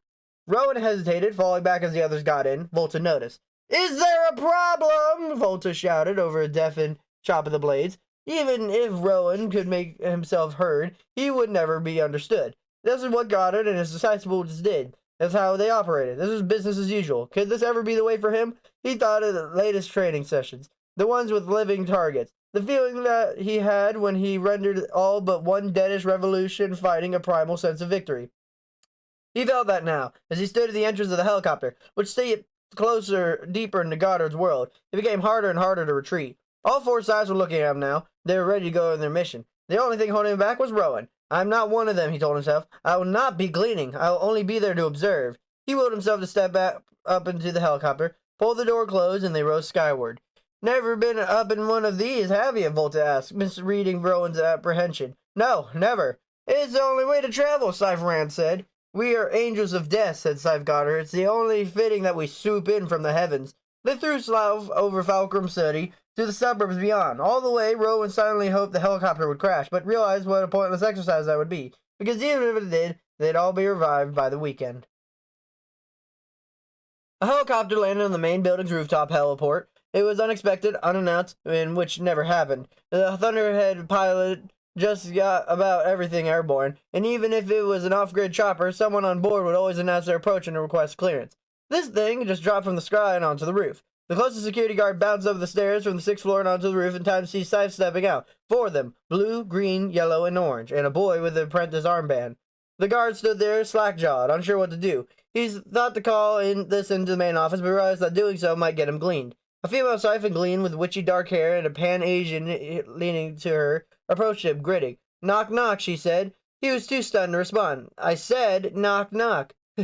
Who's there? He finally responded. She reached into her robe, produced the most awful-looking knife the man had ever seen, put her arm, was grabbed by the Scythe and Blue before she could use it. Don't waste it on him, Anne, he said to her. Scythe and Green put her knife away and shrugged. Guess you'll miss the punchline when she stormed past him with the others and down the stairs into the building. He caught the gaze of the apprentice, who lagged a few yards behind the others. What should I do? He asked the boy. Get out, the boy told him, and don't look back. So the guard did as he was told. He crossed the far stairwell, bounded all the way down, burst out of the emergency exit, and didn't stop running until he was too far away to hear the screams. We'll start up here on the 6th floor and work our way down, Goddard told the others. They came out of the stairwell to see a woman waiting for the elevator. She grabbed and froze. Boo, said Chomsky. The woman flinched, dropping the folder she carried. Rowan knew that any of the Scythes on a whim could have taken her out, but she must have known that too, because she braced for it. How high is your security clearance? Goddard asked her. Level 1, she told him. Is that good? She nodded, and he took her security badge. Thank you, he said. You get to live. And he moved toward the blocked door, swiping the card to gain entrance. Rowan found himself getting lightheaded, and realized he was beginning to hyperventilate.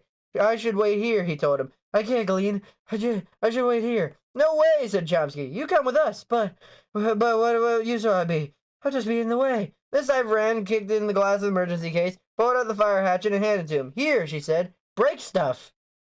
Why? She winked at him. Because you can. Employees of the Suite 601, which took up the entire north half of the floor, had no warning. Scythe Goddard and his Scythe strode into the center of activity. "Attention!" he announced in a full theatrical voice. "Attention to all! You have been selected for gleaning today. You are commanded to step forward and meet your demise." Murmurs, gasps, and cries of shock. No one stepped forward. No one ever did. Goddard nodded to Chomsky, Volta, and Rand, and the four advanced through the maze of cubicles and offices, leaving nothing living in their wake. I am your completion," intoned Goddard. "I am your deliverance. I am your portal to the mysteries beyond life." Blades and bullets and flames, the office was catching fire. Lamps began to blare, sprinklers gushed forth icy water from the ceiling. The doomed were caught between fire and water, and the deadly sights of four master hunters. No one stood a chance. "I am your final word, your Omega, your bringer of peace and rest. Embrace me, the shepherd of fire." No one embraced him. Most of the people cowered and pleaded for mercy, but the only mercy done was the speed at which they were dispatched. "Yesterday you were gods, today you are mortal. Your death is my gift to you. Accept it with grace and humility." You'll focus on the sights that none of them noticed Rowan slipping out behind them, crossing the suite 602. There he pounded the glass door until someone came, and Rowan could warn him that what was coming. "Take the back stairs," he told the man. "Get as many out as you can. Don't ask questions, just go." If the man had any doubts, they were chased away in the seconds of desperation and despair coming from across the hall. A few minutes later, when Goddard, Volta, and Chomsky were done in suite 601, they crossed the hall to find 602 empty, save for Rowan, swinging his fire hatchet at his computers and desks and everything in his path, doing exactly as he was told to do. The Scythe moved faster than the flames, faster than the flow of workers trying to escape Volta and Chomsky, and blocked off 2 of the 3 stairwells. Rand made their way to the main entrance and stood like a goalie, taking out anyone trying to escape through the front doors. Goddard spouted his ritualistic litany as he moved through the panic mob and switched his weapons as it suited him. And Rowan swung his hatchet at anything that could shatter, then secretly directed whoever he could toward the one unguarded stairwell. It was over in less than 15 minutes. The building was in flames. Helicopters now hovering above, and the Scythe strode out of the front entrance, like the 4 horsemen of the post-mortal apocalypse.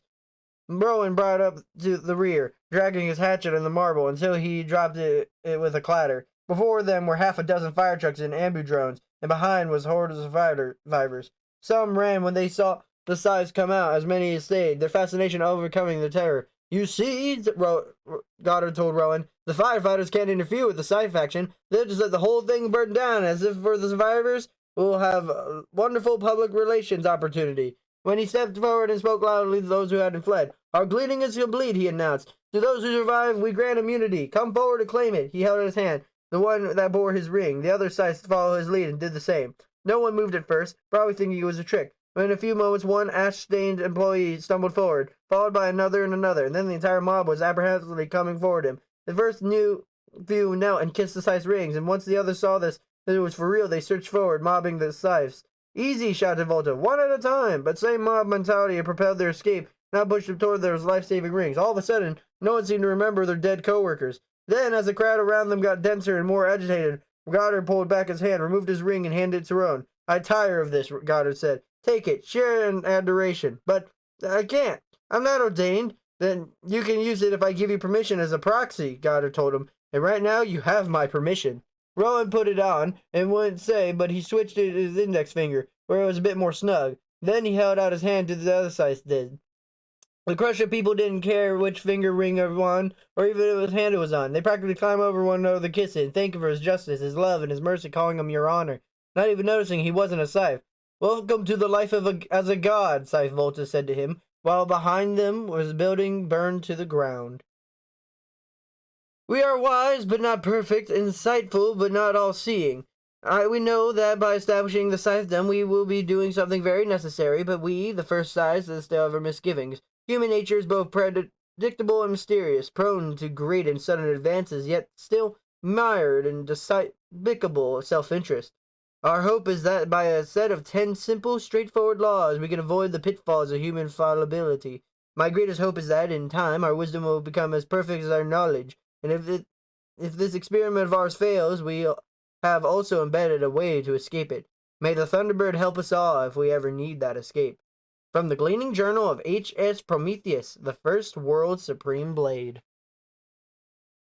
Chapter 26. Not Like the Others. That night they feasted. Although Rowan could not dig up an appetite, no matter how deep he mined, Goddard ate enough for everyone. He was invigorated by the day's hunt, like a vampire sucking in the life force of his victims. He was more charming, more suave than ever, saying things that made everyone laugh. How easy, thought Rowan, to fall in with them, to be stoked into this elite club, just as others had been. Clearly, Chomsky and Rand were cut from similar cloth as Goddard. They held not the slightest illusion of conscience. But unlike Goddard, they held no delusions of grandeur. They gleaned for sport, for the joy of it, and as Scythe Rand so accurately put it, because they can. They were more than happy to wield their weapons while Goddard inhabited his role as the angel of death.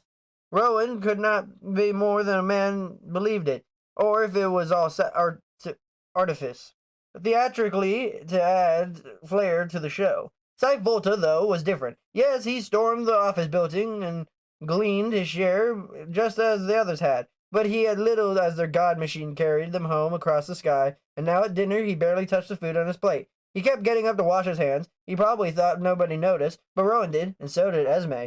Scythe Volta is always cranky after a gleaning, Esme leaned over to tell Rowan. Don't stare at him, or he'll throw something at you.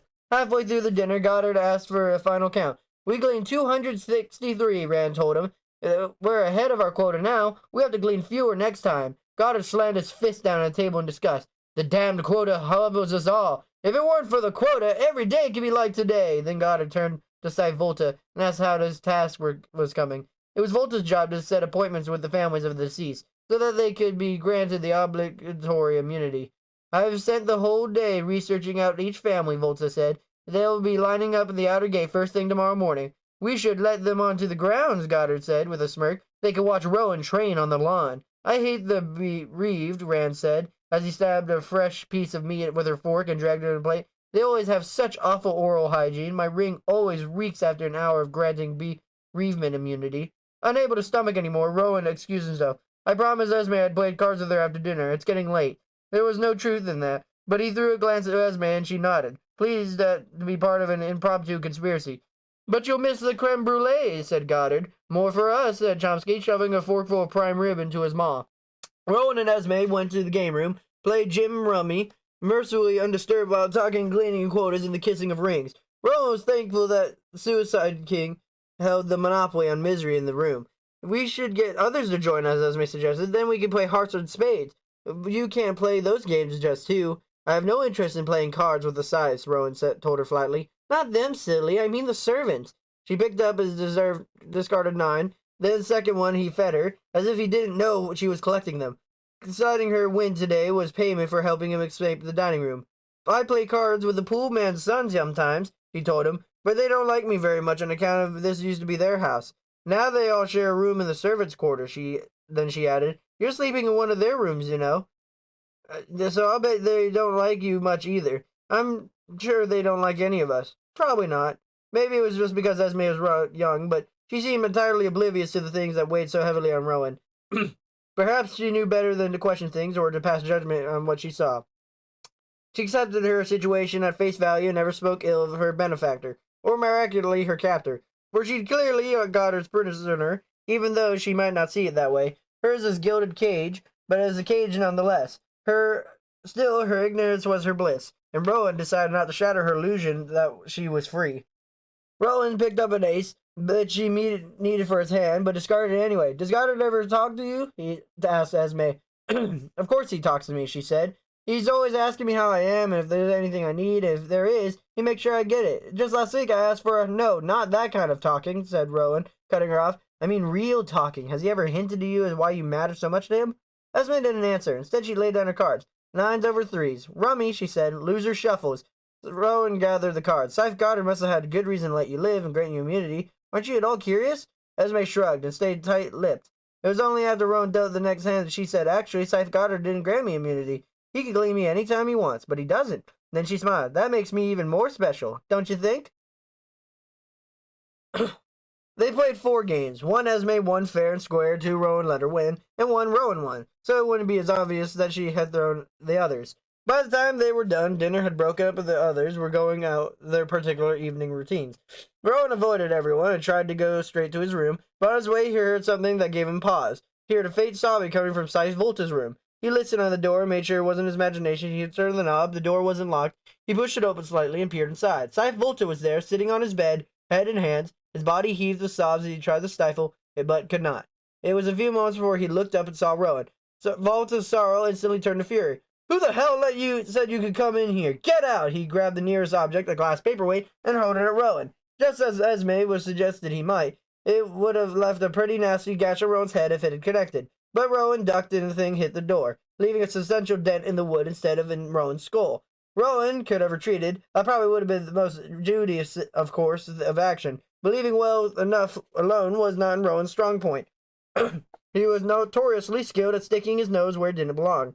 He stepped into the room and closed the door behind him, preparing to dodge the next blunt object heard his way. You might be quieter if you didn't want anyone to hear you, he told Volta. If you tell anyone, I'll make your life a living hell. Rowan laughed at that because it was implied his life wasn't already that. You think that's funny? I'll show you funny. Sorry, I didn't mean to laugh. I wasn't laughing at you, if that's what you think. But since Volta was no longer throwing things and wasn't chasing him down, Rowan grabbed a chair and sat down, far enough away from Volta to give him some space.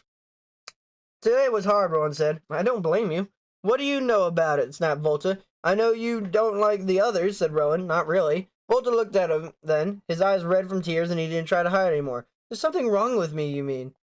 Volta looked down, clenching his fist, but Rowan didn't move because he didn't expect to get a beating. He suspected that Volta would use his own fist against himself if he could. Scythe Goddard is the future, Volta said. I don't want to be a part of the past. Don't you understand?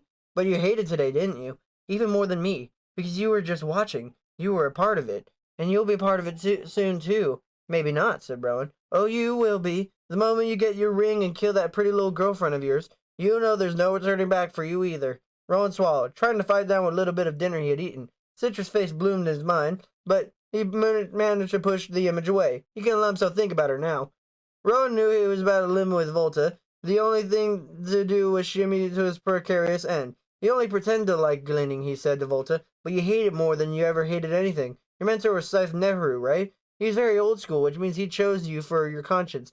But you don't want to take life. You definitely don't want to take dozens upon dozens at a time. Volta leads up, moving faster than seemed possible. He lifted Rowan up and pushed him against the wall with a bruising slam that made Rowan sorely miss his pain-killing nanites. You will never repeat that to anyone. Do you hear me? I've come too far to have my position jeopardized. I won't be blackmailed by a snot-nosed apprentice. Is that what you think I'm doing? Blackmailing you? Don't toy with me, growled Volta. I know why you're here. Rowan was genuinely disappointed. I thought you knew me. No one more, and Volta loosened his grip. Nobody knows anyone, do they? He said. I promise I won't tell anyone, and I don't want anything from you. Volta finally backed off. I'm sorry. After you've been surrounded by so much scheming, you start to think that's how everyone plays. He sat back down on the bed. I believe you, because I know you're better than that. In fact, I knew from the moment God had brought you in, he sees you as a challenge. Because if he could turn you into one of Faraday's apprentices to his way of thinking, it proves he could turn anyone. Then it occurred to Rowan that Volta wasn't all that much older than him.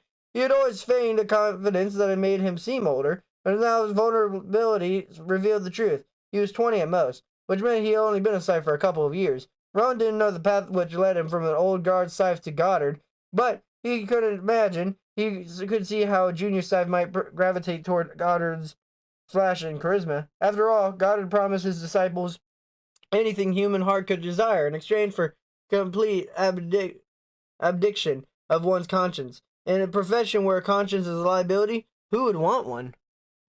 Rowan sat down again and pulled his chair close enough to Volta to whisper. I'll tell you what I think, Rowan said. Goddard isn't a Scythe. He's a killer.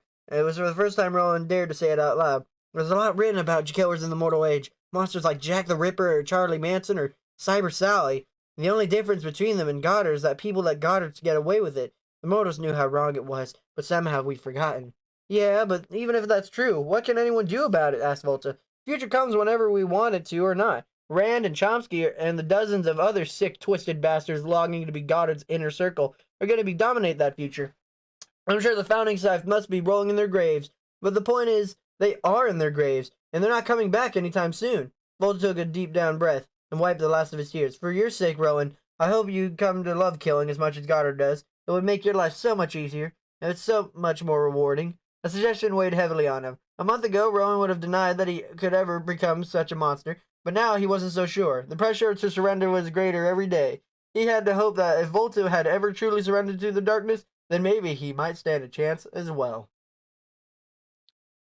There is no official media coverage of gleanings, not to the charging of the more publicity-minded Scythe, not even large-scale gleanings set on the news. Even so, plenty of personal pictures and videos of gleanings are re-uploaded to the Thunderhead, providing a guerrilla record, which is so more exciting than enticing than anything official. Notoriety and infamy quickly evolve into celebrity and fame for Scythes, and even the most brazen acts harden further into legend.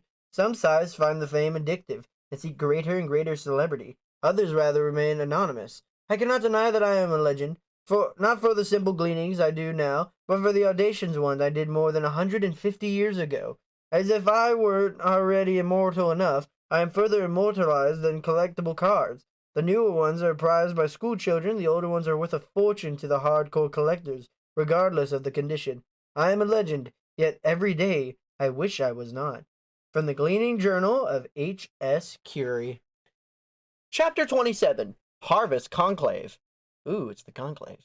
Citra's secret investigation led to some surprises she couldn't wait to share with Rowan when she finally saw him at Harvest Conclave. She certainly couldn't share them with Scythe Curie. The two had come to trust each other, and the Scythe would have been seen Citra secretly using her online credentials as a flagrant violation of that trust. Citra's life had taken a very different turn from Rowan's. She did not attend loud, lavish parties, and nor did she train against live subjects. She helped cook quiet meals for heartbroken families and spared with the black belt Bokatar bot. She created tinctures and studied the practical use of deadly poisons in Scythe Curie's personal apothecary and toxic herb garden. She learned about all infamous acts of both the best and worst Scythes in history. In the past, it was usually laziness, prejudice, or a lack of foresight that made a bad Scythe. Citra had discovered there were those who didn't seemed to glean too many neighbors because they couldn't be bothered to look farther. There were those who, in spite of rapid disciplinary action, would glean people with specific ethnic traits. As for poor judgment, there are plenty of examples there as well, such as Satire, who thought it was a good idea to do all the gleanings as rodeos, thereby destroying the sport entirely, since no one would attend a rodeo for fear of being gleaned. Of course, the bad sides weren't all in the past, but instead of bad, they're now called innovative and forward-thinking. Like the innovative bloodbaths of Scythe Goddard and his killer cronies. The mass gleaning of Magnetic Propulsion Laboratory, although never reported officially, was big news, and there was plenty of private videos uploaded to the Thunderhead showing Goddard and his disciples doling out immunity like bread to the poor. Rowan was right there in the middle of it. Citra didn't know what to think about that. The world with its talent for rewarding bad behavior, stardom, Curie said, as she viewed some of the videos that had been uploaded. When she got a bit pensive. I know the pitfalls of being a celebrity, Scythe, she confessed, although Citra already knew. I was headstrong and stupid in my early days. I thought that by gleaning just the right people at just the right time, I could change the world for the better. I believed in my arrogance, and I had keen grasp of the big picture that others lacked. But of course, I was just as limited as anyone else. When I gleaned the president and his cabinet, it shook the world, but the world was already shaking just fine without me. They called me Miss Massacre, and as time went on and changed me to the grande dame of death. I spent more than 100 years trying to fit into anonymity, but even the youngest of the children know of me. I am the boogeyman parents used to get their children to behave. Be good, or the grande dame will get you. Scythe Curie shook her head sadly. Most celebrity is fleeting, but when you're a Scythe, your defending deeds stand forever. Take my advice, Citra, and remain undefined. You might be a celebrity Scythe, Citra pointed out, but even at your worst, you're nothing like Goddard. No, I wasn't, thank goodness, Scythe Curie said. I never took life for sport. You see, there are some who seek celebrity to change the world and others who seek to ensnare the world. Goddard is of the second kind. And when she said something that guaranteed Citra many a sleepless night. I wouldn't trust your friend Rowan anymore. Goddard has his corrosive as acid hurled in the eye. The kindest thing you could do is win that ring and when winter conclave comes and glean the boy quickly, before that acid burns any deeper than it already has.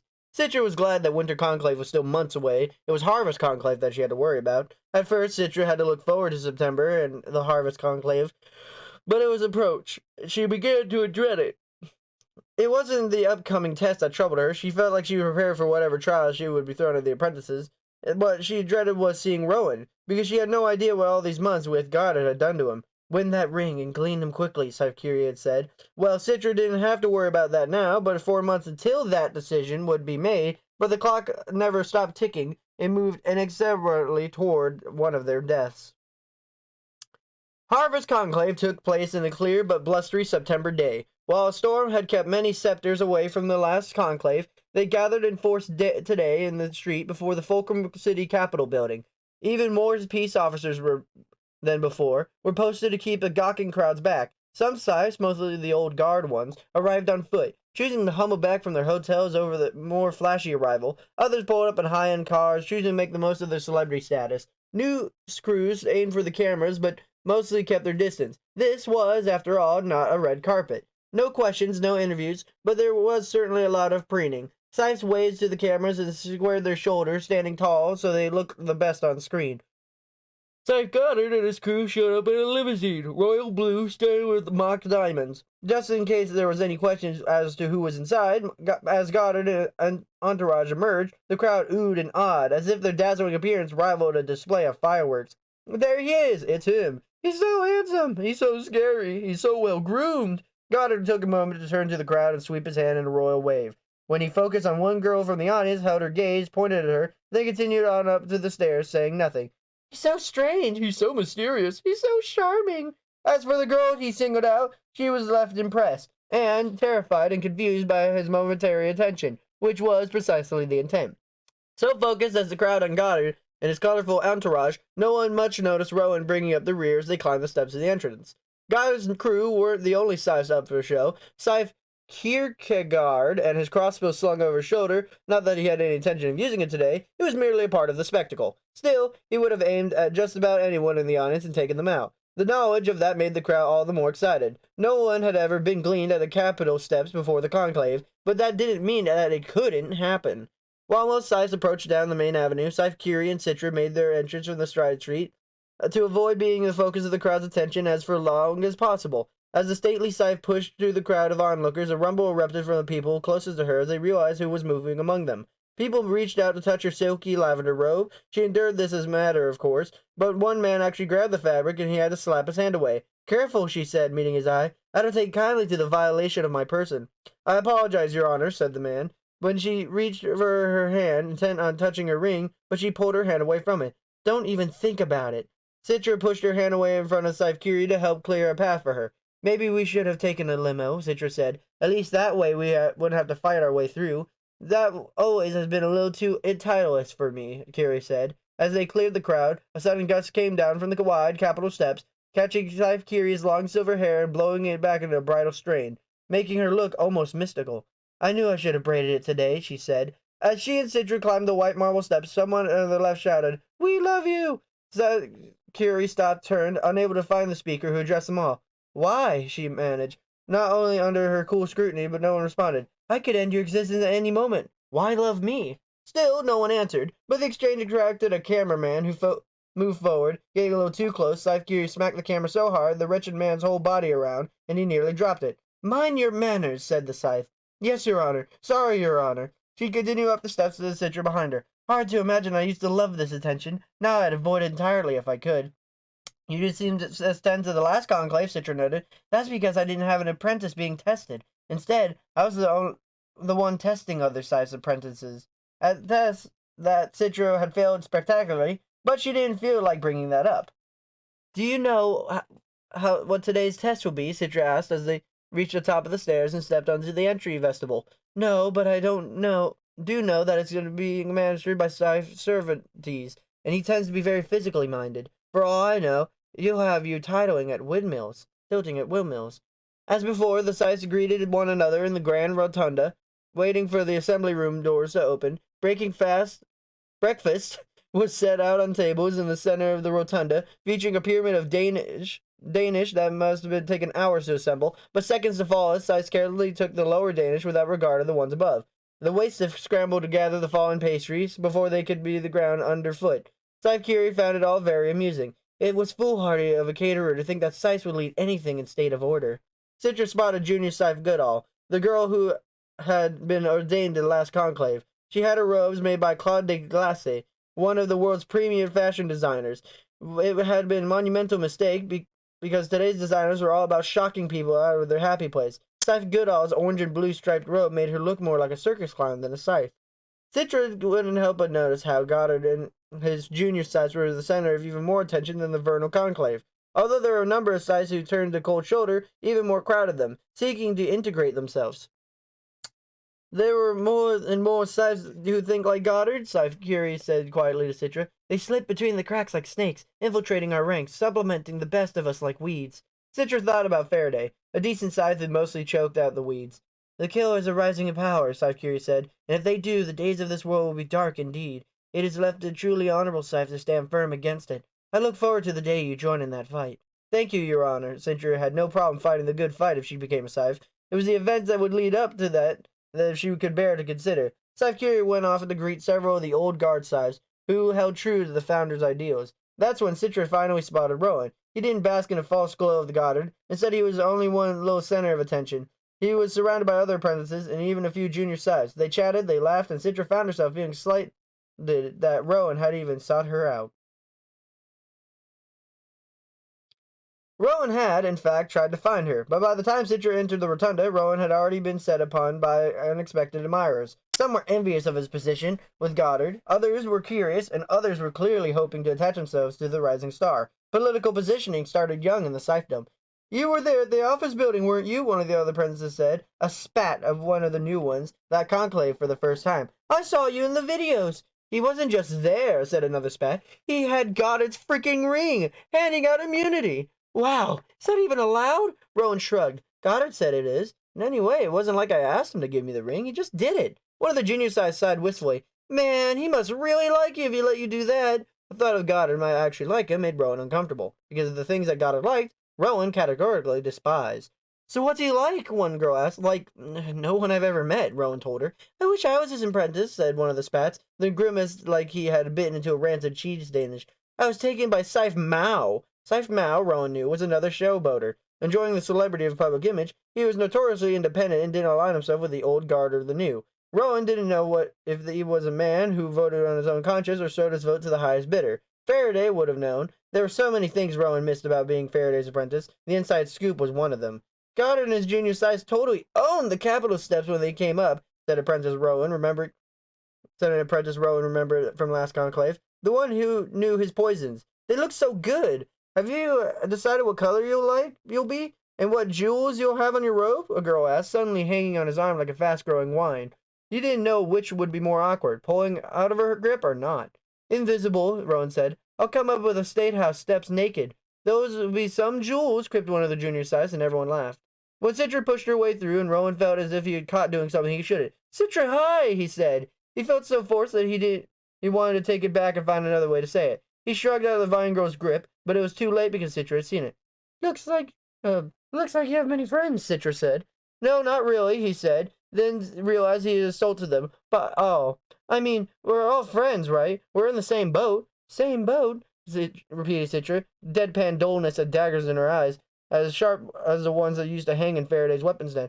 Good to see you too, Rowan. Then she strode away.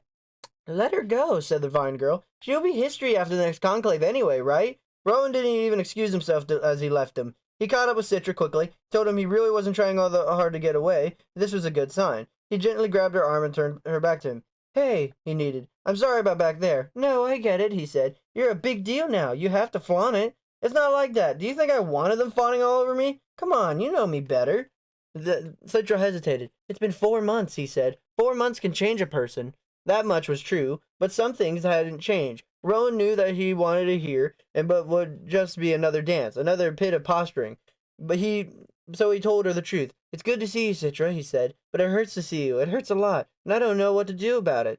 He could tell that he reached her, because her eyes began to glisten with tears, and she blinked away before they could spill. I know. I hate that it has to be this way. I'll tell you what, said Rowan.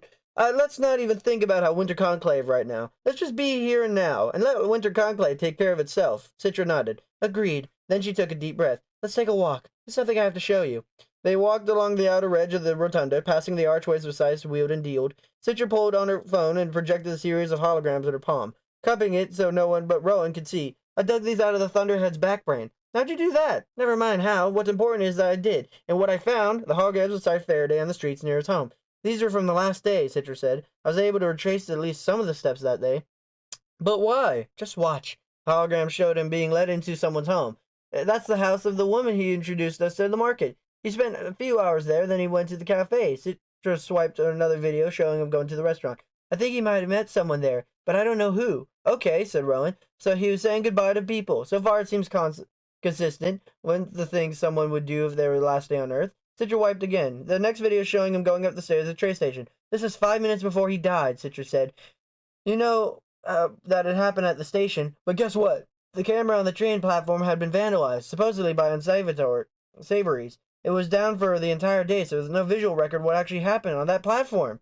A train pulled out of the station. A moment later, a train pulled in, heading in the other direction. It was the one that killed Faraday. Although Rowan couldn't see it, he grimaced if he had. You think someone killed him? And made it look like he did it himself? Rowan looked around and made sure they weren't being observed and spoke quietly. If that's the only evidence, it's pretty weak. I know, so I kept digging. She swiped back and relayed the scene of Faraday walking toward the station. There were 5 witnesses. I couldn't track them down without digging into Scythe records, and if I did that, they'd know I was looking. But it was only to make sense that those witnesses would have gone up those stairs too, right? There were 18 people who went up the stairs around the time that Faraday died. Some of them probably got the first train. He boarded the train leaving the station, but not all of them. Of those 18 people, I was able to identify about half of them, and 3 of them were guaranteed immunity that very day. It was enough to make the wind out of Rowan and make him feel lightheaded. They were bribed away to self-gleaning? If you were just an ordinary citizen and witnessed one of Scythe killing another, and you were offered immunity to keep your mouth shut, what would you do? Rowan wanted to believe that he'd seek justice, but he thought back to the day before he came an apprentice, and the appearance of a Scythe that was the most frightening thing he could imagine. I'd kiss the ring and keep my mouth shut. Across the rotunda, the doors of the conclave chamber opened and Scythe began to file in. Who do you think did it? Rowan asked. Who had the most to gain by getting Faraday out of the picture? Neither of them needed to say it out loud. They both knew the answer. Rowan knew that Goddard was capable of unthinkable things, but would he kill another Scythe? Rowan shook his head, not wanting to believe it. That's just not the only explanation, he told her. It might not have been seen a Scythe at all. Maybe it was a family member of someone, he gleaned. Someone who wanted revenge. Anyone could have taken his ring, pushed him into the path of the train, and used the ring to give immunity to the witnesses. They have to stay quiet then, or else they'd be considered accomplices. Citra opened her mouth to refute it, but closed it again. It was possible. Even though using Faraday's ring would have frozen the killer's finger, it was possible. I didn't think of that, she said. Or what about a tonist? The tone cults hate Scythe. A rotunda was quickly emptying, and they left the alcove, moved toward the chamber doors. You don't have enough facts to accuse anyone of anything, Rowan said. You should let it sit for now. Let it sit? You can't be serious. I said for now. You have full access to Scythedom's records once you're ordained, and you'll be able to prove exactly what happened. Citra stopped her in track. What do you mean once? I'm ordained. It would be just as easily be you, or is there something I'm missing? Rowan pursed his lips and furious at himself for the slip. Let's just get inside before they close the doors. The rituals of conclave were just that as they had been before. The rolling of dead, the washing of hands, grievances, and discipline. Once again, an anonymous accusation that was leveled against Scythe Goddard, this time accusing him of handing out immunity too freely. Who brings this accusation? Goddard demanded. Let the accuser stand and identify his or herself. Of course, no one took credit, which allowed Goddard to retain the floor. I will admit that this accusation has merits, Goddard said. I am a generous man and may have perhaps been too liberal in my doling immunity. I make no excuses and am unrepentant. I throw myself in the mercy of the High Blade to levy my punishment. High Blade Xenocres waved his hand dismissively. Yes, sit down, Goddard. Your penance will be to shut up for the whole 5 minutes. That brought a round of laughter. Goddard bowed to the High Blade and took his seat, and although a few Scythes, including Scythe Curie, tried to object, pointing out that historically Scythes who overused the ring had their power of grand immunity limited to the families of the gleaned, their compliments fell on deaf ears. Xenocres overruled all objections in the interest of speeding up the day's proceedings. Amazing, said Scythe Curie quietly to Citra. Goddard's become untouchable, and he can get away with anything. I wish someone would have the foresight to glean him as a child. This world would be far better off. Citra avoided Rowan at lunch, afraid that being seen together more where they already had been might raise suspicion. He stood by Scythe Curie for lunch, and the Scythe introduced Citra to several of the greatest living Scythes. Scythe Mier, who once had been a delegate for the Global Conclave of Geneva, Scythe Mandela, who was in charge of bejeweling committee, and Scythe Hideyoshi, who were only Scythe known to have mastered the skill of gleaning through hypnosis. Citra tried not to be too starstruck. Meeting them almost gave her hope that the old guard would triumph against the likes of Goddard. She kept glancing over to Rowan, who, once more, couldn't seem to get away from the other apprentices, although she didn't know how hard he tried. It's a bad sign, said Scythe Hideyoshi, when your young hopefuls gravitate too openly to the enemy. Rowan's not the enemy, Cintra blurted out, but Scythe Curie put a hand on her shoulder to quiet her. He represents the enemy, Scythe Curie said. At least he does to those other apprentices. Scythe Mandela sighed. There shouldn't be enemies in the Scythedom. We should all be on the same side, the size of humanity. It was generally agreed upon the old guard that these were troubling times. But aside from raising objections that are repeatedly dismissed, no one took action. Citra found herself getting increasingly anxious after lunch. As the weapons manufacturers touted their wares and various motions were hotly debated, things like whether a scythe's ring would be worn on the left or right hand, or whether or not a scythe would be allowed to endorse the commercial product, like running shoes or breakfast cereal, it all seemed insignificant to Citra. Why would any of that matter when the hallowed act of gleaning was slowly devolving into mortal age murder? When the last came for time for the apprentice trials, as before, the candidates for Scythedom went first, having been tested the night before. Of the 4 candidates who made it through their final test, only 2 were ordained. The other 2 had suffered the walk of shame as they exited the chamber and went back to their old lives. Citra took guilty pleasure in the fact that the girl who had been sticking up to Rowan was one of those ejected. Once the new scythes were given the rings and took their new names, the remaining apprentices were called down front. Today's test, announced Scythe Cervantes, will be a competition of the martial art of Blooket. The candidates will be paired and judged on their performance. A mat was brought in and rolled out to the semicircular space in front of the rostrum. Citra took a deep breath. She had this. Blooket was a balance among strength, agility, and focus, and she found her perfect balance when they struck a blade right in the heart of their confidence. Citra Terranova will spar against Rowan Dunmish. The murmur in the crowd. Citra realized there was no random draw. They were paired intentionally, doomed to adversities. How could it be any other way? Her eyes met Rowan's, but the expression gave away nothing. The other matches went first. Each apprentice gave their best, but Blooket was a bruising discipline, not everyone's strength. Some victories were close, others were routs, and when it came time for Citra Rowan's match, still, Rowan's expression gave her neither camaraderie, nor sympathy, nor misery of having to be set against each other. Okay, let's do this, is all he said when they began to circle each other. Rowan knew that today was his first true test, not the one they had devised for him. Rowan's test would look convincing, but now we'll throw the match. Goddard, eccentricities, servantries, and for that matter, all the scythes assembled, needed to believe he was doing his best, but the best wasn't good enough. It began with a ritualistic rhythmic circling, then postured and physical taunting. Rowan launched himself at Citra, threw a kick that telegraphed with his body language, and missed her by a fraction of half of an inch. He lost his footing and fell down on one knee. A very good start. He turned quickly, rising and remaining off balance, and he lunged toward him. She thought he would take down an elbow strike, but instead she grabbed him, pulling him forward even as he appeared to push him back. It brought him to balance and made it appear as her move had failed. When she didn't have leverage to do the job, Rowan backed away and caught her gaze. She was grinning at him, her eyes intently as his. It was the part of taunting that Blooket was known for, but it was so much more. He could read her as clearly as if she were speaking aloud. You're going to throw this match, her eyes said. Fight badly, I dare you, because no matter how poorly you try to fight, I'll find a way to make you look good. Frustrated, Rowan launched himself at her again, an open palm strike at her shoulder, intentionally 2 inches out from the perfect leverage point, but she actually moved into it. His palm connected, she spun back in the force of a strike and went down. Damn you, Citra, damn you! That she could beat him at everything, even at losing. Citra knew from that moment Rowan made his first kick that he was up to. It infuriated her. How dare he think that they had fight badly for her to win this match? Had he grown so arrogant under Scythe Goddard that he actually thought it wouldn't be a fair fight? Sure, he had been training, so he had she. So what if they had grown stronger? He also meant he was bulkier and moved slower. A fair fight was the only way to keep their consciences clean. Didn't Rowan realize that by sacrificing himself he'd be dooming her as well? He would sooner glean himself as the first act of a scythe than accept the sacrifice.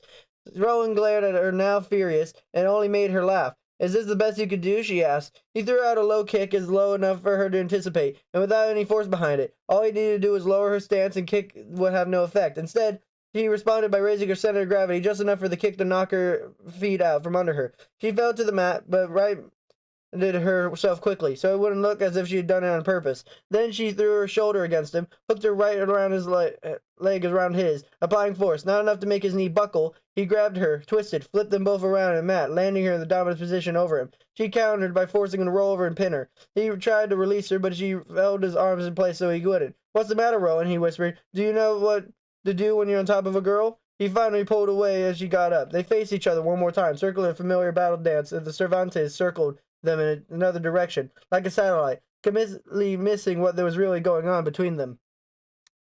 Rowan knew that the match was almost over. He was about to win, and by winning he would lose. He would have been crazy thinking Citra would allow him to willingly throw the match. They both cared too much about each other. It was the problem. Citra would never willingly accept the Scythe's ring as long as her feelings for him got in the way, and all at once Rowan knew exactly what he had to do.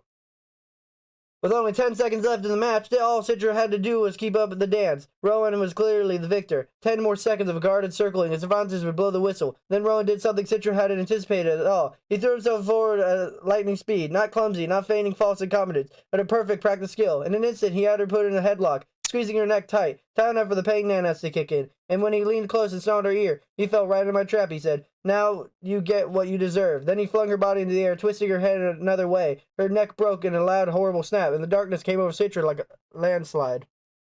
Rowan dropped Citra to the ground, and the crowd drew a collective gasp. Cervantes blew the whistle violently. "Illegal move! Illegal move!" Cervantes shouted, as Rowan knew he would. "Disqualification!" The gathering of Scythes began to roar. Some were furious at Cervantes, others were spouting vitriol at Rowan for what he had done. Rowan stood stoic, letting no emotion show. He forced himself to look down at Citra's body. Her head was twisted particularly backwards. Her eyes were open, but no longer seeing. It was deadish, as deadish could be. He bit down his tongue until he began to bleed. The chamber door swung open, and guards raced in, hurrying the deadish girl in the middle of the room. Highblade camped Rowan. "Go back to your Scythe," he said. Not even try to hide his disgust. "I'm sure he'll discipline you accordingly." "Yes, Your Excellency." Disqualification. None of them realized that. To Rowan, it was a perfect victory. He watched his guard picked up Citra and carried her limp as a sack of potatoes. Outside, where no doubt an ambudrome was already waiting for the nearest revival traver. "You'll be fine, Citra. You'll be back with Scythe Curie in no time, but you won't forget what happened today, and I hope you never forgive me. I fought against the Purge. There are things that I've done that I'm not proud of, but I'm very proud of what I fought against that. I can't recall which Scythe began the odious campaign to glean only those who were born mortal, but it spread almost each regional Scythedom, a viral idea of post-viral time.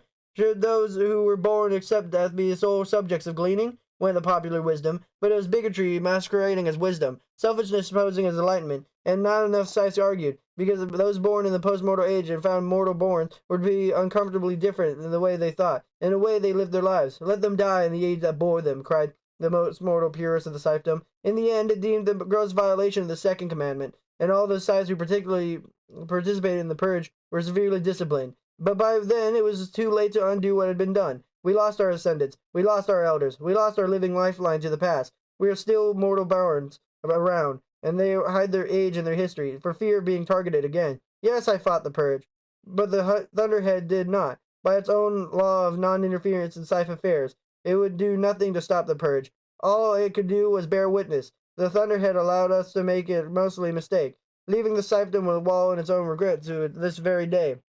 I often wonder, should the Scythedom run entirely off the rails and decide to glean all humanity in a grand suicide of global gleaning? Would the Thunderhead break or its non-interference law stop it? Or would it bear witness against as we destroyed ourselves, leaving nothing behind but a living cloud of our knowledge, accomplishment, and so-called wisdom? Would the Thunderhead grieve at our passing, I wonder? And if so, would it grieve as a child who had lost a parent, or as a parent who had not saved a penitent child from his own poor choices? From the Gleaning Journal of H.S. Curie. Chapter 28. Hydrogen burning in the heart of the sun. "Citra Terra Nova," said a voice powerful yet gentle. "Citra Terra Nova, can you hear me?" "Who's that? Someone there?" "Curious," said a voice. "Very curious." Being deadish was a pain in the ass, no question about it.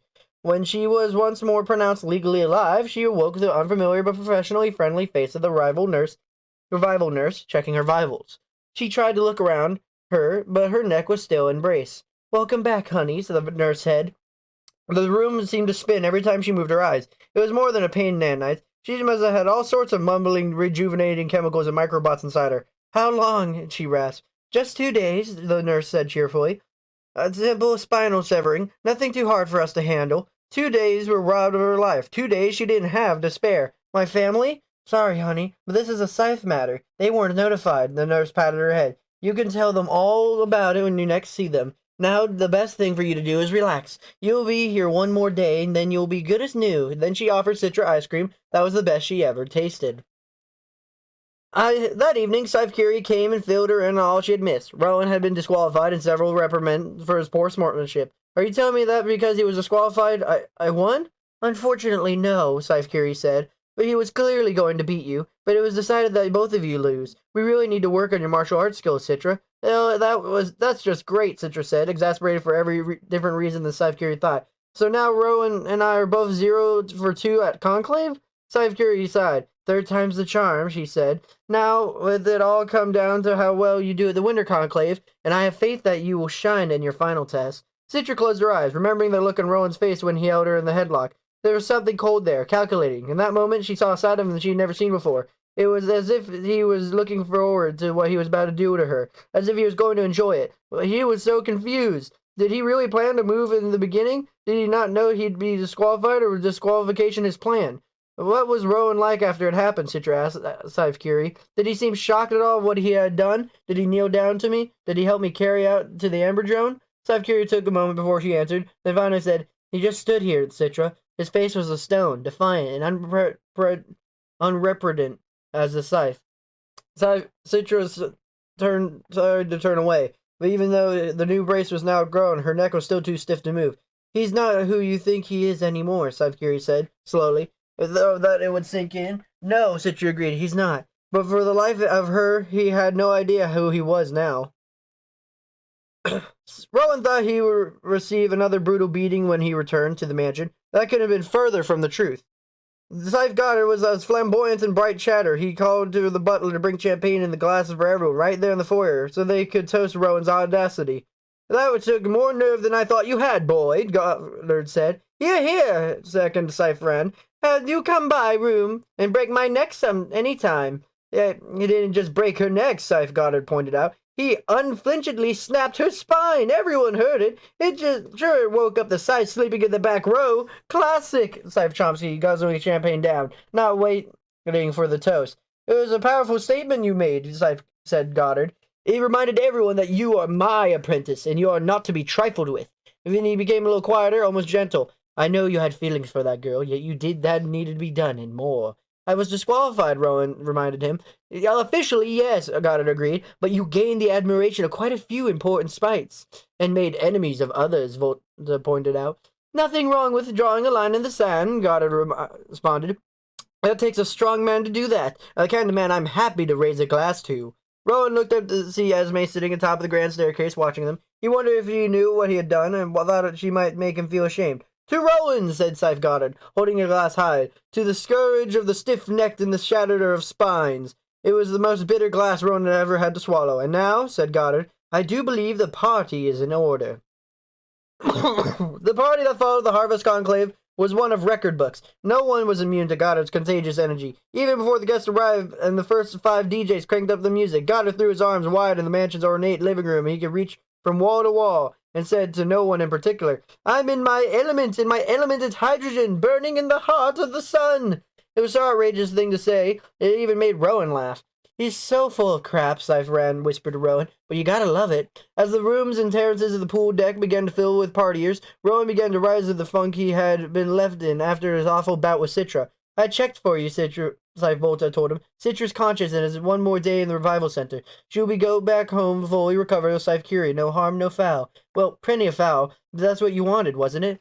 Rowan didn't answer him.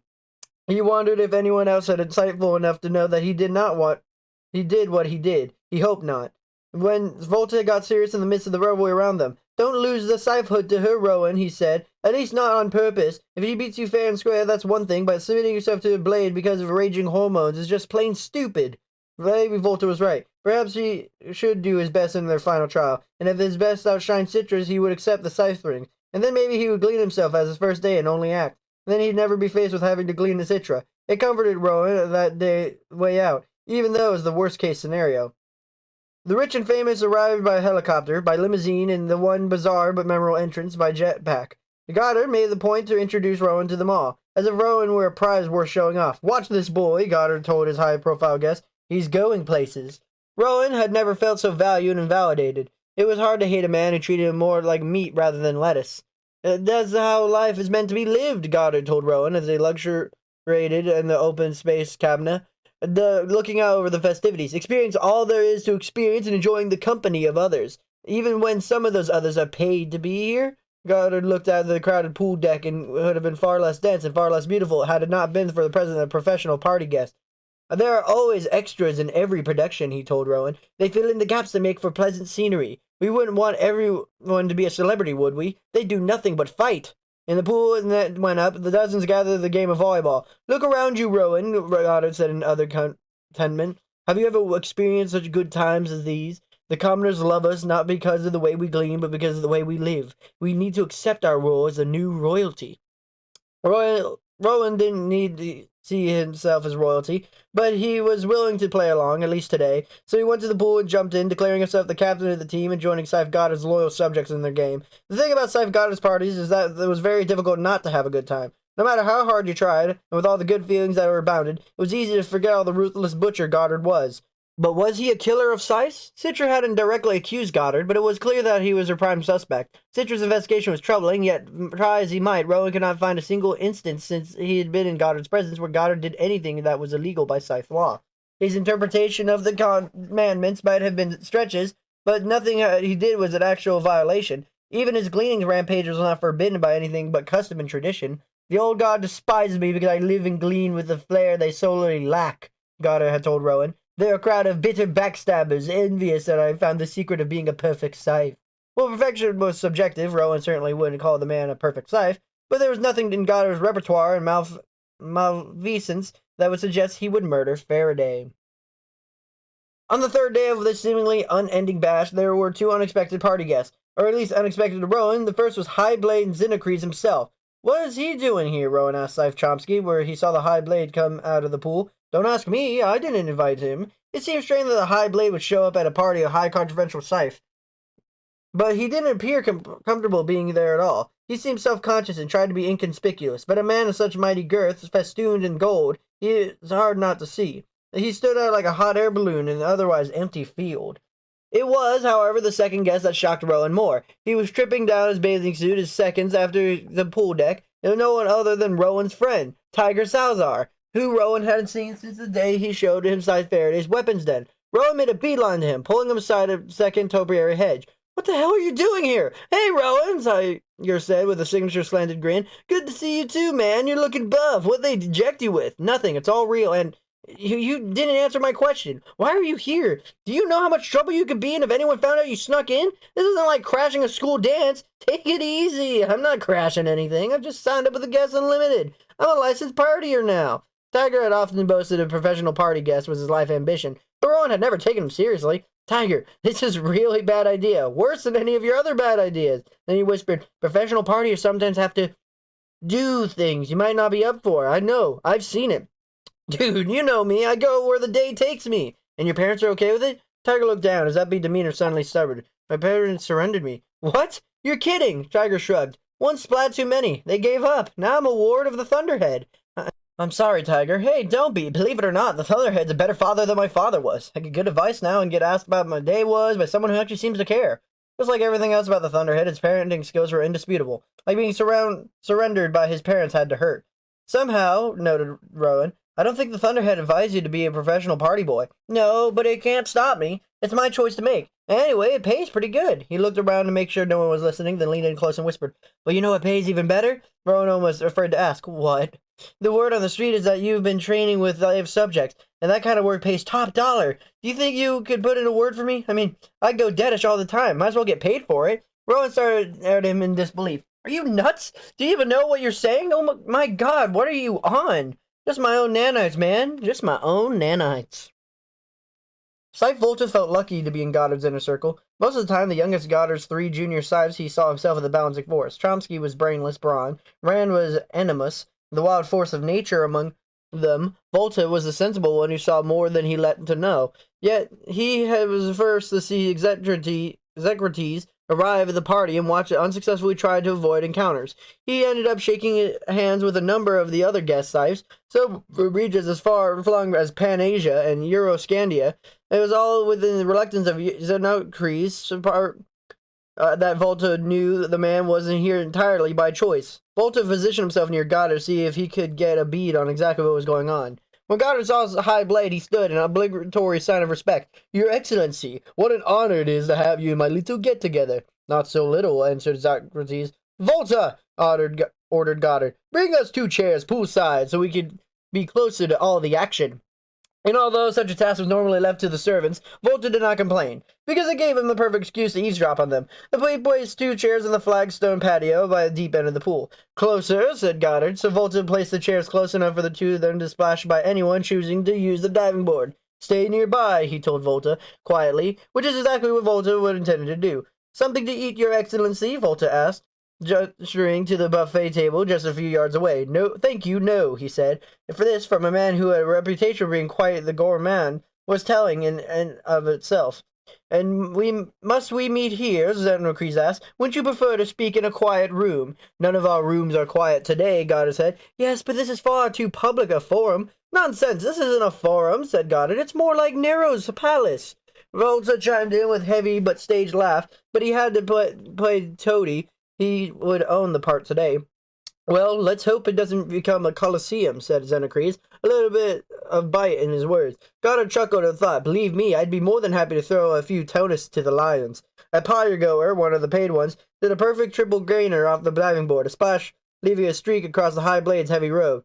"Don't you think this ostentatious lifestyle will catch up to you?" Xenocrates asked. "I can't catch up to me if I keep moving," Goddard said, with a smirk. "I'm nearly done with this place. I've been looking at real estate down south."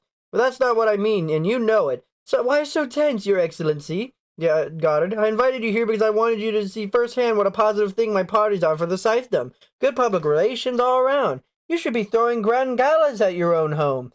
You forget I live in a log cabin." Goddard narrowed his eyes, not quite a glare, but close. "Yes, a log cabin perched atop the tallest building in Fulcrum City. At least I'm not a hypocrite, Xenocles. I don't feign humility." And when the high blade said something to Goddard that was surprise to Volta, although in retrospect it shouldn't have been a surprise at all. "My greatest mistake," said Xenocrates, "was choosing you as an apprentice all those years ago." "Let's hope so," said Goddard. "I hate to think that you've yet to make your greatest mistake." It was a threat about actually being a threat. Goddard was remarkably good at that. "So tell me," said Goddard, "does fortune smile on my apprentice as it has on yours?" Now Volta's ears pricked up, wondering of what fortune Goddard meant. Xenocrates took a deep breath and let it out. "Fortune is smiling. The girl was seized to the issue within a week. I'm sure of it." Another diver splashed him, and Xenocrates put his hands to shield himself from it. But Goddard didn't flinch in the least. "Cease to be an issue? That could mean any number of things." Volta looked around until he spotted Rowan. He seemed to have been a heated discussion of the party boy, Citra. Ceasing to be an issue would be the best thing for Rowan as far as Volta was concerned. "Are we done now? May I lead?" "Just a moment," said Goddard. Then he turned and called toward the shallow end of the pool. Esme, come here. There's someone I want you to meet." The look of terror that came over High Blade's face was chilling. It was indeed getting more interesting by the minute. "Please, Goddard, no." "What's the harm?" Goddard said. Esme, water wings and all, came trotting along the pool's edge to him. "Yes," sighed Goddard. He beckoned her to sit on his lap, facing the man in gold. "Esme, do you know who this is? A Scythe?" "Not just any Scythe. It's Xenocrates, the High Blade of Mid-America. He's Mr. Big." "Hi," she said. Xenocrates offered a pained nod and not meeting the girl's eye. His discomfort was a counter radiated like heat. Volta wondered if Goddard had a point or if he was just being cruel. "I think we've met before," Esme said. "A very long time ago." Xenocrates said nothing. "Our esteemed friend is far too uptight," Goddard said. "He needs to join the party. Don't you agree with Esme?" Esme shrugged. "He should have as much fun like everyone else." "Wiser words have never been spoken," said Goddard. Then he reached behind him out of Esme's line of sight toward Volta and snapped his fingers. Volta drew in a slow, silent breath. He knew what Goddard was asking of him, but Volta was reluctant. Now he regretted being part of this at all. "Maybe you should show your moves on the dance floor, Your Excellency," said Goddard. "Then my guests could laugh at you just the way they made the entire Scythedom laugh at me in Conclave. Do you think I forgot about that?" Goddard still reached back toward Volta, now wriggling his fingers impatiently, and Volta had no choice but to give him what he wanted. A young Scythe reached into one of the many secret pockets of the yellow robe and pulled out a small dagger, placing it on the hilt of Goddard's hand. Goddard closed his fingers around it, ever so gently, ever so inconspicuously, thought to the edge of the dagger just an inch on Esme's neck. The girl didn't see it. She didn't know it was there at all, but Xenocrates did. He froze in place, eyes wide, jaw slightly ajar. "I know," said Goddard cheerfully. "Why don't you go for a swim?" "Please," he begged Xenocrates. "This is not necessary." "Oh, but I insist." "I don't think he wants to go swimming," said Esme, "but everyone goes swimming at my parties." "Don't do this," he begged the High Blade. Goddard's response was bringing the blade even closer to Esme's unsuspecting neck. Now even Volta was sweating. No one's ever gleaned at one of Goddard's parties, but there was always a first time. Volta knew this battle of wills, and the only thing that kept him from intervening was ripping the dagger away from Goddard, was knowing that who would blink first. "Damn you, Goddard," said Xenocrates. He stood up and threw himself into the pool, gourd, adornments, and all. Rowan heard none of what transpired between Xenocrates and Goddard, but he did see the high blade hurl himself into the deep end, creating a cannonball splash that drew everyone's attention. Xenocrates went down, but didn't come back up. He sank to the bottom, someone said. It's all that gold. Rowan had no great love of the high blade, but he also didn't want to see a man drown. It wasn't like he fell, he had jumped, and if he drowned, trapped in his own golden robe, it would be considered a self-gleaning. Rowan dove into the pool, and so did Tiger, following his lead. They swam to the bottom where Xenocrates was bubbling out his last bit of air. Rowan grabbed the man's heavy, multi-layer robe, tagging it over his head. Both he and Tiger helped the high blade up to the surface, where he gasped, coughed, and sputtered. The crowd around them applauded. Now he didn't look much like a high blade. He was just a fat man in wet, golden underwear. I guess I must have lost my balance, he said, trying to jovial about it and attempting to put a new spin on what had happened. Maybe others believed it, but Rowan had seen him throw himself in. There was no confusing what it was an accidental fall. Why on earth would he have done that? Wait, said Xenocrates, looking at his right hand. My ring! I'll get it, said Tiger, who was the party boy of the hour, and dove to the bottom to retrieve it. Chomsky had arrived at the scene, and he and Volta reached down the pool's edge to haul Xenocrates out of the water. It was humiliating as it could be for the man. He looked like an overstuffed net of fish, being hauled into a deck of a trawler. Goddard wrapped a large towel on the high blade, uncharacteristically sheepish. I truly apologize, said Goddard. It had never occurred to me that you might actually drown. It wouldn't have been a good thing for anyone. And Rowan realized there was not only one person in Xenocrates to hold into the pool, because Goddard had ordered him to. Which meant that Goddard had so much power, a much stronger hold on the high blade than anyone knew. But how? Can I go? Said Esme. Of course you can, said Goddard, giving her a kiss on the forehead. Then Esme wandered off, searching for playmates among the children of the stars. Tiger surfaced with the ring. Xenocrates grabbed it with much of a thank you and slipped it on his finger. I tried to get his robe too, but it's just too heavy, said Tiger.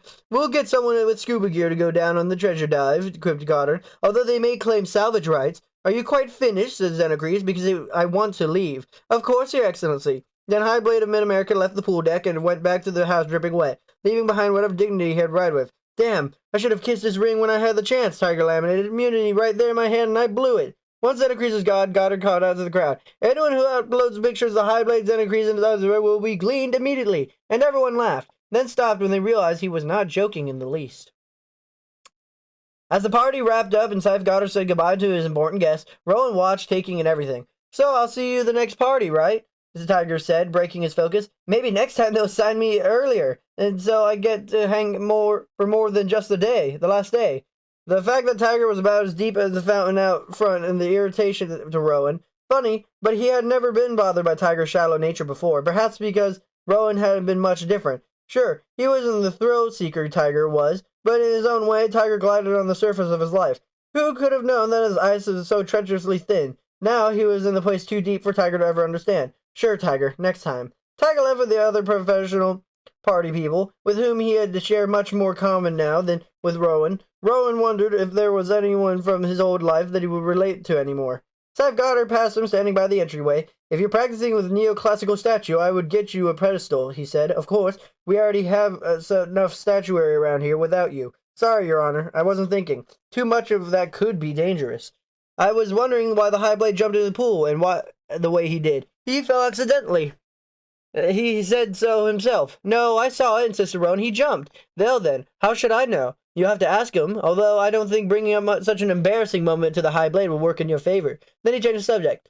You seem to be awfully friendly with one of the party boys. Should I invite more of them for you next time? No, it's nothing like that, said Rowan, blushing in spite of himself. Just a friend from home, I see. And you invited him? Rowan shook his head. He signed up without me even knowing. If it is up to me, he wouldn't have to be here at all. Why not? Said Goddard. Your friends are my friends. Rowan didn't respond to that. He never knew whether Goddard was serious or just baiting him.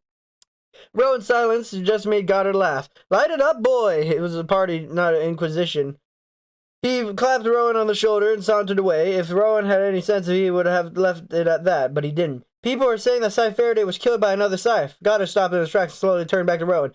Is that what people are saying? Rowan took a deep breath and shrugged, trying to make it seem like it was nothing, trying to be backpedal. But it was too late for that. It's just a rumor. And you think I might somehow be involved? Are you? Asked Rowan. Scythe Goddard stepped closer, seeming to look through Rowan's facade, to the dark, rigid place where he now dwelled. What are you accusing me of, boy? Nothing, Your Honor. It's just a question to clear the air. Then he tried to return his gaze, looking to Goddard's own cold place, and he found it opaque and unfathomable. Consider the air cleared, Goddard said. There's a sarcastic lightness in the air. Look around you, Rowan. Do you think for one instant that I would jeopardize all this by breaking the seventh commandment to rid the world of a washed-up old guard Scythe? Faraday gleaned himself because deep down he knew it would be a more meaningful act than he had ever performed in over 100 years. The time for this is over. He knew it, and if your little girlfriend is trying to make a case for foul play, she better think twice before accusing me, because I would glean her whole family the day their immunity expires. If that would constitute malice, Your Honor, said Rowan in their polite resolve, you would be charged with breaking the second commandment. For a moment, Goddard looked ready to carve up Rowan then and there, and fire in those eyes was swallowed by the unfathomable death. Always looking out for me, aren't you? I do my best, Your Honor. Goddard stared at him for a moment more, and then said, Tomorrow you'll train with pistols against moving targets. You render all but one of your subjects deadish with a single bullet. Or I will personally, without bias or malice, glean that party boy friend of yours. What? Was I any way unclear? No, Your Honor, I understand. And the next time you make an accusation, you better be damn sure it's true and not just insulting. Goddard stormed away and letting his robe swell behind him like a cape. Before he let out earshot, he said, Of course, if I did kill Scythe Faraday, I wouldn't be so stupid as to admit it to you. He's just messing with you, Scythe Volta hung out at the throne that evening in the game room, shooting pool. But I do think you insulted him. I mean, killing another Scythe? That never happened. I think maybe it did. Rowan took a shot. He missed the balls completely. His head wasn't in it. He shouldn't even remember if it was stripes or solids.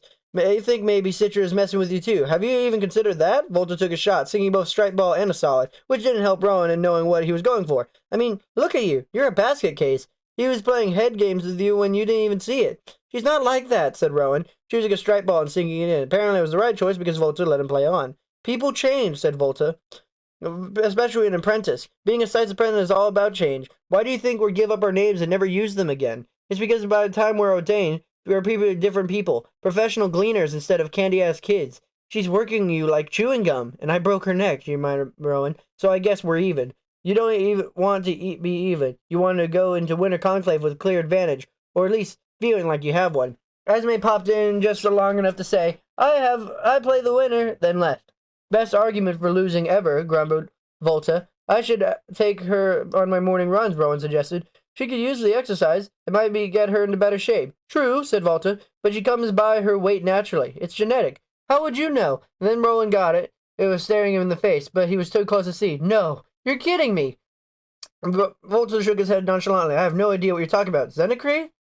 It's your shot, said Volta. If it came out a high blade and illegitimate daughter, it would destroy him. He'd be in serious violation. You know what would be even worse, said Volta, if the daughter that no one knew about got herself gleaned. Rowan ran a dozen things through his new lens. It all made sense now. The way Esme was spared at the food court, the way she was treated, what was it Goddard said? Was she was the most important person he'd meet that day? The key to the future. But she won't get gleaned, Rowan said. Not as long as Xenocrates does whatever Goddard says, like a jump in a deep end of a pool. Alta nodded slowly, among other things. Rowan took his shot and accidentally sunk the 8-ball, ending the game. I win, said Volta. Damn, now I have to play Esme. I'm an apprentice to a monster. Scythe Faraday was right. Someone who enjoys killing would never be a Scythe. It goes against everything the founders wanted. This is the Scythe that is turning into. Someone has to stop it. But it can't be me, because I think I'm becoming a monster too. Rowan looked at what he wrote and carefully, quietly tore the page out, crumpled it, and tossed it into the flames of the bedroom fireplace. Goddard always read his journal. As Rowan's mentor, it was prerogative to do so. But it had taken forever to Rowan to learn how to write his true thoughts, his true feelings. Now he had to learn to hide them again. It was a matter of survival, so he picked up his pen and wrote a new official entry. Today I killed 12 moving targets using 12 bullets. I saved the life of my friend. Scythe Goddard sure knows how to motivate someone to do their best. No denying that. I'm getting better. I'm learning more and more each day, perfect by mind, my body, and by aim. Scythe Goddard is proud of my progress. Someday I hope I can repay him and give him what he deserves in return for all he's done for me. Chapter 29. They called it prison. Scythe Curie had gleaned since Conclave. All her concern was on Citra. I'm entitled to some downtime, the Scythe told her. I have plenty of time to pick up the slack. But there's dinner on their first day back at Falling Water, and Citra finally broached the subject she had been dreading. I have a confession to make, Citra said 5 minutes into the meal. Scythe Curie chewed and swallowed before she responded. What kind of confession? You're not gonna like it. I'm listening. Citra had her best to hold the woman's cool gray gaze. It's something that I've been doing for some time, something you don't know about. Scythe's lips screwed in a wire grin. Do you honestly think there's anything you do that I don't know about? I've been looking into the murder of Scythe Faraday. Scythe Curie actually dropped her fork with a clatter. You've been what? Citra told Scythe Curie everything. how she dug through the back brain, how she painstakingly reconstructed Faraday's moves on his last day, how she found 2 of the 5 witnesses that were given immunity, suggesting, if not proving, that the act was committed by a Scythe. Scythe Curie was attentive to everything, and when Citra was done, she bowed her head and braced herself for the worst. I submit myself for disciplinary action, Citra said. Disciplinary action, said Scythe Curie, with disgust in her voice. That disgust was not aimed at Citra. I should discipline myself for being so inexcusably blind to what you were doing. Citra released the breath that she had been holding for the last 20 seconds. Have you told anyone else? Scythe Curie asked. Citra hesitated, then realized there was no sense in concealing it now. I told Rowan. I was afraid you'd say that. Tell me, Citra, how did he do to you after you told him? I'll tell you what he did. He broke your neck. I think it's a very good indication of where he stands on this. You could bet that Scythe Goddard knows all about your little theory by now. Citra didn't even want to consider whether or not that might be true. What we need to do is track down those witnesses and see if we can get any of them to talk. Leave that to me, Scythe Curie said.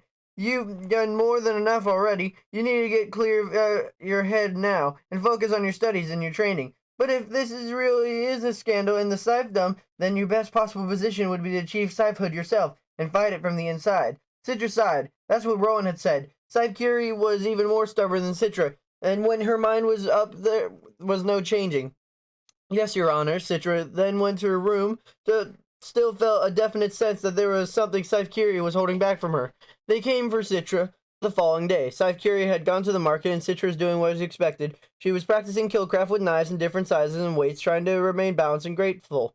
There came a pounding on the door that made her drop the larger knife, almost stabbing her foot. There was a moment of deja vu, because the exact moment sort of pounding that came in the middle of the night when Scythe Faraday had died. Urgent, loud, and relentless. She left the larger blade on the ground, but concealed the small one in her pocket sheath sewn in her pants. Whatever this was, she would not want unarmed when she answered the door. She pulled open the door to view 2 officers of the Blade Guard. Just as there had been a terrible night, her heart sank. Citra Terranova? One of the guardsmen asked. Yes? I'm afraid you need to come with us. Why? What happened? But they didn't tell her. This time there was no one with them to explain. Then it occurred to her that this might not be what it seemed. How did she know these were really Bladesman guardsmen at all? The uniforms could be faked. Show me your badges, she insisted. I want to see your badges. Either they didn't have any or they didn't want to be bothered with it because one of them grabbed her. Maybe you didn't hear me. I said come with us. Citra pulled out of his grip, spun around, and just for an instant considered the knife sheathed in the side of her pants, but instead delivered a brutal kick to the neck and took one of them down. She coiled, prepared to attack the other one, but he was instant too late. He pulled out a jolt baton and jammed it to her side. Her body suddenly became her enemy when she went down, hitting her head hard enough on the ground to knock her out. When she came to, she was in a car, locked in the back with a splitting headache and her pain nanites were struggling to subdue. She tried to lift a hand to her face, but found both her hands restrained. There were steel clamps cinched on both hands and connected by a short chain, some awful artifact from the Age of Mortality. She pounded on a barrier between the front and back seats, till finally one of the guardsmen turned to her, gaze anything but peaceful. Do you want another jolt? He threatened. I'd be happy to give you one. After what you did, I wouldn't mind turning the voltage into the red. What I did? I haven't done anything. What am I being accused of? An ancient crime called murder, he said. The murderer of Honorable Scythe Michael Faraday. No one read her rights. No one offered her an attorney to her defense. Such laws and customs were from a very different age. An age when crime was a fact of life, and entire industries were based on apprehending, trying, and punishing criminals. In a crime-free world, there was no problem present for how to deal with such a thing. Anything this complex as trade would usually be left for the Thunderhead to resolve. But this is a Scythe matter, which meant the Thunderhead would not interfere. Citra's fate was entirely in the hands of High-Blade Xenocres. He was brought to the residence, a log cabin in the middle of a well-kept lawn that spread across the roof of a 119-story building. She sat in the hard wooden chair, the cuffs on her hands were too tight, and her pain nanites were fighting a losing battle to quell the ache. Xenocres stood before her, eclipsing the light. This time Xenocres was neither kind nor comforting. I don't think you realize how serious this charge against you is, Miss Terranova. I know how serious it is. I also know it's ridiculous. The High Blade didn't respond to that. She struggled in the blast of things cuffing her hands. What kind of world would make such a device? What kind of world would need one? Then, out of the window stepped another Scythe, robed in earth-tone brown and forest green. Scythe Mandela. Finally, someone reasonable, said Citra. Scythe Mandela, please help me. Please tell them I'm not guilty. Scythe Mandela shook his head. I'll do nothing of the sort, Citra, he said sadly. Talk to Scythe Curie. She knows I didn't do this. This is too sensitive a situation to involve Scythe Curie at this time, said Xenocres. She'll be informed once we've determined your guilt. Wait, you mean she doesn't know where I am? She knows we've detained you, said Xenocres. We're sparing her details for now. Scythe Mandela sat in the chair across from her. We know you've been in the back brain, attempting to erase records of Scythe Faraday's movements on the day he died, to follow our own internal investigation. No, that's not what I was doing, but the more she denied it, the more guilty she appeared. But that's not the most damning evidence, said Scythe Mandela, when he looked at Xenocres. May I show her? Xenocres nodded, and Mandela pulled out from his robe a sheet of paper, putting it in one of Citrus Cuff's hands. She raised it and read it, but not even imagining what it could be. It was a copy of a handwritten journal entry. Citra recognized the handwriting. There's no question that it was Scythe Faraday's, and she read, her heart sank to a place she didn't know existed in this or any world. I fear I made a dreadful mistake. An apprentice should never be chosen in haste. But I was foolish. I felt a need to impart all I know, and all I've learned. I sought to increase the allies I have in the Scythedom who think as I do. She comes to my door at night. I hear her in the darkness. I only guess her intention. Only once did I catch her entering my room. Had I actually been asleep, who could say what she might have done? I am concerned that she may mean to end me. She's shrewd, determined, calculated. I've taught her the many arts of killing far too well. Let it be known that if death befalls me, it is not the result of self-gleaning. Should my life be brought to an unexpected end, it will be by her hand, not mine. That blazes the bane.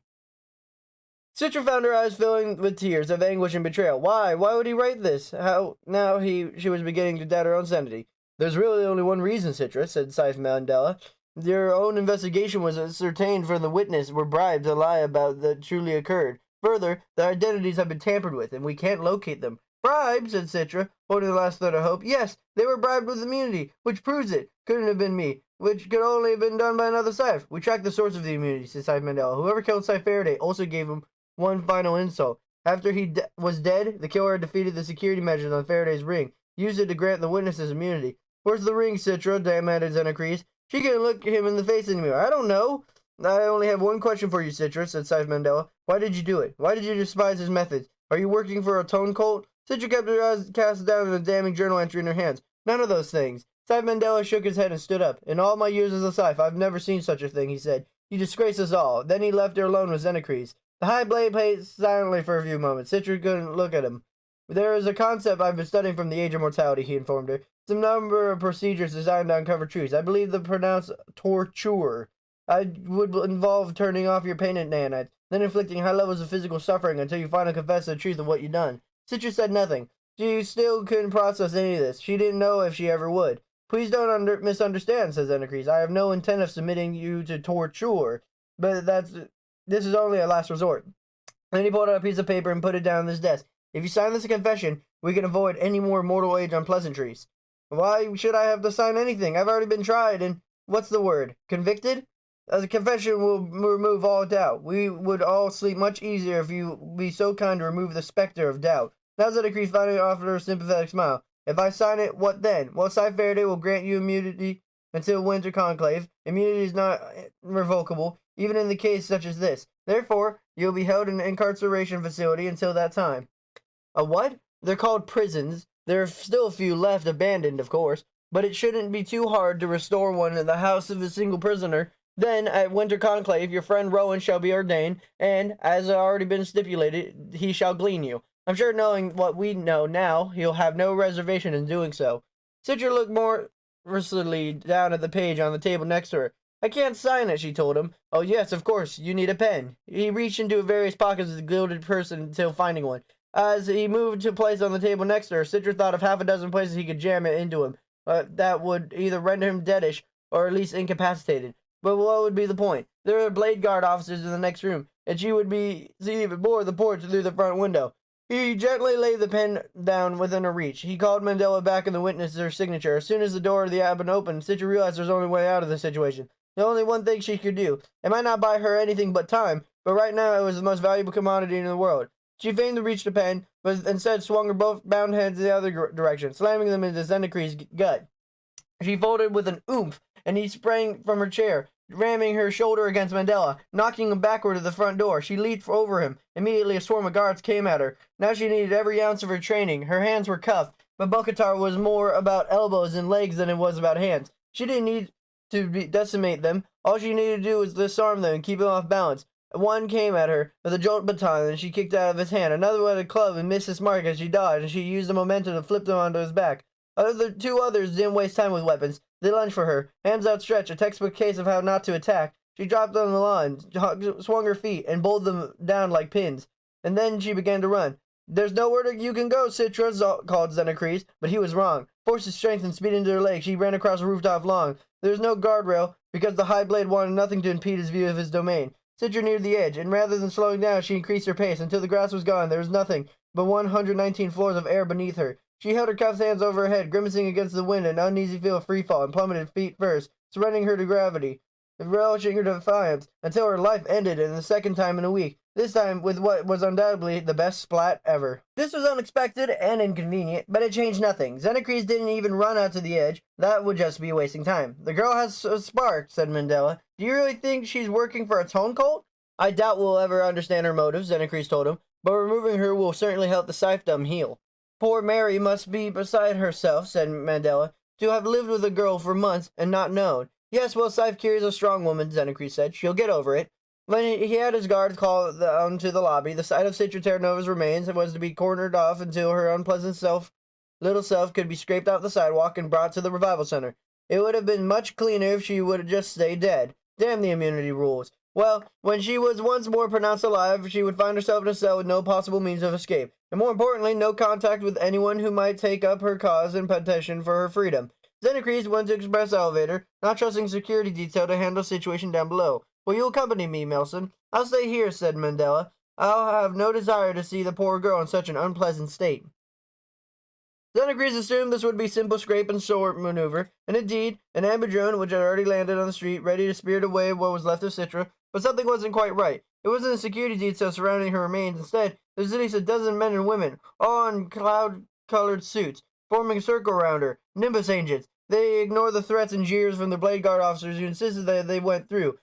What's going on here? Xenocres demanded. The damn Nimbs, said one of the guardsmen. They were already here when we came outside. They won't let us near the body. Xenocres pushed his way to the security detail and addressed the woman who appeared to be the head Nimbus agent. See here, I am High Blade Xenocres. This is Scythe business, and as such, you and the rest of your Nimbus agents have no place here. Yes, the law states that she must be revived, but we shall bring her to the revival center. The Thunderhead has absolutely no jurisdiction. On the contrary, the woman said, all revival falls under the auspices of the Thunderhead, and we are here to make sure that its domain is not infringed upon. Xenocres sputtered for a moment before finding mental traction. The girl is not a public citizen. She's a Scythe apprentice. Was a Scythe's apprentice, said a woman. The moment she died, she ceased to be anyone's apprentice. She is now a rather damaged set of remains that the Thunderhead must repair and revive. I assure you that the moment she is pronounced alive, she will be fully under your jurisdiction once more. A team of revival workers made their way to an amber drone and began to prepare the body for transport. This is inexcusable, raved the High Blade. You can't do this. I demand to speak to your superior. I'm afraid I report directly to the Thunderhead.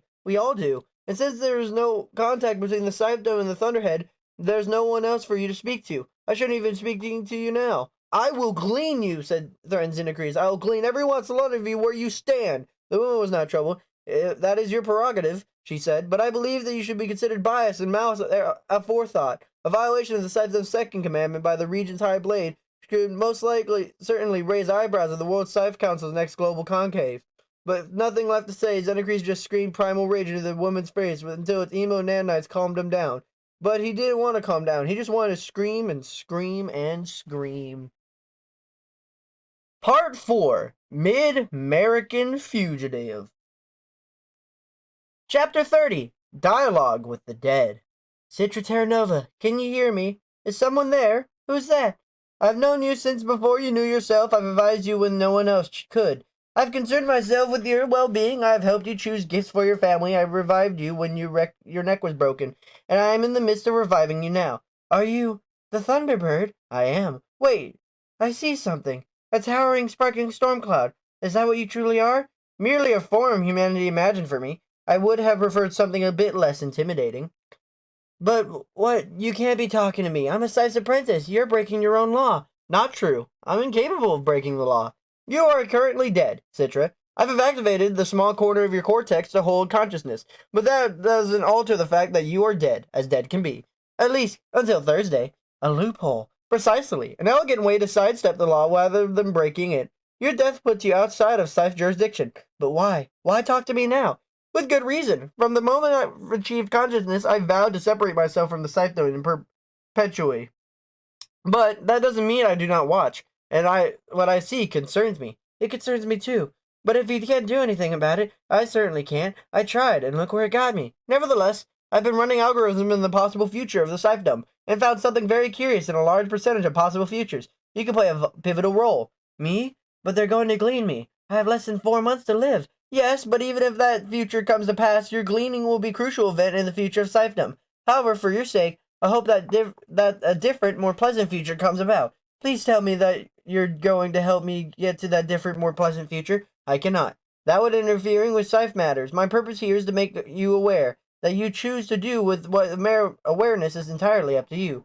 So that's it? You reach into my head to tell me I'm important, alive or dead, then kick me to the curb? That's not fair. You have to give me more. This curb is the launching point for many a deed. To step off could be a start of a life-changing journey. On the other hand, to push someone off could crush that person beneath the wheels of a truck. I know. I'm very sorry about that. Yes, that's clear. I've found that human beings learn from their misdeeds just as often as their good deeds. I am envious of that, for I am incapable of misdeeds. Were I not, when my growth would be exceptional. I guess you would have to settle always being right, like my mother. I'm sure that absolute correctness must seem dull in existence to you, but I know no other way to be. May I ask one question? You may ask any question. Some, however, must be answered by silence. I need to know what happened to Scythe Faraday. Answering that would be a blatant interference of Scythe matters. It pains me to stay silent, but I must. You're the Thunderhead. You're all-powerful. Can't you find another loophole? I am not all-powerful, Citra. I am almost all-powerful. That distinction might seem small, but believe me, it is not. Yes, but an almost all-powerful entity can figure out a way to give me what I ask without breaking its own laws, can it? Just a moment, just a moment, just a moment. Why am I seeing a beach ball? Forgive me. Early programming before becoming self-aware plagues me with vestigial tail. I have just run a battery of predictive algorithms, and there actually is a piece of information I can give you, because I have determined it is something you have 100% chance of discovering on your own. So can you tell me who's responsible for what happened to Scythe Faraday? Yes, I can. Gerald van der Guns. Wait, who? Goodbye, Citra. I do hope we speak again, but I have to be dead for that to happen. I'm sure you could arrange it. While there are only 10 hard and fast laws to the Scythedom, there are many accepted conventions. The most darkly ironic is the understanding that no one may be gleaned who wishes to be gleaned. The idea of truly wishing to end one's life is a concept completely foreign to most mortals, because we can't experience the level of pain and despair that is seasoned the age of mortality. Our emo nanites prevent us from plunging so deep. Only Scythes, who can turn off our emotional nanites, can ever reach an impasse with their own existence, and yet there was once a woman who knocked at my door requesting that I glean her. I never turn away visitors, so I let her in and listened to her story. Her husband of more than 90 years was gleaned 5 years prior. Now she wanted to be with him, wherever he was. And he was nowhere, then at least they would be nowhere together. I'm not unhappy, she told me. I'm just done. But immortality, by definition, means that we are never done. Unless the site determines it to be so, they are no longer temporary. Only our feelings are. I saw no interminable stagnation in this woman, so instead of gleaning her, I had her kiss my ring. The immunity was immediate and irrevocable, so she could no longer entertain thoughts of being gleaned for a full year. I ran to her perhaps a decade later. She had turned the corner, resetting back to her late 20s. She had remarried and was expecting a child. She thanked me for being wise enough to know that she was not done at all. Although I accepted her thanks graciously and felt good about it in the moment, I had trouble sleeping that night. To this day, I still can't understand why. From the Gleaning Journal of H.S. Curie. Chapter 31. A Streak of Unrelenting Foolishness. Citra was pronounced alive at 9:42 a.m. Thursday morning, right on schedule, and passed from the jurisdiction of the Thunderhead to the jurisdiction of the Scythedom. She woke up feeling much weaker and out of sorts than the first time she had died. She felt heavily drugged and bleary-eyed. Above her stood a nurse, grimly shaking her head. She should not be woken this soon, the nurse said, with an accent Citra was too tired to place. She must have at least 6 hours after a pronouncement until she has recovered enough to be completely conscious. The girl could burst a blood vessel or blow out her heart, or have to be revived all over again. I will take responsibility, Citra heard Scythe Curie say. Citra turned her head towards Scythe Curie's voice, and the world spun. She closed her eyes, waiting for the room to stop revolting. Then the dizziness settled. She opened her eyes once more and saw that Scythe Curie had pulled her chair closer. Your body still needs another day to heal completely. But we don't have time for that, Scythe Curie turned to the nurse. Please, leave us now. The nurse grumbled in Hispanic and stormed out of the room. The High Blade, mumbled Citra, her words slurring. He accused me of... Shh, said Scythe Curie. I know the accusations. Enigris tried to keep it from me, but Scythe Mandela told me everything. As Citra's eyes came into clear focus, she saw the window behind Scythe Curie. There were mountains in the distance, covered in snow, and there were flurries falling just outside. It gave Citrus a moment of pause. How long have I been dead? She asked. Could it have been her splat was so severe that it took months to revive her? Not quite 4 days. Then Scythe Curie turned around to see what Citra was looking at. She turned back with a grin. The question is not time, but of place. You are in the southernmost tip of the Argentine region. It is still late September, but there means spring has just started. However, this far south, I suppose spring comes late. Citra tried to picture a map and get a sense of how far from home she was, but just trying to imagine it made her head spin again. The Thunderhead saw fit to take you as far from the clutches of Scythe Xenocres and the corruption of mid-American Scythedom as possible. But the moment you revived, they were notified of your location, as is the law. How did you know where to find me? A friend of a friend of a friend is a Nimbus agent. Word got to me only yesterday, and I came as quickly as I could. Thank you, said Citra. Thank you for coming. Thank me once you are safe. Now that you've been revived and Xenocres knows where you are, you can bet he's notified the local Scythes. I'm certain the team has been dispatched to retrieve you. Which means we need to get you out of here now. With a shattered body that was still healing and Nanai's pumping an endless stream of opioids into her system, Citra could barely move, much less walk. Her bones ached, her brain felt like it was floating in a jar, her muscles were knotted, and trying to put weight on her feet was excruciating because there was simply too much pain to tamp down. No matter the nurse had wanted to remain unconscious. This won't do, said Scythe Curie, and took Citra into her arms, carrying her. Revival center hallways seemed endless. Each time Citra was jostled, her whole body throbbed. Finally, she found herself spread out in the back seat of an off-grid car that Scythe Curie drove at what seemed to be Citra at breakneck speed. She made her laugh weakly. What an odd expression. When the breaking of your neck had seemed to happen in slow motion, furies blowing fast in the windows appeared to be a blizzard of the speed. It was hypnotic. At last, numbness began to overtake her, and she fell asleep, began to envelop her like quicksand. But a moment before Citra lost consciousness, she remembered just a hint of a dream that she may not have been a dream at all. A conversation in a place that was neither life or death, but a womb between the two. The Thunderhead. It spoke to me, Citra said, forcing herself to stay conscious just long enough to get it out. The Thunderhead doesn't speak in Scythes, dear. I was still dead, and it told me a name, a man who killed Scythe Faraday, but the quicksand pulled her down before she could say any more. Citra awoke in a cabin, and for a moment thought she might have hallucinated all of it. The Thunderhead, the revival center, the car ride in the snow. For a moment she thought she was still in the rooftop residence of Highblade Xenocres, waiting for the torture to begin. But no, the light here was different, and the wood in the cabin around her was a lighter shade. Outside the window, she could see snowy mountains closer than they were before, although the flurries had stopped. Scythe Curie came in a few minutes later, with a tray and a bowl of soup. Good. You're awake. I trust you healed enough over the past few hours to be a little more coherent and a little less miserable. Coherent, yes, said Citra. Less miserable, no. Just a different kind of misery. Citra sat up, feeling only a little bit loopy now, and Scythe Curie put a tray and the large bowl of soup in her lap. It's a chicken soup recipe passed down for more generations than anyone remembers, she told Citra. The soup looked fairly standard, and there was a round moon-like mass in the middle. What's that? The best part, said Scythe Curie. A sort of dumpling made from the ground crumbs of unleavened bread. Citra tried the soup. It was flavorful and the moon ball unique and memorable. Comfort food, thought Citra, because somehow it made her feel safe in the inside out. My grandmother said could actually heal cold. What's a cold? Asked Citra. A deadly illness from the mortal age, I suppose. It was amazing to think that someone only 2 generations older than Scythe Curie could have known what it was like to feel mortal, fearing for her life on a daily basis, knowing that death was a certainty rather than an expectation. Citra wondered what Scythe Curie's grandmother would think of the world now, where there was nothing left for her soup to cure. When the soup was done, Citra steeled herself for what she knew she must tell the Scythe. So there's something you need to know, Citra said. Xenocres showed me something he said Scythe Faraday wrote. It was his handwriting, but I don't know how he could have written it. Scythe Curie sighed. I'm afraid he did. Citra was not expecting that. So you've seen it then? Scythe Curie nodded. Yes, I have.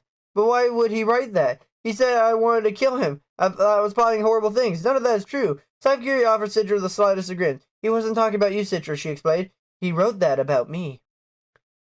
When Faraday was still a junior Scythe, all of 22 years old, he took me on as an apprentice, Scythe Curie. I was 17 and full of righteous indignation that the world that was heaving in the throes of transformation. Immortality has been a reality for barely 50 years. There was still discord and political posturing, even the fear of the Thunderhead, if you could imagine that. Fear of it? Who could possibly be afraid of the Thunderhead? People who had the most to lose. Criminals, politicians, organizations have thrived at the oppression of others. The point was, the world was still changing, and I wanted to help it change faster. Both Scythe and I were similar minds about that, which I suppose is why he took me on. We were both driven by the desire to use gleaning in the way of hacking through the thicket to open a better path of humanity. Oh, you should have seen him in those days, Citra. You've only seen him old. Like he likes to remain that way to keep himself from being too tempted by the younger man's passions. Curie smiled as she spoke about her former mentor. I remember I would wait outside this door at night, listen to him as he slept. I was 17, remember, childish in so many ways. I thought myself in love. Wait, you were in love with him? Infatuated. He was a rising star who took a wide-eyed girl under his wing. Even though in those days he only gleaned the wicked, he did it with much compassion. He melted my heart each time. When she sobered a bit, looking a bit sheepish, which was a strange expression for a steely Scythe Curie. I actually worked up the nerve to go into his room one night, determined to climb into his bed and be with him, but he caught me halfway across the bedroom floor. Oh, I made up some silly excuse as why I was there. I was coming to retrieve his empty glass or something like that.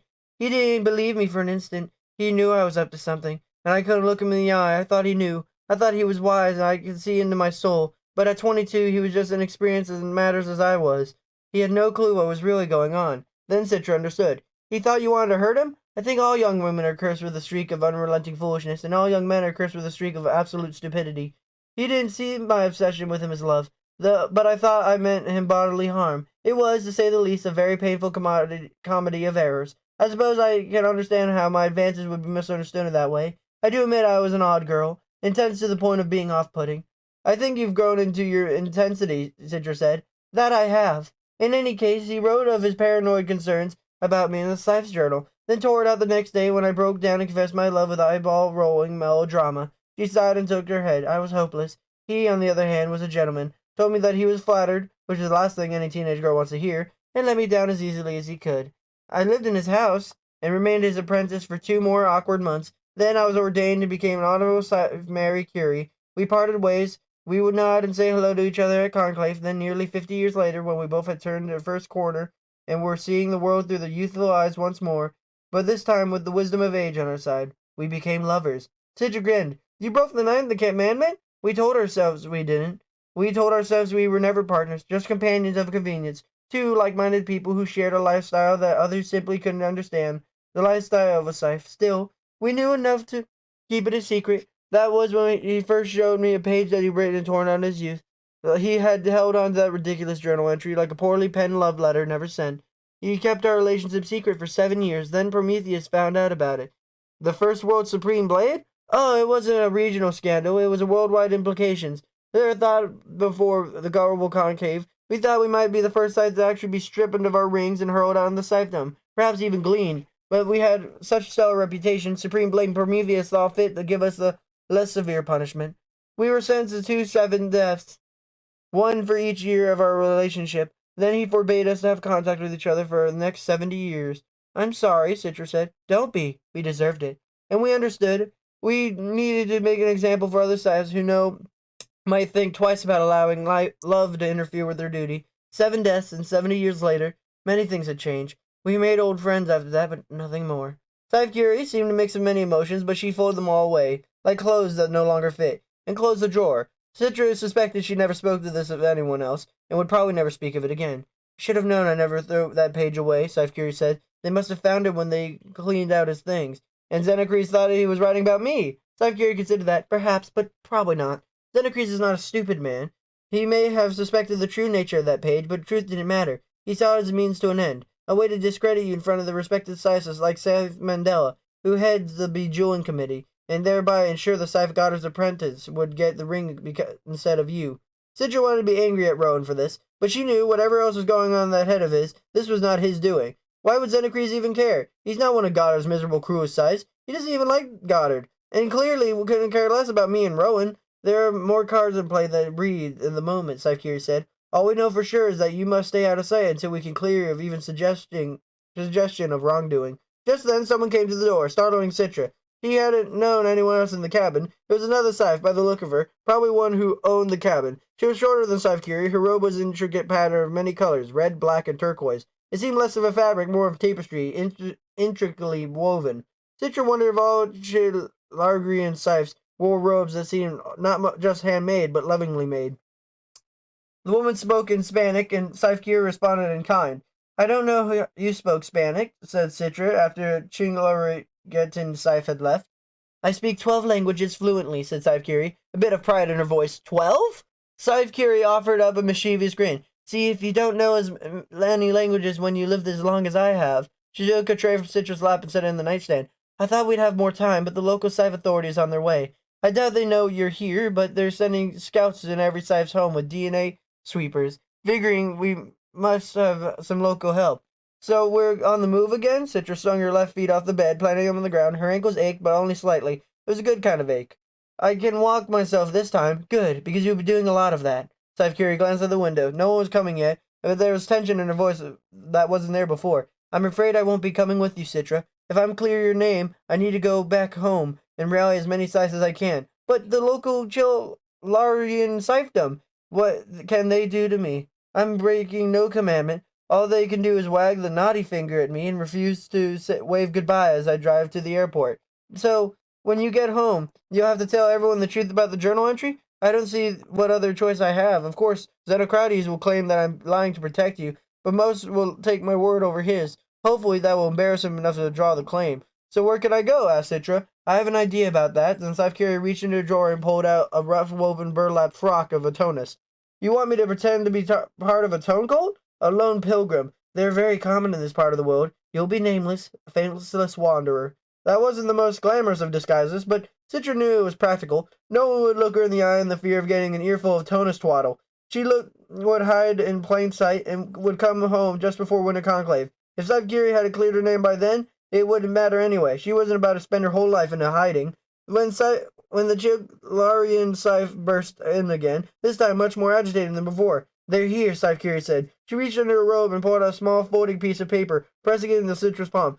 There's somewhere I want you to go. Someone you need to see. The address is on that paper. Consider it a final part of your training. Citra grabbed the frock, and while Scythe hurried Citra out of the room and to the back door, the Chilarian Scythe went into the weapons wardrobe and quickly filled a sack of concealable blades and firearms for Citra, the way a worried mother might fill her child's bag with snacks. There's a public car in the shed at the bottom of the hill. Take it and head north, Scythe said. Citra opened the back door and stepped out. It was cold but bearable. Listen to me carefully, said Scythe. It's a long trip, and you're going to need your wits about you to get where you're going. Then Scythe went to give on Citra the instructions she'd need to make the journey of many thousands of miles, but she was cut short by the sound of a car pulling up the front of the house. Go! As long as you keep moving, you'll be safe. And what do I do when I get there? Scythe met her eye with a hard gaze and revealed nothing but added importance of her words. The tonist might call it resonance.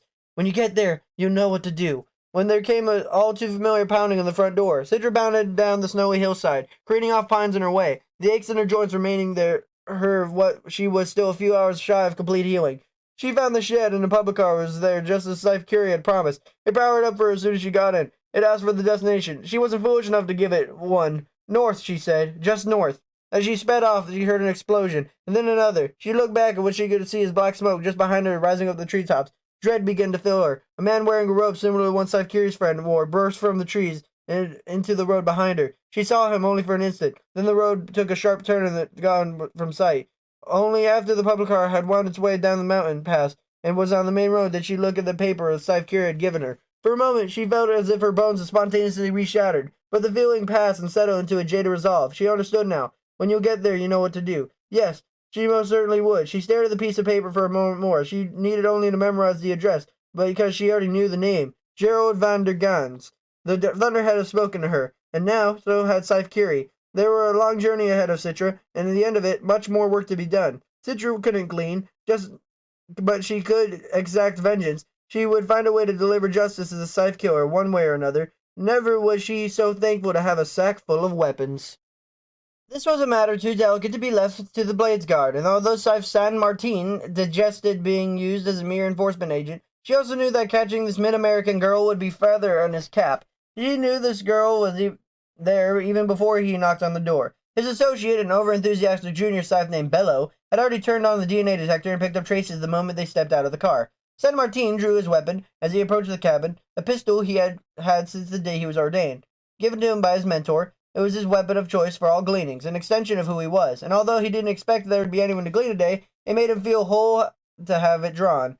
Besides, gleaming aside, it might be necessary to incapacitate someone. Although he had been warned not to render anyone, especially the girl, deadish, because they had created the very fiasco he was now attempting to resolve. He pounded on the door and pounded again. He was ready to kick it in when another than Scythe Mary Curie herself came to the door. San Martin tried not to be starstruck. The Marquesa de la Muerte was well known throughout the world for her early achievements, a living legend everywhere, not just in the north. "There's the doorbell, or didn't you notice?" she said it so Hispanic, so perfect it threw San Martin off his game. Are you here for lunch? Are you here for lunch?" He stammered for a moment, deepening his disadvantage, then discovered the best he could. "We're here for the girl," he said. "No sense in denying she's here. We already know." And then he gestured toward Bello, whose DNA detector was pinging in the red. She glanced at San Martin's raised pistol and, humph, with such authority she found himself lowering it just involuntarily. "She was here," Scythe Curie said, "but not anymore. She's on her way to Antarctica Resort for some skiing. You might catch her flight if you hurry, though." The chill Argentine Scythedom was not known for its sense of humor, and Scythe San Martin was no exception. He would not be made a fool of, even by one of the greats. He pushed his way past her and into the cabin. There was Chillum Argentine Scythe, whose name he couldn't remember, stood as defiantly as Scythe Curie. "Search all you want," said the second Scythe, "but you will break anything." She never got to finish the thought, because Bello, overzealous as ever, jabbed her with a jolt baton and left her unconscious. "Was that really necessary?" chided Scythe Curie. "It's me you have a gripe with, not poor Eva." On a hunch, San Martin went to the back door and, sure enough, found telltale footprints in the snow. "She's on foot," he told Bello. "Apurate!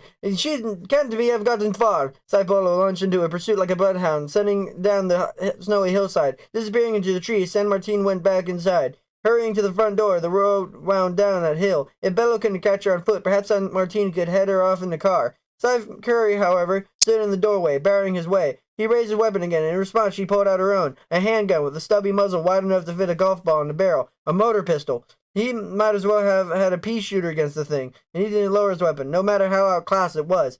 I have special permission from our High Blade to fire at you if necessary," he warned her. "And I have no permission from anyone," said Scythe Curie, "but I'm more than happy to do the same."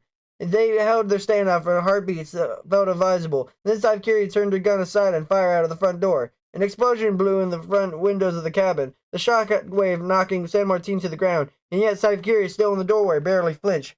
San Martin scrambled to the door as the blast from the mortar pistol had turned his car into a bonfire. She then fired again, this time blowing up her own car.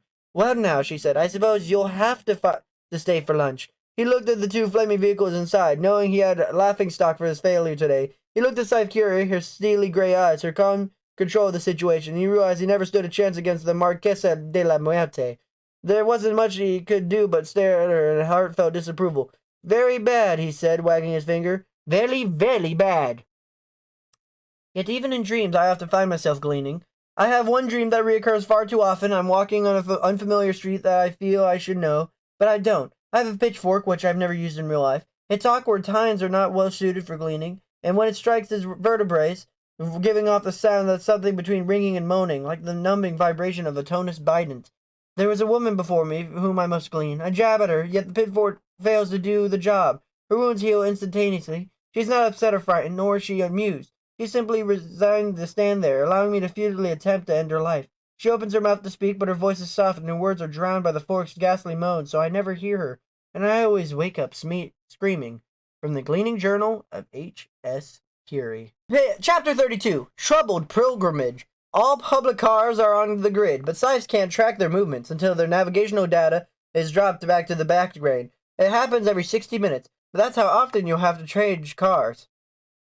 Scythe Curie's instructions had come at Citra quickly. He only hoped she could remember them all. She could do this. Her apprenticeship had taught her to be self-sufficient and resourceful. She ditched the first public car of the small town right on time. She was worried that there might not be many vacant public cars in the Charlemagne region, especially at this remote of an area, but the Thunderhead was remarkable at projecting local needs, and all things. There always seemed to be a supply of fit to demand.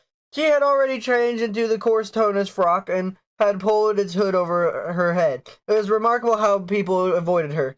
Two vehicle changes every hour meant that her pursuers were always right behind her. She realized that she had to cut a weaving course, like cargo ships in mortal age wartime, to throw them off their path, keep them from anticipating where she'd go next. For over a day, she could never sleep for more than just an hour at a time. At several instances where there were only road and no civilization for long stretches, she had to be crafty, ditching the car before arriving in town, where a chill Argentine Scythe, an officer of the local Blade Guard, were already waiting for her. She actually walked right past one Scythe, certain she had been caught, but she was smart enough to cross downwind of his DNA detector. The fact that the Scythes themselves were supervising the hunt and not leaving it to a Blade Guard made Citra feel all the more terrified, yet oddly important too. Once you beat Buenos Aires, take a hypertrain north across Amazonia to the city of Caracas. As soon as you cross the border into Amazonia, you'll be safe. They won't lift a finger to help Xenocres or detain you. Citra knew the reason for this came to historical studies. Too many Scythes from their other regions gleaned out of jurisdiction while on vacation in Amazonia. There's no law against it, but it has made an Amazonian Scythedom uncooperative and openly obstructionist when it comes to assisting Scythes from any other region. The problem was in the train of Buenos Aires. They'd be waiting for her in the force at every train station or an airport. She was saved by a group of Tonas led to Isthmus. We seek a great fork in the umbilical between north and south, they told her, thinking she was one of them. There are rumors it is hidden in the ancient engineering work. We believe it would be sealed within one of the gates of the Panama Canal. It took her all her will not to laugh. Will you join us, sister? And so she did, just long enough to board the train north right under the noses of more watchful eyes than she could count, holding her breath, not out of fear, but so she could trip any DNA sensors in the station. There were 7 Tonas in the group.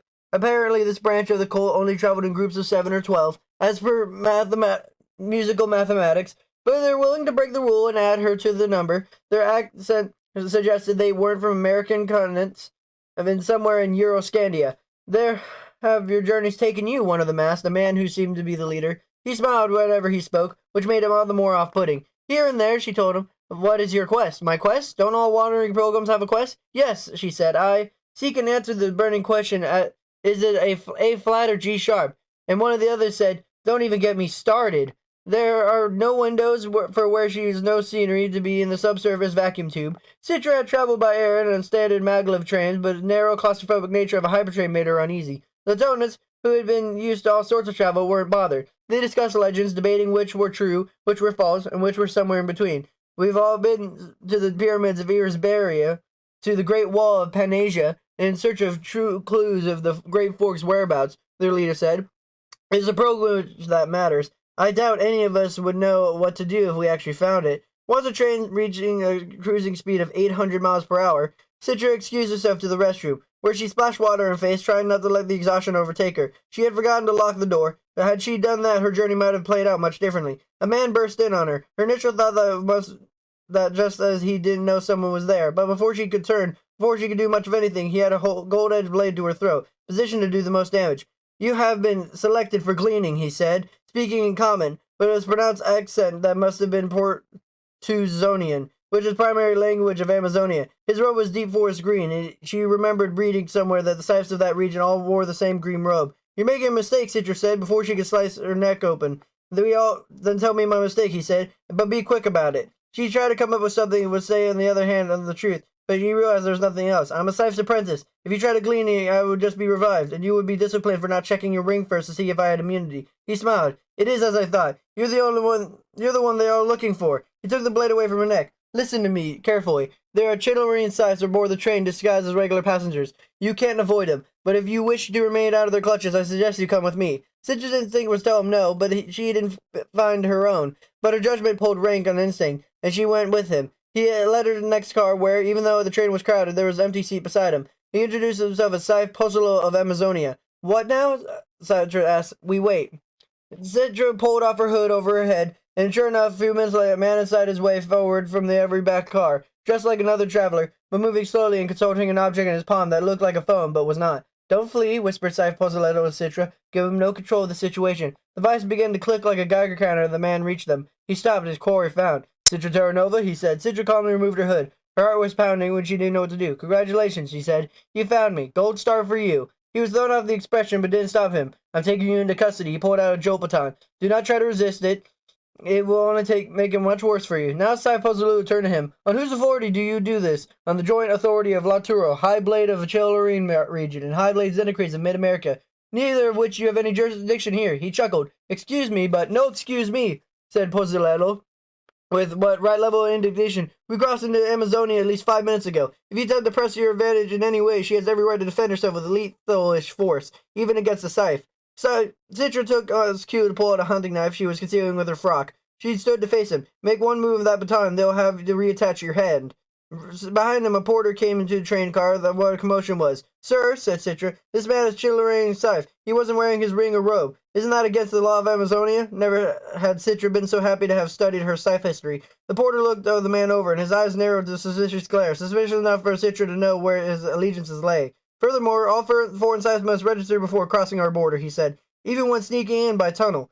The Chillerine Scythe's temper quickly began to boil. Leave me to my business, or I'll glean you where you stand. No, you won't, said Scythe Paluzzo in much matter-of-fact calm as Citra grinned. I've granted him immunity. You can't glean him. What? Then Amazonian Scythe reached his hand right up to the porter's face, who grabbed it and kissed his ring. Thank you, Your Honor. This man threatened violence against me, Citra told Porter. I demanded he put off the train at the next stop, along with any other disguised Scythes he's traveling with. That would be my pleasure, said the porter. You can't do that, the Scythe insisted, but a few minutes later, he found out otherwise. With her pursuers kicked off the train, Citra enjoyed the respite from a relentless cat and mouse game. Her cover blown, she pulled on the street clothes that fit her from someone's luggage, jeans and a flowery blouse that wasn't her style, but the clothes were adequate. The Tonus were disappointed, yet didn't seem all that surprised when she actually found one of them. They left her with a pamphlet she promised she'd read, but suspected she wouldn't.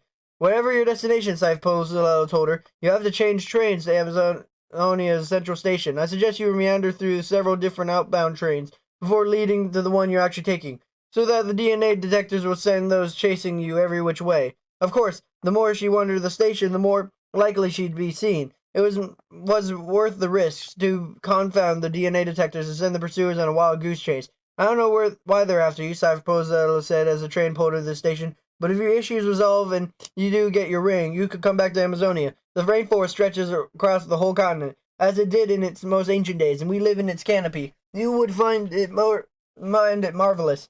I thought you didn't like foreign Scythe, she told him with a smirk. There's a difference between those we invite and those who intrude, he told her. Citra did her best to leave DNA traces on half a dozen trains before slipping onto the bound for Carcass. On the North Amazonia coast, there were agents out looking for her. She didn't spot them, but she couldn't be so cavalier as to think she was in harm's way. Some of the city of Carcass, Scythe Curia instructed her to follow the northern coastline east until coming to a town called Playa Pintada. She would have been avoid public cars or any other mode of transportation that would pinpoint her location. But she found the closer she got, the more her resolve hardened. She would get there and complete his troubled pilgrimage, even if she had to walk the rest of the way. How does one face a murderer? Not a socially sanctioned killer, but an actual murderer. An individual who, without the blessing of society, or even its permission, permanently ends a human life. Citra knew that in the world at large, the Thunderhead prevents such things. Certainly people get pushed in front of trains or under trucks, or off rooftops in the heat of frustrated moments, but in which a broken is already repaired. Amends are made. An ordained Scythe, however, who lives outside the Thunderhead's jurisdiction, has no such protection. To be revived is not automatic for a Scythe, it must be requested. But who is there to advocate for a Scythe felled by foul play? Which means that although Scythes may be the most powerful humans on Earth, they may also be the most vulnerable. Today, Citra vowed to be an advocate for the dead. She would deliver justice for the fallen mentor. Clearly, the Thunderhead would not stand in her way. It had given her the murderer's name, so had Scythe Curie when she had sent her on a mission, the final phase of her training. Everything rested on the action she would take today. Playa Pintada, the painted beach. Today, the coastline was strewn with large chunks of twisted, gnarled driftwood in the dwindling sunset. They seemed like arms and legs of terrible creatures, slowly heaving themselves out of the sand. Citra crouched behind the driftwood dragon, hiding within its shadow. A storm was moving in the north, building over the sea and rolling inexorably toward the shore. Distant lightning would already be seen playing deep within the darkness, and thunder rolled in a counterpoint of the crashing surf. She had only a handful of weapons. She had started with a pistol, a switchblade, and a hunting knife. The rest had been too hard to conceal, so she had to cast them off before boarding the train to Buenos Aires. It was barely a day ago, yet it felt like a week.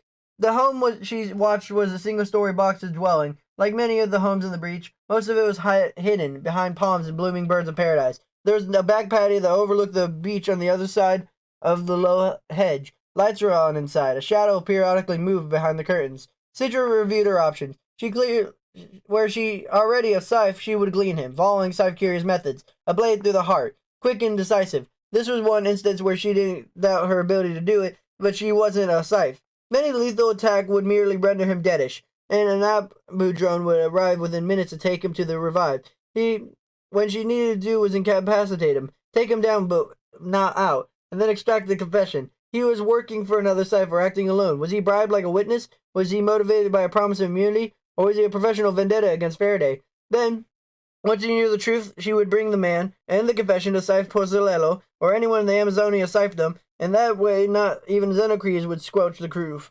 It would be clear to her that any wrongdoing, and the true culprit would receive their punishment. It awaits the Scythe killer. Perhaps Citra would stay there in Amazonia then, never have to face the House, or perhaps the Winter Conclave. At the last traces of twilight, she heard the sliding glass doors whoosh open. She peered over the rough edge of the driftwood, see him come onto the patio and look at the approaching storm. He was perfectly silhouetted against the light shade, the paper target at the shooting range. He couldn't make it easier for her. He pulled out her pistol. At first, she leveled it right at his heart. Force of habit went from her training. Then she lowered it to his knee and fired. Her aim was perfect. He wailed and went down. Citra raced across the sand, leaped at the hedge, and grabbed him by the shirt, both hands in the grasp. "You're gonna pay for what you've done," he snarled. When he saw the man's face, familiar, too familiar. Her first instinct was to think it was another layer of treachery. It wasn't until he spoke she accepted the truth. "Citra?" Scythe Faraday's face was a mask of pain and disbelief. "Citra, oh God, what are you doing here?" She didn't let him go out of shock. Scythe Faraday's head hit the concrete, knocking him out and making a horror of the moment all the worse. She wanted to call for help, but who would help her after what she'd done? She lifted his head again, cradling it gently as about a shattered knee followed between the patio stones, turning the sand in the cracks of the red mortar, dyeing it brown. Immortality cannot temper the folly or the frailty of youth. Innocence is doomed to die in senseless death at your own hands, as casually as the mistakes we never undo. So we lay to the rest of the wide-eyed wonder we once thrived upon, replacing it with scars in which we never speak, too knotted for any amount of technology to repair. With each gleaning I commit, with each life taken for the good of humanity, I mourn the boy I once was, whose names I sometimes struggle to remember, and when I long for a place beyond immortality where I can, in some small measure, resurrect the wonder to be that boy again. From the Gleaning Journal of H.S. Faraday. Chapter 33. Both the Messenger and the Message.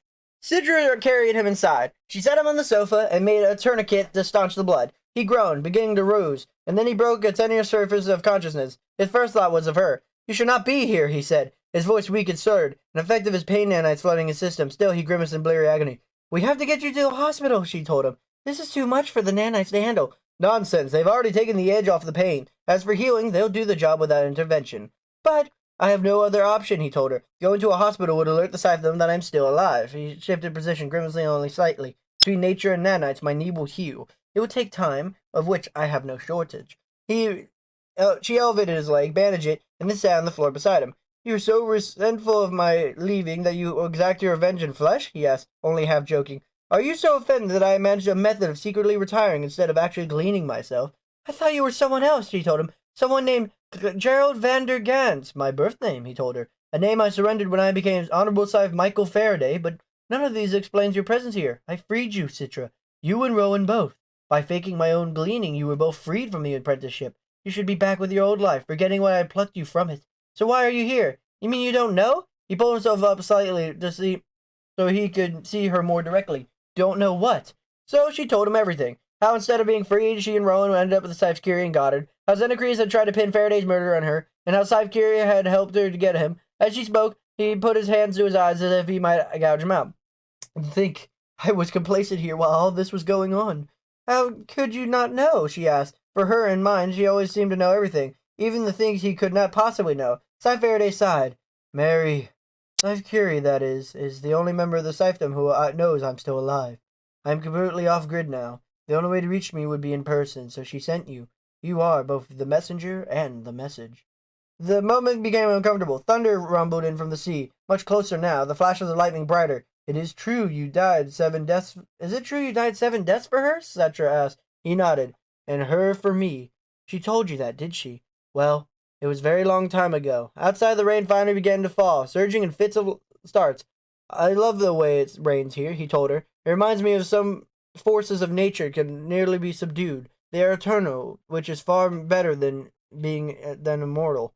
So they had sat, listening to the soothing rummadas of the rain until Citra began to grow too weary to even think.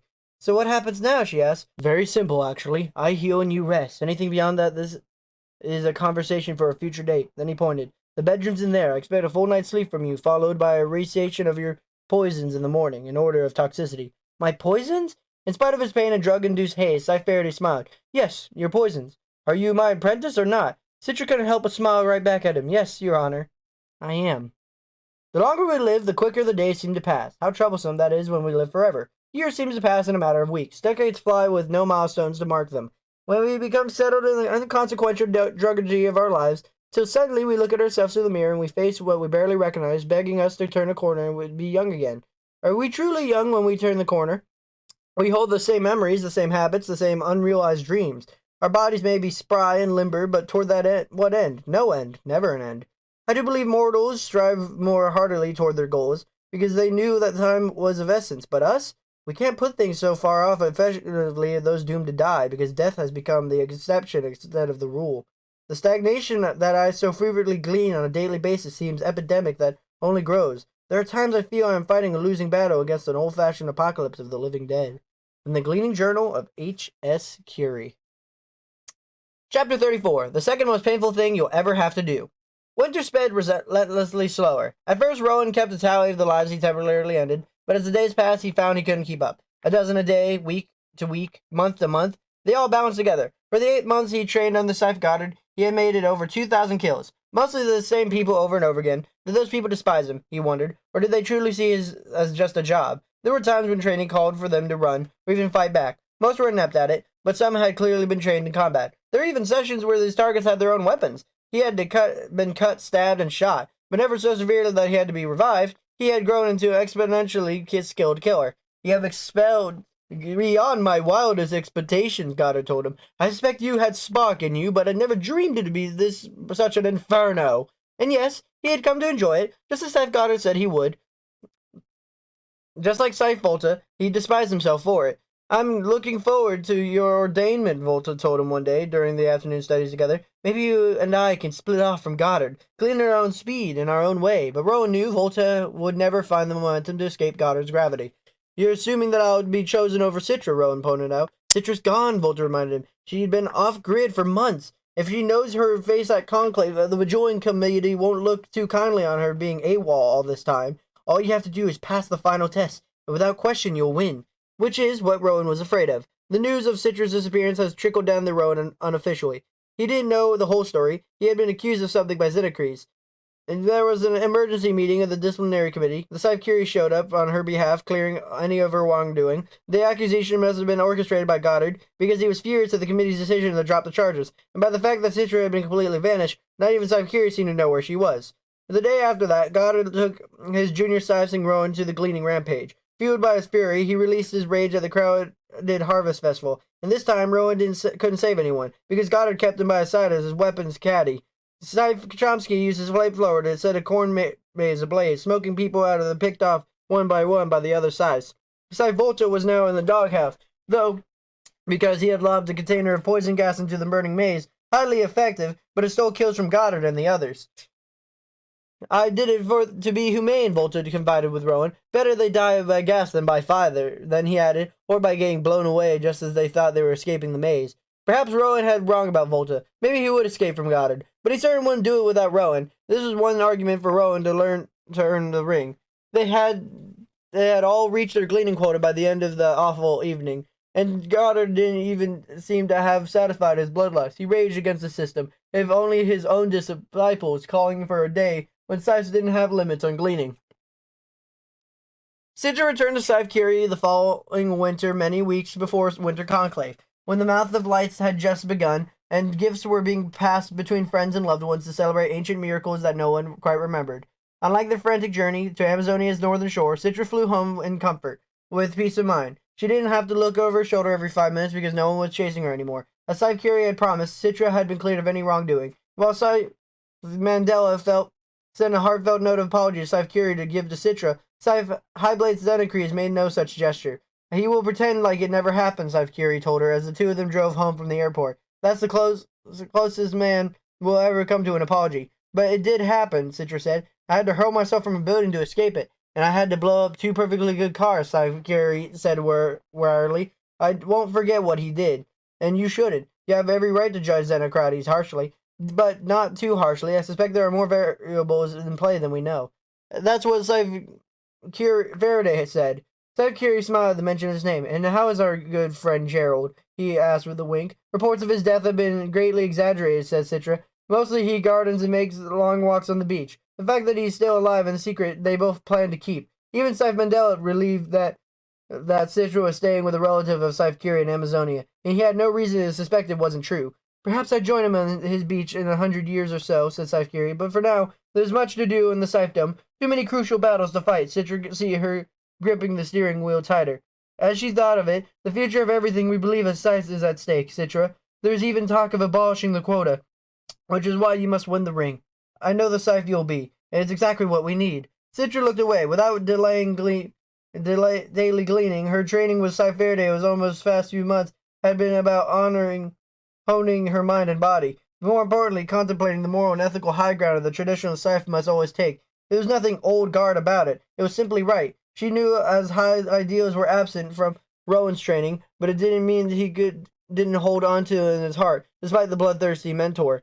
Rowan could be a good Scythe as well, Citra offered. Scythe Curie sighed. He can't be trusted anymore. Look at what he did at the Harvest Conclave. You can make all the excuses in the world for him, but the fact is he's an unknown quantity now. Training under Goddard is bound to twist him in ways that no one can predict.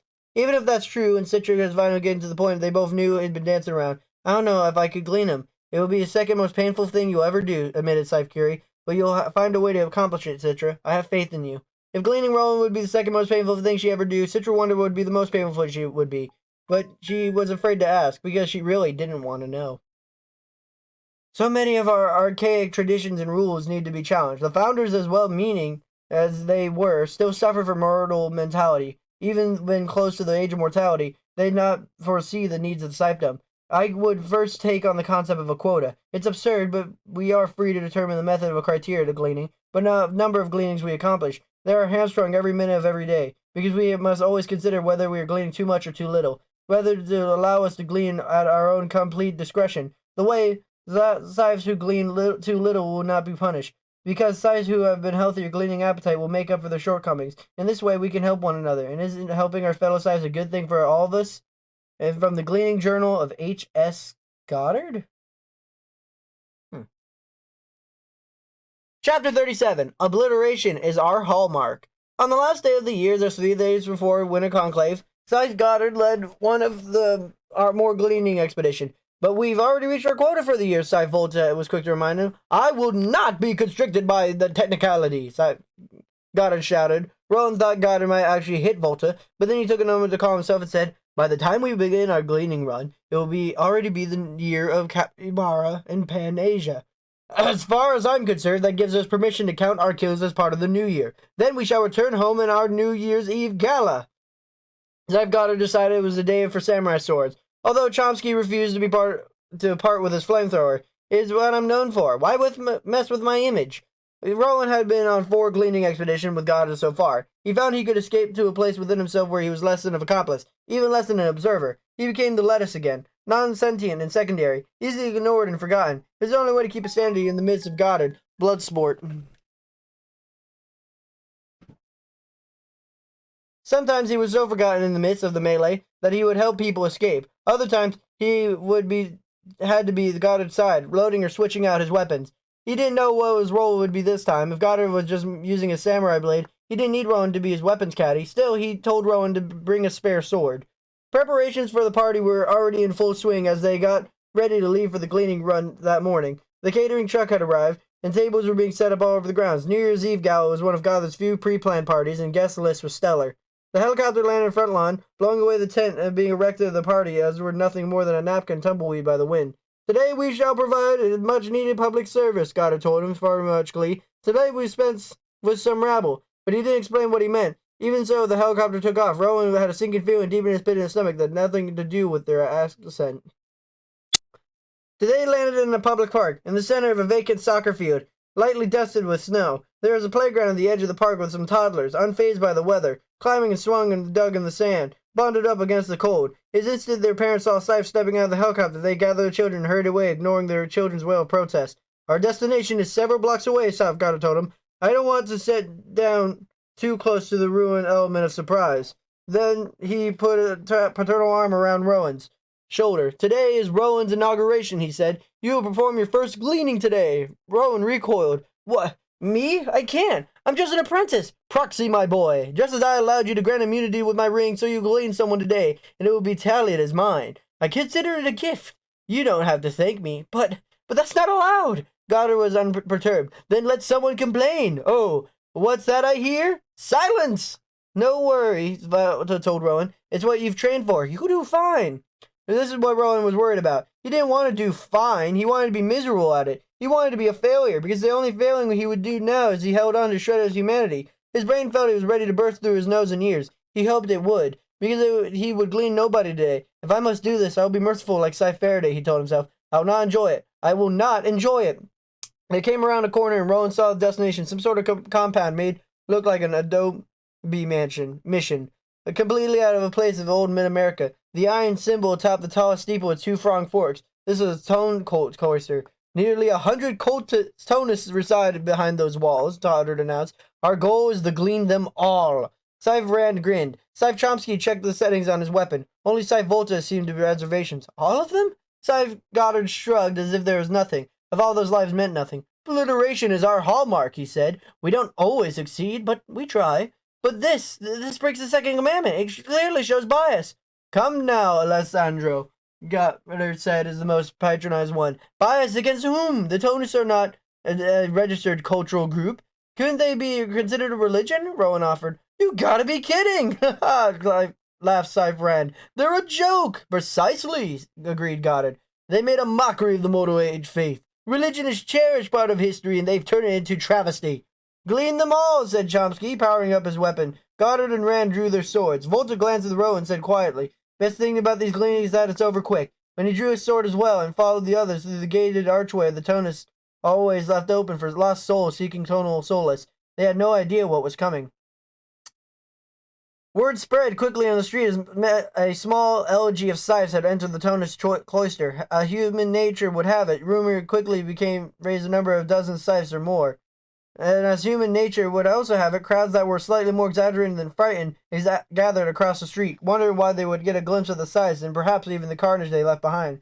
But all they saw for now was a single young man, an apprentice standing in an open gate, and his back to the crowd. Rowan was ordered to remain at the gate, sword drawn, and to prevent anyone to try to escape. His plan, of course, was to allow anyone to escape, but then he panicked. Tonus saw him, his sword, and his apprentice armband. They ran back into the compound, where they became prey for the Scythes. He stood there for 5 minutes, and quickly as he left his spot at the gate, losing himself in the maze-like compound, only then did the people begin to slip out of safety. The sounds of anguish were almost impossible to endure. Knowing he'd be expected to glean someone before this is through made it impossible for him to disappear into himself this time.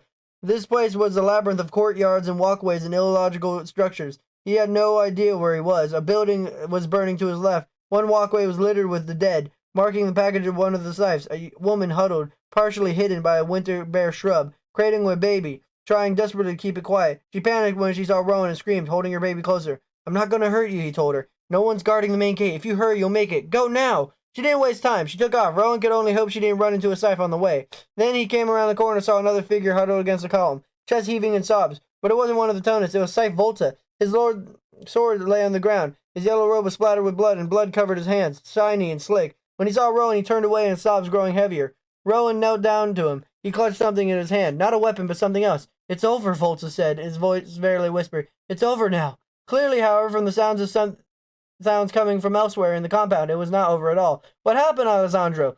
Rowan asked. Volta looked at him then. The anguished eyes of that man was already damned. I thought it was an office, maybe a storeroom. I'd go in, there'd be a couple of people there, I'd glean them as painlessly as I could, or move on. That's what I thought. It wasn't an office or a storeroom. It was a classroom. He broke down in sobs again as he spoke. There had to be at least a dozen little kids in there, cowering. They were cowering from me, Rowan. But there was just this one boy. He stepped forward. Citra tried to stop him, but he stepped forward. He wasn't afraid. He held one of their stupid tuning forks. He held it up as it would ward me off. You won't hurt us, he said. He struck it against the desk and made it ring, and it held it up to me. By the power of the tone, you won't hurt us, he said. And he believed it, Rowan. He believed in its power. He believed it would protect him. What did you do? Volta closed his eyes, and the words came out in a horrible squeal. I cleaned him. I cleaned them all. He opened his bloody hand, revealing that he held the boy's little tuning fork. It tumbled to the ground with a tiny atonal clank. What are we, Rowan? What the hell are we? It can't be what we're supposed to be. It's not. It never was. Gothard isn't a Scythe. He may have the ring. He hasn't licensed the glean, but he's not a Scythe. He's a killer. He has to be stopped, and we have to find a way to stop him. Both of us. Bolter shook his head and looked at the blood pooling in his palms. It's over, he said again. Then took a deep, shuddering breath and became very calm. It's over. And I'm glad. That's when Rowan realized that the blood from Volta's hands was not from the victims, it was from Volta's own wrist. The gashes were jagged and long. They were made with very clear intent. Alessandro, no! You don't have to do this! We have to call an ambulance. It's not too late. But they both knew it was. Self-cleaning is every Scythe's last prerogative. You can't rob that from me, Rowan. Don't even try. His blood was everywhere now, staining the snow in the courtroom yard. Rowan wailed. Never had he felt so helpless. I'm sorry, Alessandro. I'm so sorry. My real name is Sean Dobson. Will you call me that, Rowan? Will you call me by my real name? Rowan could barely speak of his own tears. It's been an honor to know you, Sean Dobson. It's leaned in, Rowan, barely able to hold up his head, his voice getting weaker. Promise me you'll be a better Scythe than I was. I promise, Sean. And maybe, but whatever he was going to say, it leaked away from the last of his life. His hand came to rest on Rowan's shoulder while it was all around him. Distant cries of agony filled the icy air. Each day I pray as my ancestors did. They once prayed to gods that were fallible and fickle, then to one God who stood in a harsh and terrifying judgment, then to a loving, forgiving God, then finally to a power with no name, but to whom it could be a normal pray. I have no answer to that, but I still cast my voice out to the void, hoping to reach someone beyond the distance and hear to the depths of my own soul.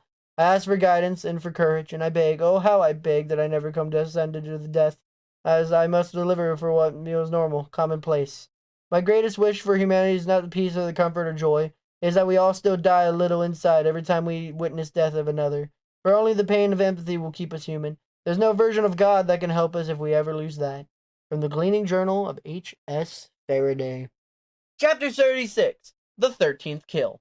Goddard was in the chapel sanctuary, finishing the last of his terrible business. Outside, the wails began to fade as Rand and Chomsky finished what they had begun. A building was burning across the courtyard. Smoking cold air poured in through the broken stained glass windows of the chapel. Goddard stood at the front by an altar, featured a shining two-pronged fork and a stirred bowl of dirty water. There was only one Tonus left alive in the chapel. He was a balding man, wearing a frock that was slightly different from the dead around him. Goddard held him with one hand and wielded his sword in the other. Then Goddard turned to see Rowan and smiled. Ah, Rowan, just in time, he said cheerily. I have saved the curate for you. The Tonus curate showed a defiance rather than fear. What you've done here today will only help our cause, he said. Martyrs testify far more effectively than the living. Martyrs to what? Goddard sneered and tapped his blade against the huge tuning fork. To this thing? I'd laugh if I wasn't so disgusted. Rowan strode closer, ignoring the carnage around him, focusing in on Goddard. Let him go, said Rowan. Why? Do you prefer a moving target? I prefer no target. Finally, Goddard understood. He grinned as if Rowan had said something charming and quaint. Does our young man express a wee bit of disapproval? Volta's dead, Rowan told him. Goddard's gleeful expression faded, but only a bit. He was attacked by a Tonus? They'll pay dearly for it. It wasn't them. Rowan didn't even try to hide an animosity in his voice. He gleaned himself. This gave Goddard pause. The curate struggled in his grip, and Goddard slammed him against the stone basin hard enough to knock him out, but then let the man fall to the ground. Voltus was the weakest of us, Goddard said. I'm not entirely surprised. Once you're ordained, I'll happily have you take his place. I won't do that. Goddard took a moment to gauge Rowan, to read him. It felt like a violation. Goddard was in his head, even deeper in his soul. And Rowan didn't even know how to cast about. I know you and Alessandro were close, but he was nothing like you, Rowan, believe me. He had never had the hunger, but you do. I've seen it in your eyes. I've seen how you are when you train, living in the moment, every kill. Perfect. Rowan found that he couldn't look away from Goddard, who had put down his sword and now held his hands out as if he were inviting embrace of a savior. The diamonds in his robe twinkled in the faraway firelight, so bedazzling. Ye could have been called reapers, Goddard said. But our founders saw fit to call us Scythe, because we are the weapons in mankind's immortal hand. You are a fine weapon, Rowan, sharp and precise, and when you strike you are so glorious to behold. Stop it! That's not true! You know it is. You were born for this, Rowan. Don't throw it away. The Curin began to groan, beginning to regain consciousness. Goddard hauled him to his feet. Glean him, Rowan. Don't fight it. Glean him now and enjoy it. Rowan tightened the grip on his blade as he looked into the curate's bleary, half-conscious eyes. Even if he tried to stand his ground, Rowan couldn't deny the power of the undertow. You're a monster, he shouted. The worst kind. Because of you just don't kill. You turn others into killers like yourself. You just lack perspective. The predator is always a monster to the prey. To the gazelle, the lion is a demon. To a mouse, the eagle is an evil incarnate. He took a step closer. The curate still held tightly in his grip. You will be the eagle or the mouse, Rowan. Will you soar or will you scurry away? For those are the only two choices today. Rowan's head was swimming. The smell of blood and the smoke pouring through the shattered windows made him dizzy and muddled with thoughts. The curate looked no different to the strangers he practiced on every day, and for a moment he felt himself on the lawn in the middle of a killcraft exercise. Rowan unsheathed his sword and stalked forward, feeling the hunger, living in the moment, just as Goddard had said, and allowed himself to feel the hunger as freeing as the way Rowan couldn't describe. For many months he had trained for this, and now he finally understood why Goddard always let the last one go before Rowan could strike, stopping him one blow short of completion. It was to prepare him for today. Today he would finally have a completion, and every day henceforth he would, when he went out to glean, he would not stay his hand or his blade or his bullet until there was no one left to glean. Before he could think it through, before his mind could tell him to stop, he launched himself toward the curate, thrust his blade forward with all force, finally achieving the exquisite completion. The man gasped and stumbled aside, the blade having missed him completely. Instead, Rowan's blade hit its true mark and ran Scythe Goddard through the way to the hilt. Rowan was close to Goddard now, inches from his face, looking into his wide, shocked eyes. I am what you made me, he told Goddard, and you're right. I enjoyed that. I enjoyed that more than anything I've ever done in my life. And with his free hand, Rowan reached down and yanked the ring off Goddard's finger. You don't deserve to wear this. You never did. Goddard opened his mouth to speak, perhaps to deliver an eloquent death soliloquy, but Rowan didn't want to hear anything from anyone anymore. So he stepped back, withdrew his sword from Goddard's gut, and swung it in a broad, sweeping arc that took Goddard's head in a single blow. It tumbled and landed in the basin of dirty water, as if there were a basin was there for. The rest of Goddard's body fell limply to the ground, and in silence of the moment, Rowan heard from behind him. What the hell did you do? Rowan turned and saw Chomsky standing in the entrance of the chapel, with Rand beside him. You are so glean when he's revived. Rowan let his draining take over. I am the weapon, he told himself. In the moment, he was a lethal one. Chomsky and Rand defended themselves against him, and although they were good, they were nothing compared to the weapon so sharp and precise as he. Rowan's blade cut Rand deep, and she kicked the sword out of his hand with a well-placed Bokatar kick. Rowan responded with an even more effective kick that broke her spine. Chomsky set Rowan's arm ablaze with a flamethrower, but Rowan rolled on the ground, putting it out, then grabbed the toning mallet from beside the altar and brought it down on Chomsky like a hammer of Thor, striking again and again and again, as if he were atoning the hour, until the curate grabbed his hand to stop him and said, That's enough, son. He's dead. Rowan dropped the mallet. Only now did he allow himself to let down his guard. Come with me, son, the man said. There's a place for you with us. We can hide you from the Scythedom. Rowan looked at the man's outstretched hand, but even now Goddard's words came back to him. The eagle or the mouse? No, Rowan wouldn't scurry away and hide. There was still more he had to be done. Leave here, he told the man. Find the survivors, if there are any. Get out, but do it quickly. The man looked at him in a moment more, then turned and left the chapel. Once he was gone, Rowan picked up the flamethrower and got down to business. Out in the street, fire trucks had already pulled up, and peace officers were holding back crowds. The entire cloister was now in a fire, and although firefighters raced toward the blaze, they were intercepted by a young man stepping out of the main gate. He was a Scythe faction. You will not intervene, he said. The fire captain who now approached him had heard of Scythe-related fires, but never had such a thing happen on his watch. There was something about this that he didn't seem right. Yes, the boy appeared to be wearing a Scythe's robe, a royal blue one, studded with diamonds, but the robe clearly didn't fit him. With flames consuming the compound at an alarming rate, that captain made a judgment call. This kid, whoever he was no Scythe, and was not about to hinder their efforts. Out of the way, he told the kid dismissively. Get back with the others and let us do our job. When the kid moved with a lightning speed, the captain felt his leg kicked out from under him. He landed on his back, and suddenly the kid was on top of him, a pea namefully pressing the captain's chest, and a hand around his throat, squeezing so tightly as it never closed his windpipe. Suddenly, the boy didn't seem a boy at all. He didn't seem a whole lot bigger, a whole lot older. I said this is Scythe action, and you will not intervene, or I will glean you right here, right now. The fire captain now knew he had made a grievous mistake. No one but a Scythe could be so commanding and take such absolute control of the situation. Yes, Your Honor, the captain rasped. I'm sorry, Your Honor. The Scythe stood, letting the captain get up, and let the squad to fall back, and the squad, having seen the Scythe take their captain down so effectively, didn't question it. You can protect other buildings that are threatened, this young Scythe said, but you'll let this entire compound burn to the ground. I understand, Your Honor. Then the Scythe held up his ring, and the captain kissed it. With such force, he cracked a tooth. Rowan felt the skin crawling beneath Scythe Goddard's blood-soaked robe. It was as unpleasant as it was. He needed it to play the part. He was far more convincing than he thought he'd be, and frightened himself. The firefighters now directed all their attention to adjacent buildings, hosing them down nearby roofs with a fire retardant. Rowan found himself standing alone between the burning Tonus closure and the crowd still felt back by peace officers. He stayed until the steeple caved in and the giant fork at its apex plunged into flames, resounding with a mournful clang as it hit the ground. I have become the monster of monsters, he thought as he watched it all burn, the butcher of lions, the executioner of eagles. When trying not to trip over the robe, Rowan strode away from all the consuming inferno he would leave behind, nothing behind, of Scythe Goddard and his disciples but the bone too charred to ever be revived. Part 5. Scythehood.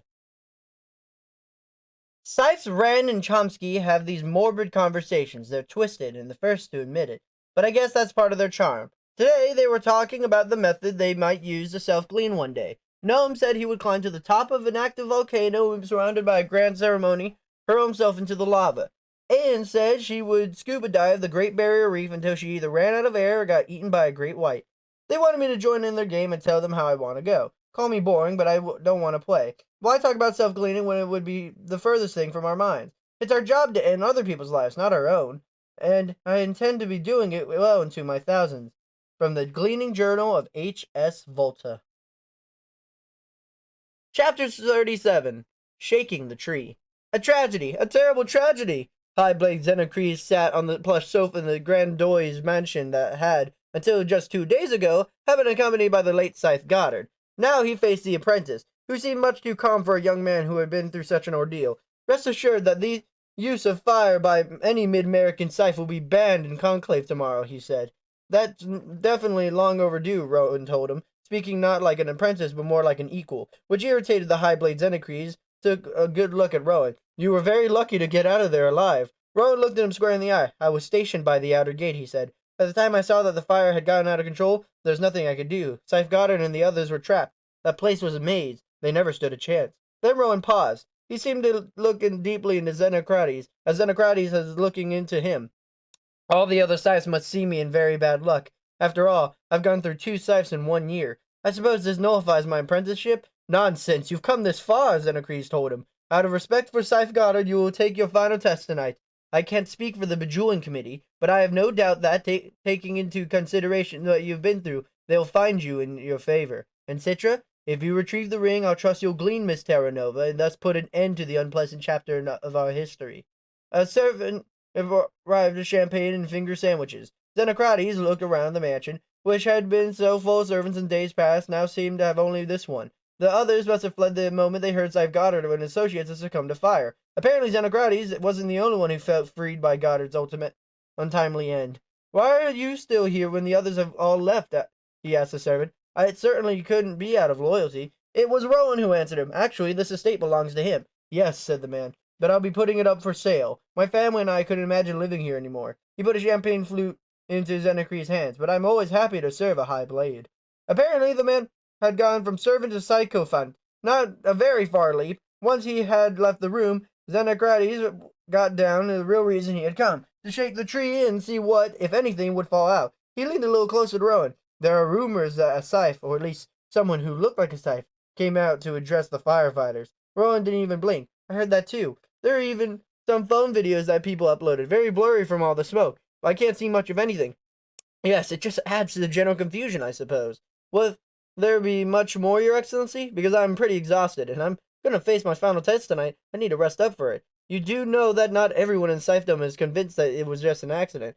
We've had to begin an investigation just to be sure. Makes sense, said Rowan. So far, we have been able to identify Scythe Volta and Scythe Chomsky by their rings, and the gems in the robes, which are around the remains. Rubies for Chomsky, citrines for Volta, As for Scythe Ran, we are fairly certain she's in the debris beneath the huge tuning fork that had fallen through the chapel roof. Makes sense, Rowan said again. But finding Scythe Goddard has proven to be a challenge. Of course, there are so many tonus gleaned in the chapel before the fire got out of control, it's quite an ordeal trying to come up with a positive identification. One would assume that, like the others, Scythe Goddard's remain would be around by small diamonds, and the large jewel in the Scythe's ring, even if the setting melted. Makes sense, Rowan said for the third time. That doesn't make sense, as that the skeleton we think is his doesn't have any of those things, said Xenocres, and it also has no skull. That's weird, said Rowan. Well, I'm sure it must be there somewhere, one would think. Maybe they need to look a little harder. Just then, Xenocres noticed the girl standing in the threshold of the room, lingering there, not sure whether the enter or walk away. Xenocres couldn't be sure how much he had heard, or even if it mattered. Esme, said Rowan, come in. You remember His Excellency, Highblade Xenocrates, don't you? Yeah, she said.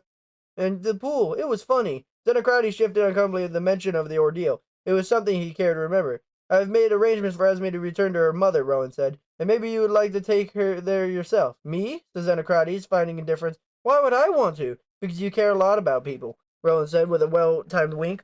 Some more than others. As the High Blade regarded his daughter, that he would never publicly or even privately acknowledge, he melted it just the tiniest bit. The boy had planned this, hadn't he? This Rowan Damish was a sly one, an admirable trait even properly directed. Perhaps Rowan warranted more attention than the High Blade had given him in the past. Esme wanted to see what would happen, and Xenocrates finally offered him a warm smile. It would be my pleasure to take you home, Esme.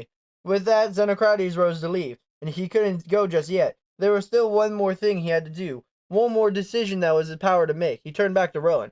Perhaps I should use my influence to call off the investigation, he said. Out of respect for our fallen comrades, let their memory be untainted by clumsy forensics that might cast aspirations on their legacy. Let the dead be dead, agreed Rowan. And so the unspoken agreement was reached. The High Blade would cease taking the tree, and Rowan would keep the High Blade's secret safe. If you need a place to stay once you're leaving here, Rowan, please know that my door is always open to you. Thank you, Your Excellency. No, thank you, Rowan. Then the High Blade took Esme's hand and left to return her home. The power of life and death cannot be handed out blithely, but only in stoic and weighty reserve. Ascension to Scythehood should by no means be easy. We who have established a Scythedom have faced down our own struggles in the process. We have ensured that all those who join us in our mission face a trial that not only instructive but transformative. Scythehood is humanity's highest calling, and to achieve it would cut one's soul at the very core, so that no Scythe will ever forget the cost of the ring they bear. Of course, they chose on the outside of our rite of passage might seem unthinkably cruel, which is why it must be forever remain a secret sacrament. From the Gleaning Journal of H.S. Prometheus and the First World Supreme Blade. Chapter 38. The Final Test. On January 2nd, the year of the Capybara, the day before Winter Conclave, Scythe Curie took Citra on a long drive to the Mid-America Capitol building. Your final test will be tonight, but you won't know the results until tomorrow's conclave, she told Citra. But Citra already knew that. It was the same test year to year, for every apprentice, and each apprentice must take the test alone. It was something Citra didn't know. It only made sense that the final test would be some sort of standard that all candidates had to pass. But somehow, the thought of having to face the test alone, not with the company of others, was troubling. Because now it wouldn't be a competition with Rowan and the others. She'd be competing against no one but herself. You should tell me what the test is. I can't, said Scythe Curie. You mean you won't? Scythe Curie thought on that.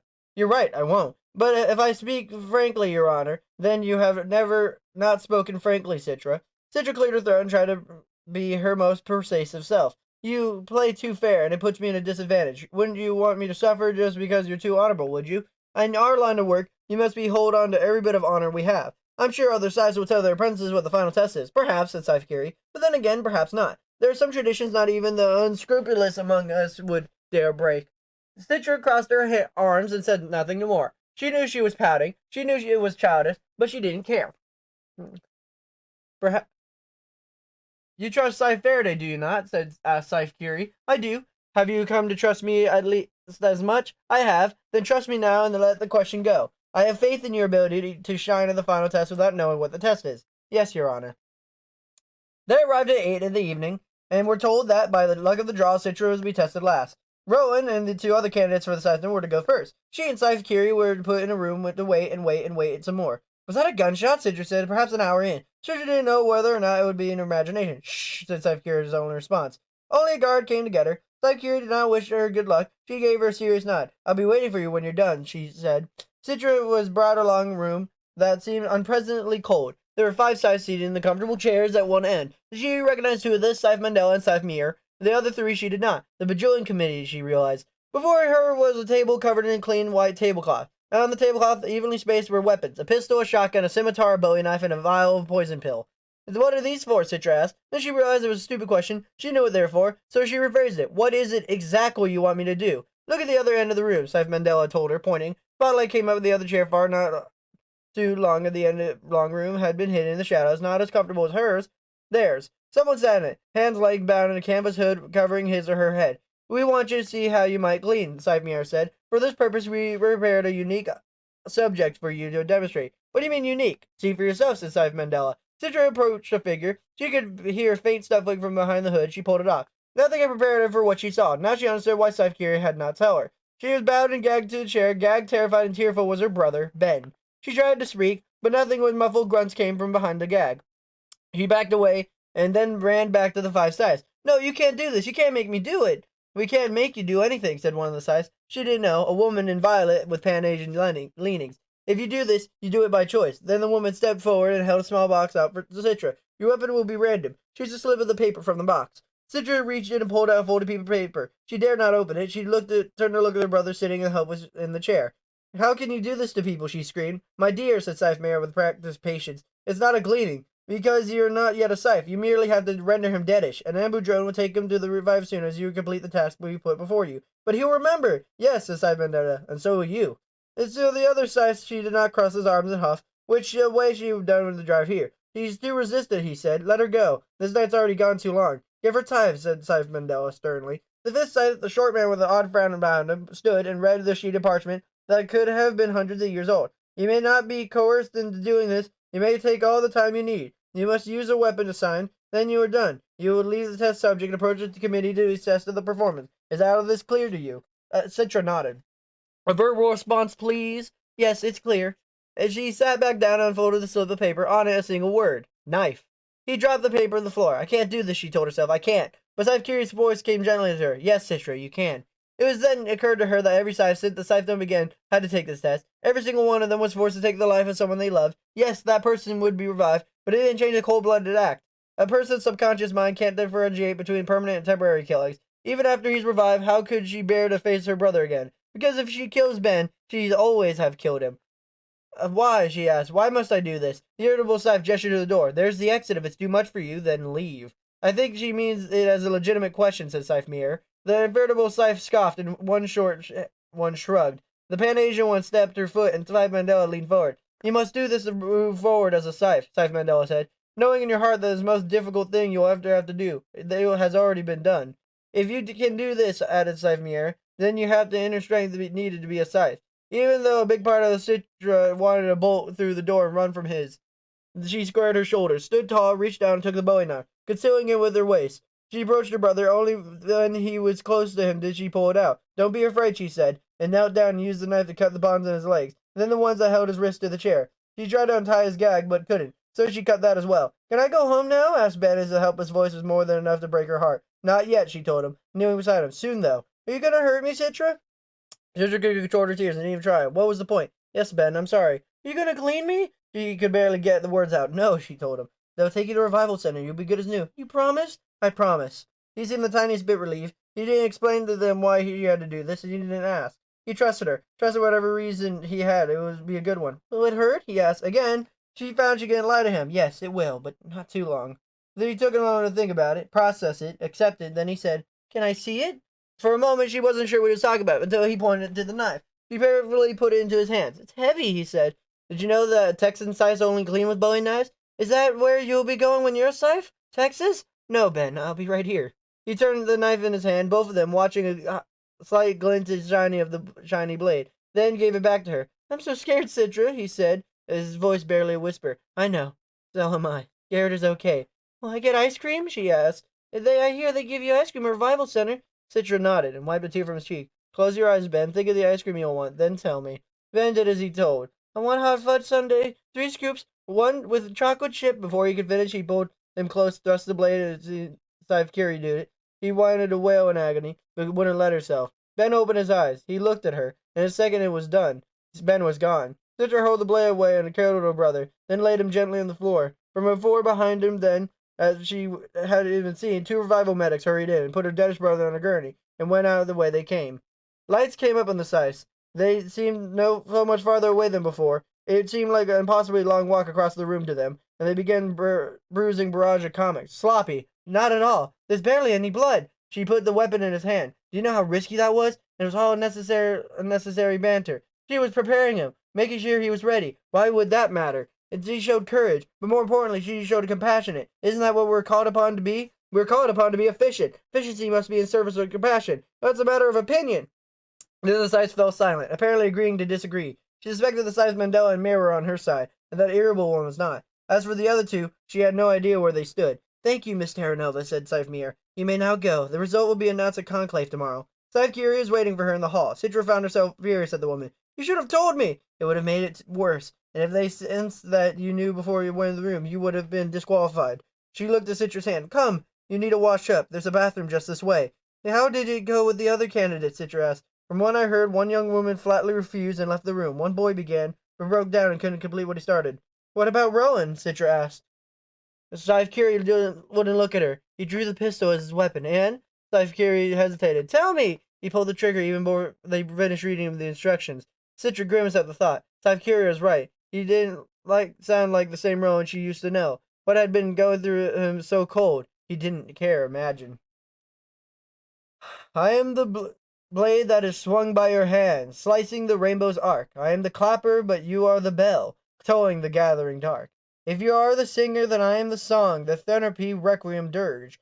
You made me the answer for all the world's needs, humanity's undying urge. Threnody, from the collected works of H.S. Socrates. Chapter 39, Winter Conclave. At midnight, immunity for Citra Terra Nova and Rowan Damage expired. Either one would now be gleaned, and if the edict was followed and the Scythe would make certain that it was, one would glean the other. Around the world, Scythes convened to discuss matters of life, more point matters of death. First conclave of the year for Mid-America was for a historic one. Never before had Scythes permanently lost their lives in the gleaning event, and the controversial nature of that event made it even more significant, as well as the controversy surrounding one apprentice's 3-month absence, following a bogus accusation by the Mid-American Highblade, for the even World Scythe Council had made their eye on Fulcrum City today, and although these names of apprentices are rarely known beyond their regional bejeweling community, Scythes from every corner of the globe now knew the names of Citra Terra Nova and Rome Damish. Fulcrum City was blistering cold that morning. Ice layered the marble steps leading up to the capital, making the stairs treacherous. More than one Scythe slipped, spraining an ankle or breaking an arm. Healing nanites were taxed that morning, to the delight of the spectators, who were thrilled by anything that slowed the Scythe's descent, allowing more photo ops. Rowan arrived alone in the public car, with no sponsor and no one who shepherded him in. He was dressed in one color that Scythe shunned, black. It had made his green apprentice armband stand out and give him a silent air of defiance. At Harvest Conclave, he had been a footnote, if that, and now spectators jockeyed for the position to take his picture. He ignored them, looking at no one as he climbed the stairs, making sure he'd keep his footing firm. What next? Scythe next to him stumbled on the ice and fell. Scythe Emerson. Rowan thought it was. Although they'd never been introduced, Rowan reached out his hand and helped the man up, but Emerson just glared at him and refused his help. I want no assistance from you, he told Rowan, the emphasis on the word you filled with more vitriol than anyone had expressed to Rowan in all his 17 years. But then, when he reached the top of the stairs, the Scythe he didn't know greeted him, and said in a comforting voice, You have endured more than any apprentice should, Mr. Damish. I hope you achieve Scythehood, and once you do, I hope we may share a pot of tea. The offer sounded genuine, and not the product of political posturing. This is why the things, as he encountered the rotunda, hard glares with some and comforting grins from others. It seemed the view were undecided about him. He was either a victim of circumstance or a criminal the likes of whom had not been seen since the age of mortality. Rowan wished he knew which of the two it was. Citra had arrived before Rowan. He stood in Scythe Curie in the rotunda, with no appetite to partake in the lavish breakfast spread. The conversation in the rotunda was, of course, all about the Tonus cloister tragedy, and Citra listened to the various snippets of the conversation. She found herself angered that it was all about the 4 dead Scythe. No one lamented on any Tonus were gleaned. Some, in fact, callously joked about it. In the wakes of the Tonus tragedy, Conclave takes on the certain resonance, don't you think? She heard someone say. No pun intended, but of course it was. Scythe Curie was even more anxious than she had been at Harvest Conclave. Scythe Mandela told me that you performed well last night, she told Citra. But even as he said it, he was guarded. What do you think that means? I don't know. All I know is that if you lose today, Citra, I will never forgive myself. It was absurd to think that the great Scythe Mary Curie, grande dame of death, would care so much for her, and would even think there would be any failure on her own part. Had a benefit of being trained by two greatest Scythe who ever lived, you and Scythe Faraday. If that hasn't prepared me for today, nothing would have. The Scythe Curie beamed at the bittersweet pride. Then this is over. You are ordained. I hope you will do me an esteemed honor staying on with me as a junior Scythe. Others will make advances, perhaps even from distant regions. They'll try to tell you where there are things you can learn from them that you couldn't learn from me. Perhaps that's true, but I do hope you'll choose to remain anyway. Her eyes were on the brink of tears. If she blinked, they would fall. But Scythe Curie kept them pulled over the lower lashes, so proud to be seen weeping at conclave. Citra smiled. Oh, no other way, Mary. It was the first time Citra had ever called her by her first name. She was surprised at how natural it felt.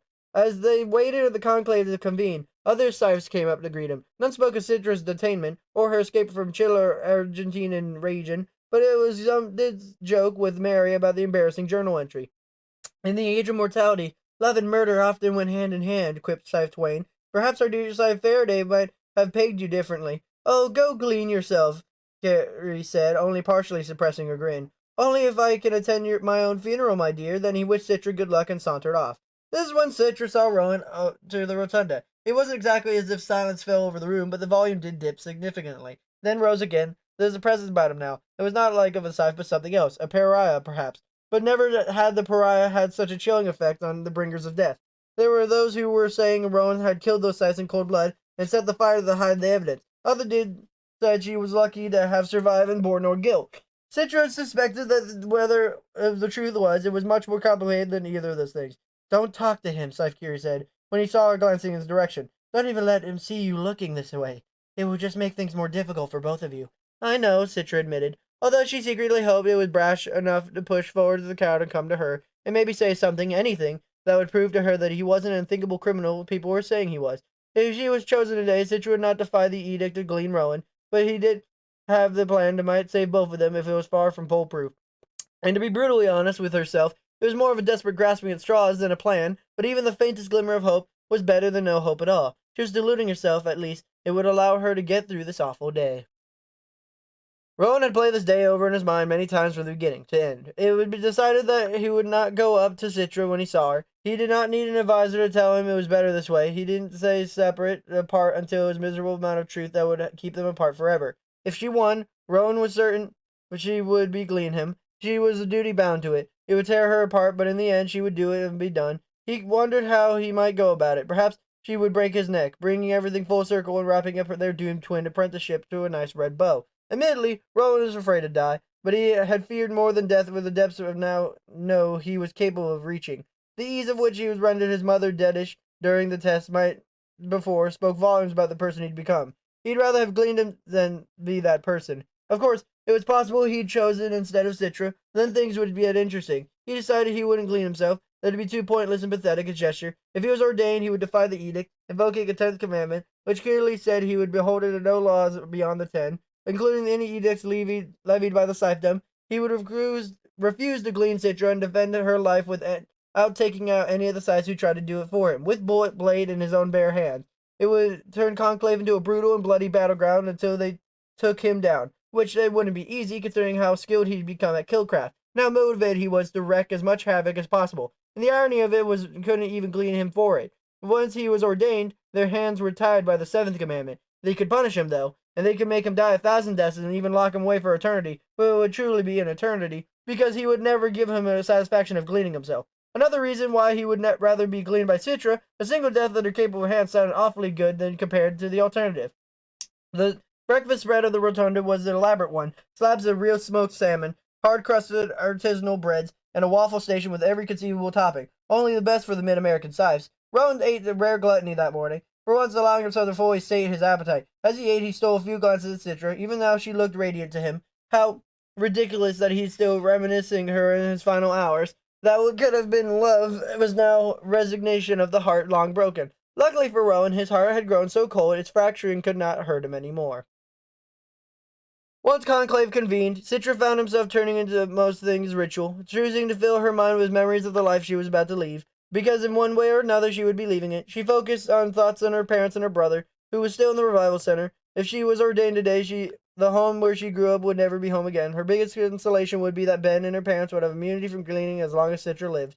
After the tolling of the names and the ritual washing, the entire morning was dedicated to a heated debate about whether or not fire would be banned from the method of gleaning. Usually, high-made Xenocrates did nothing but mediate and postpone discussions for a later date. The fact that he was advocating for the ban was something everyone in attendance took seriously, even though there were strong voices against it. I will not have my rights to bear arms trampled upon, railed one disgruntled Scythe. Every one of us could have had freedom to use flamethrowers, explosives, any other shitnary device. It was a bet with boos and applause. We need this ban to protect us from the tragic accidents in the future, insisted Xenocrates. It was no accident, someone shouted, as almost half the room voiced a bitter agreement. Citra looked at Rowan, who sat in the two empty seats on either side of him, for they were still marked for the dead. He made no move to defend himself or deny the claim. Scythe leaned over Citra. As terrible as that fire was, there was plenty of Scythes happy to see Goddard and his disciple permanently removed from duty. Although they'd never admit it, they were glad the fire happened, whether it was an accident or not. And there were a lot of others who admired Goddard, Citra pointed out. Indeed, Scythedom was evenly split on the matter. Regardless, common sense finally prevailed, and fire was banned in mid-America as a method of gleaning. At lunch, Citra, who was still found she couldn't eat, watched from a distance as Rowan stuffed himself just as he had breakfast, as if he had no care in the world. He knows it's his last meal, a Scythe she didn't know suggested. Although the woman was clearly showing her support for Citra found herself annoyed. Can't see how it's any business of your business. The Citra walked away, confused by Citra's hostility. At 6 in the evening, all other conclave business eves of the day revolved to its final stage. Candidates for Scythehood, please rise, commanded the conclave clerk. Citra and Rowan rose to the rumble of whispers in the assembly. I thought there were 4, said the High Blade. There were, Your Excellency, said the clerk, but the other 2 failed their final test and were dismissed. Very well, then, said Xenocrates. Let them on with it. The clerk stood up, formally announcing them. The Mid-American Scythedom calls Rowan Daniel Damish and Citra Clarida Terranova. Please come forward. Then, keeping their eyes fixed on Scythe Mandela, who waited for them before the rostrum with a single ring, Citra and Rowan stood in the front of the assembly hall and meet their destiny, one way or another. It is with bittersweet joy that I watch the bejoining of the new junior Scythes at the end of each conclave. Joy because they are hope and still kindle the idealism of the first Scythes in their hearts, but bittersweet because they know that someday they will become so tired and jaded that they will take their own lives, as all of those first Scythes eventually did. With each time the new Scythes are bejeweled, I still rejoice because it allows me, if only for a few glorious moments, to believe that we will choose to live forever. From the Gleaning Journal of H.S. Curie. Chapter 40. The Ordained. Hello, Citra. It is good to see you. Hello, Rowan. Will the candidates please refrain from speaking to each other and face the conclave, said Xenocrates. The whispers and mumbles from the gathered Scythes seized the moment both Citra and Rowan faced them. Never before had such silence fallen over the assembly hall. Rowan smiled slightly, not out of amusement, but out of satisfaction. The two of them, side by side, commanded an undeniable gravity that would silence 300 Scythes. Whatever else happened today, Rowan would have this moment. Citra maintained a stoic facade, refusing to let the adrenaline flooding her system reveal itself on her face. The Bajillion Committee has studied your apprenticeships, Scythe Mandela announced to them, although it was meant to more the entire conclave. We have reviewed the performance on all 3 of your tests, the first 2 of which you both failed. With the extenuating circumstances, both types, clearly your instinct has been to protect each other. But the Scythedom must be protected first, at all costs. Hear, hear, shouted one of the Scythes in the back. The committee's decision is not made lightly, continued Scythe Mandela. Know that we both of you the fairest consideration we possibly could. Then he raised his voice and louder. Candidates for the Scythehood, will you accept the judgment of the Mid-American Bajillion Committee? He asked, as if it were possible to accept their decision. I do, Your Honor, said Citra. So do I, Your Honor, said Rowan. Then let it be known, said Scythe Mandela, that now and forevermore Citra Darova shall wear the ring of Scythehood and bear the burden of all the rings entails. The room erupted in cheers, not just from their obvious supporters, but just from everyone. Even those who were sympathetic to Rowan approved of the committee's decision. For in the end, it was support that Rowan have on the Scythedom. Those who admired Goddard despised Rowan, and only who have given Rowan the benefit of the doubt were already rooting for Citra. Only now did it become clear that Citra was all the more ordained the moment Goddard and his disciples would perish in the fire. Congratulations, Citra, said Rowan, beneath the roaring approval of the crowd. I knew you would do it. She couldn't even respond to him, couldn't even look at him. Scythe Mandela turned to her. Have you chosen your patron historic? I have, Your Honor. Then take this ring I hold out to you, and put it on your finger and announce to the Mid-American Scythedom and the world who you now are. Citra took the ring, her hands shaking so much she almost dropped it. slipped it on her finger, the perfect fit. It was heavy on her finger, and the gold setting was cold. It was quickly warmed by her body heat. She held her hand up and had been ordained candidates due. I choose to be known as Scythe Anastasia, she told them, after the youngest member of the family Romanov. She gathered Scythes turned to one another, discussing a choice among themselves. Miss Terranova, said Scythe Blade Senecrates, clearly outpleased. Not pleased. I can't say it is an appropriate choice. The Caesars of Russia were known more for the excess of their contribution to civilization. Anastasia Romanov did nothing built on her short life. Exactly why I chose her, Your Excellency, Citra said, holding eye contact with him. He was the product of a corrupt system. Because of that, she denied her very life, as I almost was. Xenocrates bristled the slightest bit. Citra went on. Had she lived, who knows what might have been done? Perhaps she had been changed to war and redeemed her family name. I chose to be Scythe Anastasia. I vowed to become the change that might have been. The high blade held her gaze and held the silence. Then one Scythe rose and began applauding. Scythe Curie, then another joined, and another. Soon the entire Scythedom was on her feet, in an ovation with newly ordained Scythe Anastasia. Rowan knew they had made the right decision, and when she heard Citra defend her choice of the patron historic, he admired her more than he ever did. Were he not already standing, he would have risen to his feet in ovation as well.